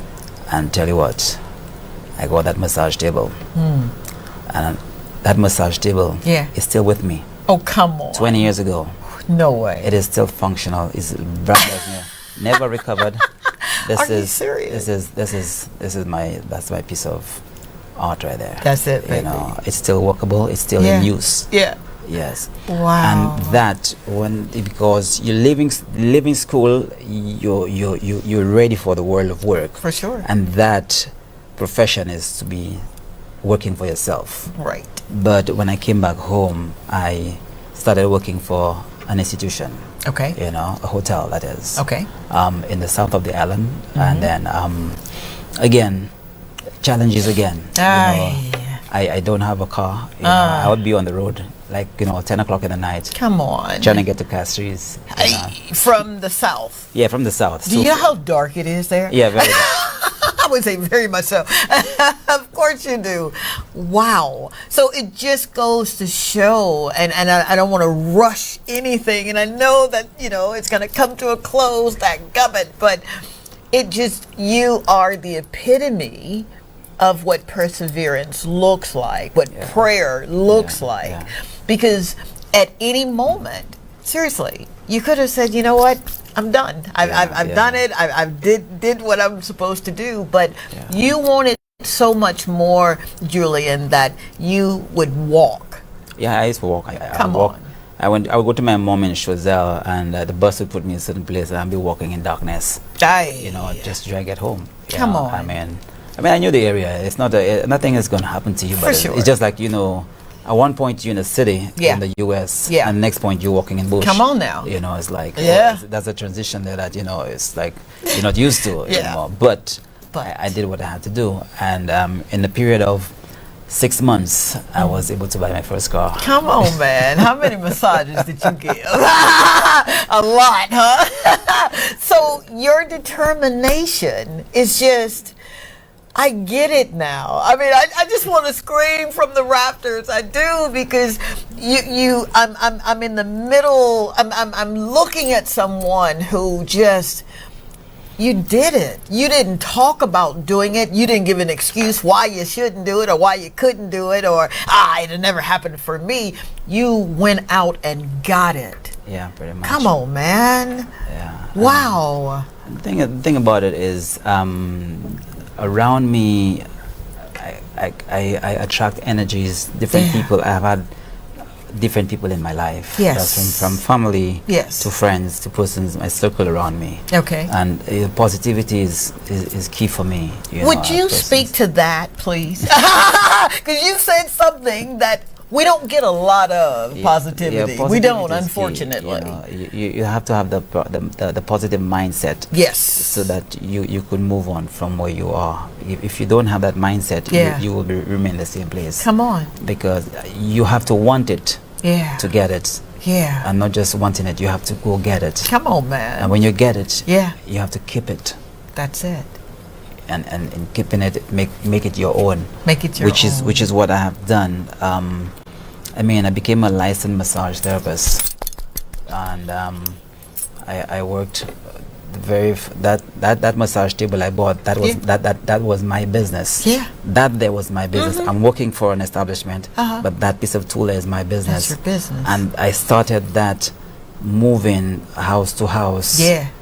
Slowly, and I'm working for the hotel, but I'm doing my own. Come on, man. I didn't have a car then. I was still moving, walking to houses sometimes. Oh, come on, Julian. In the Rodney Bay area. Oh, stop that. Massages. Wow. Because hey, I'm home. You're home. Yeah. And in doing that, it makes you appreciate it more. You better believe it. Absolutely, it until I got my car, I was able to do my thing. But yeah. So coming from being a massage therapist for 20 years, but I also went out to get another career. All right. Yeah, which was colonic irrigation. All right, now, there you go, colonic irrigation. Can I raise my hand and say that I did it? And it really does work. Seriously, it does. Yeah. How did you go from rubbing the shoulders and the necks to cleaning out the bowels?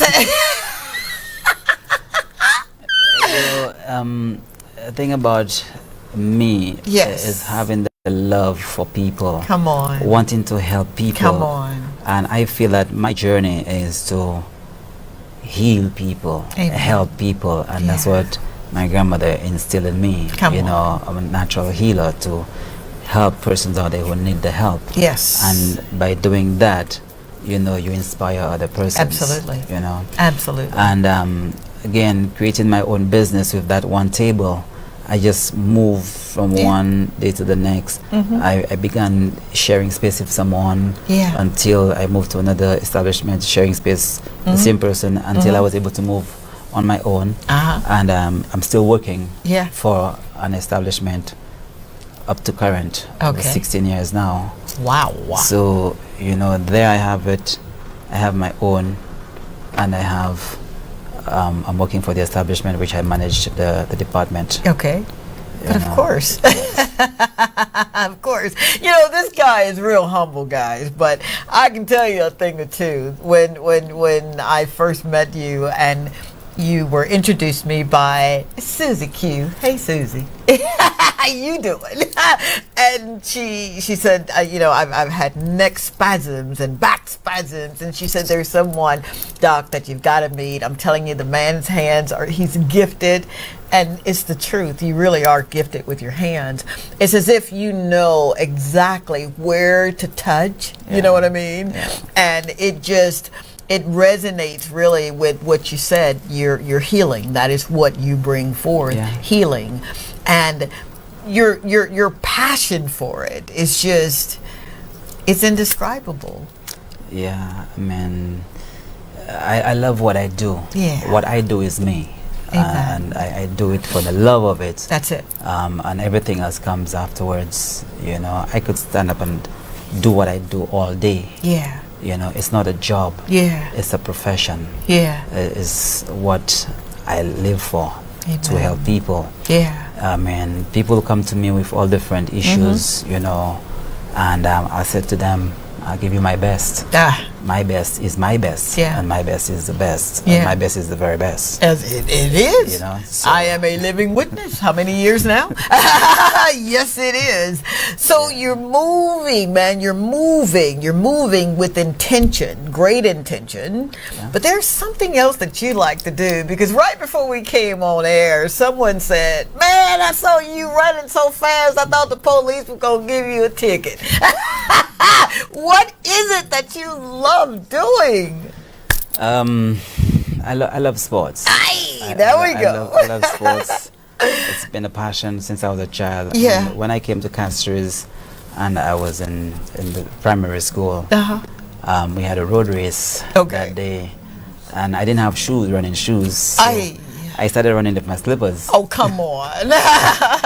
And when I got quarter way down the road, I realized that I was working, so I took the slippers off my feet and I ran barefooted. Oh, come on, Julian. And I literally won the race. Barefooted. So, anyone who says, I ain't got no shoes, this man did it barefooted. Come on, what you doing? I'm messing with you now, but wow, the love of running and just sports in general. Wow, man. What else is it that you do that perhaps the general public does not know? I mean, you're a tour guide, right? Well, I have a nature, how should I put it, a nature business. A nature business? This man is full of business. Oh my God. It's called the 758 Adventures. You know, we take people out there, to help them see St. Lucia, discover what they're not seeing. We take them out there just for the love of it, What else do I do? I do martial arts, like you martial arts. We try to inspire discipline into the young children. You don't just do martial arts just because you want to learn to fight. You want to do martial arts because you want to be disciplined, and that's one of the things that have kept me grounded throughout the years, because I began martial arts at a very early age. And that has kept me grounded throughout the years. I have represented the island on a few occasions, you know, and we did well in many occasions. But that itself is the backbone right there. Karate. The discipline. You have to be disciplined enough to be able to walk away from certain situations. Absolutely. You spoke a lot right there. You know that, don't you?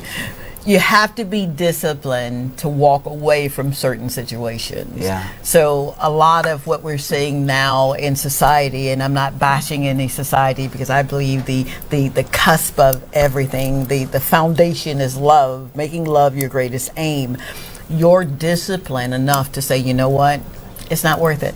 I'll walk away. Pretty much. Pretty much. Wow. I mean, basically, right now I am pretty much grounded. I mean, from where I came from to where I am now, and basically it's just to tell persons that, the sky is the limit. I strongly believe that your attitude determines your altitude. Come on. That tells how far you go. You don't just want it, but you got to go get it. You got to go get it. So where I am today, I'm very thankful for all the persons that have been in my life, from my grandmother downwards, everyone that has been a part of my life up till today. Friends, family, everybody around me who are positive, in that sense, that keeps me going. Amen. That makes me want to do more. And that's where I am today. That's why I'm successful, I would say. Absolutely, in you that are. sense, Wow.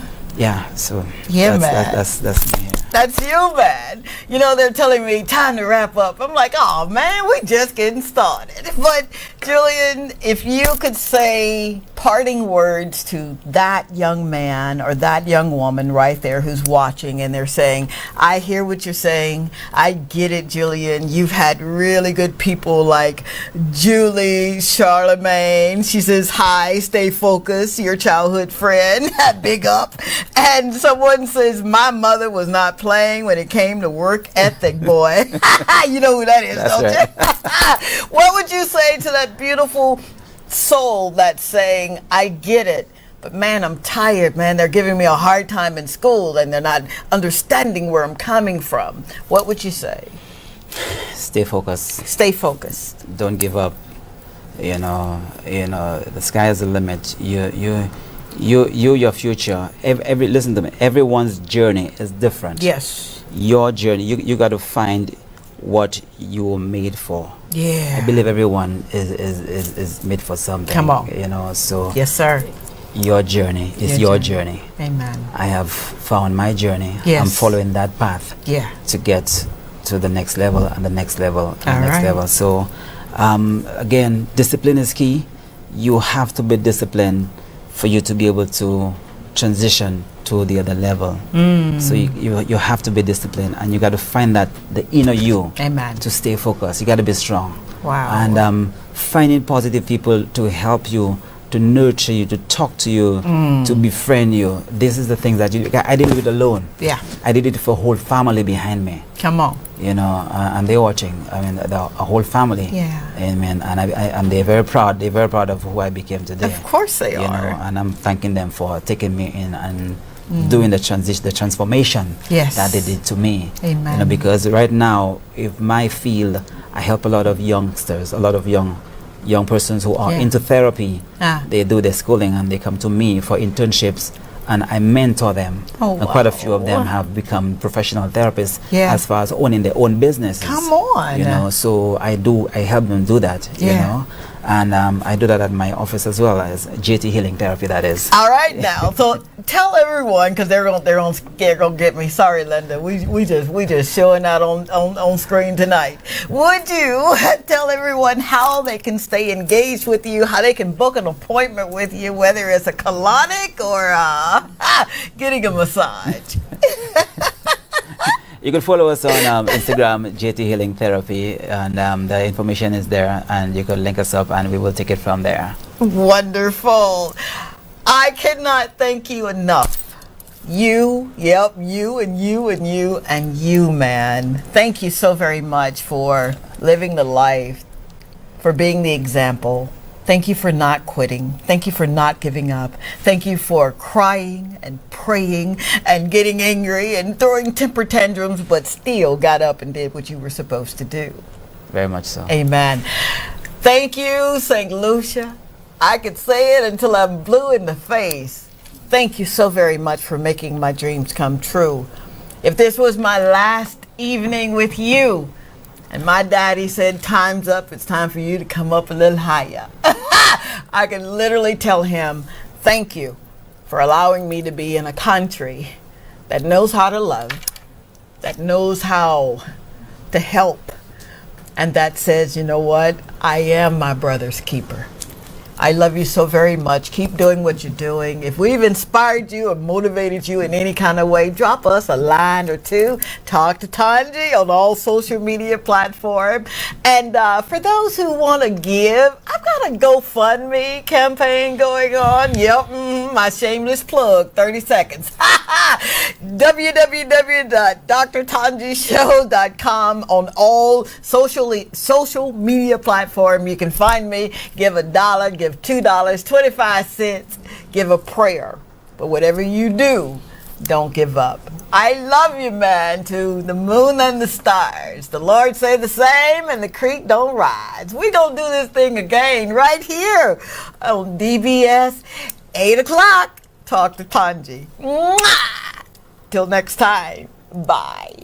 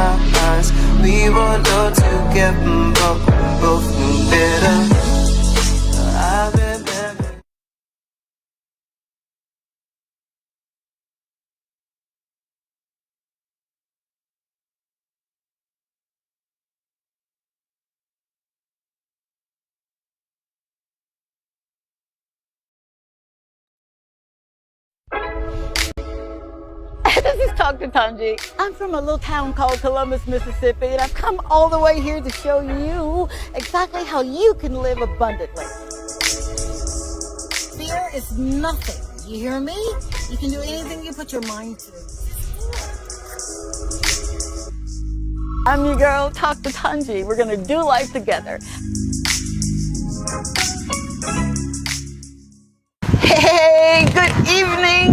evening, and welcome. Welcome to another edition of Talk to Tanji. And you know how we do it, right? I'm your girl, Tanji, your friend, and I am so excited to be in your bedroom, in your boudoir, wherever you may be watching this show. We're broadcasting from the beautiful country of St. Lucia. We're located right here in the Caribbean, and I get to go around to different areas of the country and speak with people who are doing things in the marketplace. People who have said, you know what, I am going to go for it. I'm going to launch myself in the deep. I will not quit until I accomplish my goal. And that's what's so fascinating about you, us, being here. You get to live out your life in paradise, I like to call it. Coming up on the show tonight is someone that I have so much respect for. I have a lot of respect for him because he is a mover and a shaker in the community, in this marketplace, and he just will not stop until he do exactly what he says he's going to do. No matter how many trials, no matter how many tribulations, this man gets up, rolls up his sleeves, and says, you know what? It ain't over till I win. So you're going to be in for a treat this evening, right? Now, you know how we do it. On all social media platforms, you can find me at Talk to Tanji. That's Facebook and Instagram and YouTube. And I do a little something on TikTok. And for all of those who've been supporting this show from day one, you know, people like Christine Julian and Wanda Turner, and just so many other folks. And I'm going to get in trouble if I try to name you all. Thank you. Thank you from the bottom of my heart. You really are making my dreams come true. You really, really are. Now, we're going to take a break, but right after this break, we're going to be sitting and gleaning from this gentleman. You probably know him already. Yeah, you like that suspense, huh? But you got to stay tuned because we'll be right back with him.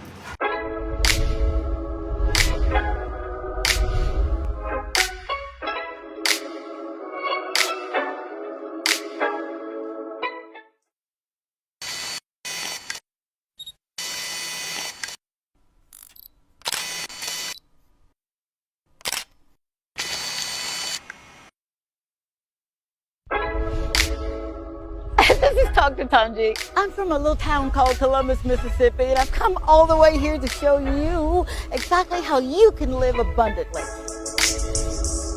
Fear is nothing. You hear me? You can do anything you put your mind to.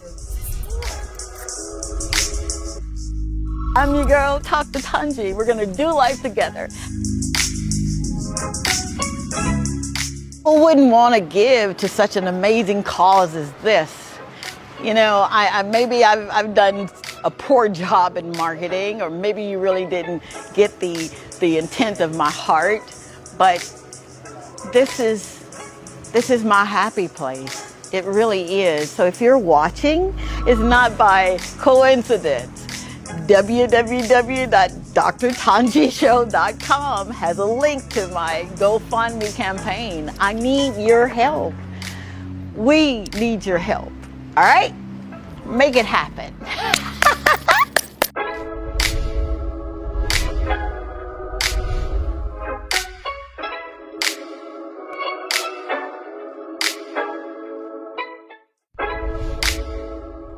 This is Talk to Tanji. I'm from a little town called Columbus, Mississippi, and I've come all the way here to show you exactly how you can live abundantly.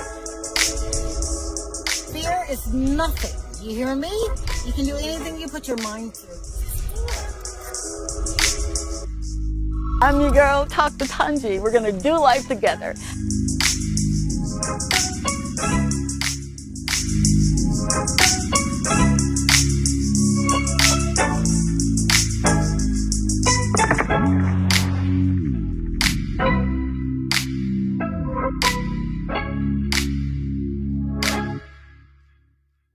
So we say thank you. We shabak you right now. Father, I lift this, your servant, your son up. I ask God that his latter days, according to your word, be better than his beginning. Yes, Daddy, there's been a setback, but you, God, know all. Now, Daddy, do what you do. Allow your ministering angels to come forth right now and bless.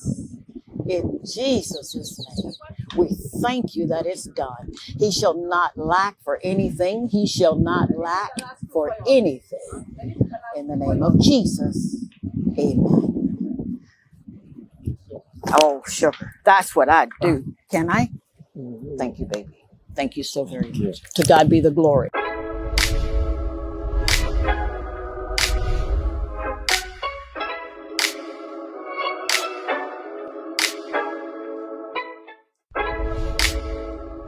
This is Dr. Tanji. I'm from a little town called Columbus, Mississippi, and I've come all the way here to show you exactly how you can live abundantly.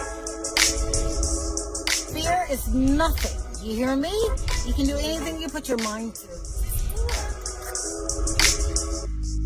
I'm your girl, Dr. Tanji. We're going to do life together. And we are back yet again. Thank you, thank you, thank you. I'm your friend Tanji. You know, on this show, I'm friend, right? Of course. What do you do when trials and tribulations look like they're going to overtake you and stop you in your tracks? What do you do when you've tried and tried and tried and fallen and tried again and said, you know what? I got to go for what I know and what I don't know. What do you do when you have a dream and you're not afraid to go for it? Well, I'll tell you what you do. You launch yourself in the deep. You roll up your sleeves and you say, I got this. Yeah. And then you ask others to come on and support me. And that's just what our guest for tonight has done. I met him maybe earlier this year, maybe last year. Cannot remember, but I met his soul before I met him. And it's remarkable to see people like this gentleman who is just, man, he's a go-getter. I'm telling you, he really is. So without further ado, let's welcome to the Dr. Tanji Show my guy, Sky. Yes, I. Marvin Lubin. Lubin. Lubin. I got it right. Lubin. Yes, Almost. Yes, Thank you so very much, yes, sir, no for problem. saying you're Much going to come appreciated. aboard this show. Yes, I give thanks. All right, man. I've got this proverbial question that I ask everybody. How did you get here? Now, some people say by water taxi. Some say by car or automobile or plane, but how did you get here? Well, to tell you the truth, I got here because it just seems like an unfolding of just different events in my life. I hadn't foreseen that I'd be in this position per se. Yeah. But it just unfolded like that for me. I never dreamed or thought of I'd be in a situation where I'd be catering and doing food for tourists and locals and stuff like that. So here we are. Yeah. You know, I know this is the Most High. All right now. That moves and shakes all things. So I could say it's the Most High. Wow. Yeah. So I'm assuming, and I hate to assume, but you were just going about your life. You never thought about launching your own business, or what's the why behind what you do? Why? Yeah. Okay. Well, first of all, you know, like I said, this was not my original intent on doing this kind of business. If you don't mind me asking? Well, originally I used to travel a lot. You know, to England, to the USA. I've been in school in the US already. You know, I had my jobs. Yeah. Or what have you. Yeah. But they were never my own businesses. You know what I'm saying? I always used to work for somebody else or another company, what have you. So came back to St. Lucia maybe in about 2014, 15. Okay. Okay. And then this is an area I frequent a lot. Okay. We're in Rodney Bay right now, you know, For sure. Rodney Beach. I frequent here often. Everybody around here knows me. Yeah. People in grocery, casheries, everybody knows me. Oh, not everybody, but yeah. Those that need to know. Those that need to know me. Been around, But through being around this area frequently, okay.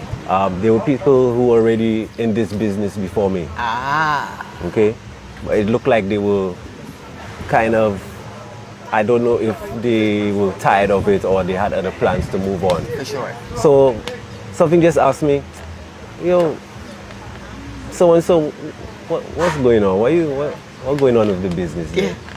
And she says to me, well, we're trying to transition to something else, maybe you want to have a go at it. And I was like, come on. Yeah. Just like that. Just like that. So I was like, all right. Yeah. I'll try my hand at it. For sure. Wow. She was kind of surprised and stuff, but apparently they had do some vetting. They'd done some vetting. Gotcha. Because I guess they don't want just anybody to. For sure, absolutely. So I'm in here now. Yeah. Doing my deeds, my paperwork with the people and stuff like that. Yeah. So we waiting for the next tourist season, which was in 2018. Okay. The cruise ship season. Okay. Starts in November. Gotcha. So I got all that accomplished by September. Oh, come on. Okay, so October to November, I had time to set up my tents. Yep. My drinks, what have you. Yeah. But obviously I need a team also. It cannot just be me only. See, I'm so glad you said that, because oftentimes we as entrepreneurs, right, or dreamers think that, we can do it and then we'll ask for help later. Did you start out with a team or was it just you? I started out with a team because I already envisioned the plan I actually had and see how it would unfold in the near future. Yeah. A team would be needed. A team would be needed. Yeah, no doubt about that. The idea was too grand, so to speak, for me to accomplish it alone. Absolutely. And with more people, more things could be accomplished easier. Absolutely. And with much more accomplishments, I suppose. Absolutely. Yeah. So tell me about the name Golden Dove. Now there's definitely something to that name. You just didn't think of the name, yeah? I just didn't think of the name. You're right about that, Miss Chonji. I tell you what, the name, a few people asked me that already. Really? I never really answered, truthfully. I got man. But I'm a spiritual person. I know. That's number one. Yeah. That name derived from a spiritual space. Yeah. So to speak. Okay? Now, in this environment, there are a lot of doves. All right. There are lots of doves. Okay. And before, they used to be all around us, pecking at whatever it is they're pecking at, and they're having their feasts and what have you. For sure.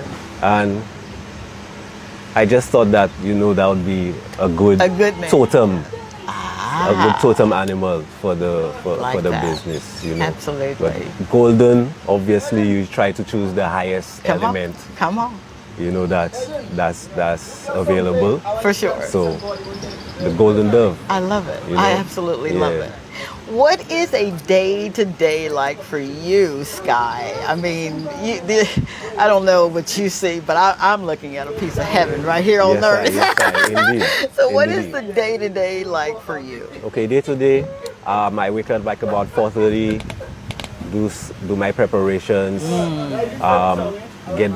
get here till about maybe 5:30, set up my tents, clean out the shop, get everything fired up, get the drinks in and what have you. By about 7:30, 8 o'clock, it's ready for whatever business incoming. Wow. And waiting for my other bedrooms who work with me for sure to show up and accomplish our tasks. And our main target, like I said, the cruise ship guests. Cruise ship guests, which starts from November to maybe about end of May. Okay, April, May. So we're almost at the end of the cruise ship season right now. So I have a bustling business between these times. Really? But after that time, we have to have our wits about us and formulate other plans and activities where we can, stay open basically and get paid and stuff like that. Absolutely. Now, you've got a really special menu. I've been privy to order from this menu, and the food is absolutely delicious, by the way. It is. Who came up with that menu? Who came up with the menu? Yeah. I would attribute the menu to my star boy chef, Mike. I would. Really? Yes. Yeah. Wow. I'm just the business behind the whole. I'm just the business mind behind the whole thing. Gotcha. He's an actual chef. Really? He's a young boy. Yeah. He's a young man. Sorry. Young man. Yeah. Sorry, Mike. He's a young man. Okay. He knows his stuff. Wow. He's a qualified chef. Uh-huh. He puts in work. He does his due diligence. Yeah. From the time we started, he's been with us. Oh wow. Us meaning just me and him anyway. So come on. It's not like there's a company as such. It's just me and him and a couple other guys. Yeah. But since we're talking about the food, yes, is he the one who actually has the culinary skills to produce what you enjoyed the other night? Is that right? That's right. Oh my gosh. I'm just there facilitating Yeah. this, that, and the other. Yeah. So when someone can capture your vision, and vision is so important for people that are launching themselves in the deep, you gotta know where you're going, right? How important was it for Mike and others to line up with your vision of what Golden Dove should be for the community? Well, it was quite easy for Mike, my other brethren, Moses. Yeah. And Spencer also. Big up to the both of y'all. I have much love for the three of y'all. Y'all know yourself already. Okay. All three of them have the same vision, or they adhere and they see what I see. Good. If anything, they add to the vision that I already had. And so I cannot say it's me alone who grew the little business into what we have, whatever it is we do have. Yeah. You know what I'm saying? We just privy to be in a very nice spot, which is Radri Beach. Yeah. Close to Bay Gardens, water sports. Oh yes, and big up Bay Gardens also for giving us the spot. How about that? Where we do our operations and things. Big up to yourself.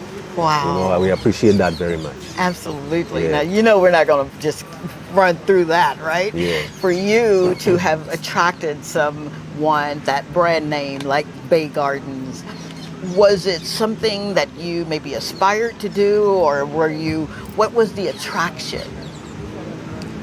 Well, originally we were just operating a few yards over there under tents. Just like the canopies we have here now. Okay, it was two of them and we operated under that. Obviously there's no electricity, there's no water at the time. But then I approached Bay Gardens and I asked them, well, there's this other room there, can I have, the space? And they just said, yeah, go ahead, that's a very good idea, because they know I was in the corner there already for a while. Yeah. You had some nerves going up and asking for what you want. Well, it was just an idea, and it was after COVID. Oh, it was just after COVID. So from 2018 to 2020, we were under the tents, but then we spent a whole 3 years hiatus during the COVID. And so I had to kind of think of a new way of doing things, which I very much appreciate Bay Gardens for giving us the opportunity to do that. You said something that just resonates. With COVID, life just kind of stopped, for a lot of folk. Things just came to a screeching halt.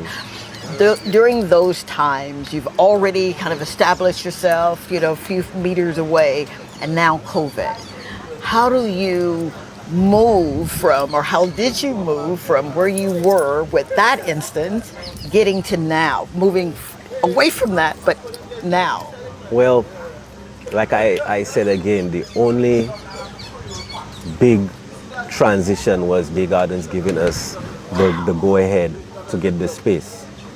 So then now we have water, we have electricity, we can input in appliances, we have space, we can be bigger and better at what we were already doing. That's all right, man. You know, so Bay Gardens just help us expand our aura, so to speak. I love it. You know, and now we're here talking to Dr. Tonji. You know? Yeah. I am so it's just amazed, so organized. Everything man. just happens so It does. organic. It just really does, right? It's like it's divinely planned, you know? You could say that. You could say that. Absolutely. Wow. I am truly grateful that, one, you didn't quit, and then two, you are a testimony to anyone who may be watching and thinking nobody's going to help me. You know, why should I have to go out and ask for help? They see me needing help. Why don't they just do it? What's your philosophy on asking for what you want? Well, what you just said there, I'm kind of like that person. I'm an introvert. Yeah. So I'll always be like, you see me needing this and that, you know. Right. But it comes to a point where you know, there goes the saying, no man is an island. Come on, man. You Come know? on. So you need some friction to rub shoulders with some other people or businesses or what have you. For sure. You know, corporations. Yeah. And it was just a matter of meeting the right person, talking to them, explaining to them what my idea and vision was about the place. Yes. And within the week, I got the go ahead. Come on. You know, I even had kind of construction rights Yeah. to, you know, outfit it how I wanted and stuff like that. I love it. So they were very benevolent. That's a good word. I must say. Absolutely. I must say. Absolutely. You know, that's what actually propelled us into what you experienced the other night. Yeah. You know, otherwise we wouldn't be doing the bonfire like we did the other night. We wouldn't, you know. Yeah. It would be on a lesser scale than that. It wouldn't be as, you know, spiced up as you saw it. You know? Absolutely. So remember, no man is an island, all right? When you're thinking about doing what you know or believe you were born to do, you can't do it by yourself. It is really okay to ask for help. This gentleman just kind of parlayed that for us. Yes, sir. It's important, guys, to ask for help where you think you do need the help. Right. You know, you could go to your banking institutions. Yes. You could go to credit unions and stuff like that. You know, check out their literature. Yes. See what they have to offer. There are various means and ways of funneling funds to yourself to try to accomplish what it is you think you want to. Absolutely. Absolutely. I'm not in the position to say which bank does what and what have you. I'm not a banker. For sure. These options are out there for people. Absolutely. Wow, Sky. I could just go really on and on about your accomplishments. I want to peel back the layers just a little bit. We see the end result. And you're going to even go higher and higher and wider and wider. That is what I believe. I believe you'll have a golden dove in every community that you want to have a golden dove in. That's a nice idea. What I want to know, how does someone, you were born here or where were you? I was born in St. Lucia. I am born in St. Lucia. All right, so you are real St. I'm a Lucia. St. Lucia. Yeah. Now, you know the mindset. Sometimes as St. Lucians, and I've met some, and I'm considered one, man. Sometimes you don't always see what you need to see. Using your imagination is a far cry when you're literally trying to eat and trying to make it. What were the things that allowed you to move past where you were, okay, as a young boy growing up? What were the experiences, one, that you experienced, and then two, what was the fuel that propelled you forward? Okay.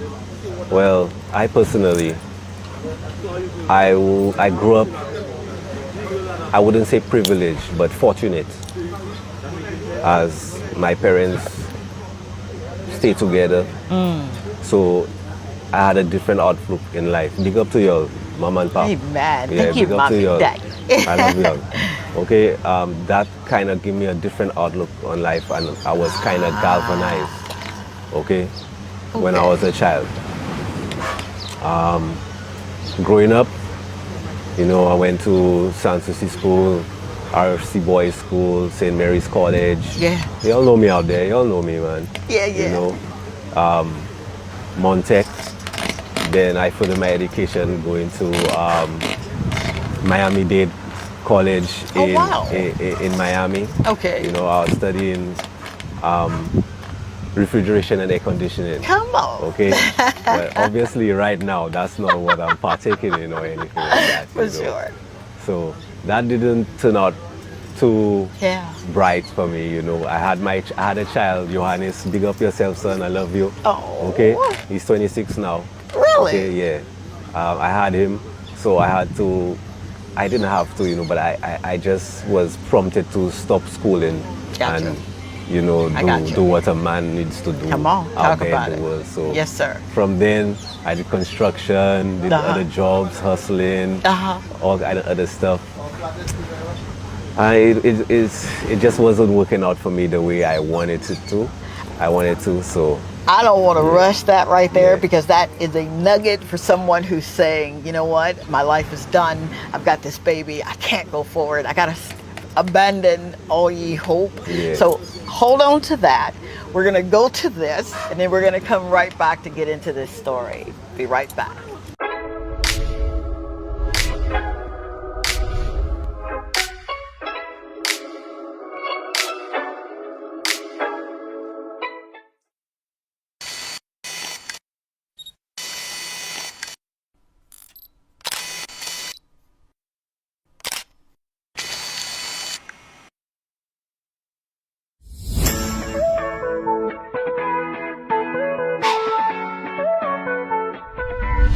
We're here in one of my favorite places in the entire world. And, you know, it's not luck or chance, it's God divine that I came by and saw you. So would you tell everyone who you are? I'm Marvin. Marvin. What do you do here in Ancillary, Marvin? I sell my pastries. Oh my God, they look absolutely delicious. What are you selling? I have different varieties. Okay, all right. Sausage roll, custard, bacon cheese, quiche. Yeah. Saltfish dal, peas dal. Yeah. Floats. What? Pizza, lasagna, fried fish. And you do this every day? Yes. Wow. What are your hours of operation? I get up from 2 o'clock in the morning. Oh, come on. Are you serious? So everything here is homemade? Yes. Every day? By me alone. Dear God in heaven, you hear this? So if people are coming through Ancillary and they're looking for quiche and fish, how can they find you? Right here. Yeah. Where is right here?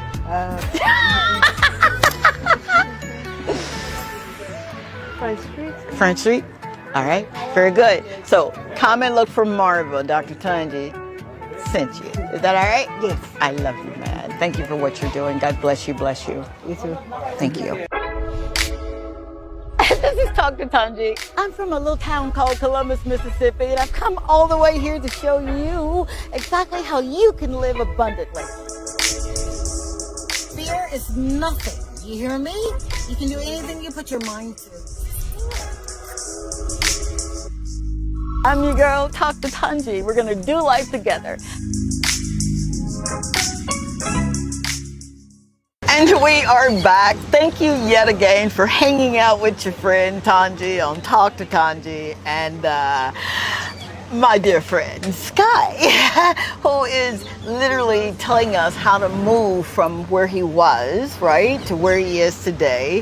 It's oftentimes we see the glory of what's going on, but we negate or sometimes mitigate the story. So if you will, sir, you are in Miami. And you've taken some courses, and of course they're not the courses that kind of landed here today. Yeah. Where were you in the scheme of, or the landscape of moving from Miami and returning back to St. Lucia? Well, as soon as I found out that I was going to have a child, and my then girlfriend was pregnant, you know, I just felt differently, you know. I thought, wow, well, things kind of going to move faster than I thought. So I didn't plan for that child. So let me just get back to St. Lucia where I know I'm comfortable and I can actually start earning money and a living, because I was not allowed to at the time in the United States. Okay. You know, I was still going to school on a student visa, so you know, I couldn't do that. So I just like, you know, stop all that, just get raw cash. Yeah. You know what I'm saying? And start provide for my family, and that's what happened. Wow. Yeah. So you know, oftentimes people really do get stuck. Like, if it's not how they thought it was going to be, now what? What do I do now? Your biggest motivating factor was your baby. My biggest motivating factor was my child, How about that? Yeah. That speaks volumes of who you are. You know that, right? Yeah, I suppose so. Absolutely. Some of the struggles. Oftentimes we don't want to talk about them struggles, and I have had a thing or two in struggling. But what were some of the difficulties that you've had to overcome? In terms of what? My child rearing or the business sector? The business sector, that you know, because we think there's a balance, and we try to balance family and business, but what does that look like for you? There's an institution in St. Lucia called the NCA, and they're in charge and responsible for vendors. All vendors in parks and beaches are under their auspices. Okay, and have to abide by all the rules and regulations that they put out there, so they can be subscribed to. For sure. Okay, so I'm one of these people. And one of the things that NCA stipulates is there should be no structural, no permanent structures on the beach. If you're going to be on the beach, you shouldn't have a permanent structure. You can have tents. So you can dismantle your tent and stuff like that. Okay. So I was doing that for a couple of years, and so are many other vendors doing that. The government obviously has provided huts for some vendors. And they're very fortunate, but not all. So those of you vendors, you know what I'm talking about. Is there are many benefits, and very beneficial to having a hut than just under tents. Running water and electricity are vital in terms of business and stuff like that, and also it propels you and your ideas into a different sphere altogether. Whereas if you don't have electricity or water, you could have all the ideas you want, and you just subject to the elements. You know what I'm saying? And you can pull off different things that you want to. Okay, so that was one hurdle, and thanks to Bay Gardens again for giving me that chance to get a hut right here that we can, you know, expand ourselves and stuff like that, be established. Absolutely. Okay, so that was basically the main hurdle. At the time I was doing it, it didn't seem like a burden. You know, it just seemed like, oh, okay, I'm doing work. That's just how it is. But as soon as I got that little chance to get the hut, that was a couple years after COVID. I saw a dramatic difference in our whole operation. It became easier. You know, Absolutely. So I would advise all vendors, if you're able to get some form of hut that has the amenities in them, you know, go for it. You know, your business will be greatly improved. Wow. Yeah. Now you heard that. You hear that, right? No matter where you are, continue the stead and do not abandon, all right? Because you are the example. You do know that, right? You are an example that so many others can follow. Your ability not to quit, your ability to get up and roll up your sleeves and just keep going, man. You should be commended for that. Thank you. I appreciate that. Absolutely. There's no other way, you know. You have to have the drive. That's it. You know, if you're already seeing a light at the end of the tunnel. That even should give you even more motivation and more drive. Absolutely. To reach the proverbial light. Yes. You know, so There's no other way. There's no other way. Yeah. I love that about Yeah. you, man. You're writing a book, right? You're doing a how-to, right? Wow. So you're here now. What do you want the Golden Dove experience to be for those who come and frequent your establishment? Well, those who frequent our establishment already know what it's about. Yeah, you know yeah, what I'm saying? We have our music. Yeah. You can actually request whatever music you want played. Yeah. If you bring your people, if your family or what have you. Uh-huh. You know, we serve, our menu is quite versatile. Yeah. We have fish, chicken, shrimp, rice, peas, burgers, fries, hot dogs, salads, a huge variety of cocktails and drinks, you know, beers and all that kind of good stuff, juices. So yeah, you can make it a family event. We even cater for birthdays, anniversaries, weddings. What? Yeah, we've done that a few times already. Oh my gosh, I love that. When we met you guys, we were catering for some people who wanted a bonfire, and you just you happen to be there at the time, and you'd be like, yeah, all right, let's get on board. So much fun, too. Yeah. So we have different events that we handle presently. Maybe in the near future, me and the team going to have some different ideas so we can have some actual parties or bands come in or what have you. Nice. Yes, oh my we're God. right here on the beach. You know, right here on the view is beach. amazing. You know, sun, sand, and sea. Yeah. You know, it works. Did you ever think that this could be something that Sky could have? I mean, he could come to every day. I didn't. I honestly didn't. But here we are now. I know. And I'm thankful for it. I'm thankful for it every day. And to my team also. Give thanks to y'all. Y'all know yourselves. Absolutely. You know, without all them elements working together, there wouldn't be no Golden Dove. Honestly speaking. Wow. You know, it's just like if you have an airplane, it flies and stuff, but there are many parts amalgamated into one structure. Yeah. And all them parts are very vital for the flight. Absolutely. The safe flight of that structure. Absolutely. So is business, depending on what kind of business you're doing. For sure. You know, the business I'm in right now, which is, you know, doing food vending and drinks and stuff like that, catering. You know, I have a team that enables the whole thing to just work like clockwork. You know? Absolutely. Yeah. All right. Everybody seems to know what they're doing. Everybody I love knows what that. they're doing. So it's woven together nicely. That tapestry. It is. All right, here. There are times when you can't have or cannot locate those who will see your vision, who will be as hungry as you are, who's motivated to do what you do. Okay. Have you ever had an instance where it was just not a good fit for what you were parlaying with people, that is? Have you ever had an instance where you just didn't have the right person on the team? Well, yes, that happened once. We say once? That happened once. You know yourself, son. Okay. Yeah. It happened once, and that was that. I thought it was a good idea, but it wasn't. So we just leave it like that. I got you. You know. I got you.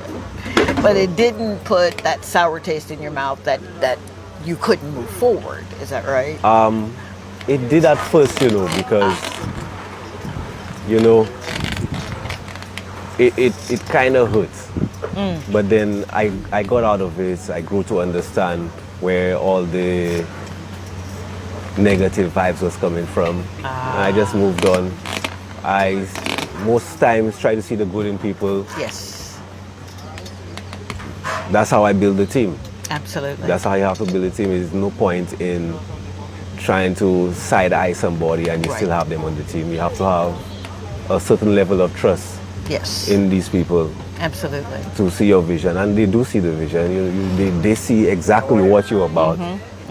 Okay? And another good thing about my team, we were already friends before how our important business. is that friendship? The friendship become much more important right now. Wow. And I appreciate each and every one of you guys. Amen. You all know yourselves.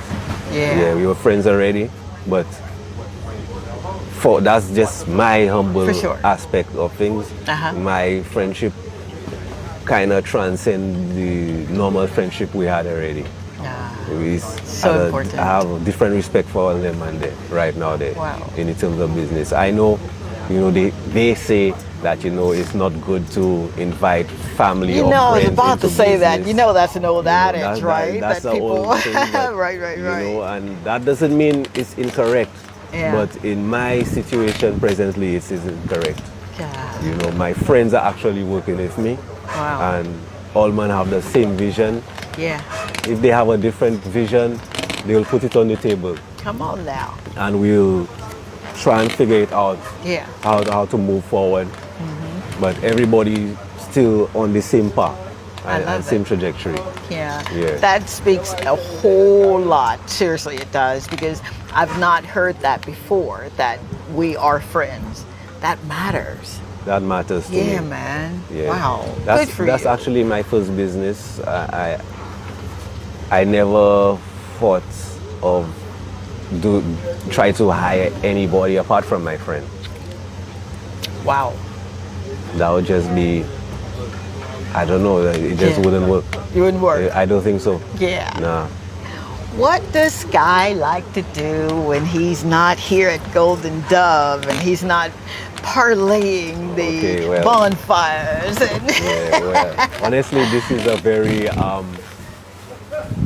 it's very taxing on your energy.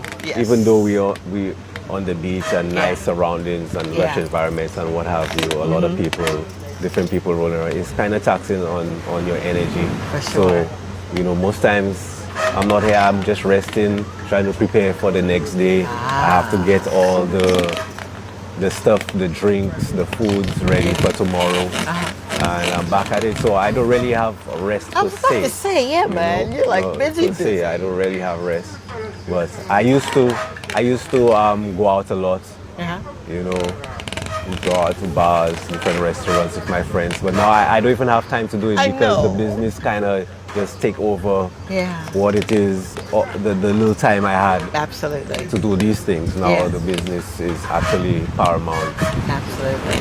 So the sacrifice. A lot of things have been a lot of things have been on the back burner. For sure. Yeah, since we opened up. Since you opened. Yeah. Well, I say and it's a good thing too. I was about to say, man, that's not a bad thing, right? It's not bad. Wow. I am so incredibly smitten by what you've been able to achieve. Your ability to say, you know what, I got to go for what I know and for what I don't know. And you've done that. You're doing that. What advice would you give someone who says, I'm listening to you, Sky. I hear you. I'm going to ask for help. I'm going to keep going. But I don't even know where to start or how to start. What would you say? I would say number one, the Almighty is the first thing you should be thinking of. Put God in everything you're doing. That's number one. Amen. Number two, yes, ask for help. Try to do it yourself if you can, if you're able to, if you have the finances and the wherewithal. Try to accomplish it yourself. You'll have a better feeling of accomplishment within yourself if you can.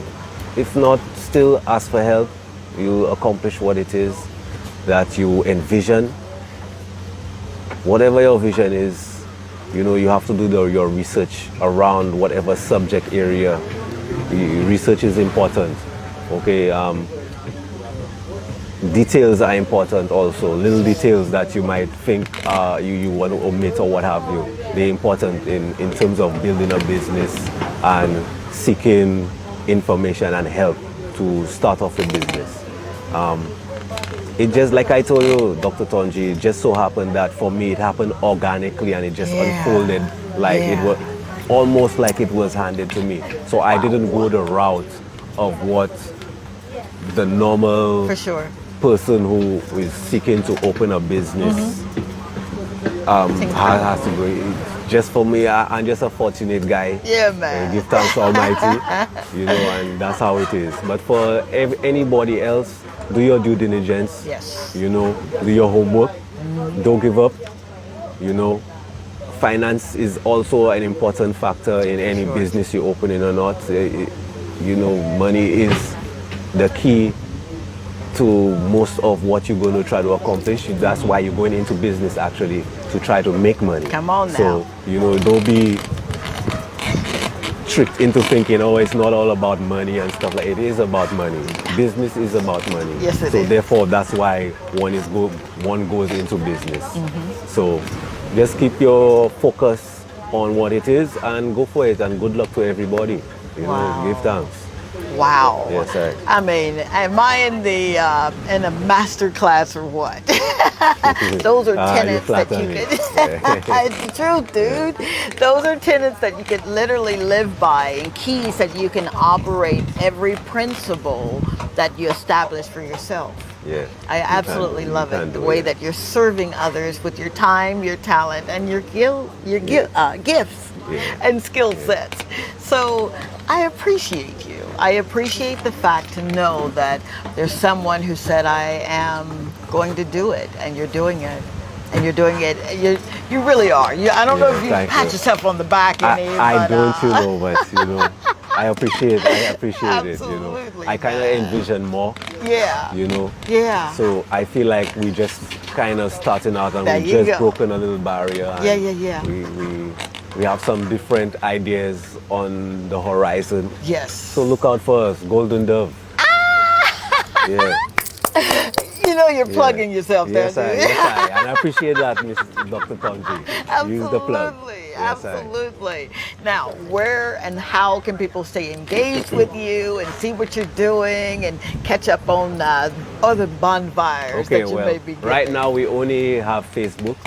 You can just go to our Facebook page, Golden Dove. Okay, you could just add yourself as a friend if you want, or you can see all our pictures, what the food looks like, what type of entertainment we provide. Sometimes we take lots of pictures over the years and time, so you can scroll through that, have an idea what goes on, you know. But we're located on the most popular beach in St. Lucia, Raidry Beach, right next to Bay Gardens Water Sports. So come on down, visit us anytime. You know, we have lots of drinks, food, and our prices are good also. Yeah, they are. There you go. Yeah, they are. Well, you heard it from the man himself. But I need you to stay tuned as we come to a close this evening. All right? Be right back.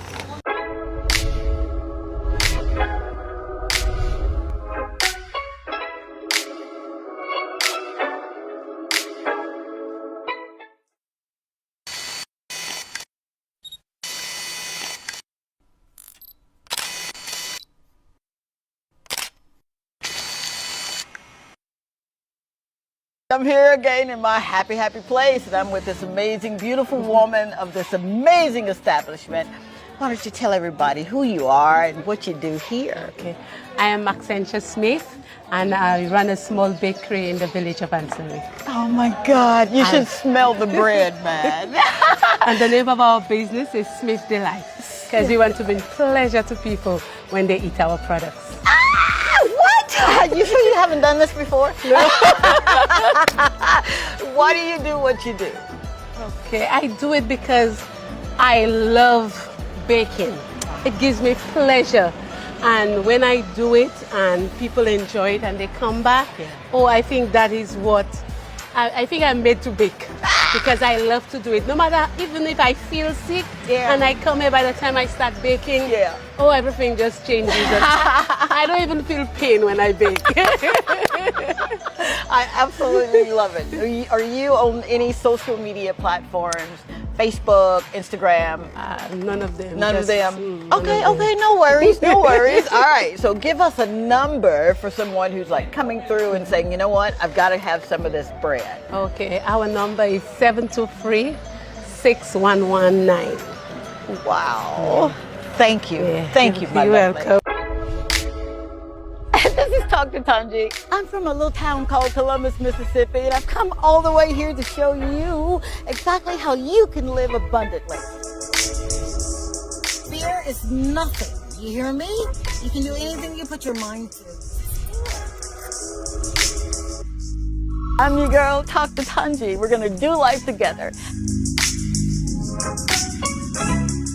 Oh, it's just something about being here, man.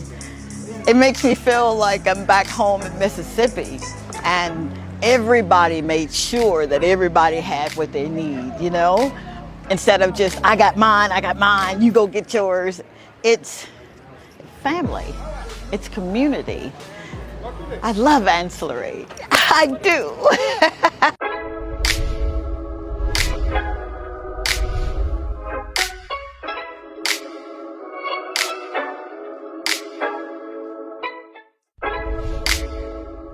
This is Dr. Tanji. I'm from a little town called Columbus, Mississippi, and I've come all the way here to show you exactly how you can live abundantly. Fear is nothing, you hear me? You can do anything you put your mind to. I'm your girl, Dr. Tanji. We're gonna do life together. And we are back. Thank you, thank you, thank you. I'm so excited. I really, really am. But you already know that, right? I get excited when I literally get to listen, not so much talking, but listen to the stories of triumph. It is evident that anything you put your mind to, you put your hands to, you lift up in prayer, and then you become the work, that you can do it. You really, really can. I liken the stories that I get to hear to testimonies of people who just decided, I want more from life. I'm going to start living my life right now, and it's not going to be predicated on what I see and what I don't have. Mr. Sky has been a living demonstration of just going about minding his own business, and then success drops in his lap. And he didn't quit, and neither should you. So Sky, yes, I all right now, what's on the horizon for you, sir? You've got this thing going, it's beautiful, you're established, you've got your friends that serve with you, the mission, all right? What next? What next? We're looking to expand. In which way, I cannot say presently because, you know, that's under construction. For sure. And it's not solid as yet. It hasn't come to fruition yet. For sure. But we're looking to expand. We're looking to change the outlay of the place. Given certain requirements, if they are met, you'd see a change in our place. Yeah. Okay. Also, we plan to, in maybe 3 or 4 months, have another establishment at some secret location, which would be brilliant. You know, if the Almighty provide, it will be so. Absolutely. So, look out for that advertisement in the near future also. Yes, What do some of, I'm just curious here, what do some of the people that maybe you grew up with or they saw, you know, you putting in the work, what do some of those folks say now? Well, I think they have a different outlook. Come on. On how they see me right now. Yeah. You know, before I used to be traveling a lot. Yeah. Doing different odd jobs. Like I said, maybe getting into stuff that I shouldn't be getting Come into. on now. You know? And since I've had this business, it kind of keep me focused and on an even keel. That is also a benefit of if you have not only a business, but you have to have something that you place value in. Absolutely. Okay, that could keep you on the straight path in terms of not getting into trouble, in terms of getting your finances up for your future and building your future. Obviously, whatever it is you're doing, if you have more people around you with the same vision, you can accomplish that same thing, but at a faster rate. You know, so and all of y'all will be beneficial. It will be beneficial to all of y'all. You know what I'm saying? Like I stressed my team again. You know, if it was me alone doing it, you know, it would just be me, maybe just serving drinks or cooking and just serving 1-2 plates of food. But there's so much. There are about 5 of us right now. Man, so 5 of us can be out there doing stuff with the different ideas floating around. Absolutely. Like I said, like the chef, the whole menu, I attribute that to the chef. Wow. You know what I'm saying? And the menu works perfectly. Yes, it does. Simple stuff, but also effective, and it's cost effective also. For sure. You know, so give thanks, Mike. Yeah, man. I just love you, man. I do. Man. I am so proud of you. I really, really am. You are the constructs of what legends are made from. You really are. Thank you for I appreciate that. absolutely, yes, man. Yes, Thank you for coming back home. Thank you for showing us that it is possible. You know, it's that possible. You literally can start where you are. You can. Yeah, absolutely. You just have to have some kind of calmness about you and your wits about you. You know, try to, like I said, the information and your research is very important. Yeah. It might seem it's like you know it all and it's a trivial thing, but believe you me, when you do your research, you'll find there are things that you miss out, that you omit, that probably would propel you into some other kind of space. For sure. And it wouldn't be possible if you omit that. Absolutely. So do your research. Do your research. You know what I'm saying? Whatever it is that you folks out there want to do, stay on it, stay on it. You cannot just keep moving from one to the other. Well, you can if you want. But while you're moving from one to the other in quick successions, you're not giving yourself and the product the ability and the time to build itself to see what could have been. That's you know what I'm saying? So if you are able to try to stay focused on one aspect of things for maybe about, let's say, a year or two. Yeah. You know what I'm saying? And see how that goes. Then you make your decision from then. Within my first year, I already thought, okay, I'm staying right here. Come on. Really? Yeah. If that year or two didn't work out for me, I would not have continued.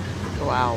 Now, what I already also found that now that we've kind of transcended certain barriers, my team is very much more important to me than I think. Wow. Yeah. Okay? Because it is the one that actually help. That's it. Bring That's up it. everything. Absolutely. Okay? Yeah. I cannot stress that enough. Yeah. And that is so needful. Seriously, you're checking all the boxes here. You do know that, right? You really are. And I would encourage you, if you're listening, if you just happen upon this program this evening, get busy.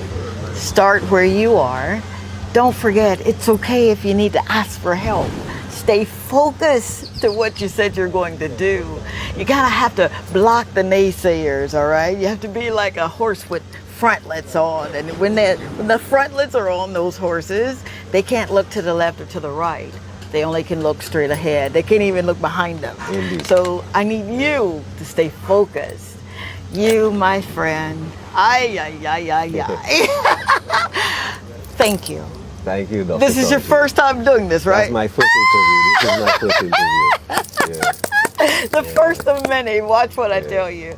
Wow. I am so incredibly blessed to be in your presence. Yes, I do not take it lightly. Give thanks for coming around the other night. I know. What we had to offer, you know.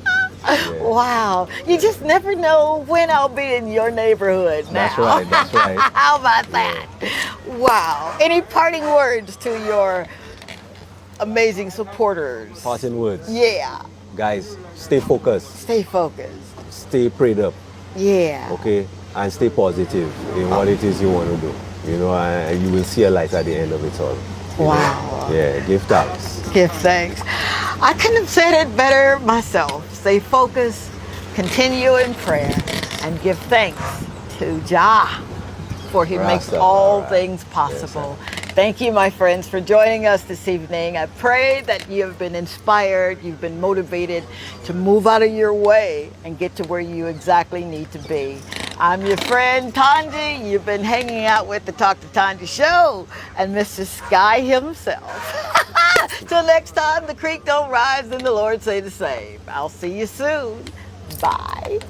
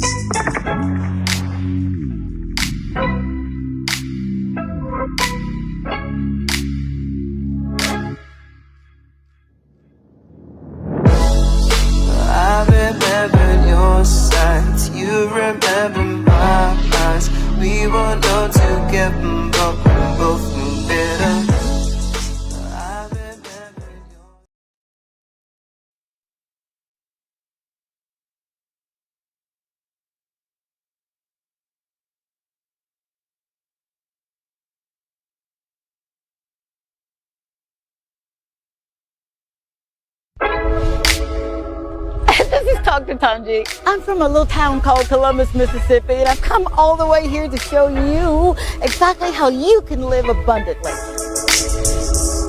Fear is nothing. You hear me? You can do anything you put your mind to. I'm your girl, Dr. Tanji. We're gonna do life together. Hi, good evening, good evening, good evening. Did you miss me? Because I missed you, man. It's your girl, Dr. Tanji, but on this platform, you know me as Tanji, and welcome to season 3 of Talk to Tanji, where real conversations meet real impact. The theme of tonight's show is spotlighting community voices, dreamers, doers, and change makers in the marketplace. You know how we do it, right? I am so honored. I'm so honored to be in your home this evening. This show is designed to spotlight everyday heroes, entrepreneurs, community builders, and visionaries who are doing the work, okay? Living, dreaming, and making our world a better place one step at a time.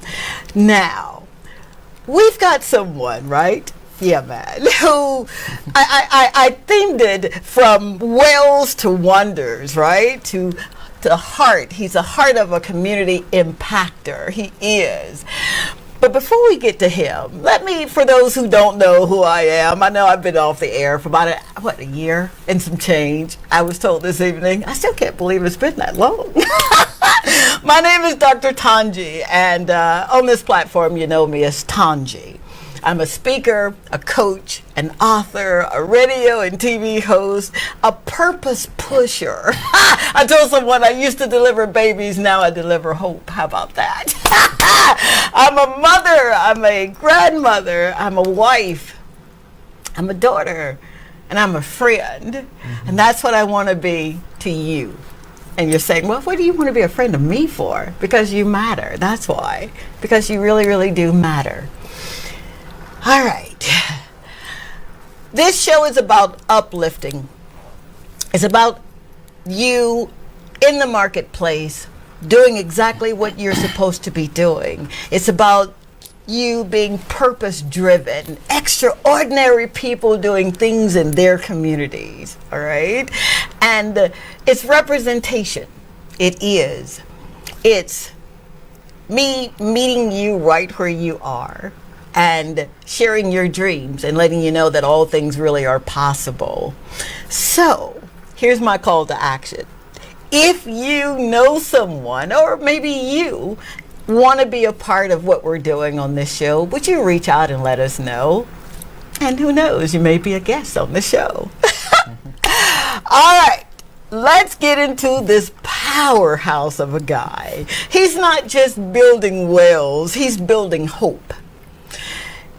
His name is Mufasa Joseph. That's powerful, isn't it? It is. And he has a story that he's going to share with us that I'll let him tell you because I don't want to spoil it. So, without further ado, Mr. Mufasa Joseph, welcome to the show, sir. Thank you. I'm so happy that you're here, man. I'm about to jump out of my skin. Thank you, Dr. Tanji. Man, I love your energy. Oh my gosh, I love your energy. Well, I love your sir. energy, and I really want to thank you for such a privilege being here tonight. Thank you. And from the time I stepped in, I know you're a woman of faith. Yes, sir. Felt this anointing, felt this presence, and we're gonna have a great show tonight. Oh, honey, we already have one. What you talking? All right, let's get into these questions because I didn't really want to talk to you before the show. I'm like, no, I'm gonna wait. Mm-hmm. So, would you tell us about the moment you decided to dig your very first well? Sure. Certainly. So it started when I did a school in Barbados at the age of 19. Okay. And from the time I was a young person, a young man going to school, I always loved going through the National Geography magazines. Yeah. So I'm like, man, tribal people with lip plate and those things around their neck. I'm like, that's really true. So I'm like, someday I'm going to be among those tribes. And, I just love watching the movie Indiana Jones. I'm like, man, I wish I could have been in the jungle like that. So I did this school in Barbados where it's kind of like a Christian missions humanitarian aid school. And when I got to know about something called the 1040 window, and there's so many different people groups and so many things going out there, and it really got me out of my little goldfish mentality, just St. Lucia, this little dot on the map. And at age 19, myself, another St. Lucian lady and an American guy, we were going to the nation of Albania, at the same time we were leaving for Albania, a civil war broke out. Oh, come on. So I'm like, man, my bag's already packed. I'm about to leave, and you're telling me I can't go because I'm like, no, I'm going in this war. When the director said, you're too crazy for me, you're not going in no war. And then they sent us over to work among the Caribs in Dominica. So I did 3 months in Dominica. And then my life just changed after this. And then I did another school in Zambia, Africa for 3 months. And boom, I'm like the very same thing on National Geography. I'm seeing folks walking 5 hours for filthy water. And then my life just took a turn. Just a new phase of my life, and the ministry, Kairos Connection, was birthed right there. So that's how it all started. That's how it all started. You made that look real. It made it sound real simple, dude. You did. So what inspired your heart to serve both here and abroad? Because that's a big calling. Well, the thing is, we all have a big calling. And don't limit yourself to only St. Lucia. And that's what I always tell people. When we saw our very own Julian, Alfred, broke that finish line and got that gold medal, she took not only St. Lucia to a new limit, she inspired others. Like, the sky is beyond the limit. Come on. So, don't limit yourself to just a little vendor, a little bread maker, a little taxi driver in St. Lucia. Whatever God has placed within you, Jeremiah 29:11. Hey, I have big plans for you. I have plans for you, and it's so big, it's beyond St. Lucia. So we all have this big dream. So it's not just me. Every single person on earth has a calling. It's just a matter of you just getting in line with the plans that God has for you. Wow.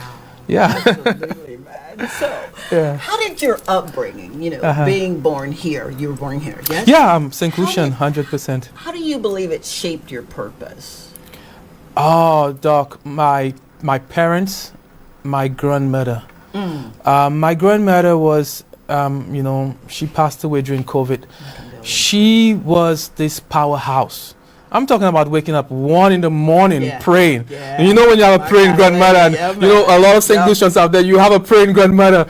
God, make my daughter do this. God, help my son do this. And then she's coming and probably anoint your head and pray over you while she's sleeping. And that's my grandmother. My grandmother, I grew up in the country. So I'd go up in the countryside for to get yam, dashi, and different things. And it's like, she's going to tell everybody, this is my soldier, this is this. So I grew up working really hard, and just the faith of my grandmother, the faith of my parents, it really shaped me into putting boundaries as to, from a very young age, this is what I want to do. This is the line. When you draw the line before the line? So even if you come to me with all of this negative stuff, I've already drawn the line. I'm not going to be doing this. I'm not going to be doing this. So the faith that I grew up with and the friends and the atmosphere I grew up with really helped shape where I am today. Wow. Yeah. Wow. So I don't know if that answered the question. Oh, it did, man, in so many ways. It did. So what does it really take to build something from the ground up? I mean, you literally are rolling up your sleeves and you're doing this. What does it take for that? Man, without faith, it's impossible to please God. A mantle of faith that, it's like really putting your feet to the edge of the water and seeing Him opening the Jordan or opening the Red Sea for you. It's like, hey, all I want you to do is just do your part. Right. If you could just get to the airport, and the thing is, God never shows you the full picture. I know. Never shows you the full picture. I'm like, God, did you really tell me go Africa and do it well? I'm on the airport right now, and what's going to happen next? No, just do it one step at a time. So my life has been a life of faith. faith. And it's not like faith where I see the full picture, or where I know everything. It's like, I'm only giving you this one step at a time, and all you have to do is trust me. And I've traveled the world. I'm any part of the world. It's like, okay, how are you gonna surprise me today? I'm meeting a total stranger on the airport. I'm in South Africa on the airport. Total stranger, don't know who I am. Yeah. Walking up to me and telling me this, and that. I'm like, huh? How do you know me? Yeah. I'm like, and then that's how God works. He does. So it just takes faith and just being obedient one step at a time. And then gradually it just becomes an exciting adventure. It does, doesn't it? What's next? Yeah. Look, I'm with you tonight. I know. That's part of the faith journey. I never dreamt of being here tonight with you. So that's part of the journey. So that's all part of it. That's how God works. Wow. That's how God works. So some of your biggest challenges that you've had to face, we sometimes love the glory, right? But we don't understand that story.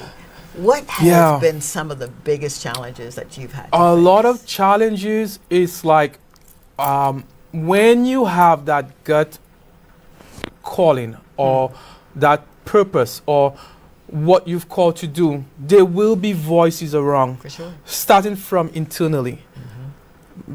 Do you really think you're called to do that? And if you believe those negative voices, and then you have the other voices like, you mean to tell me, St. Lucia, I have so much things to get done. You're going all the way Africa to do this. You're going all the way India to get an orphanage going. You're going on. Don't you think about this first? Why what are you going to do all the way there?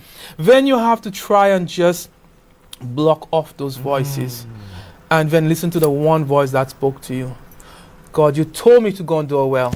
I felt it. I cannot sleep. It's troubling me. Wow. It's bothering me.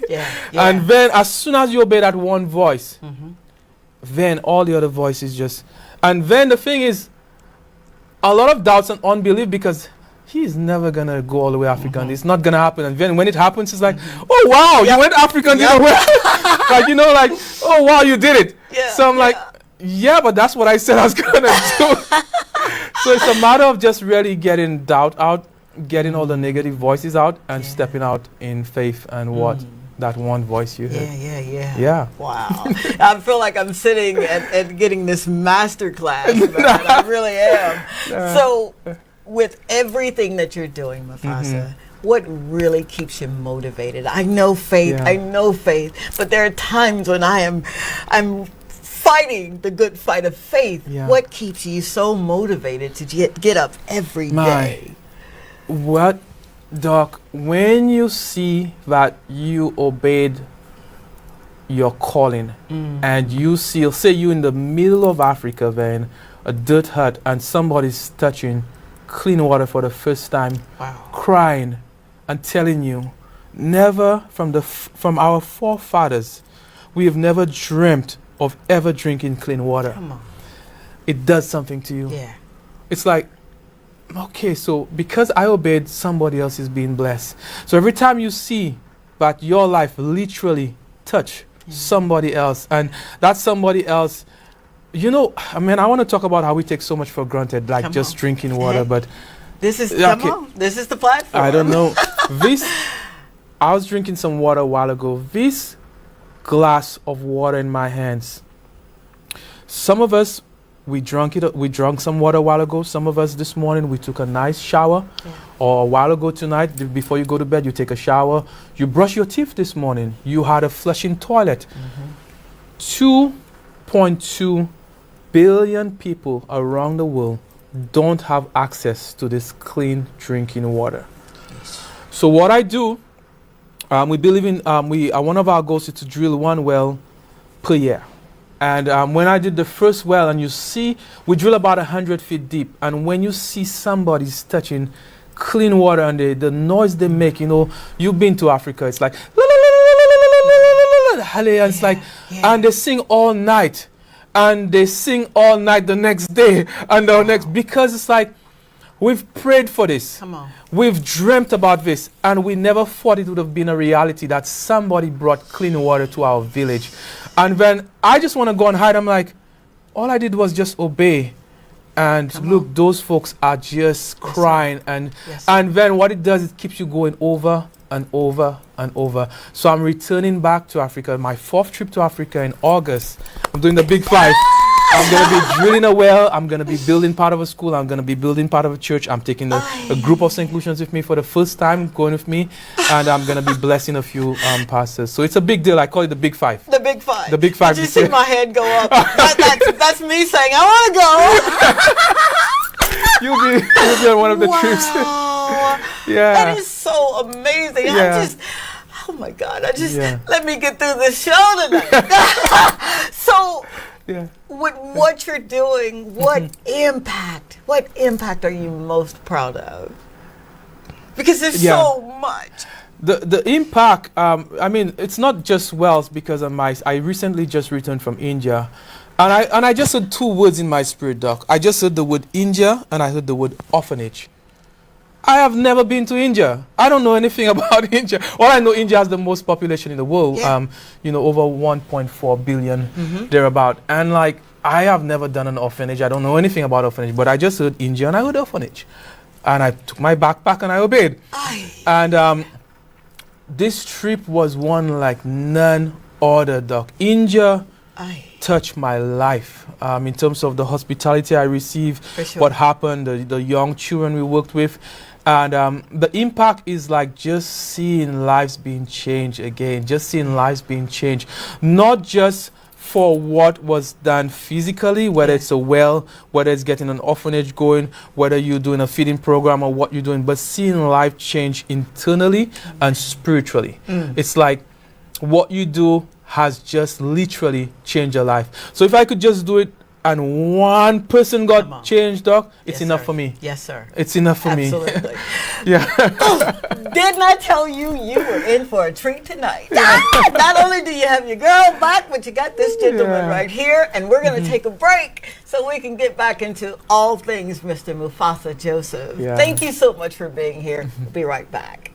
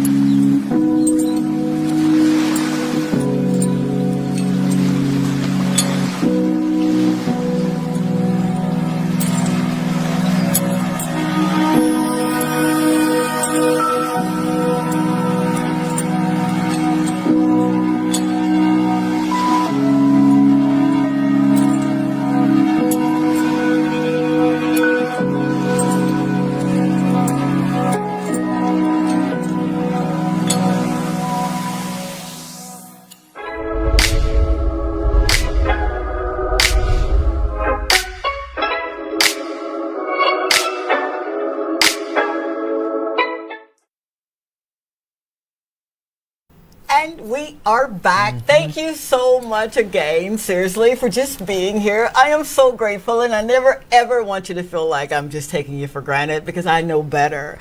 Now, in case you want to see a repeat of this show, Sunday morning, right? Sunday morning at 8? Yeah. Sunday morning at 8 o'clock. You can see a repeat of the show, and drop a line or two and let me know where you're watching from, if you don't mind. We're in studio live, season 3 of the show, with an amazing gentleman, Mr. Mufasa Joseph, who's just giving us some pearls of wisdom, right? That we can literally step into our own purpose and live the life that we're supposed to be living. Now, sir, how do you define success now versus when you first got started? Success is you don't say judge your success based on all the accomplishments. For me, my success, I weighed on was I obedient? Okay. Was I obedient to the last instructions that I received in terms of my spirits? And this is all about our spiritual life, our spiritual journey. So for me, it's like, did you obey the last instruction I gave you? And did you fulfill it? And because the thing is, I always tell folks that partial obedience is disobedience. That's it. You know, incomplete obedience is disobedience. Obedience, murmuring and complaining is disobedience.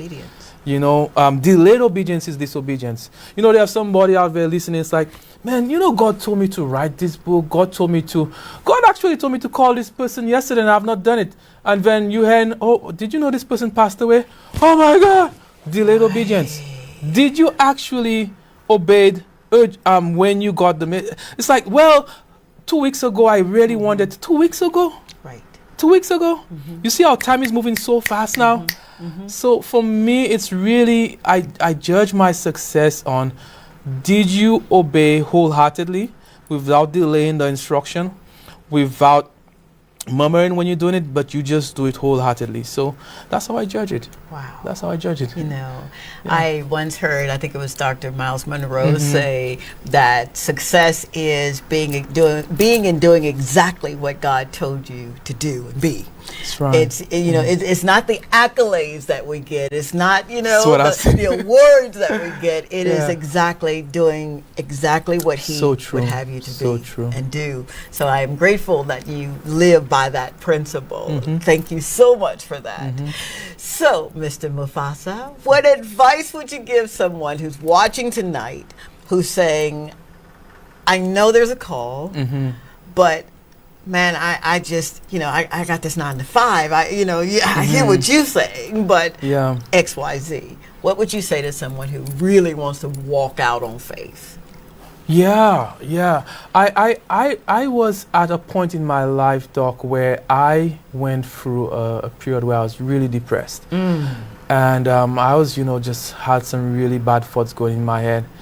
And I went and looked at myself in the mirror, and I just heard this voice saying, you cannot be replaced. You cannot be replaced. And God showed me that there is like approximately 8.6 billion people on this earth. No one has your voice print. No one has your eye print. No one has your fingerprint. There is not another one. They may have somebody else with your name. You may be an identical twin, but that twin is not like you. So now He says, what are you going to do with the only you on earth and with the little bit of time you have to do it? So I wanna look at the camera and tell somebody out there that's listening. There is not another you in the entire universe out of 8.6 billion people. What are you going to do with you? What are you going to do with the purpose that God has already placed in your life? And don't think you have an entire lifetime to get it done. This may just be your last year. Nobody promised you tomorrow. I'm very sure that we may have had loved ones who passed away last week or this week. I had a cousin who just was walking down the step. He died of a heart attack. My dad died suddenly in my hands. Blood clot. He was never sick in entire life. So then that just changed my life in terms of maximizing every second of my life. So to a St. Lucian listening out there, to somebody listening from the Caribbean and to the uttermost part of the earth, do what you've called to do. You don't have much time left on earth to get it done. Ask yourself the question, what am I here for? And how soon do I have to step out and do it? So please, step out and do it now. God sees the baby step. God just wants to see the small step of faith. It's like, wow, I'm seeing this baby step. Okay, since you're drawing nigh, I'm going to draw nigh. I'm going to come closer and equip you and give you some more resources. Wow, you took another step. I'm going to come closer and give you some more resources. Wow, you took another step. Wow, now I'm going to send divine partners to help network and show you and guide you and bring. So He just wants to see those baby steps. As long as you're doing those baby steps, you're going to enjoy this adventure. And that's where I'm at in my life. It's an adventure and it's exciting. Yeah. It's exciting, Doc. Oh and I love it. And I can feel it, man. I love it. You're electrifying. You really, really are. Yeah. You're speaking my language, and I swear to you, I'm sitting here trying to be cool. But I'm about to jump out of my skin because I understand the assignment, you know? I was just minding my business in Los Angeles, California. Didn't even know about St. Lucia. And, you know, my story is my beloved son. I call him son because he was my baby. I didn't birth him, but he was still mine. And God, he finished his assignment over here at 33 years old, and he was my daughter's husband, and losing him was one of the hardest things that I've ever had to go through. But thank you, sir. But I remember, his name is Harvey. I remember him telling me, "You got this, Miss Tudge." You know, I would beg him, "Call me Mama," and he wouldn't. But he lived. He was such a man of principle, and I remember just telling him that one day, man, I just want to travel the world, and I just want to tell people about God, and I just want to show them, not just talk about it, but be about it. And my story goes, I battled with depression for so long. You know, I'd wake up in the middle of the night crying and go to bed crying and trying to figure out what is this, and thought that death was the only way that I could literally have peace. But it wasn't until I literally just said, I surrender. So if you are in that moment in your life, and I'm not putting your business on Front Street, I'm talking about me, surrender. And that's the thing, that's when you start to live the life that you're supposed to, because you can't do it without a surrender. You just cannot. That's right. So, with that being said, I've got a quote for tonight, and I know we had one on the screen, but I've got one here. It says, "You do not have to be ready to rise. You just have to be willing. Willing to trust, to try, to take one step toward the life calling your name. The next dimension isn't waiting, it's watching." The next dimension, people say, well, I just want to go to another level, but I was taught that when you go to another level, you go to with the same mindset, you're just going a little higher. But when you go to another dimension, your whole life really does change, and you understand that you're not in control of absolutely nothing. Absolutely nothing. So, with that being said, Mr. Mufasa, tell us about Kairos Connection. Yes. Yeah. So Kairos Connection, it was birthed in Zambia, Africa. When I saw folks walk 5 hours for filthy water, literally mud water, my heart broke, and I'm like, when I returned to St. Lucia, I'm hearing God is telling me, go back and drill a well. I'm like, God, I don't have money to drill a well. Well costs so much. And then I'm just hearing God tell me, don't insult me. I know, you're having that conversation with the man that owns a cattle of 1,000 hills. So Kairos Connection is spelled with K. Yes. Kairos is the God time. You know the Greek measured time in two ways, Chronos and Kairos. Chronological, 1 o'clock, 2 o'clock. Kairos is that divine God time. And our slogan is the right time, the right need, the right place. So Kairos, the process of being a non-profit organization. It's non-political. It's non-denominational. I don't believe in denominational walls. I broke that down. I am not red and I'm not yellow. I am kingdom. Come on. I am kingdom. I move kingdom, and I move with the love of God. So Kairos moves. We do work in St. Lucia. We do work different parts of the world, and we'll continue doing work around. So this August is going to be big. This is the 4th time I'm going back to Africa, and I'm going back and drill another well, going back and build a school, build part of a church, and do lots of ministry. So we on the move. You're on the move. We're on the move. Oh my God. So how can people that really want to be a part of what you're doing, to want to know more about what you're doing, how can they reach out and touch and get in touch with you and just have that conversation? Sure. Initially, I just wanted to be low profile. Sorry, sir. No, I'm saying I really wanted to be low profile. I'm like, look, I'm sitting here with you today. I never planned this, never dreamt of being here. It just happened. It's a whole process that I'm here today. So you get in touch with me. If you are not much people do social media, but if you're on Instagram, you could just look up Kairos, K-A-I-R-O-S, and Connection, K-O-N-N-E-C-T-I-O-N. If you want to support financially, we have a Bank of St. Lucia account just for these projects, for those works, community projects. You could, you'll put it out on the screen when we can. And you could reach out to me direct. My email is there. My telephone number is on the social media page. And Marcus Mufasa Joseph, my full name. And let's connect. Let's connect. If you want to travel with me this year to Africa, connect with me. Wow. And let's go. Yeah, man. Let's go. Now, we were seeing some bureau that was on the screen. Would you tell us the story behind the sure. Yeah. This video that you're watching, this is one of our very first well, and I named this well the Well of New Beginning. The Holy Spirit said, call this well the Well of New Beginning. I'm like, guys, have you ever named a well in and he said, no, we've never have no names for wells. So the ministry that I went to do this well in Africa, the guy said, we've never heard about drilling a well. We never thought about, we don't know anything about drilling well. Come on. So these are well drillers. I went and I hired a rig. We drove into a village about 4 hours that have never had clean drinking water. They were drinking filthy water. And we drilled about 100 feet. And this, my translator is saying, he's translating, and the guy saying, from our very forefathers, we've never dreamt that would have been drinking clean water. Jeez. And that was a miracle. Actually, this same village, I interviewed a mother who had a 3-month-old baby on her back, and they were drinking that filthy water. I'm asking her, do you boil this water? She says, no, we don't boil it. You just drink it filthy as it is. Let me tell you the exciting part about this, Doc. Yeah.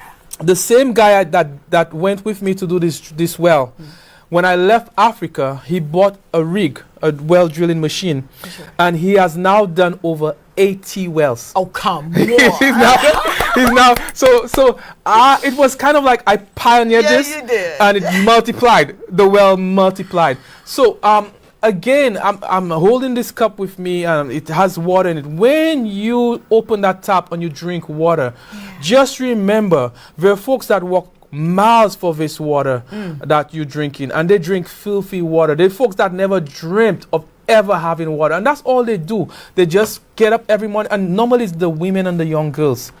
They walk miles with heavy jerrycans. Sometimes they don't know if they're going to get attacked by a wild animal. They don't know if they're going to get ambushed along the way. The women and the young girls are the ones doing all this walking. I mean, there's a lot I can share. For sure. Because I tell you, I keep going and I keep going. So there's so many stories I could share with you, but this is the very first well that we did, and it was really exciting doing this well, just seeing people drinking clean water for the first time in their life. Oh my gosh! Yeah, I am trying to keep from sweating and crying. I really am, because this is so life changing. Okay, they're telling me I got to go for a break. Dadgummit. Okay. We'll be right back with Mr. Mufasa, and we're going to pick his brain a little further. Again, thank you for being here. We'll be right back. Awesome.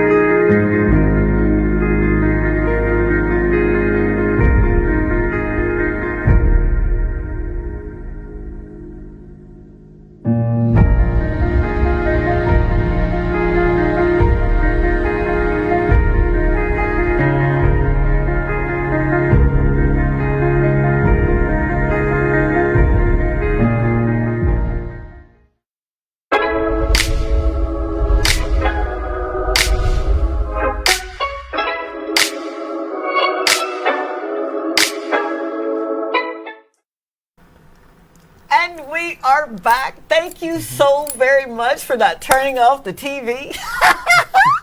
This crazy lady, right?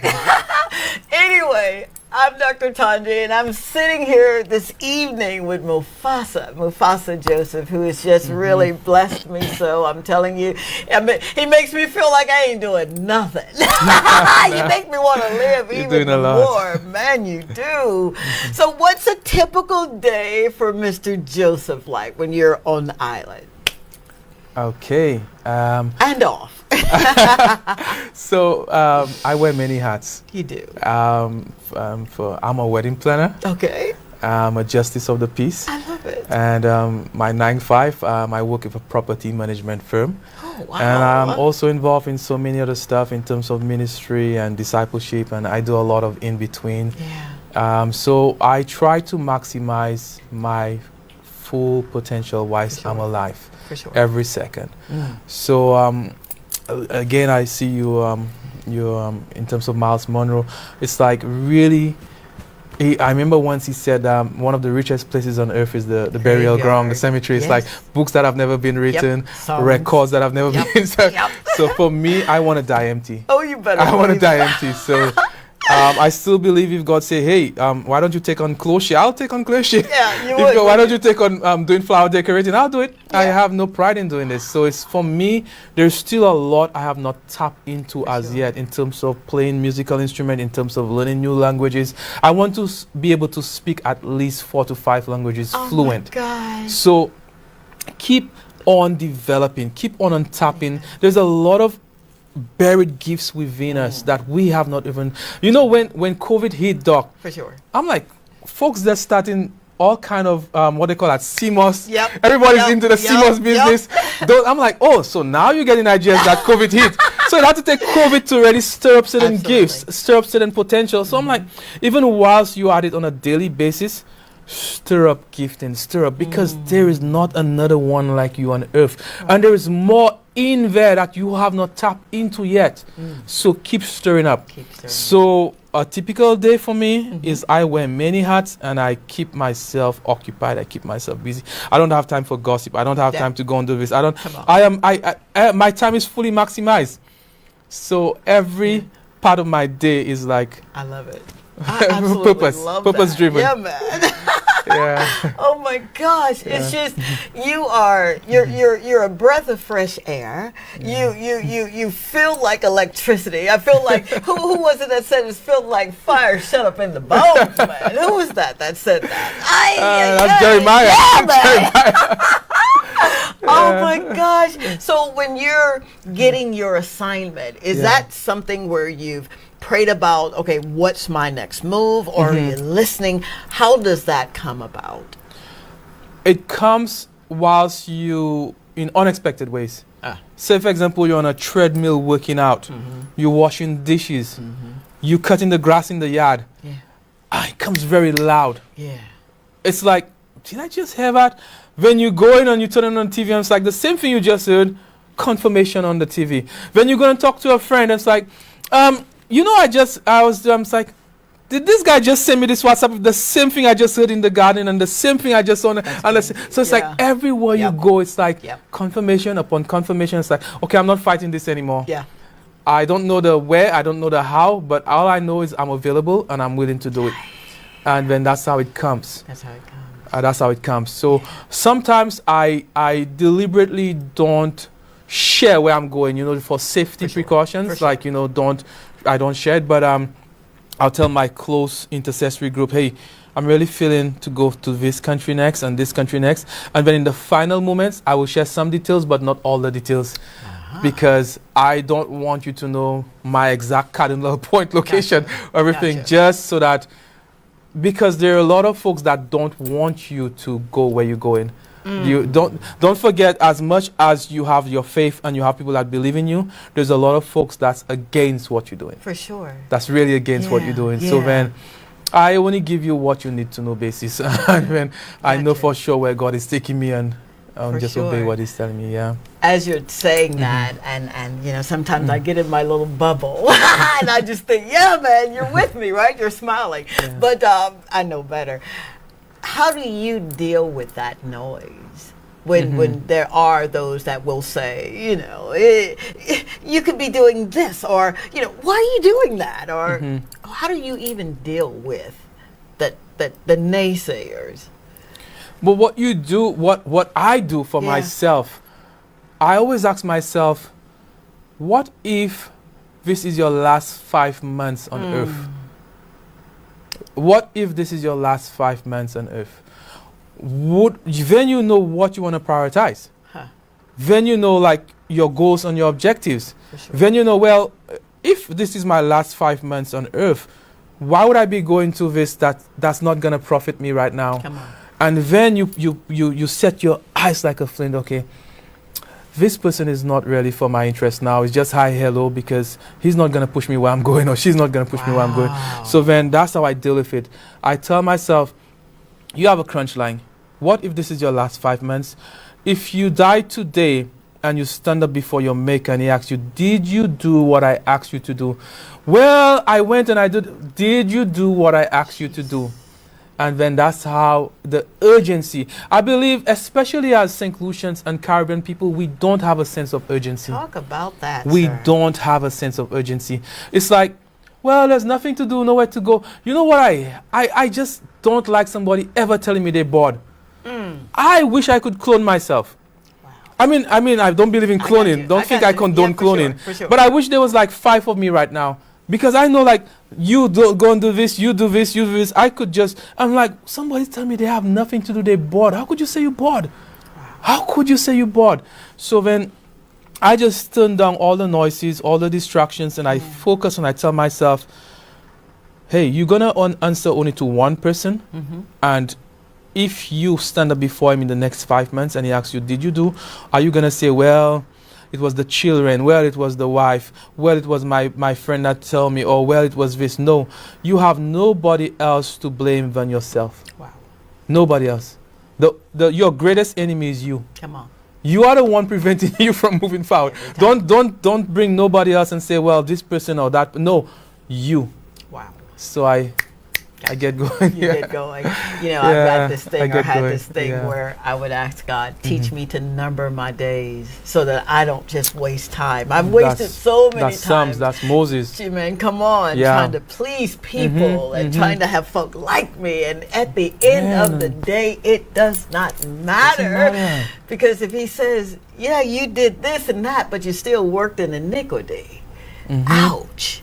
I'm not that bold, man, to waste time like that. So I don't waste it, and I'm very glad that you put that out there. Yeah, when you listen to most folks have iPhones and they have everything, your watch, your Apple Watch. Steve Jobs, try listening to his last dying words. The guy has billions and he's dying, and he's saying, hey, I cannot even pay for this sickness to come. I cannot even trade this sickness. Guy has billions of dollars and he's saying his last words, look, I cannot trade this for that. So when you come and you realize what amount of time have I wasted? Have I wasted? Do you know somebody that, I remember my granddad going to the doctor just to do a normal checkup, and they said, well, Mr. Matthew, you have 6 months left to live. You have stage 4 cancer of the liver. Could you imagine you going to a doctor and the doctor telling you have 6 months left to live? So now everything changes. Yeah, it does. So I'm like, I just really want to encourage somebody out there that's listening. Don't waste that precious 24 hours that every single one of us have on earth. That's the one commodity that every single person, from the kings of this earth to the presidents, to the person on the street, every single person has 24 hours every day. What are you going to do with it? And what amount of it are you wasting? So please, live up to your full potential. Live up to what you're called to do. Don't waste any more time. Don't waste time. Don't waste time. Don't waste time. Don't waste time. You know that's a bestseller, right? That's your book. Don't waste time. I need to write that book down. Yeah, man. You got so many. And oh, my gosh. So the mindset. How do you change someone's mind to let them know that you really do have what I'm telling you you got? You just need to tap in. How do you change a mindset? Everything is about mindset. Wherever your mind go, your body will follow.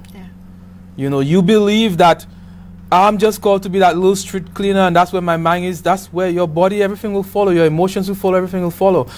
I remember my first time. You know, I had to legally change my name and put Mufasa in there. I had this in like Paul. Saul to Paul encounter in Africa. We were just chilling, watching the cartoon of the Lion King.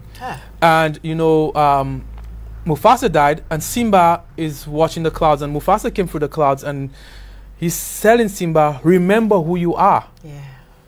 And it's like, I just had this encounter with the Holy Spirit, and I'm just there bawling. And all the people around me started shouting, Mufasa. I'm like, what does Mufasa mean? So I went and looked up the meaning in Swahili. It means king. Simba means lion. And God said to me, I want, you left St. Lucia as a little cub. You are rising in kingship authority. I want you to rise, and you're going to reign over kingdoms. You're going to move in kingship authority and move with my kingship mantle. And my mindset changed now. Had to. My mindset moved now to kingdom perspective, kingdom mindset. Everything is kingdom. That's why I said I don't flow with denominations. I flow with kingdom. There you go. I move with kingdom.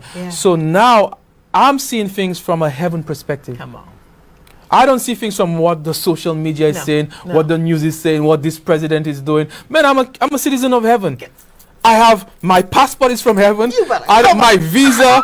I have diplomatic rights from heaven. I'm a citizen of heaven, and I operate that. So now I move. I know my identity. I'm not perturbed with nobody. I know where I'm going. I know what I'm called to do.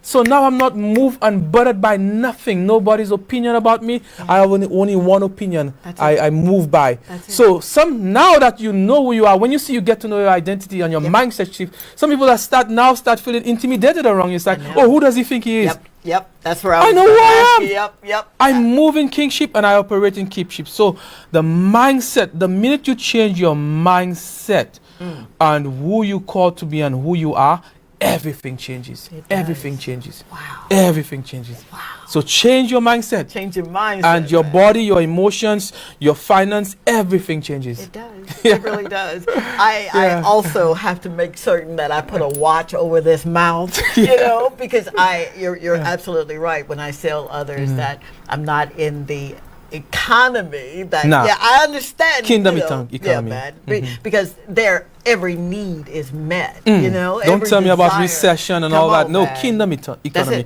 I don't move with what you tell me about recession or this is good or this is good. No. Based on all where all along the steps in terms of all those adventures I've done, I have seen miracles. I've seen the hand of God move like that. Sorry if I'm snapping my finger, it feels bad, but I'm just saying I could just clap instead of snap. I'm gonna clap instead of snap. Man, I have literally seen the hand of God move in my life. I've seen the hand of God move in my life.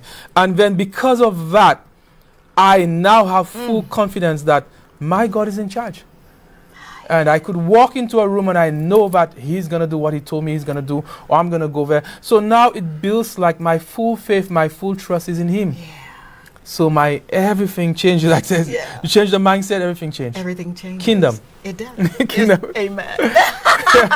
Now, would you say that this is a process? Because it didn't just happen overnight. There were tests that you had to take for authenticity.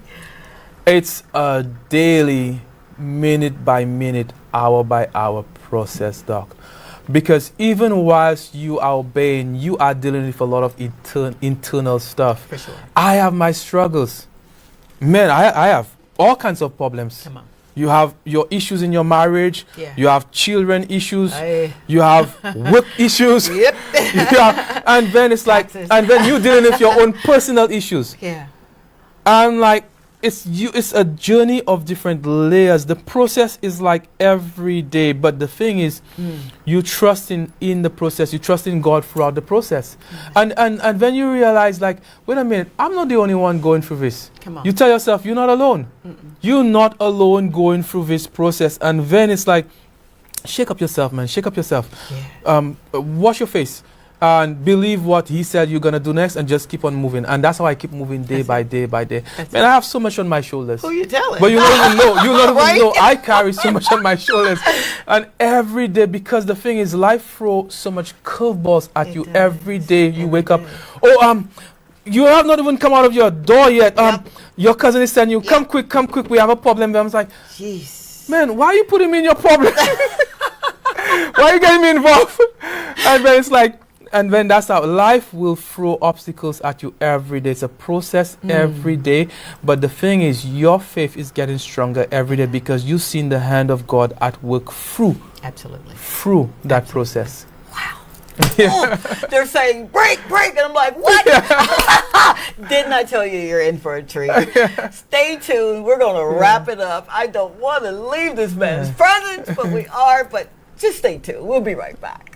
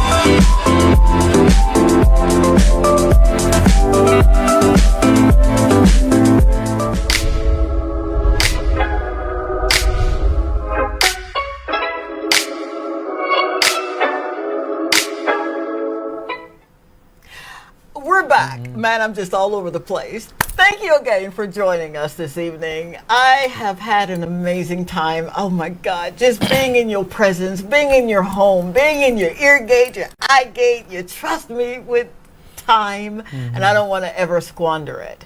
Tonight we were reminded that purpose has no borders and impact has no limits. Mufasa is a living example of what happens when you dig deep.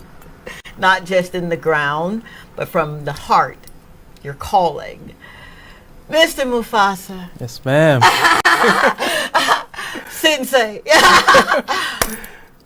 There is some bodies out there watching, and they're drinking the Kool-Aid, as we would say from Mississippi.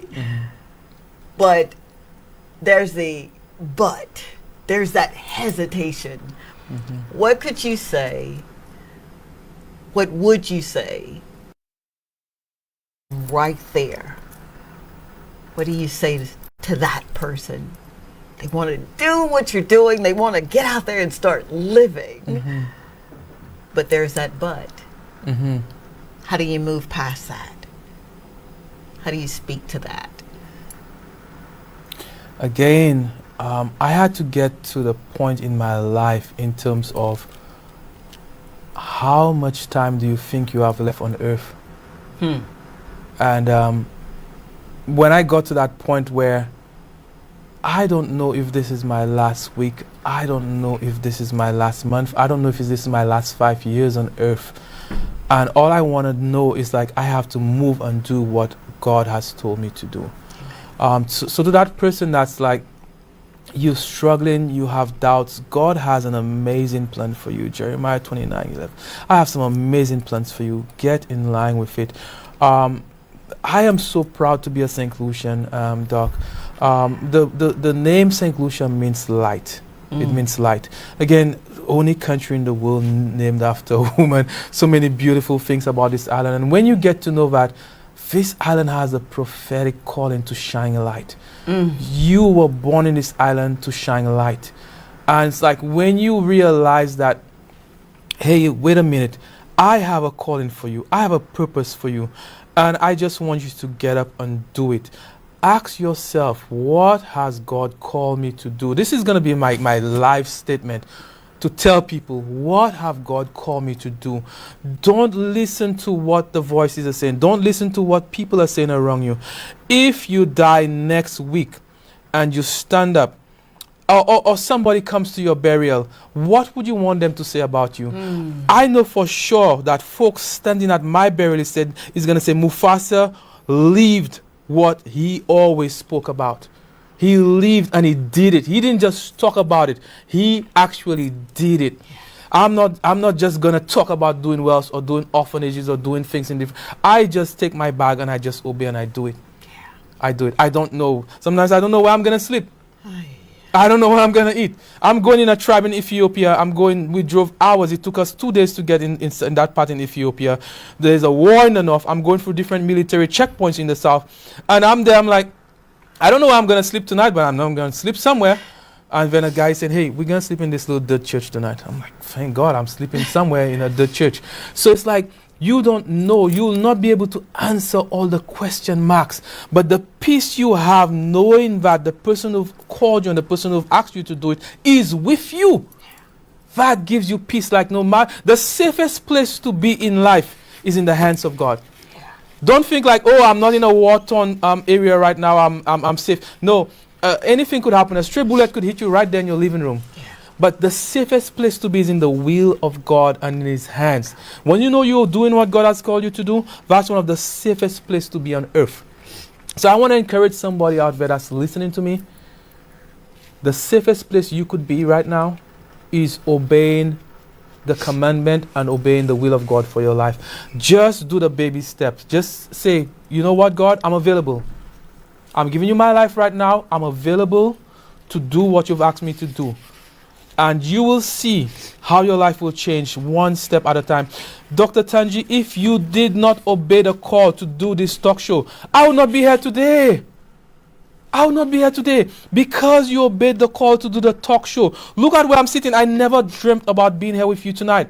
So when you obey what God has called you to do, you are opening doors for other people. You are being a blessing for somebody else that God have called to do something. So it's you just a part of the puzzle. And when you fit your part, it's a beautiful picture. Oh my goodness, what a beautiful picture, because you did your part. You played your role of obeying what God have called you to do. So Dr. Tanji, I want to thank you so much for you obeying the call of God to do this talk show. You left where you were in the US and you came to St. Lucia, and look at where I'm sitting here today. Look at where folks are listening to us tonight. So how much more somebody out there just going and do what God asked them to do? And it's a domino effect. It's blessing upon blessing. It's beauty upon blessing. So he has made everything beautiful in its own time. Kairos. Everything becomes beautiful when you move in Kairos. Everything becomes beautiful. Oh. God bless you. Yeah. This has been our show. I tried so hard to get through this night without crying, but I am so grateful. Mm-hmm. I am so grateful. Thank you.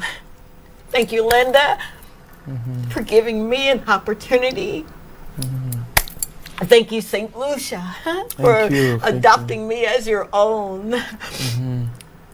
There's something I want you to carry with you tonight as we close out. The moment you stop waiting for permission is the moment you start walking in power. We spent too much time shrinking and doubting and playing ourselves so small. But we got to be ready now. This is your calling. Answer your call. Please share this show with others. Thank you for tuning in. Remember, we have a rebroadcast of the show on Sunday at 8 o'clock, so I need you there. To Caden, Kendrick, and Idris, Nana loves you so very, very much. Thank you for being the best part of my life. To my babies and Ansela Ray, I told you I was going to call your name. And I'll see you very, very soon. Thank you, St. Lucia, for being the best part of my life. Thank you, I love you. Oh, Mufasa, you know you're coming back. I'm going to do well with this man.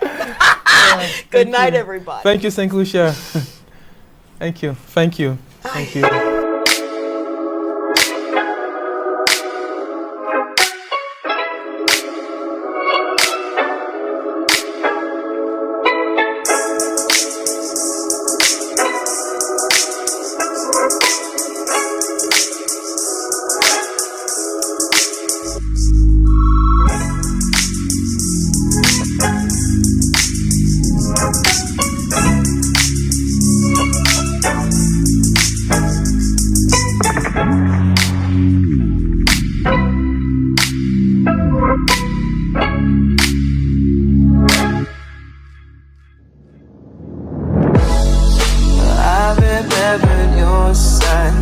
remember my eyes. We won't know to get both knew better.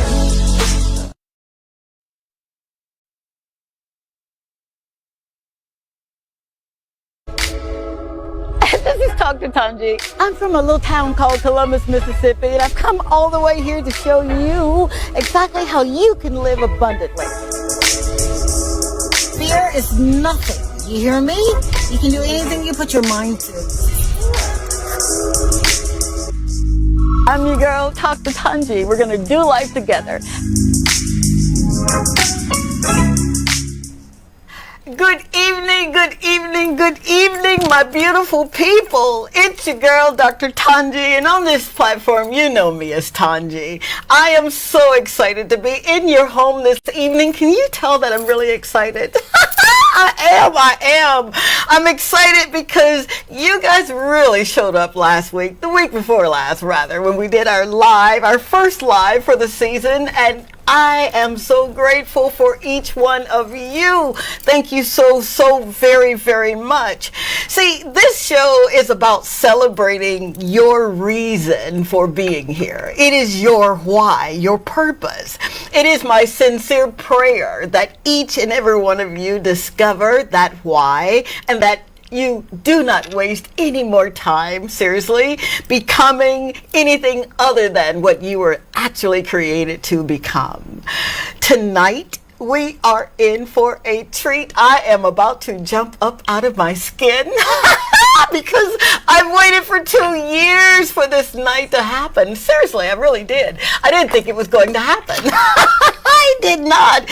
Why? Because, you know how you have your imagination. See, I've got a vivid imagination. I really do. And I just imagine this guy, you know, saying, I'm not going to come onto your show. I don't even know who you are. And I think it was probably like that. But he came, and I am so grateful that he did. You know, when you are in the throes of meeting someone who's a legend, who's great in what they do, who just really take life by the horn and say, you know what, I'm going to show up. I'm going to prove to myself and the God that I serve that I can do this. And that's exactly what he did. He did. He really, really did. So, without further ado, we're going to meet someone who is just full of resilience.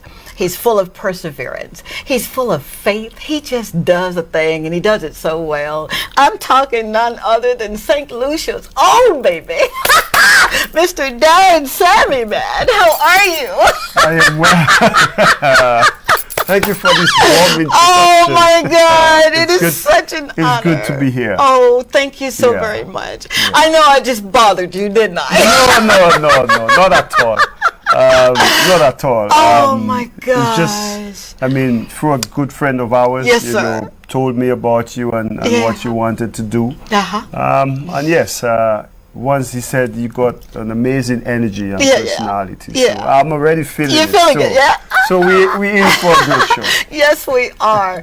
Oh, dear God. It's so much that I want to ask you. I'm just going to... Fire away. I know, right? I'm just going to calm down and ask you. You, oh my gosh. You are a gentleman that literally discovered your why. You know, I've got this proverbial question that I ask all of my guests. How did you get here? Now, some say by train, by plane, automobile, but literally, how did you get here? Oh, that's a great question. Well, thank you, sir. Yeah. A lot of factors. Okay. Determination. Yeah. Having a purpose. Come on. Being driven. Yes, sir. Being raised right. Come on now. But I think, to me, the most important answer and the most honest answer I could give is that the man above wanted me here. Come on. Growing up in a nuclear family, something you don't see often in today's world. It's sad, it is. But having the privilege of having both parents, just seeing what life is. And I left home My mom was worshiping. Ah. So, you know, all this is all blessed. You know, Miss Clara is sitting at home. It's Fridays, the Sabbath. Come on now. And I'm here because of the Most High. Amen. I am exactly where, I believe I am exactly where I'm supposed to be at this point in my life. And I'm thankful to that all the time. Amen. Yeah. Amen. Didn't I tell you you're in for a treat? Didn't I tell you you're in for a treat, St. Lucia? So, can I call you Darren? You could call me Darren, you could call me Julius, you could call me Sammy, whatever you feel like. Thank you so very much. These are all names my mom gave me. And you could also call me Gavi if you want. No, what? That's really? my household name from my that. community. Oh my God. Yeah. From Duga. Duga. Well, the Creole name is actually Diga. Diga. But the English we say Duga. Duga. Yeah. Wow. Yeah. I read, right, where I think you were 9 years old and you were giving a sermon. Oh. Where did you get that? You sure you don't work with the CIA? Oh, you're funny. We're in for a treat, man. And I thought about myself, seriously, because at 6 years old, I was introduced to this amazing God, right? And I wanted to know so much about him. Like, who is he? And I'm made in his image and after his likeness. Yeah. There's a thing that was said in your community that can any good thing come out of? Well, what they fail to realize, Duga is actually on the East Coast, and you know what came from the East. Come on now. All right. Come on That's now. all you're saying. That's what I'm saying. Oh my God. They're already telling me it's time for a break. Oh man, we just got started. I want to be obedient, but I really want to know, after the break, who poured into you? Yeah? Yeah. All right. Stay tuned, family. We'll be right back. I'm your girl, Talk to Tanji. We're going to do life together.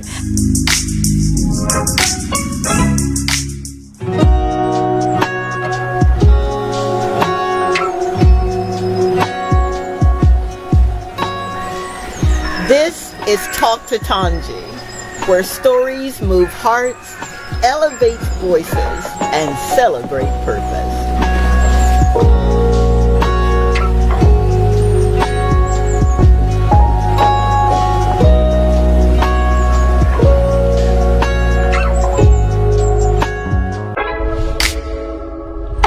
Talk to Tanji. I'm from a little town called Columbus, Mississippi, and I've come all the way here to show you exactly how you can live abundantly.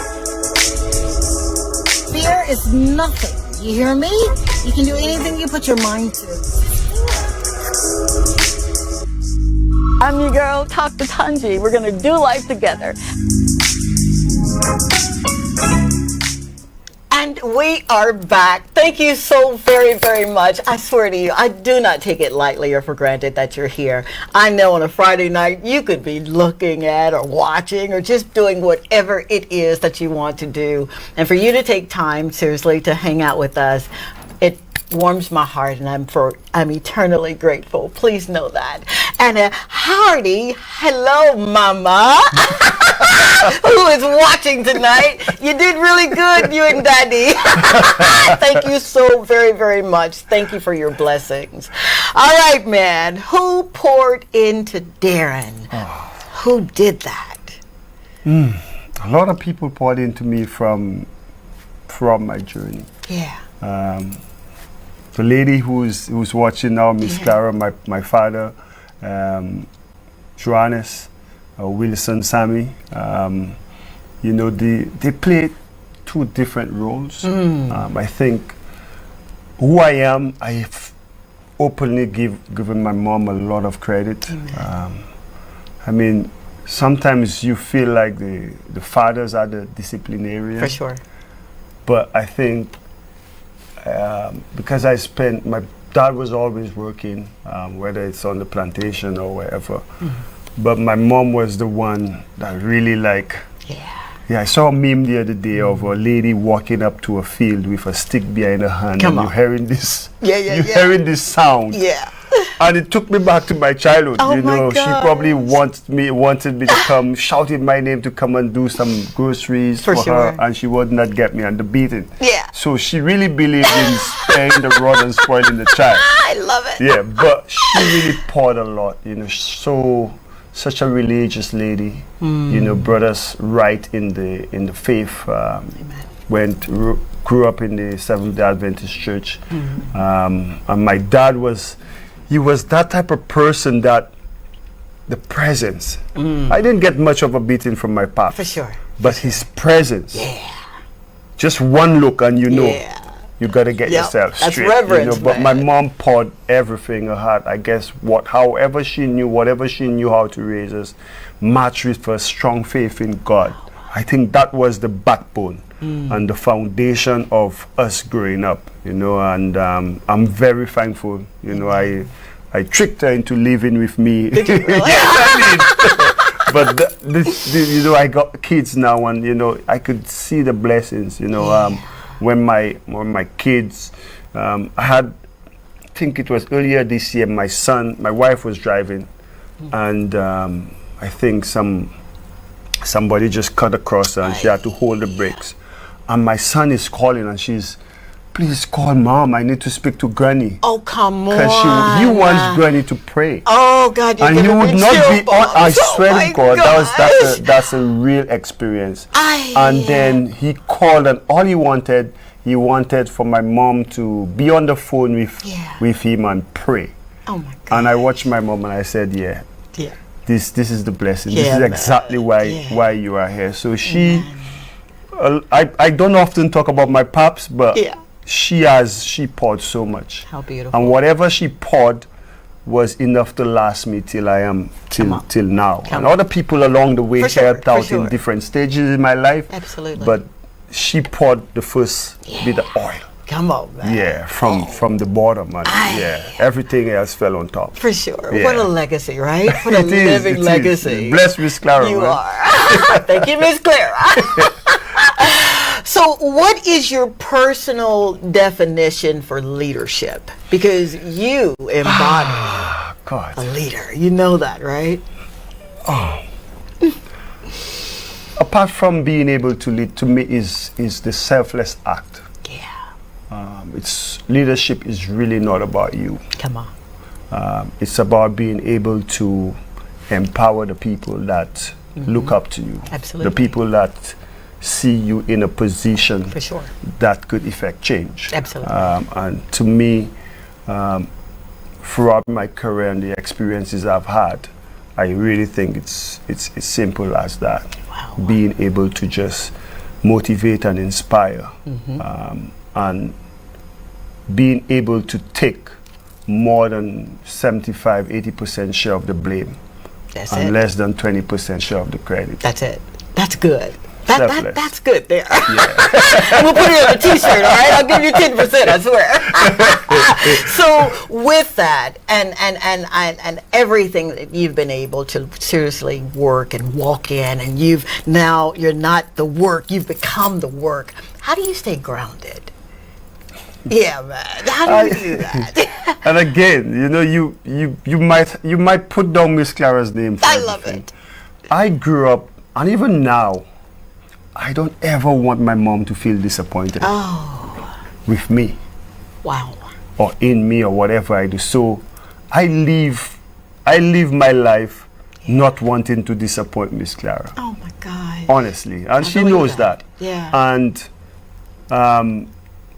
And again, I've been blessed with so many inspiring people that have been on that journey with me in different stages. You know, I've mentioned them from my mom, from my school, you know, Kenneth Antoine, the other Kenneth Auger, you know, Brian Calix, you know, Dr. Ernest Hilaire, you know, like, he was very instrumental. Part when I was around 15, thereabouts. Gotcha. Between 15 and 19, I made the West Indies team when I just turned 20. Wow. So between that period, the guidance he gave, and as simple as it may sound, but having those people who've done it and been successful, it's easier to impact that knowledge. There you go. And that has been the fortunate thing for me. And I was always willing to listen.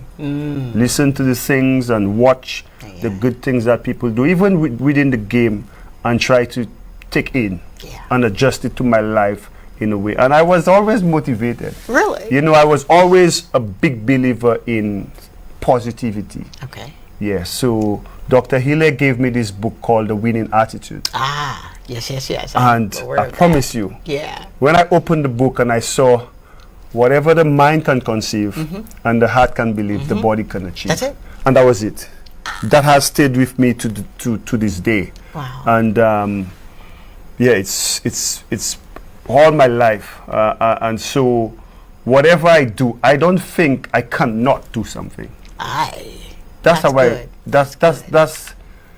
It just if there's a task, once I understand what the mission is, and I start to put the process to how I get to the goal, that's all I'm focusing about. Wow. So even if I have to put with me and my career, from every challenge that have come my way, I've overcome. Even now. And it just keeps piling. When I think, okay, this is where I've plateaued, the man above say, no. Yep. We've got more work to do. You know, so, and it's important not only for everybody, for kids listening. Sure. It is important to believe in yourself, that you are enough. That's it. Right? Because if I was to listen to everything people said about me, for sure. I would probably be somewhere else. You understand? Yes, I do. And I just believe in myself, trust that I am here because he wants me there. Come on.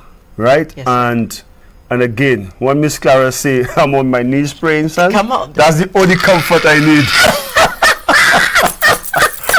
And God has blessed me in so many ways. Oh, wow. You know, I moved from my parents' home to get the wife that I have. Yeah. You know, and she's a real MVP for like. She sounds like she is. For me to be able to have that career that I had. Yes. And for her to hold things down at home. Absolutely. And just, you know, we have these conversations on tour, like. The mind is so important to what we do. Having that clear mind and that stress-free. Absolutely. You know, and she and my mom, they made it their duty to make sure when I'm at home, when I'm on tour, don't bring the stress from home on tour. Let me do my job. I love it. And it has been such a remarkable blessing for me to be able to do my job and have the peace of mind. And they've allowed me to thrive. Even though it's a selfless act on their part, because I'm pretty sure my wife had so many things that she wanted to do. But she said something on a show once. She said once she realized where I was heading, she knew she had to take a step back. I don't see it as a step back, but she made a brave decision to make sure, you know, I'm here to support. Oh my God. And she's been that for a long time. Oh my God. Yeah. Thank you so very, very much. And I mean that. Thank you so very much for holding his ladder and for encouraging him and allowing him to be free. And you're free because of that. How about that? That's so right. Thank you, baby. Thank you so much. Your faith. You walk through the door and I could see faith. You know, you've got a seeing faith, you have a knowing faith and a believing faith, and I know it's important to you. Will you speak on the importance of having faith, especially when the world is calling you great? Oh. Yeah. You see, faith is what? The evidence of things hoped for, the substance of things not seen. Yeah. It brings me right back to my childhood. Wow. You know, growing up in a Christian home, you know, you pray to this supreme being that you have not seen, but you see through different experiences that he's there. Yeah. You know, and knowing that when times are so tough,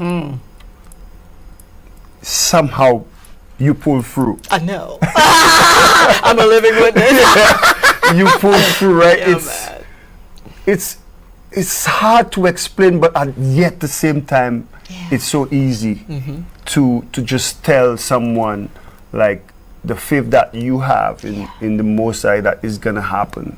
And Kathy, my wife, she keeps telling me, but my name has the S, because I don't stress out. Okay. I just feel like it's gonna happen. Yeah, for sure. I call on it and I believe it's gonna happen. But that is from growing up, understanding and knowing who you serve. Come on. And having that personal relationship with with God. Now, I will be the first to tell you. Okay. I'm nowhere close to what I should be with. All right now. I'm nowhere close. I tell people when they say things up, I say, you know what? To be honest, it's my mother's blessings. Amen. Honestly, like I'm not even with if Jesus was to be right here, I can't even touch his. Come on. The place he walked, I'm not worthy to walk there. None of us are. No, I'm not worthy to walk. If he walked in St. Lucia, I should be all the way in South Africa.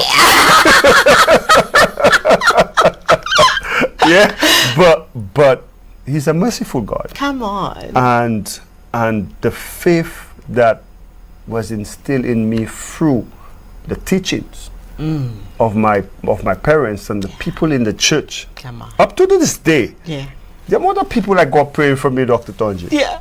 When my mom goes, well, she's gonna go to church in Moshi tomorrow. Okay. But when she goes down to Miku, you see this community in Miku, that Seventh-day Adventist church. The amount of praises they send up, the blessings have to come down. Oh, wow! Don't you do this to me, dude? I don't take but a little bit, but I understand what you're saying because that's how I got here. Yeah. Faith. That was the size of a mustard seed. I kid you not. I never could have imagined having gone through everything that I had to go through. But he doesn't give you what you can't bear. Man, you better know it. You better know it. Wow. So on and off the field, faith is that. Yes. Yeah. Yes. Yeah. I don't know if I've said this before, but 2012 World Cup in Sri Lanka, we are playing against New Zealand. Okay. And I had all this vision in my head before we left the Caribbean for Sri Lanka, and how we gonna win the World Cup. Okay. And I remember we only scored 150, below par total. Gotcha. And New Zealand is coasting, and I'm saying, wow, we're gonna be out of the World Cup. And I remembered,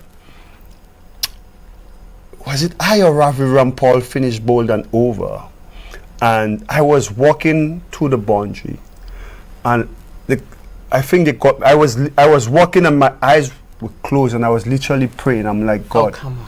This is not how I saw us leaving the World Cup. Wow. Whatever you have to do, I think you got to do it now. I swear, this was what I said to him. Then I called on Narayan to come and bowl. Yeah. We were debating whether we should put a slip or not. I said, no, we need wickets. Chris Gale takes this amazing catch. I'm like, Jesus. He's revealing himself. He's revealing himself. And to that day, we won the game. The original game was tied, and we won in a super over. And I went back and I said to the coach, we are definitely winning this. Because I prayed and the man above, he just parted the Red Sea. Oh, I love and this. that was it. So I've used this. Even the West Indies team is a praying team. When we gather around before every session, we always thank God and ask for his guidance. You know, and that is part of me and who I am. And God continues to be merciful towards me. Man. Come on. St. Lucia? Are you having a good time? Because I surely am. Oh my God. They're telling me it's break time. Every time they say break, I'm like, what? Stay tuned. I swear to you, it's going to be worth the wait. We're going to be right back with Mr. Darren Sammy. Stay tuned.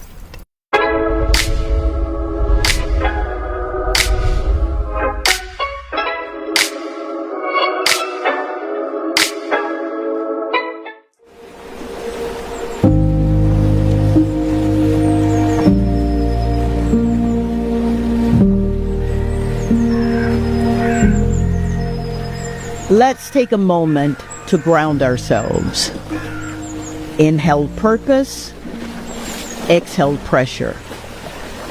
Inhale focus, exhale fear. Be here now.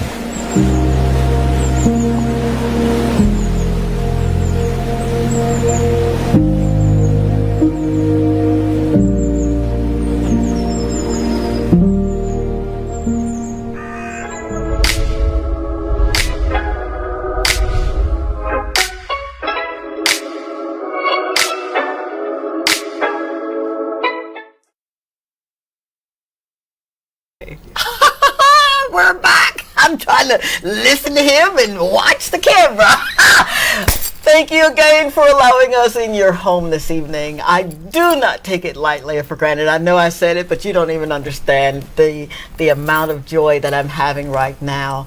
I'm just grateful. I'm grateful for you. You have no earthly idea. I've been waiting a week for you, man. I really have. So again, we're here with Mr. Darren Sammy, and we're talking all things life, right? And purpose. So, Mr. Sammy, what would you say to the next generation that's watching right now? Yeah. You are enough. Wow. Yeah. You believe in yourself no matter what. Whatever you want to achieve, just understand that your current position is never your final destination. So work hard, be prepared to put in the time and the effort dedicated to your craft, and I promise you, you will reap the rewards. Life is not a sprint. Yeah, it's not. When you talk about investment, you need time, and your investment starts from 5, 6, 7. Wow. Not too late. Not too late. Not too late. Yeah. Always never too late, but you have your time dedicated to yourself starts from Absolutely. From the time you understand. Even if I have to use myself as an example. Okay. I mean, this career has been over 30 years. You know, you grew up in the community, you play in cricket, you do it for fun. But this has been an investment in yourself. You know, and yesterday I was at the inter-district primary school sports where my daughter Sky was running for her first time. Oh, wow. And I'm watching these kids, you know, and I wonder, do they understand what they're doing now? Because when I was 9 years old, my parents could tell you, I was already saying, I'm going to be the first St. Lucian. Wow. To play cricket for West Indies. Oh, come on. At 9. At 9 years old. All my peers at Freefort Comprehensive, they nicknamed me Papa Cricket. Yeah. Because they knew if one person that was supposed to play for West Indies would have been me. Because I was talking it. Not boastful. No. But just seeing myself being that. So to the kids now, you know, don't waste your time. Waste your time. Just, it's never too early to be decisive as to what you want to do. And if you want to do a lot of things, give that attention. That's it. But to me, the most important thing is the support we get from our leaders. And when I say leaders, it's your parents. There you go. Your teachers, you know, your community leaders, the older folks. For sure. Because we tend to forget it. What they say, it takes a village to raise a child, you know. And it is also important because when my kids leave home at 7:45, they come back at 3. So the next set of adults they see are the teachers. That's it. So, and that's why we don't show enough appreciation to the impact that the teachers have. And that's where it could be a positive if, I mean, depending on how the teaching goes. For sure. you know, because these are critical moments in your your children's life where they go to school and then they come back home, and by the time they come home, they do homework, and then 7:30 you send them to bed. For sure. So for a number of years in their life, that period, so whatever information is going is critical, and the teachers play and I call them leaders because they have to lead. They play an important role in those children's life, how you mold them for the next stage. Absolutely. You know, so they become very important too. But when you have that belief and you instill that in the youth, and we have mechanisms in place for them to excel and prosper. Absolutely. You know, it becomes the future becomes a little bit brighter. It does. For us. I agree. And I'm glad you said about the teachers. Can I just say, I love my teachers at Ancillary RC Infant School. Did you guys enjoy your massages? Yeah, man. I gave them all massages before I left. Nice. And I just wanted to know, I think I've got about 4 more I've got to deliver, so I'll get those to you. But it is something about the teachers. I remember growing up in Mississippi, and I just loved my teachers. I just loved them because they brought so much. They brought so much to the table for me, right? They allowed me to dream. You know, I grew up in the projects of Mississippi, right? So I was about like you, man. I'm like, yeah, man, I'm going to be a doctor, and I'm going to be around the world. And I didn't know that he had such a plan for my life, and it took trial and error, but I got it, right? And it was a teacher that told me what I could do versus what I couldn't. You know, I wasn't fortunate to have, guidance. Dad wasn't in the home, so my mom worked 3 jobs, and it was 2 of us, my sister and I, but we didn't know that we were poor until someone said what we didn't have. I'm like, what? We're poor. And it's amazing, right? Again, it's your mom, right? It's my mom. When I look, I did not understand it until like I started working. Come on. Right? Yeah. And I'm like, but I thought I had the best job. I know, right? Like, I had honestly, I got 3 of us, 3 boys growing up in the house. Yes, one bedroom, we sleeping on the floor. The other day I was giving a joke with my brother. I said, remember when you could have carried your bed every morning? Really? Yes, we had to. When we were sleeping, it was like all regular clothes where we put on the floor and you sleep on it, and then in the morning you better not pee in bed. Oh my gosh! You better not pee because you got to wash it and soak it up before you go to school. And we used to pick it up and put it in the sack, and the bed is right there. And then we moved from the bed to a sponge, and then you know things got better. You have a bed where my brother and myself, you know, we sleep on until. You know, I was able to build my parents a house, and then all these things. But I didn't know my childhood was. And then you ask your like, wow, how did you do that? The ability of a parent, to be able to show that child that you have the best life. Yep. When deep down within, because I'm a parent now, so I understand. But I'm like, wow, mom, that must have been really tough. I know. But I'm growing up. I'm growing up in Duga. My mom is the last of 15 children. Come on. So I have all these cousins. We could play and do all these things. And I thought I had the best child until you understand, wow, this is what they had to go through. And life was hard. Yeah, man. But God bless her. I know. She taught us to be content. Be, you know, go for your goal. Although I have a funny story to tell. Let me just fix up my mic. Okay. My mom didn't want me to play cricket. Did she not? She did not. Miss Clara didn't want me to play cricket at all. Oh my God. She wanted me to be a pastor. Oh, I can see that. Yes. I can see that. God bless her soul. I know, right? Yes, yeah. But you know, she wanted me to be a pastor. All what she taught me, it actually stayed. You know, but again, that's what she knew. And you know, when I spoke about example before, if it's not done before, it's hard for you to talk about it. I know. You know, to show that it could be done. But because of my belief, and again, all the people along the journey that have showed me, hey, it could be done. Absolutely. I believed that I could do it. Yeah. And then I actually did it, making people like Johnson Charles and Gary Murphy and, young Akimo Gis, all of them believe now, yes, we too could do it. Case in point, Julian Alfred. I know. Juju. Was in Soufrière yesterday. No The amount of students I see and the Soufrière community is thriving now because they have this this beautiful facility where they could come and express themselves. Come on. So again, it's just a full circle.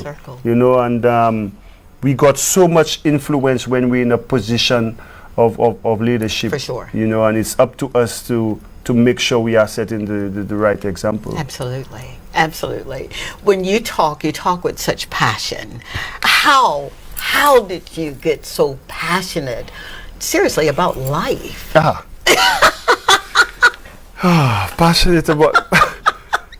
Again, it comes back to your upbringing. Home was always happy. Come on. And again, I tell you, when you have all these cousins, different age range, like I mean, like for case in point on Sunday, when we all gather by Granny, Mommy turn under the shack tree, they have all type of games. Whether it be cricket, football, rondels, jackstones, Chinese skip. I love it. Whatever. We all the entire family, they gather up, and yes, we didn't have, but we didn't know. Wow. We didn't know. We knew if we're hungry, we pick some mangoes. Come on. Guava season, we climbing coconut trees. Yeah. That's what we have. Wow. And once I started to understand what I wanted to be, my mindset started to change as to what's going to take me there. And my passion drive from knowing that I can be. I could be that. And then seeing if I am that, what I could get from being that. Come on. Wow. But you cannot have the passion without the drive and the dedication. Absolutely. All of them comes together. It does. It really does. Because first, it was just fun for me. Yeah. Fun, cricket game, West Indies is dominating the world. Oh yeah, I see my heroes. So then you develop a passion for the game. But that passion now is driving you to the point that passion turns to belief in skills. Come on. Skills now could turn into a career. Yep. With opportunities, and then you have a package. You have the passion, you have the determination, you have the skills, you have the drive, and all you're waiting for is the opportunity. That's it. Now, for somebody like me who came from Duga, for sure, yeah. When I got that opportunity, I was not about to let it slip. Ain't no way, because there's always the challenges that comes with a success story. I know. Because you've worked so hard for it. Yep. You're not gonna just let somebody come and take it away just like that. And there is this satisfaction you get, from knowing that you came, you persevered, and now you making it happen. Amen. Yeah. Wow. If you had 1 minute to speak to your 18-year-old self, what would you say to young Sammy right now? Oh God. Young Darren, what would you say to him? What I would say to him? Yeah. Do I know where I am? What I am now? I would say to him, you know what? That's gonna be okay. It depends. Yeah, man. It depends. Because I would say to him, you know what, Darren, keep doing what you're doing, because life's gonna be okay. Life's gonna get real good. Yeah, life's gonna get better. But honestly,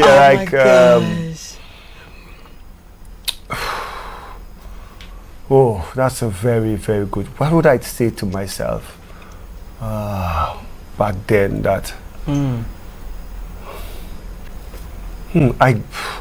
I I had the ingredients. You know, I'd probably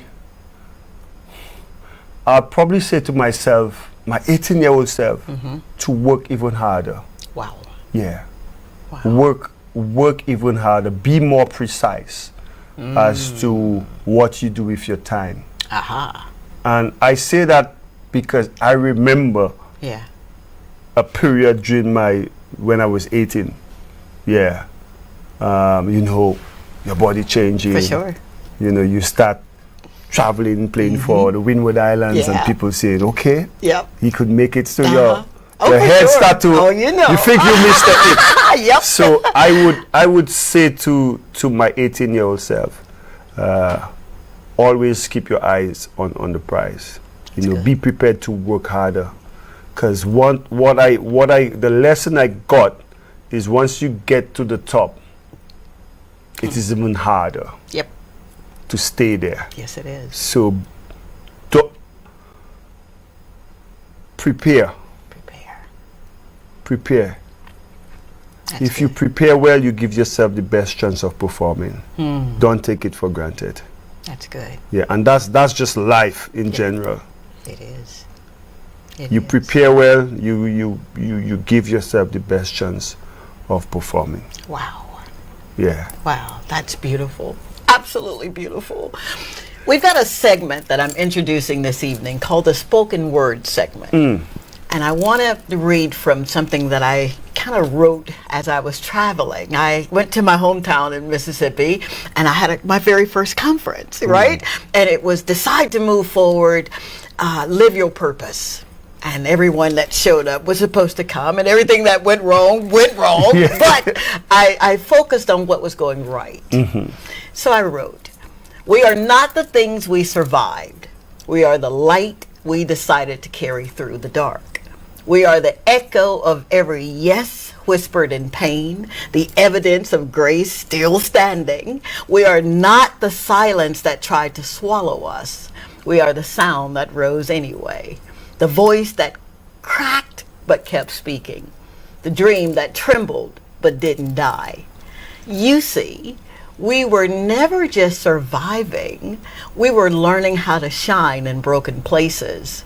And tonight, right here, right now, you do not need permission to be whole. You do not need an applause to be powerful. You do not need a title to walk in your calling. All you need is the decision to keep going, to light a match in the middle of your midnight, to speak your name with courage, to rise, not in spite of the storm, but because of it. So here we are, still breathing, still becoming, still choosing the light. And that is what makes you unstoppable. We'll be right back after this quick break. Like that?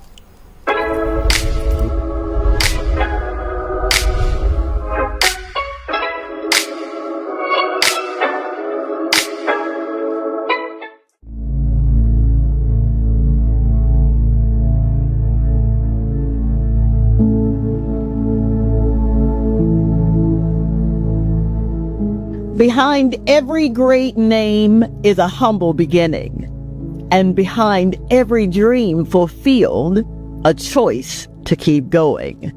You are not forgotten. You are being formed.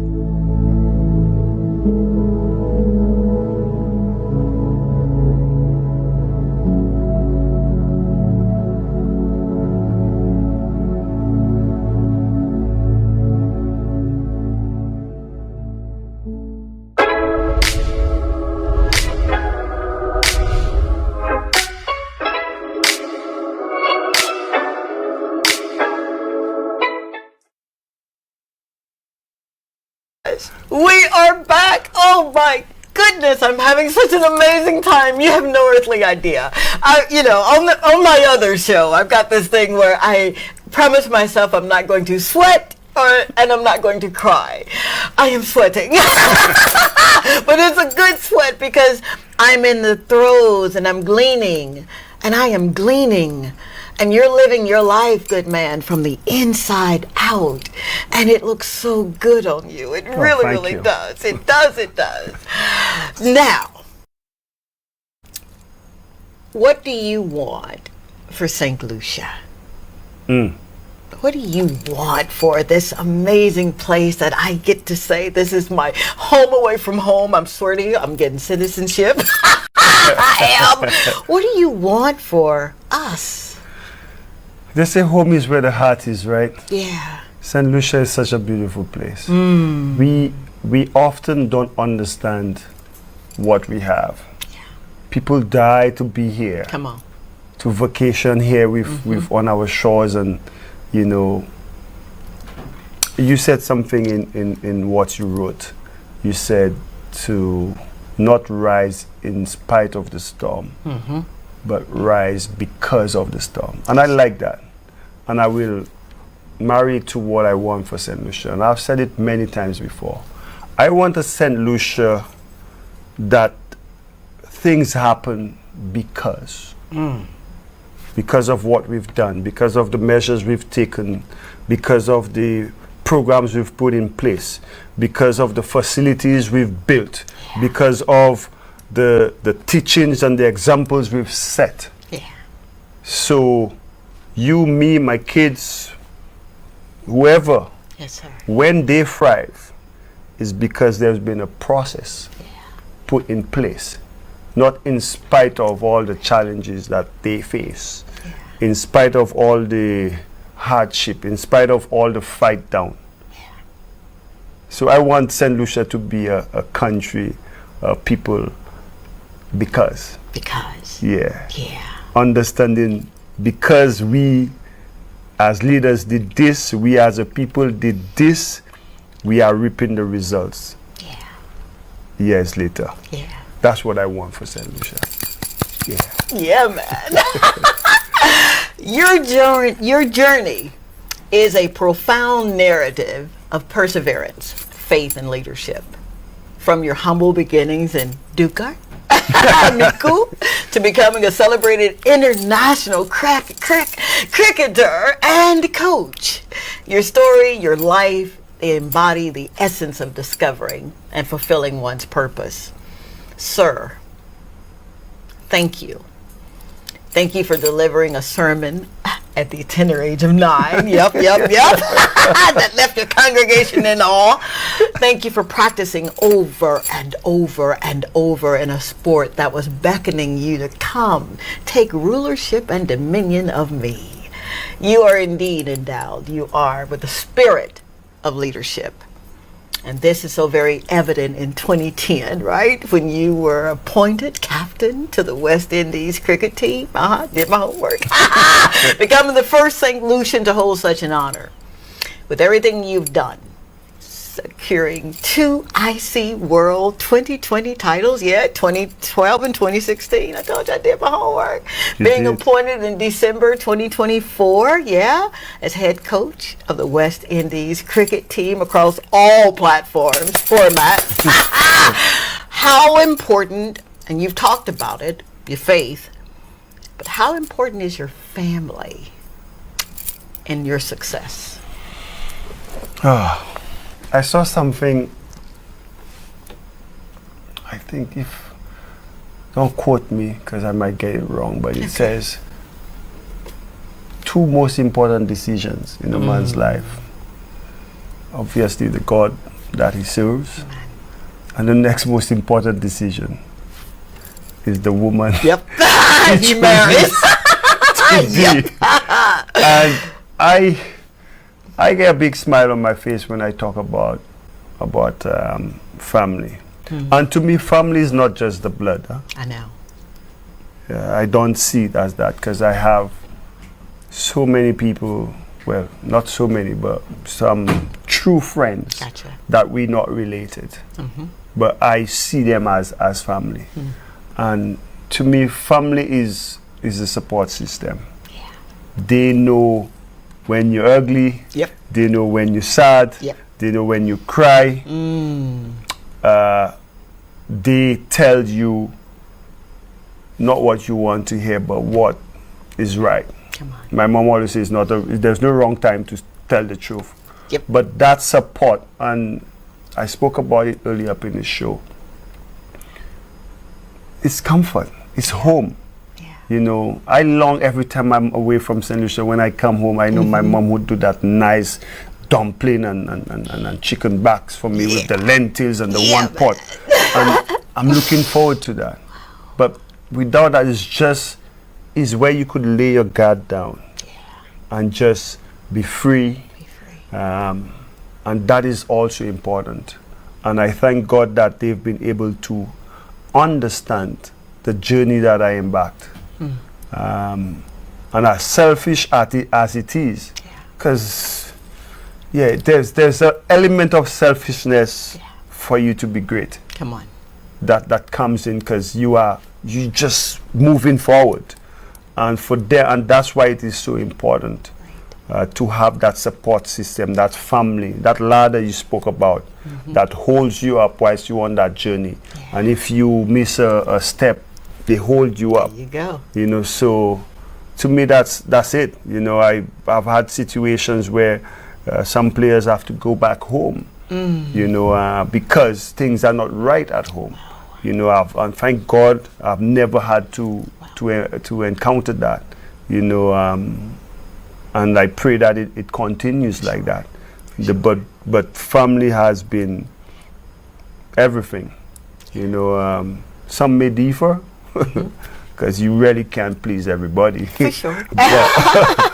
but to me, in my experience, without the family that I have, I could have never been able to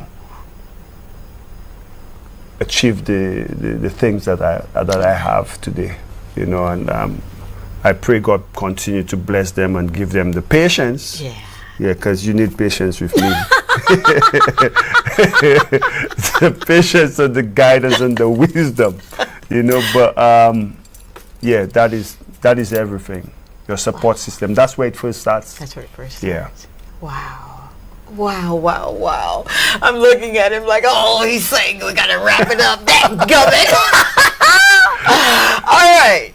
You may not be famous, but you are faithful. You may not have a stadium watching, but heaven is. Do not wait to walk in your purpose. Start it right now, start it right now, start it right now. Let this be the moment you step into your why. Ay, ay, ay. I am so filled right now. And if this was my last evening with you, I could literally tell my daddy, because I call him daddy. I could tell him, thank you so very much. Thank you, Father, for every no and every yes. Thank you for everyone that said, you got this. And for those who said, girl, sit down. Thank you for being the best part of St. Lucia. Thank you for opening your arms and your heart and allowing me to come into your boudoir and your home. Thank you for every time you saw me on the street saying, hey, how you doing, Dr. Tanji? Just like you knew me, because I felt like I knew you. What do you say, mister? What do you say to that little boy that's watching and he's saying, hey, mommy, do you really think I could be like him?